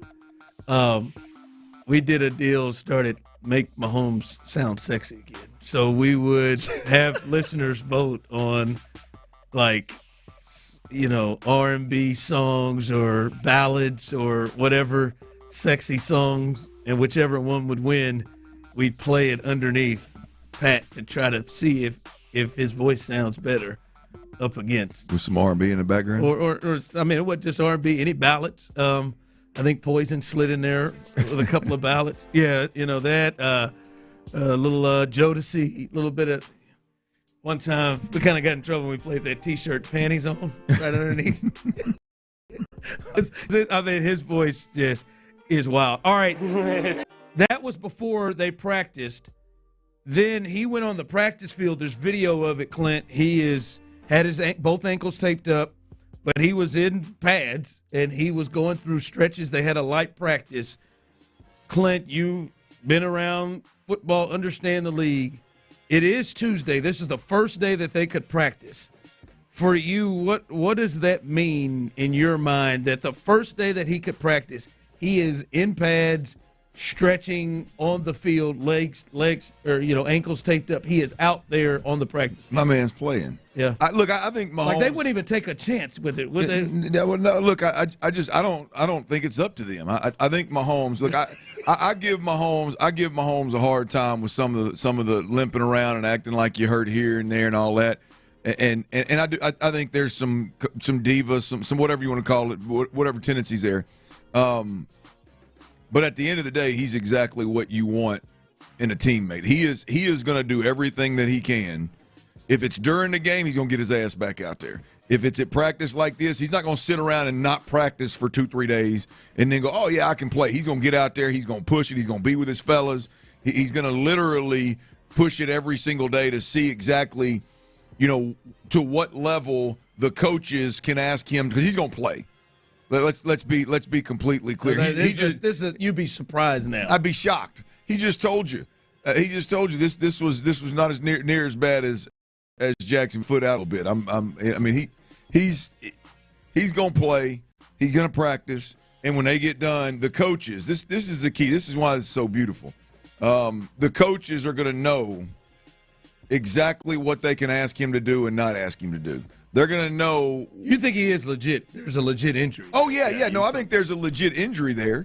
I think there's just, I think there's a tendency when Pat, I don't think Pat always gets up and is like, don't limp, don't cry, don't limp, get to the side and just move. I think there's a lot of times he gets up and he plays into it a little bit. But when it comes down to it of getting back on the field, when it comes down to it of practicing and doing what you need to do to put your team in the best position to win a game from a preparation standpoint, I think Pat Mahomes is the ideal dude. It'd be real easy for Pat Mahomes to be in that training room right now and not be out there with his team. Be in that training room, jacking around and take a couple of days off. But instead, he tapes that thing up, goes out there, probably hurts like hell, and he's going to push it and see how the ankle reacts in terms of swelling or not. And I respect the hell out of him. I commend the hell out of Pat for doing that. I do think it's a sign – clearly that it's a sign of, hey, man, it's kind of up to your pain threshold right now. You know what I mean? Because if there was any situation where, hey, man, this thing didn't blown up to a balloon or something like that, they wouldn't have him. They wouldn't have him out there not to even say he wouldn't play, but they wouldn't have him on Tuesday. Yeah. You know what I mean? Yeah. Out there the first day of the practice. It's I would say it's a sign that he's going to go. I agree, but Ron, I think my point is I think Pat, I think in the days, Seth Payne had a rant a couple weeks ago about this, and I think this is spot on true. And for a lot of old head players, including myself, it does get a little frustrating. I think there's so much monitoring of these players, like there's so much data out there that they tell you when you're tired. They tell you when you need rest, right? I think Pat is a guy that's going to tell the trainer, tape the damn ankle up. I'm going out there. I'm going to practice, and I'll come back in here, and we'll reassess this thing when I get done and practicing.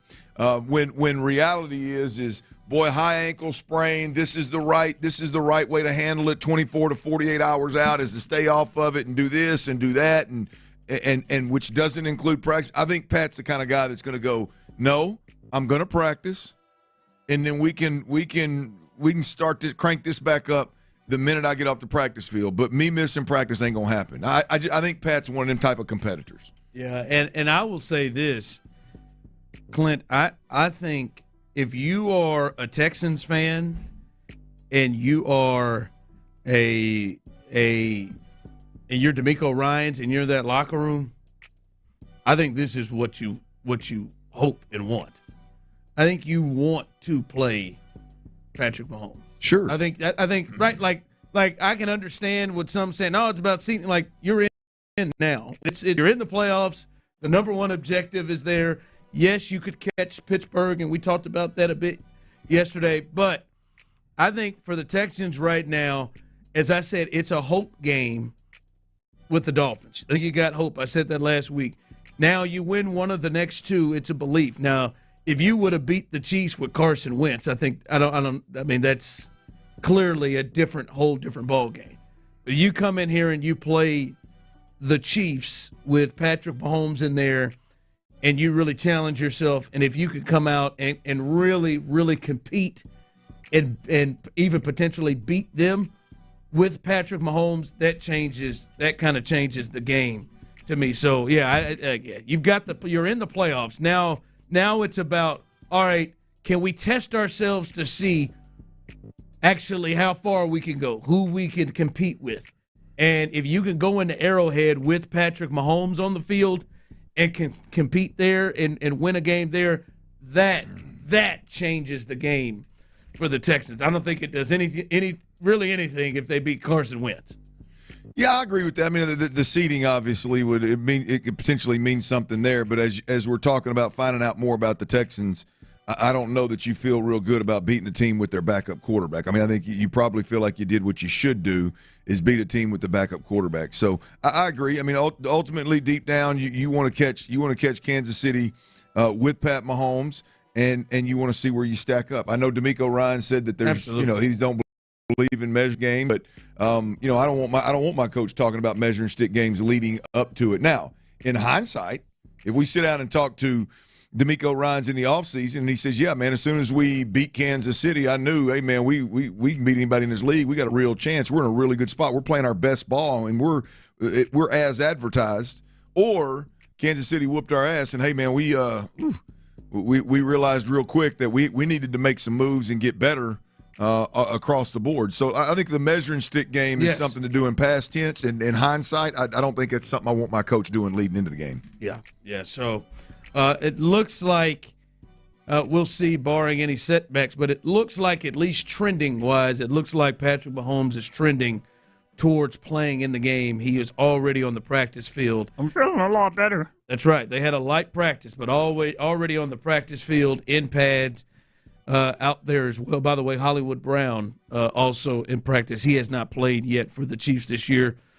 Free agent that they got. He is on the field as well. So should be, as you said, I like that good measuring stick game potentially for the Texans if, the real Chiefs are there. All right, what you got coming up in the 4? I got a little tape drop Tuesday, baby. It's Tuesday, and that tape's out there, man. I got a couple of things that we got to discuss. That defense was as good as we have discussed. There's a couple of plays. The strip sack fumble, there's somebody that needs to get their flowers. And the interception, we know with Stingley, he was manned up a couple of times and made really good plays. But the Kalen interception, I think, really highlights how good DeMeco Ryans really was. And there's somebody on this offense that, again, I think they need some flowers, and you might want to open your eyes to this guy right here. He's got a real chance. We'll custom discuss a little tape drop Tuesday next right here on Sports Radio 610. Before we do that, though, we got to talk about these cold Coors Lights, y'all. When I talk ball, when I watch film, when I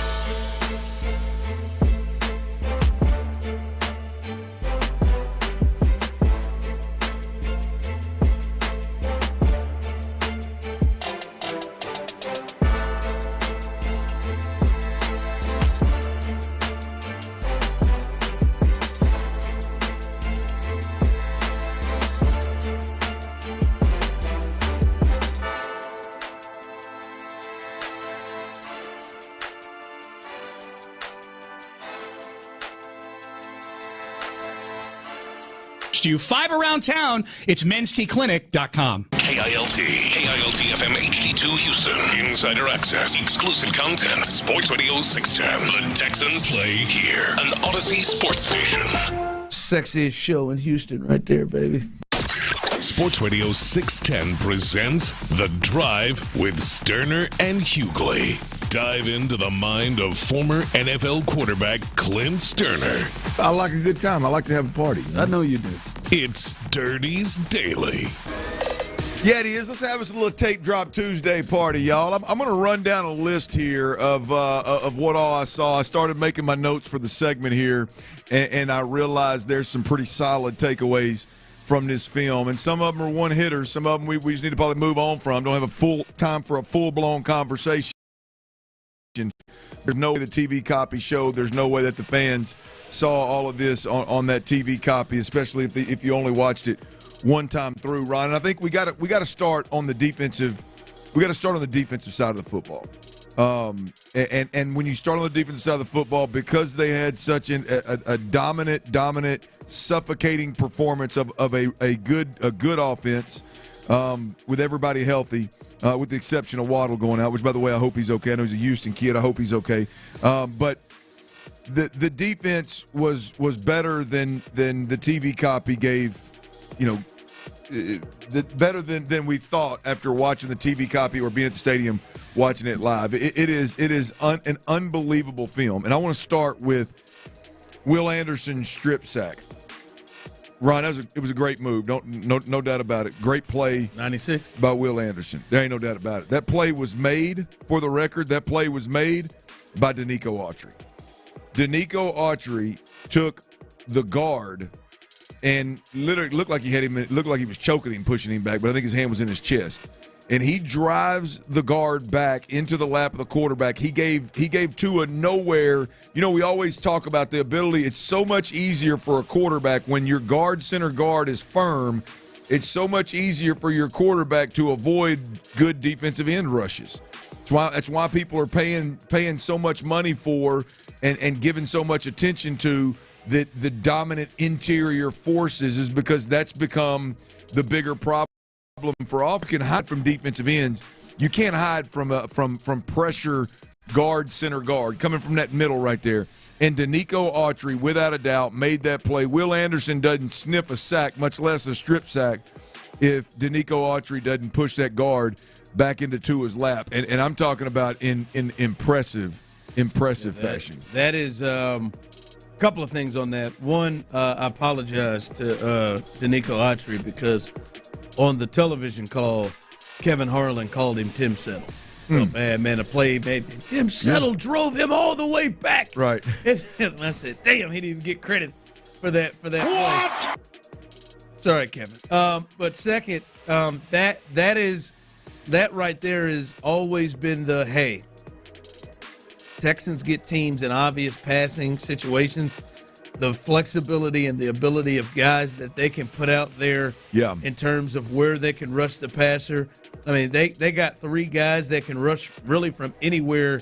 He can put them over the guard, over tackles, anywhere on the across the line. And that was just a pure example. Autry in the middle, a great pass rusher with a double-digit pass rusher. He's got now 10.5 with Will Anderson coming off the edge. And then the other side is Hunter. And, I mean, it's what they can do in obvious passing downs to teams. They've got the best defensive end room in football, I think. And it's crazy what they can do. Rob, one thing that I, again, saw last night in Monday Night Football, I think it was held up. I tried to check it. I heard the commentator say that Minnesota was going. They had a package where they were going with 5 edge rushers as their down linemen and getting after the quarterback. Right. Yeah. I wonder if that's something we see from DeMeco at some point, because I don't know if you got 5 you want to roll out there, but you damn sure got 4 you can put out there. You got 4 out there, yeah. When you bring in Barnett, yeah. Yeah, I mean, obviously, if Jerry Hughes was active, I guess you could. Yeah. Well, I think the thing is, I think out there, obviously, they're edge rushers in Miami. I mean, in Minnesota, you've got 2 outside linebackers. I think they're running a 3-4, so you got more of 2 outside linebacker type guys And so they're lining them all up and bringing them and causing problems for the quarterback. But nonetheless, with DeMeco Autry being so special inside, and we talked about Hughes and Barnett and all those guys, they are really, really strong. And a couple of those guys are bigger guys, so you could probably get away with it if they're ever all active together. But we'll see. Especially an obvious pass rush. Yeah. DeMeco Autry was he's the one that made that play possible, no doubt about it. All right, on the Bullock interception, Kalen Bullock on the drive before the interception, they actually ran this coverage. They ran this coverage multiple times. He had a pass breakup on the middle, over the middle of the field where he almost picked it. He dove and almost picked it, got two hands on it and dropped it. Then he got the interception, and then it was the same type of coverage when the kid got hurt. The DeBose kid or got injured. It was the same type of coverage, but this on the T copy, you couldn't really tell exactly what it was. Seth Payne and I were trying to break it down in the post game show during the break. We were trying to break it down, and I said, look, this is either some kind of hybrid 3 where the safety is just paying attention to the underneath routes and they're just willing to gamble and that he's not going to throw it over their head, or this is a hybrid Tampa 2 coverage. If you remember, Lovey ran a lot of it here, so for some of my football heads out there, you'll understand it. The corners play tight typically in a normal cover 2. The safeties are wide and deep, and then the middle linebacker runs down the middle of the field deep with any kind of threat, any kind of seam route. He'll run deep down the middle of the field because that's the weakness, right? That's the way that Tampa 2 is typically played. Well, what DeMeco Ryans did was he took and he gave you a 3 look with both corners real deep and a middle safety deep. And then at the snap of the ball, the corners went and covered the deep halves, and Kalen Bullock would drop down into the middle of the field and take the position where that linebacker typically would run with the seams. And he caused problems. Again, obviously, he almost got a pick on one drive. The very next drive, Tua tried it again for some reason, and he got a super clean pick that he almost took to the house. And then Tua tried it again later in the game, and he sent a kid to the hospital accidentally, not a TKO, but the collision. So clearly that coverage had Tua and Mike McDaniel, for that matter, like really confused on what they were getting because they're throwing right into the teeth of the defense with Kalen Bullock dropping down in there. And the Texans, all of them, especially on the back end, and you yourself talked to Derek Stingley about it, they clearly knew their tendencies. Oh, yeah. And what they were doing, and in certain routes and coverages, what they were going to run, and they were at times running the routes for them. Yeah. Like you could see Bullock clearly knew what was coming. Like his first steps were held before the ball was being let go. So. Yeah, they took those 2 weeks and really, really understood their tendencies, confused them, and knew what they were doing. Yeah, it was impressive. They rolled coverages. They showed pressure and then bailed to a quarter halves at one point. They showed that hybrid 2 Tampa coverage. They showed some true 2 coverage. And even in those coverages where the safeties or the corners were deep, they were still just anticipating routes in a big, big way. It was as if they knew Tua wasn't going to try to throw the ball with, like, hell, let's be honest, he's not going to hold it that long, and he can't throw it 70 yards like Anthony Richardson. They knew the limitations of the quarterback. They knew the tendencies of the offense, and they played them absolutely perfect and threw in some of the disguises that they had were absolutely tremendous. And, Ron, this next one, this one just dawned on me, by the way. This is going to piss some people off. Kamari Lassiter, either in the slot or on the backside of, let's say, like a trips formation where you got a tight end maybe to the strong side where he's down there in the box and can play with his physicality and can display consistently the tackling ability that he has. We know he can cover. Ron, Kamari Lassiter in the slot is like really impressive. And I say that. Well, it allows him to just be aggressive, right? That's the key. Is like I think when I say it, you know, the immediate response is from a lot of folks going to be, oh, you don't think he can play outside? No, he can clearly play outside corner. I mean, clearly he can play outside corner. I just don't know that Kamari Lassiter's future is not inside, of course, because of the cover skills that he does have, but just how comfortable he is in traffic, how comfortable he is playing physical, whether it's linemen trying to block him on screens and he's sneaking out the screen and shoelace tackling the tight end. I'm just telling you, he is really, really comfortable and really, really good inside. I like to the point where I think DeMeco watches it. Now, he's played so well at outside corner that it would be a ballsy move, but I think DeMeco watches it, and I don't know how a coach doesn't watch that and go, boy, I'd like to see this cat at a full-time inside corner. I mean, I'm talking that it's that impressive. Especially with the injury they have to Petrie. It'd be something to tinker with if Jeff Okudah or somebody could play on. Well, they were able to – Jeff Okudah played quite a bit, and Jeff Okudah went outside, and Kamari was able to come inside and do some different things. And I'm just telling you, there's no way that this coaching staff doesn't watch this film and go, damn. Like, that's not just an outside corner, be where you're supposed to be, tackle well, okay, we can trust him, he's accountable. That is a difference maker.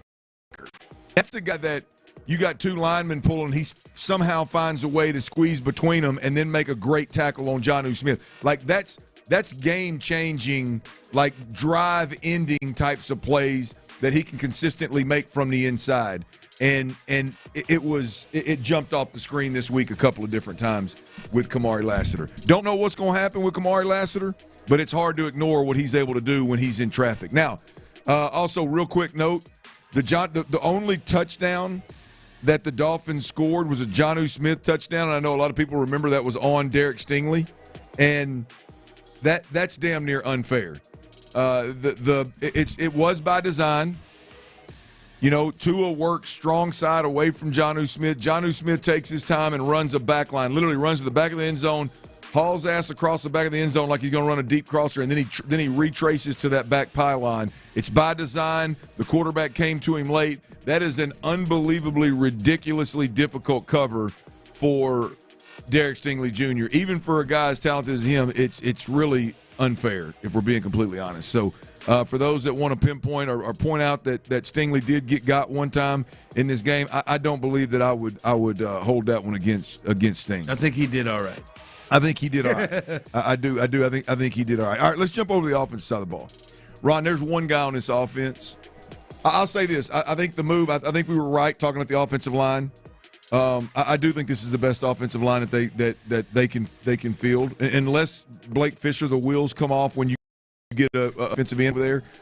This is significantly better. Like the space that C.J. Stroud had to work was one he should play at an extremely high level with, no doubt about it. Okay, but there's one guy out there that really has made his way to the Texans because of injury, but this guy's got a real chance. Irv Smith.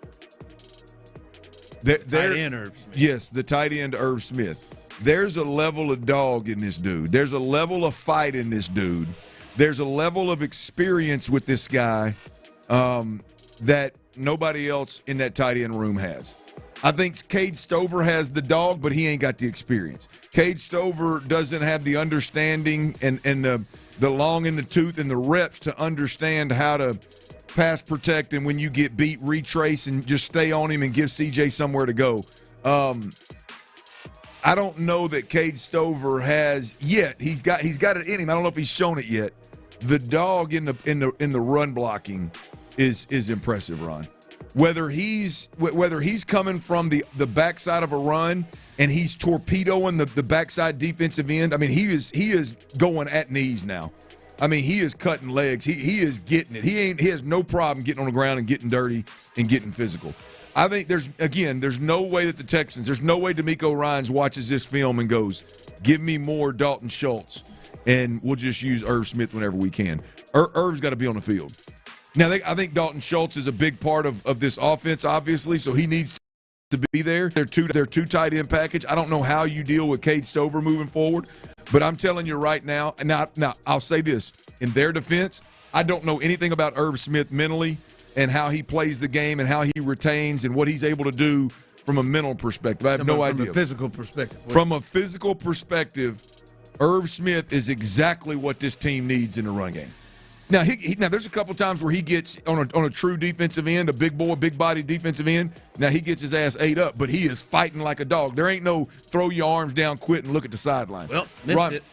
Ron, there's a play out here, and I'm gonna post this play because I want some former players out there and some coaches out there to give me a little bit of input here.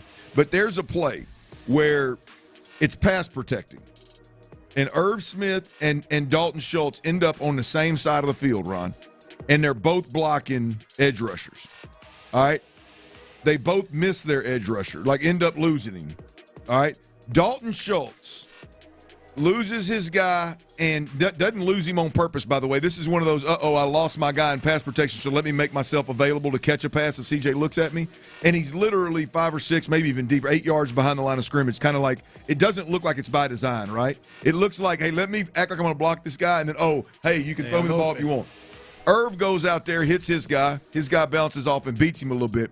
Irv spins and chases him and just gets a shoulder on, just running next to him. CJ slides up in the pocket, and because Irv kept fighting, CJ used him in the protection, and CJ ended up running and getting 3 or 4 yards. But it's literally like on the same side, same play. You see one guy, and by the way, guess who ended up tackling him or hitting CJ?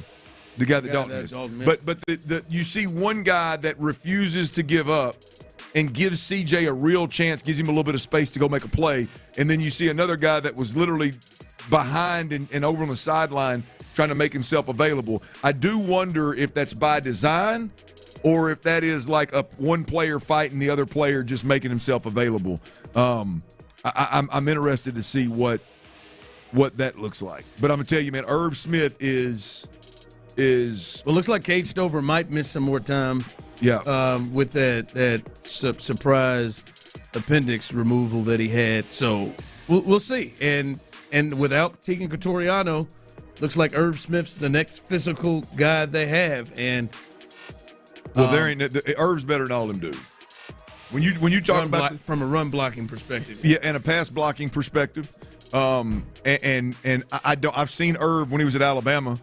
I don't, unless he's just completely lost it. I would think that he could help you in the pass game as well to some degree. I mean, it's not like any of these tight ends you have or blazers or making guys miss in a phone booth. I mean, we can talk about Dalton Schultz being cerebral and being a leader and knowing defenses and being savvy. That's cool, but like Irv definitely brings something to the table in the pass game as well. I just really like a small sample size. I don't want to overdo it, but man, I really like what Irv Smith is bringing to the table. It wouldn't surprise me at all if he didn't end up showing up more like on the TV copy during a game and helping this team in a big way.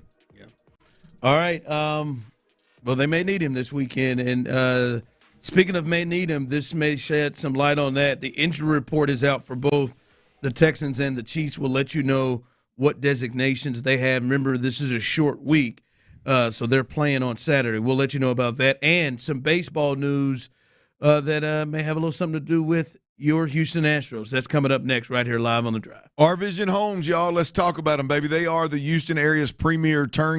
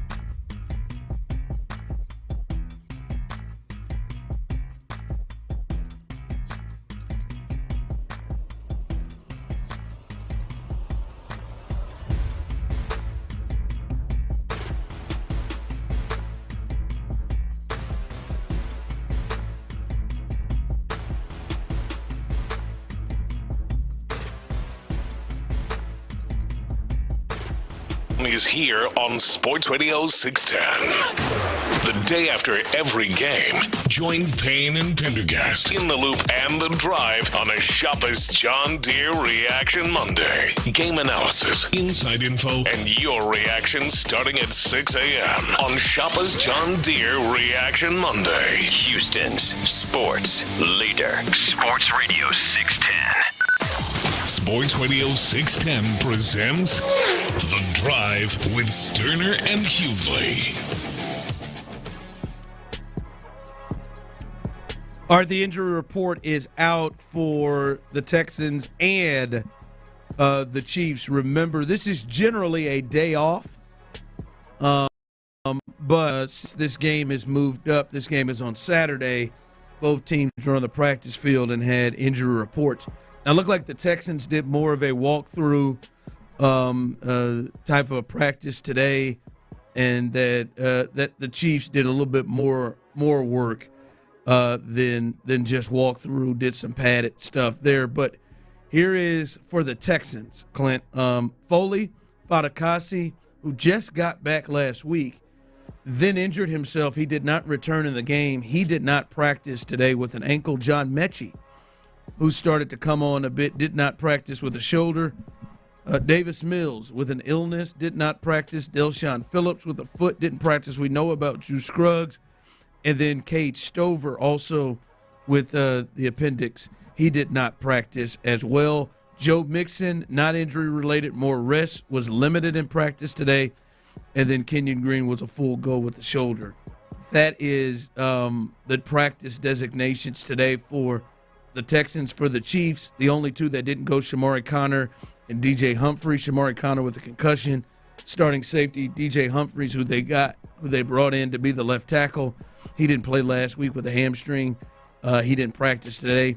Full participants include Hollywood Brown, Creed Humphrey, Harrison Butker, Jawan Taylor, and Patrick Mahomes. They had him as a full participant in practice, even more leaning towards the thought that he may be able to go this weekend. But Foley, that he is, him and John Mechie are the two that really jump out there, potentially unable to go. We'll see what John Mechie, you said it, who's going to step up, maybe the third receiver since Diggs has gone down, and it looks like it's been Mechie. And then Foley, just, their big run stopper in the next two games, with Pacheco and Hunt, if Andy Reid wants to run the football, and then obviously Derrick Henry, you want your best run stopper there in the middle of the field. So those are the two that really jump out. Yeah, the one for me is a positive, actually, Joe Mixon. Yeah, getting rest. It being rest and limited, it would be very easy, and in fact, it was highly likely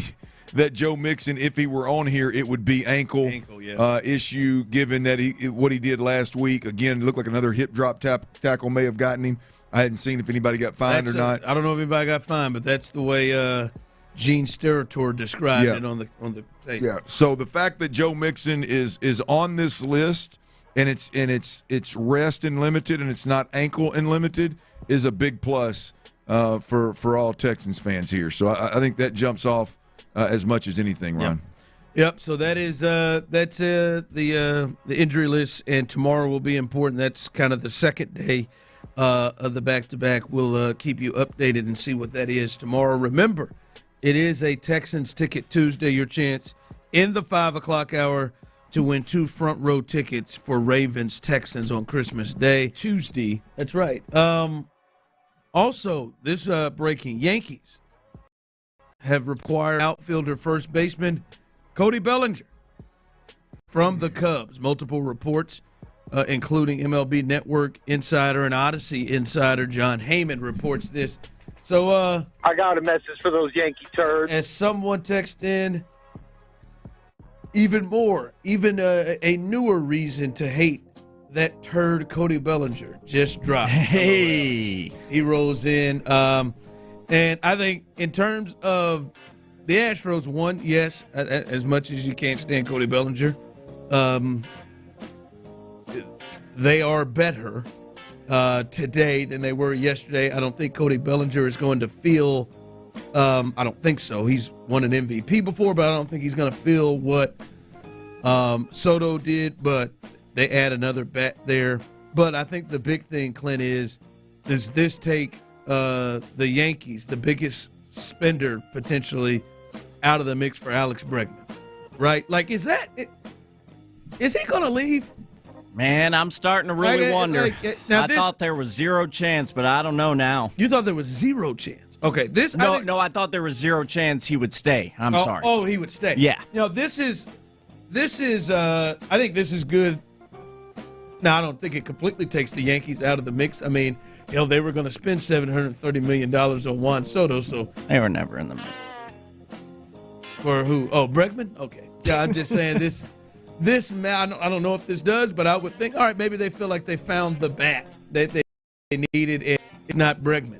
Red Sox still very much involved. Tigers are a name you hear involved as well. Mets, as they're just saying to hell with it again. They're involved. So, I don't know. Like, your gut feeling right now as we sit here, I know Friday you thought you still felt like you lean towards him coming back. Yeah, this back and forth hasn't really moved me much. I mean, I don't know what means what, to be honest with you, so I don't get too caught up in it. Bistros ain't loyal. I still think there's two guys in this clubhouse that I think Jim Crane would be willing to maybe budge a little bit on. That's Altuve and Bregman. And I still think that's possible. I don't follow exactly what Bregman is going to get or should get, or what people like Bregman are getting. I don't know what all that looks like, but I think the Astros will have an inside track simply because I believe that Crane is a big Bregman fan. Yeah, well, that would we'll see. I wonder when that comes to a head. Houston, can we get? Yeah. Let DeMeco jump in there and help with the. Damn button was labeled wrong. Yeah, I know it. What were you trying to go after? Let's hear it. Breggy bombs. Damn it. Jeez, you can find it. Come on. I mean, that's what it was supposed to be. Hit it again. What was it? Hit it again. Let's see. I think it's Houston. Can we get loud? Wait for it. Houston, can we get some loud noise? Who misdid that? Not I. I think I know who did it. Well, have you fixed it yet? I will. I think I know who did it. I Who? lean towards it. Tyler? Nah. Who you think did it? Byron. You done started it now. Put it out there. I don't think Byron was around when Brady. I was going to go Byron, but I think I'll lean towards Jace. I think it was Jace who did it. That damn Jace. Damn it, Jace. Get it here. I know you're listening, Jace. Get it here and redo it. All right? That Breggy bomb been on. We need to hear that Breggy board for a bomb. minute. The people need it. Yeah, man. I don't feel great about it. I feel like returning. I feel like he really might be staying now. I mean, more so than I have at all in the last few weeks. Yeah. Got to see where they're going to spend this money at. It seems too quiet. It seems too reserved. It seems. I'll say this. I think to the point that you made about Crane, I do think that Alex Bregman will give every single chance and opportunity for the Astros to pull into a place that he can be comfortable with. Like I think he wants to be here and finish here and be and play the next however many years here, but I don't think he's going to do it for a $45 million difference. But I do think he will give them every opportunity to. I mean, quality of life's got to be through the roof. I mean, he's already established, given the success he's had. I mean, but then, I mean, you played ball at LSU. You're from New Mexico. Yeah. I mean, it's just so easy. Hop, skip, and a jump for the family. Where's the wife from? I don't know. She's got to be from the boot or from Houston. One of the two. I don't know where Heather's from. Did he bring? He didn't bring her from LSU, did he? I don't know. I don't know anything about Heather. I don't even know if her name's Heather. She's got to be an H-Town gal. The quality of life is just through the roof, man. Again, like you said, it's not worth $45 million. But Reagan Bregman, I don't know what city, but she came from old Louisiana. There you go. He did. Maybe he did find her over in Baton Rouge. Yeah, he found her there. She found him. Good for him. Good. Them fertile hunting grounds. Coming up. Reagan's a sexy name. 713-572-4610. Those of you on YouTube and Twitch. Do you find Reagan as a sexy name? Yes or no? Reagan as a sexy name. Let me warn y'all before you get, that is Boss Lady's daughter's name for the record. Before either of you two step off in it, I'm letting y'all know. Who gives a damn? I needed to know that beforehand. There's more. I didn't know what you were going to say next. The hell with it. There's more Reagans around here. All right. I mean, I feel so awkward now. Somebody named Jenna Jameson, but I'm not saying that one. They're all whores. I guess she's not either. She likes red. She just likes. I think we ought to go to break. She just likes defense. Speaking of that, C.J. Stroud, his presser. We'll hear from him as he speaks to the media coming up next. Mokarm Law Firm, y'all. They've been helping Houston, Texas for over 20.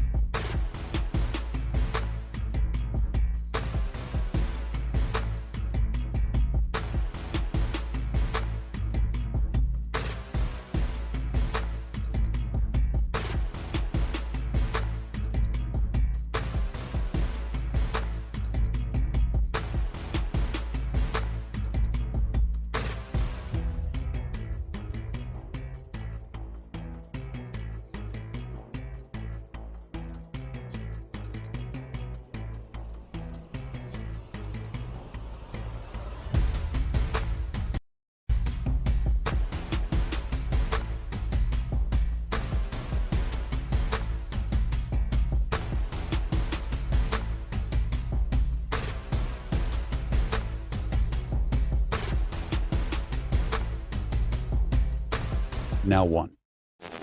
Live from the Twin Peaks studios, Sports Radio 610 presents The Drive with Stoerner and Hughley.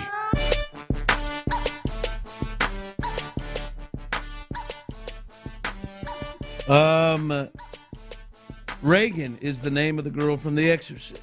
Yes, Reagan, a lot of testosterone in there, boys. What? She's a Katy girl, 7 Lakes. Reagan is sexy, but I know a crazy Reagan that ruined the rest of... Cragen. Reagan. Not a sexy name. I could name my non-born son Reagan. Yeah. I mean, if you're thinking Ronald, yeah. I don't know that I've run into many male Reagans. I have. No. I knew you had one. Not sure I have. I got one. I don't have a male Reagan. Yeah. I've got one male and one female is all I can remember. Not counting Boss Lady's daughter, just a reminder there, guys. Oh, God. She's one of the Reagans I know. Reagan Gomez. Oh. Parent Trap. Or not Parent Trap. I'm sorry, Parenthood. I hope she was on the show. Some kind of actress or something. The way you're Robert biting your lip Townsend. over there. Oh man, Hope this isn't somebody from your past. No, I don't have that. That mistake. But no, she was strong. Boy. Back in the day on that. Ooh, yes, I remember her, boy. Back in the day. Did pull her. All right. As we move past the Reagans, let's hear from the quarterback. C.J. Stroud, who spoke with the media today, as he gets a one-on-one matchup with Patrick Mahomes in a game I'm sure he's looking forward to. Here's C.J. Stroud. Those games where it is a regular season game, but still they're the defending champs, and it's a bit of a measuring stick game. Yeah, I mean, I think every game is that, to learn where you match up against guys, and I thought. On film, they have a lot of great players. They play well together. They've been playing together for a long time and just add, new pieces that fit their system well. So, I think they do a great job and, excited to match up against them. CJ, on the when you and Will came in together and, you all are really close. Do you see that same thing from Kalen and Kamari? Yeah, I do. Yeah, those dudes are like twins, man.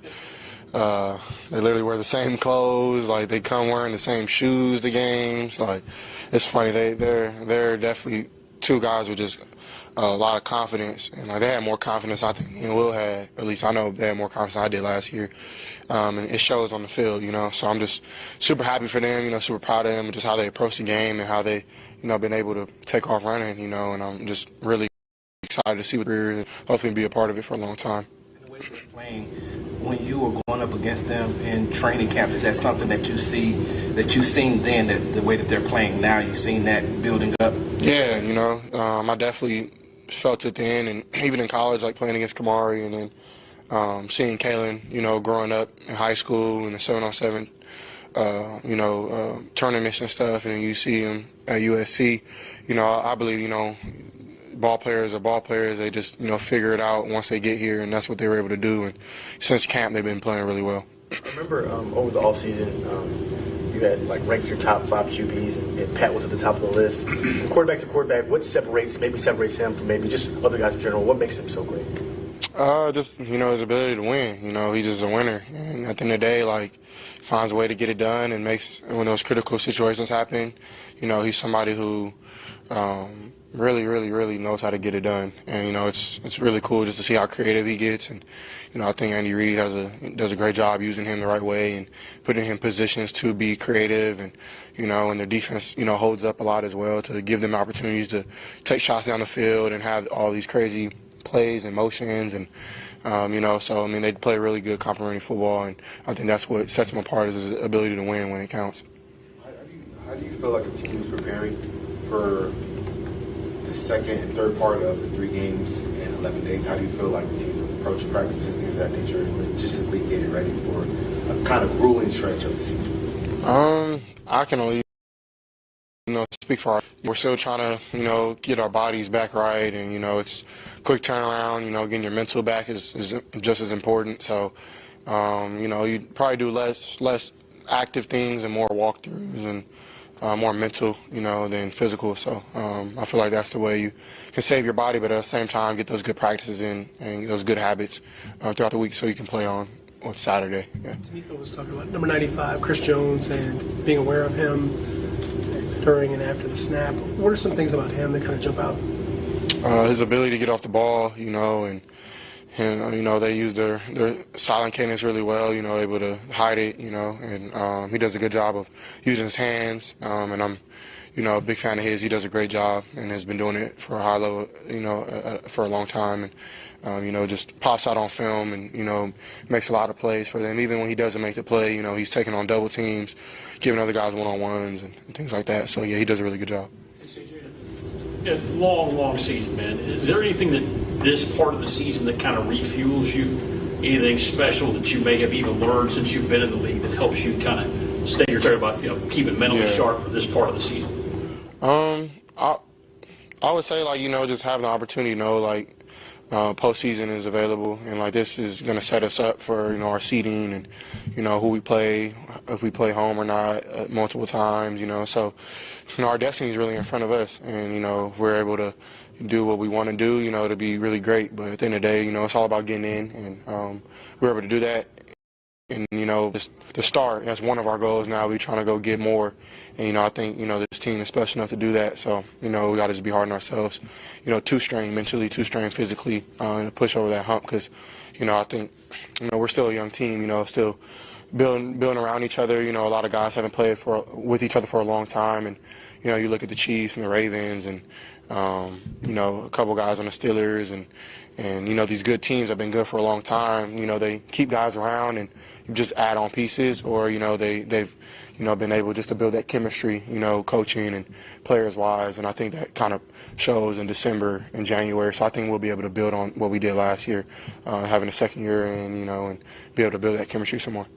Can you talk about the challenge for the offense to get in a really loud stadium? How ready do you think you are for that? Yeah, we're preparing for it. Definitely. I've heard a lot of great things. It's an exciting place to play and loud. So, got to be ready, for all that, and doing our preparations for that throughout the week. We haven't gotten to talk to you since you did clinch the division. Have you had any time to kind of go back and reflect on the success that you've had over your first 2 years and being able to win the division? Your rookie year and now your second year as well. Not really. It's cool. It's a blessing. I was talking to LT about it earlier. I think this is his first time doing that. And I don't want it to ever become just we want it. No, it's important and it's huge. To win the division and win it this early. And to put ourselves in positions to make the postseason. So I haven't had time to really reflect, just having one day off. But, I'm very, very happy and blessed and, just very grateful for the opportunity to play for this organization and, hopefully put another banner up and, try to do even more than that. We just don't want T-shirts and hats. We want to, get some hardware, So that's always the goal, and now we got to, go out there and do it. It's a team that has had that type of success that set that foundation early to build on. Is that the same thing that you see with the Houston Texans, especially the success that you've had the first 2 years here? Yeah, that's the goal, for sure, is build a dynasty type of thing, and to see Mahomes and Andy Reid do that, be the face of their franchise, and I definitely, that's a inspiration there, and I think they do a great job of doing it humbly and, every week showing up and not taking the game for granted, playing it the right way. And, it's, something that I look up to, but also, want that for, this team and, this organization. So, working for that and, I think they've set a good blueprint for it and, but that's for them and, we got to do what we have to do for the Texans and our team. And I think that, hopefully we'll be able to do that.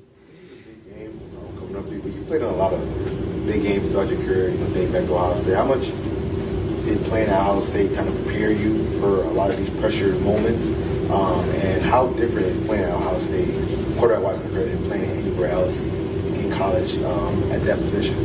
Playing in big games is, I would say, kind of has become second nature. Just every game is kind of mentality is, big or small. You treat everything the same as what I learned at Ohio State. And, those bright lights is when you have to focus more, and that's what I really focus on is just, whenever everything is amped up to the outside, what are you doing on the inside to really hone in and lock in on every single play. But yeah, I mean, that playing there isn't easy, and it's a lot of pressure, and having, a really big fan base and the best fan base in the land, as we say.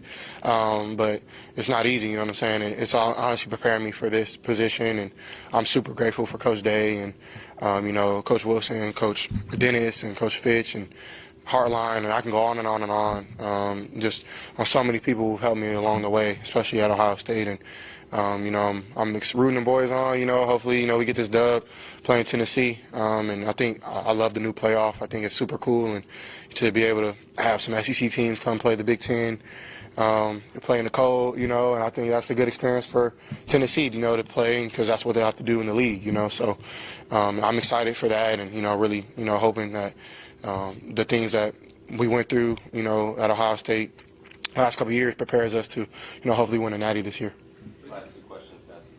What have you seen on film of when you're looking at the Kansas City defensive backs?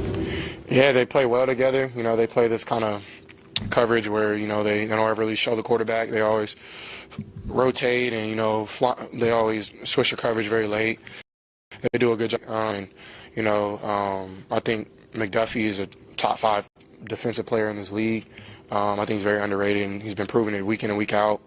And I've really seen him at nickel mostly, but, on film, since I've been able to watch, he's playing corner a lot, too, in base. So, he does a good job there, and, they play really well. They play as one, and that's something that pops out to me.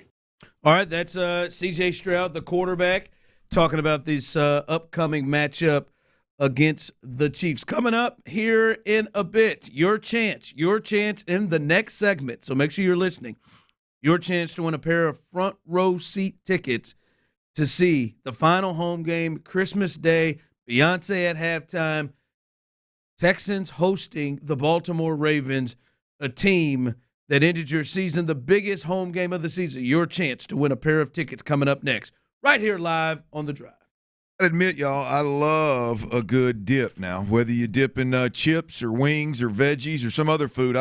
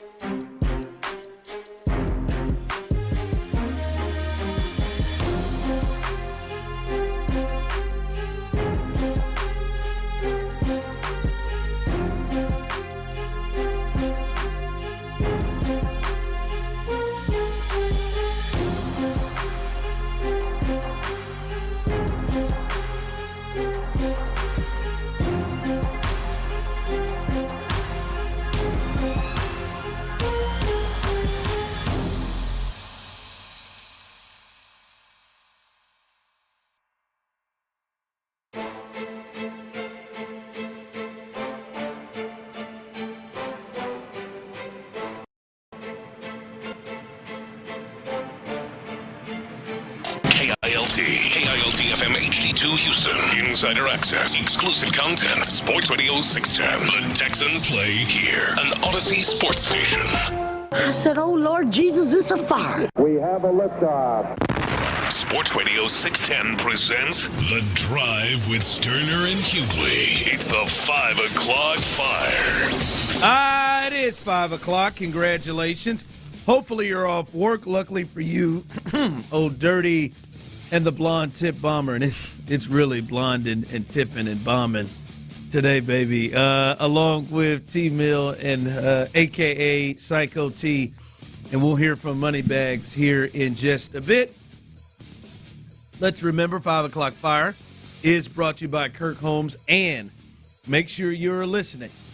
Call a friend, maybe get you some help. This is your opportunity to win a pair of tickets, front row seat. It will happen in this segment. And when we give you the cue to call, you'll know it. Make sure you get on the horn, 713-572-4610, for your chance to win. 713-572-4610, your chance to win, coming up a little bit later on in this segment. First, let's hit the injury news here for both teams here. The Texans, guys who did not practice today. Foley Fatukasi has an ankle. He left the game early and not return. He just got back before the game against the Miami Dolphins. So we'll see what this means. But he did not practice today. John Mechie, shoulder. He didn't practice today. And then Delshon Phillips, Juice Scruggs, they didn't practice. Cade Stover and Davis Mills are out with illness today. They didn't practice. Joe Mixon, rest, limited. And then Kenyon Green with the shoulder. He was a full participant.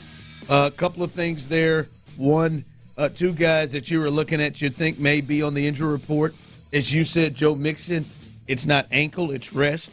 And then Dalton Schultz, who we saw go down, didn't know, and maybe this shoulder thing may be an issue. He's not even on the injury report. So those are two guys that we've said they need to get going offensively that thought might wonder where they are. They're not even on the injury report. So good news with those two. Yeah, good news. The Joe Mixon thing is refreshing to see, man. It's promising. I thought for sure there'd be some kind of ankle issue on there. And given the way that, he was grimacing on the sideline a couple of different times, boy, you thought that could be worse with what's going on with his ankle over this season. But the fact that it's just rest that he's limited, I've said it before, Joe Mixon's one of them cats. The way he plays, he can get all the rest that he needs. I got zero worries about him being physical, him finishing, and him taking his game to the next level. So I'm just glad that on this list right here that he is labeled as rest and limited, and it's not some kind of issue that we got to worry about down to the last minute before kickoff. Yeah. I got to be honest. I thought the Texans would miss Foley Fatukasi more, and I'm not saying he's not important. And now, look, we are going to see two teams coming up that have the ability to run the football better than maybe some of the other teams they've run against, and more physical running the football, especially in between the tackles, with the Chiefs and the Ravens. But when I look at it now and see the time that he missed, it's never been a deal where I've just been like, yo, it is clear they're missing, their best defensive lineman in terms of stopping the run up the middle. Tim Settle's been really, really good. Mario Edwards Jr. in his return has been good. Crazy Kurt Hinish has done some things. So I think you feel better now about Foley if he potentially has to miss some time, because they've done pretty well in his absence. Yeah, look, early on it was Mario Edwards Jr. and the way he stepped up in training camp, and then it carried over into the season. And when he's been available, he's been good, better than expected. And then I think you nailed the head. This year as a whole, I think Tim Settle has been the guy that's really just the big body that can anchor down and is, even when he's not making the play against the run, you're talking about a guy that it takes two to move. And so, he's obviously valuable there. And then you look at how he has been able to actually play and sacks and wreak havoc in the backfield. that's taking it to a whole nother level. So Foley Fatukasi obviously he's a big part of what they're doing, and you're better off when you're fully healthy. But to me, the Mario Edwards early on and Tim Settle really pretty consistently throughout, those two have been the two interior guys that have really stood out. Now, if you want to throw DeMeco Autry in the mix of kind of how he contributed last week and has contributed this year at times, obviously he's been a factor as well. But, if we're really drilling down into those interior defensive linemen, I think Foley, whether it's injury or just lack of opportunity, I think those other guys have brought more to the table so far. Yeah, and it's interesting. Foley, he's got the same amount of sacks as Chris Jones. Yeah, I'll be damned. I mean, I think they're blocked differently, but a little bit. But he's got the same amount of Foley sacks. or Settle? Settle. Settle has the same. Tim Settle has the same amount of sacks as Chris Jones, who many people widely look at as the best defensive tackle in the game, especially from a pass rushing perspective. Now that Aaron Donald's out of there, so that is the injury report right now for the Texans. As they head in. We'll get more into the Chiefs here in a bit. Hollywood Brown, who has not played yet, he was a full participant in practice. Patrick Mahomes, a full participant in practice. We'll get more of that coming up next. 5 o'clock fire. But before we get there, it is now your time. This is your cue to call. 713-572-4610. Caller number 8. Caller number 8. 713-572-4610. Caller number 8. Call in right now. You'll have your chance to win 2 tickets on the front row in the bullpen for Christmas Day's Ravens-Texans game. Beyonce is performing at the half. Wow. This is a get-back game. This is the biggest home game. I think we circled it before the season as the biggest home game on the schedule. You got a chance to win 2 tickets right now. Tyler will take care of you. 713-572-4610. Caller number 8. Call in and become our next winner. All right, Patrick Mahomes, he was a full participant in practice, and it looks like it may be leaning to him potentially playing on Saturday, which that was up in the air. This was Patrick Mahomes himself talking about his ankle injury and where he is. I mean, I think it's done good with the treatment and the work that we've gotten in. I mean, obviously it's a short amount of time, but I thought we had a good day yesterday, and we had good work after the game as well. So I'll get to work in practice and try to push it to see where I can get to. But at the end of the day, I'm not going to put our team in a bad position. So if I feel like I can play and go out there and win a football game, I'll play. And if I don't feel like that's the best case scenario, I'll let guys like Carson play. I mean, he's a guy that's as well. So it's just about pushing it this week, seeing where I'm at, and making the best decision. Then Jacksonville was worse. I would say. I mean, that one was pretty significant. I mean, this one didn't feel good by any means. But the Jacksonville one, just the way I got caught, I didn't really get this last one, I kind of got my feet out at the very end, whereas that Jacksonville one I didn't really get to. Obviously it's responded better, quicker. I think that'd be the best thing to say, but I want to be in a better spot than I was in that next game going up against the Bengals, so I'll try to see if I can get there. All right, that's Patrick Mahomes, and I think Carson Wentz, you can go ahead and sit down and maybe not maybe go ahead and have your normals week preparation because I'll be honest, Clint, I am really, really surprised that the first day they get to practice, and we all saw the injury. I know there's a deal of Mahomes fakes or whatever, but we all saw the injury. He clearly was bent back, and there was something there. I am surprised, Clint, that the first day they get to practice, 2 days after the injury that he wasn't able to finish the game in, that he was a full participant in practice. I thought if he practiced, he'd be limited. I thought this means to me that he went through most of what he would normally go through in a practice if he was full go. So that has surprised me, which it's now hard to believe he won't play. So. Yeah, I agree wholeheartedly. Pat Mahomes, say what you want about Pat and love or hate Pat, it just strikes me as a guy that is going to do everything he possibly can to be on the field. It's not going to be, well, we'll listen to the trainers and, we'll take some time off and we'll do this or we'll do that. I mean, he even if it's in game, he's going to limp his ass back out there and he's going to play and help his team win if he can. If it ain't broke, he's going to be back out there. And look, the hit, it was nasty looking. It got twisted up. Clearly, the injury isn't as severe as it looked on that hit, he probably wouldn't even be hardly walking today, if we're being honest, the way he was twisted up.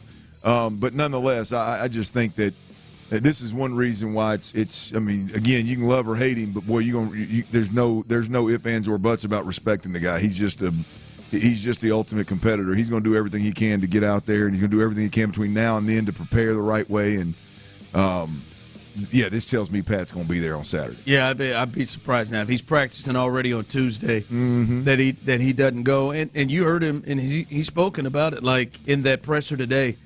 Like, it's important that they get the bye, right? Yeah. And they've got, I mean, as we talked about yesterday, they've got 3 really tough games against all playoff teams to finish it off. And Buffalo is playing the Patriots twice and the Jets. Who makes the schedule? How does the schedule get to?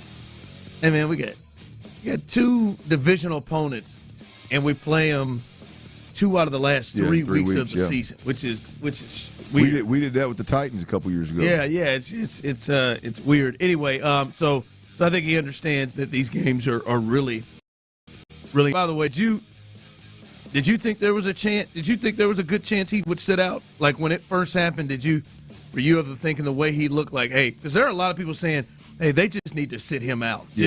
Just to get him rested because you got to have a healthy Patrick Mahomes. No, I just don't. And you know better than anybody, so maybe I'm speaking out of pocket. But if Pat can play, Pat's going to play. I mean, unless the game is just meaningless and they've locked up home field or if the game doesn't mean anything good, bad, or indifferent, then I can see him resting. If he can play, he can play. And the fact that he jumped up and walked off the field, walked to the cart, when I saw him leaving the locker room to go to the cart before he showered, or to go from the cart to wherever he was going to get further X-rays. He was limping, but he seemed to be, the fact that he wasn't on crutches or it wasn't air casted or he wasn't getting. He was in both his shoes. Yeah. People weren't carrying him off like it was. Now I'll tell you this: I didn't think we'd see him practicing on Tuesday.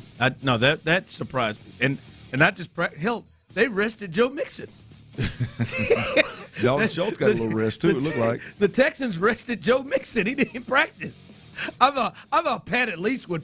Like, to me, I was thinking, all right, if we see him practice Wednesday, Thursday, the walkthrough, this Joker's out here ready to roll. So that weak ass hip drop tackle. Yeah. So it looks like the Texans will, and I think it's a good thing for the Texans, will face Patrick Mahomes coming up on Saturday. Bundle Rooski. 5 o'clock fire. We got a winner, Tyler? We have a winner, 2 tickets? We do. Brian, Houston.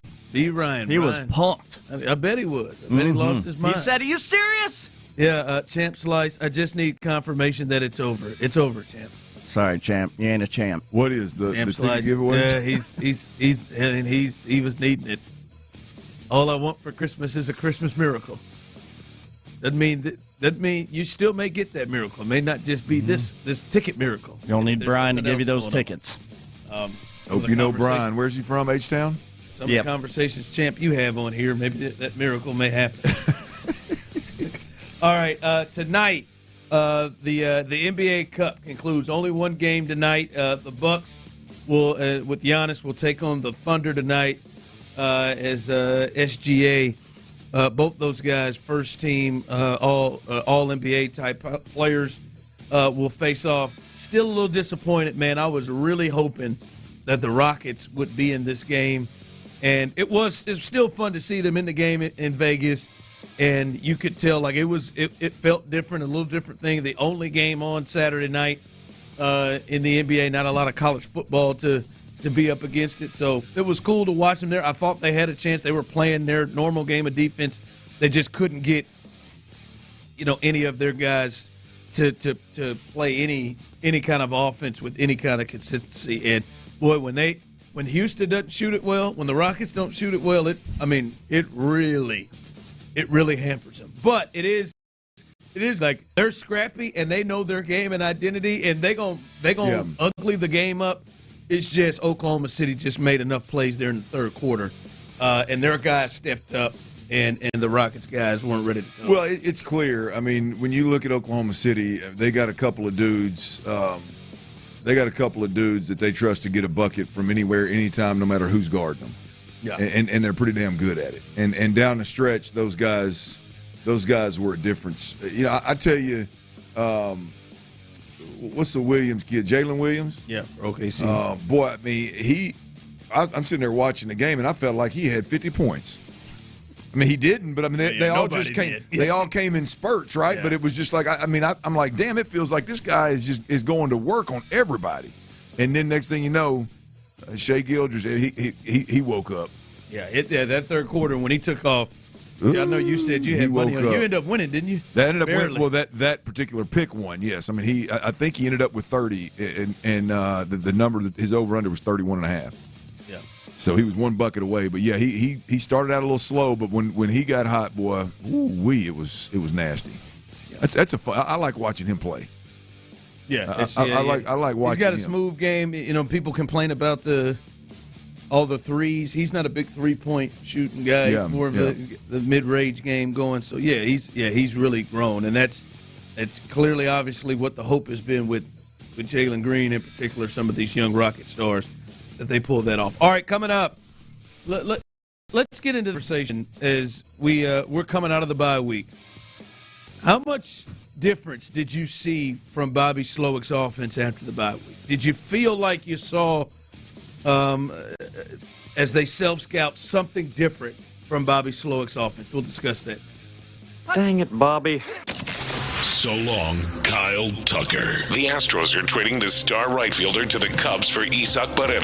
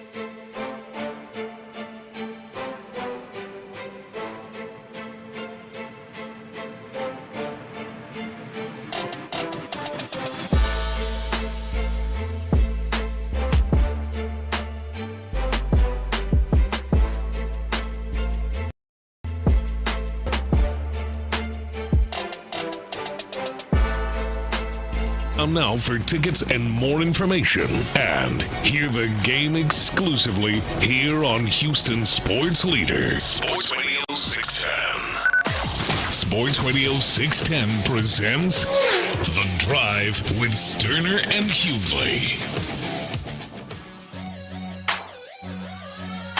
All right, listen, I know we have to get to this, and I'll pay the fine, Parker, if this gets away. But stop it. Take a picture of it, Tyler.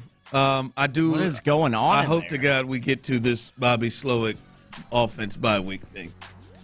But Clint so often comes in here with the snack around this time. It's a boiled egg. This is farting 101 right here. Boiled egg. His little afternoon snack. Some nuts and some cheese and some grapes.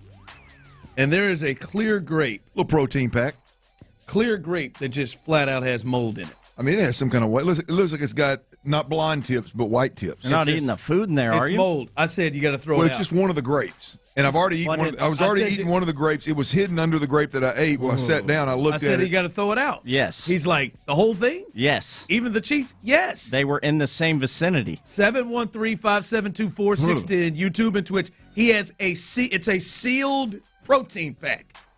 Been marinating in there. I mean, it is a protein snack pack. And he has a grape, half of the grape. It's Saturday. It says today's the day. I don't care what it says. It's got mold on it. Here, eat these damn cookies, man.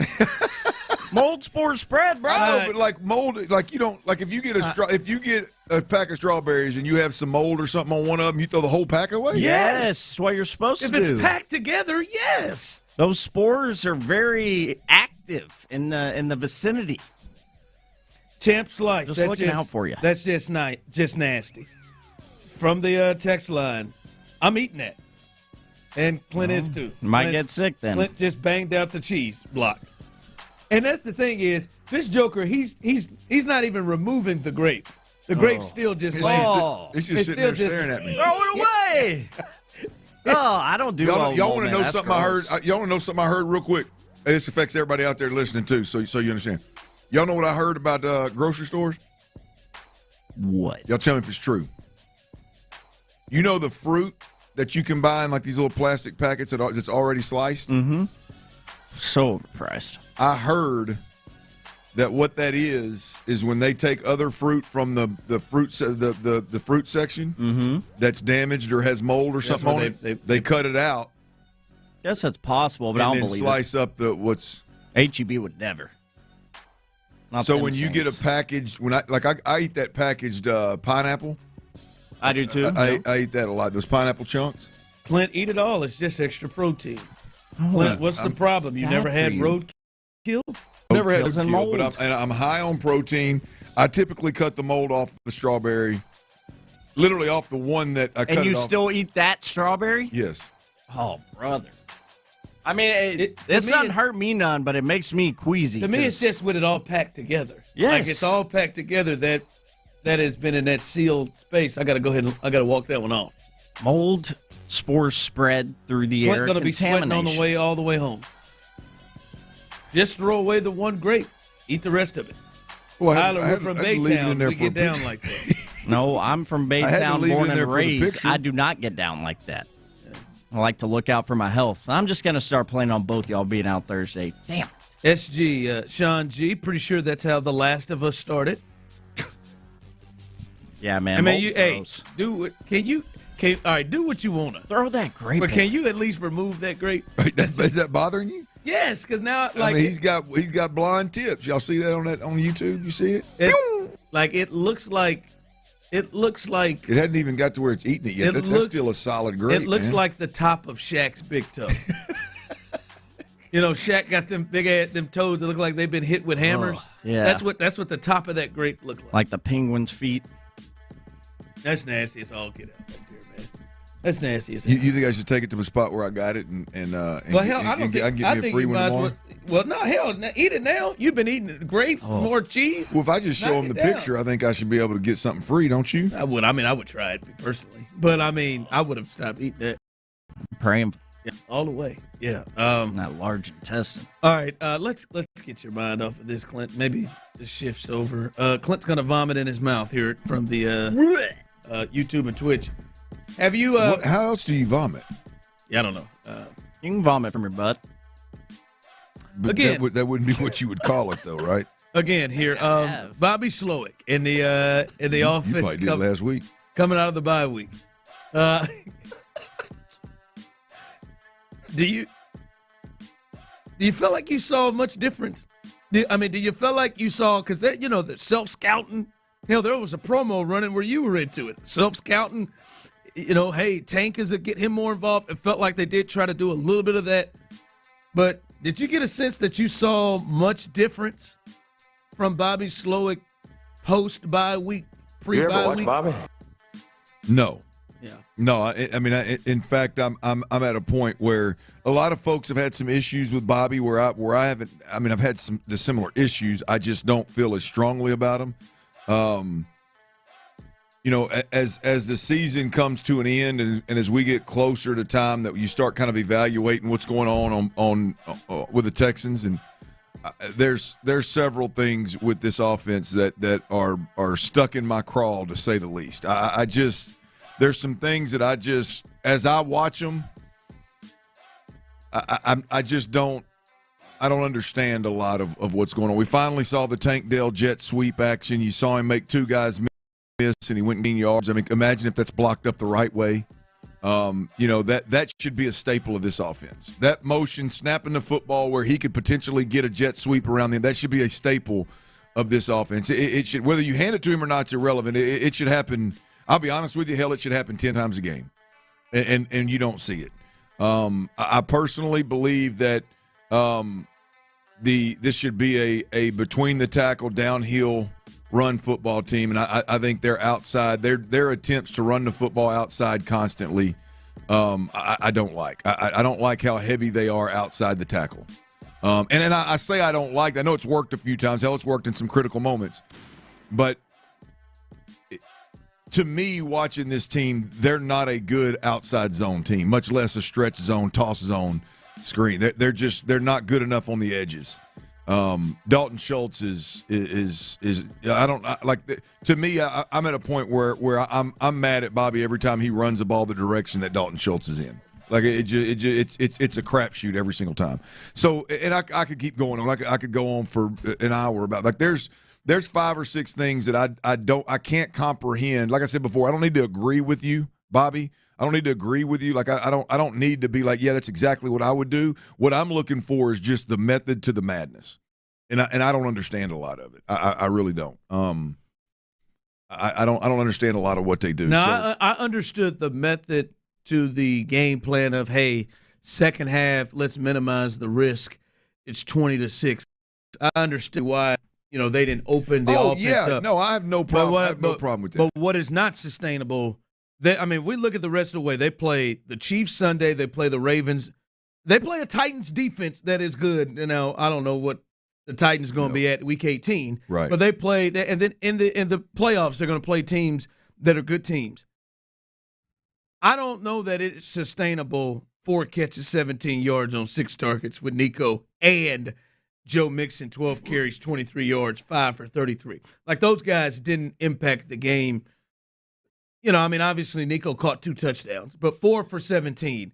That is generally not sustainable. There was nothing in scheme, in design that helped Nico Collins produce in any way. You could say he had 2 catches for about 8 yards, really in scheme and what they were trying to do. I thought that effort lacked. I think overall I think it's very fair to say overall the lack of creativity with this offense is a problem. I think overall you can say what appears, I don't know how true it is, but it seems like the quarterback not having more control of what's going on at the line of scrimmage pre-snap is a concern. I think your quarterback not making better decisions in critical moments, throwing a fade route or a wheel fade route, whatever the hell it was, to Joe Mixon on a 3rd and 2 on the opening drive of the game, where you've got options wide open for first downs. Like that's more CJ in the moment, but that there's part of that leads to Bobby and says, man, your quarterback, if you can't trust your quarterback to make the right decisions in those moments, then it has to go back to what you're asking them to do and kind of what you're coaching them to do on a daily basis. And so there's several things with Bobby that I think are perfect for an after the season conversation and evaluation. Yeah, I'd say, listen, I thought that he deserves his fair share of blame. I thought he has had more blame put on him, as I've called him the fall guy. I agree with that. That was disappointing. Yeah, I agree. Now, again, as I say, the second half, there was, to me, a clear shift in how they were going to operate to kind of minimize any kind of risk, but still, they still had another half, where they just were just I know we're up against it, Ron, but you got one play at the end of the first half. You got one play to get a touchdown. And you just throw an arrow route or whatever the hell you want to call it to John Mechie short of the goal line from the 4. Yeah. I think they were closer than that. What are we – just the lack of creativity and the lack of using your big man and the I don't know. It's a real struggle. Both of those two. But, yeah, that was disappointing from him. And if it continues to look that way, as I said last week, we could see – there could be real conversations. I think it'll get real hot. The heat will get a little hotter on his potential seat. Coming up, we'll get T-Mill's best bets as his 50% last night. We'll see if he can build on that. A little announcement for the show coming up tomorrow. We'll let you know about that. That's next right here live on The Drive. All right, y'all. The holiday season is in full swing over at Coshada Casino Resort, man. Here's what's going on. Saturday, December the 21st, it's the big $200,000 Holly Jolly Cash giveaway. It's your chance to win up to $20,000 in Christmas cash. Boy, that'd be a nice little Christmas present.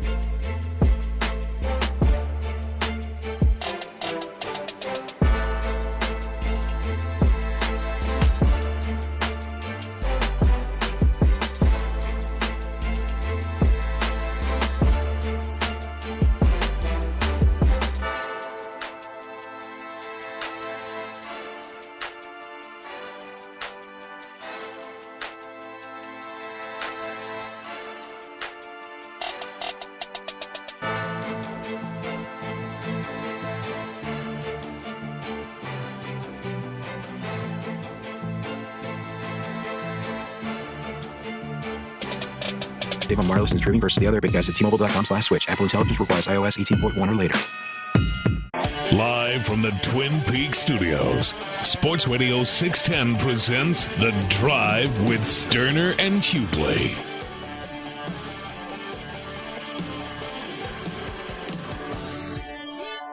All right, welcome back into The Drive as we continue rolling here on a Texans Ticket Tuesday. Congratulations to our winner, Brian, earlier today. And congratulations to all the winners across the station on Payne and Pendergast and on In the Loop. Coming up, remember, a little bit later on here in this segment, T-Mill's Best Bet. Stay tuned for that. Make a little cash tonight as well. Or hopefully a little bit more than you made last night.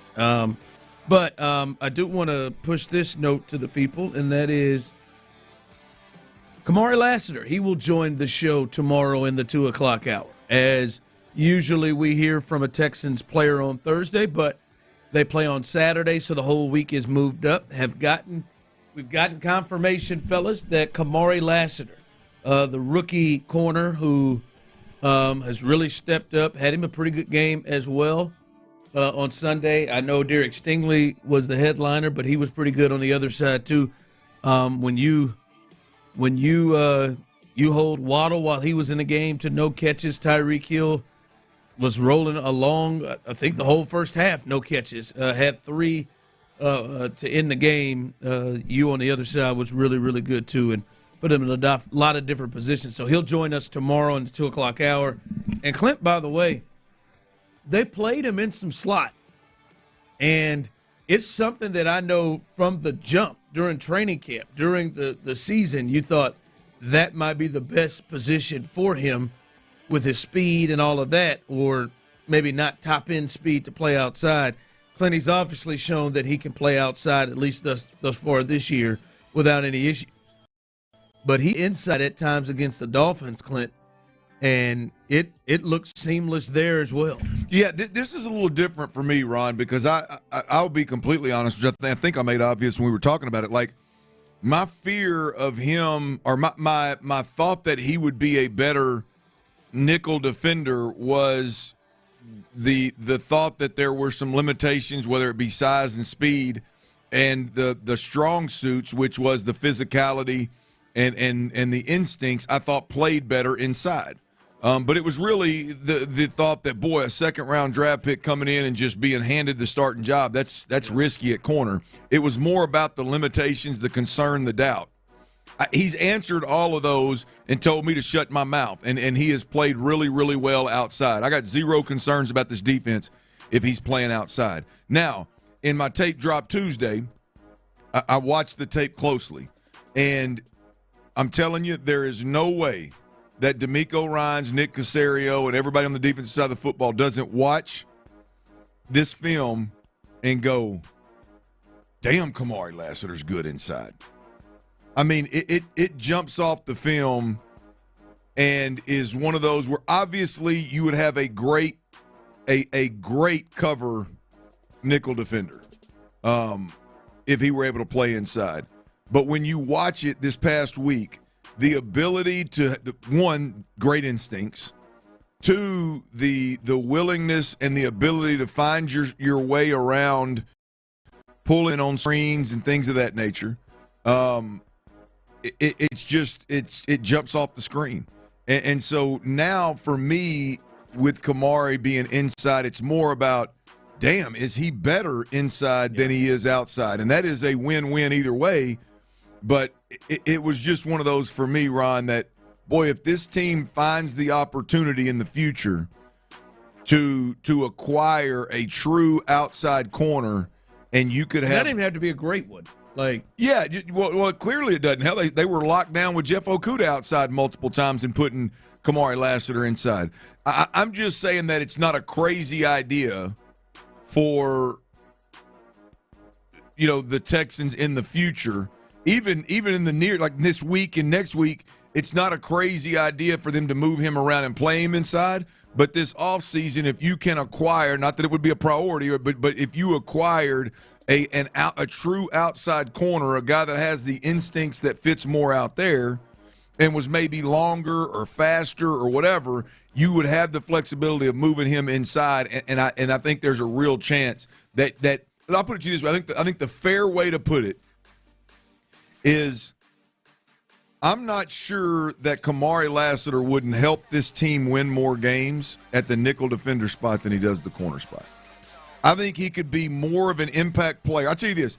I think he could be more of an impact player at the nickel defender position based on the little bit that I've seen than he's been at the outside corner all year long. Yeah, he's a physical player that part of it he can handle. It seems like he tackles well, and we see him from his outside cornerback position come up and help in the run game. You didn't get to see it a lot. I'm intrigued to see him in blitz packages from that slot where we see them do with Jalen Petrie a lot. He did blitz once, but Tua got it out. I may have missed another one, but he did blitz once. A ton of it, but you could just see with his aggressiveness, his physicality, right there, what that would look like. And you would feel better, obviously even you feel better if Devontae Adams slid into the slot against him on a third down than you would feel about some of the other guys if you got to put him in coverage. So, look, I think it's something that may not be the last time we see it, especially this year with Jalen Petrie down, and it worked out well. It looked good, and like I said, his physicality it urges him to be even more physical. Yeah, up there. Well, very rarely do you see a guy come into the league, second round pick, plays outside corner, plays really well. He's gonna get a lot of recognition in the rookie arena for the work that he's done this year, no doubt about it. I just think a lot of people's first knee jerk reaction to him playing inside would be like, "What the hell are you talking about? This guy's all rookie outside." No, I'm not real sure that inside. Ron, he had a better chance of impacting the game consistently because it's small sample size, but it's that good, man. I mean, it jumps off the screen where Buddy ain't afraid of linemen, tight end, and he's damn sure gonna tackle your ass. I mean, he's gonna hit you. There's legit, like, his instincts that don't show at outside corner. They show big time when he's in the traffic, when he's in the mix down there. So I don't know. I just, when you have those kind of instincts and that kind of a physicality and tackling ability, and then you can cover the way that he's shown he can cover this year, man. I'm not ready to say that I want to have him in the slot man-to-man against some of these slot receivers with a two-way go and just say, hey, cover them all over the field. I'm not saying that. But, damn, that would be a huge upgrade in the coverage department and a much better chance to impact the game consistently. So I'm just telling you it was good. Yeah, it was good. It's something that we'll see more of with Petrie out. I think we'll see a lot of looks there. Coming up behind us, Texans All Access Players Addiction. Players Edition. There's several. We're addicted to these Texans players, man. With Tim Settle, he will join Texans All Access with the fellas. And coming up after that as well, Matchup Edition, when they get done with the Players Edition with Tim Settle. And then we are live and local right here on Sports Radio 610, 8 to midnight, Area 45. Sean Bijani, Patrick Creighton, and Christopher Santiago, they will hold it down coming up. I believe it's actually, just so my man gets some credit here, I think it's Byron in for Chris tonight. Is it Byron? Oh, light bright.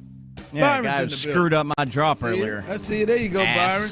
I know he did. I know it was Byron's ass. That's why I told you he was going to come in here and fix it. Yeah, he better. Damn it, Ben. All right, you hear us, Byron? All right, Team Hill. Let's get to Team Hill's best bets yesterday. 50-50, 3 for 3.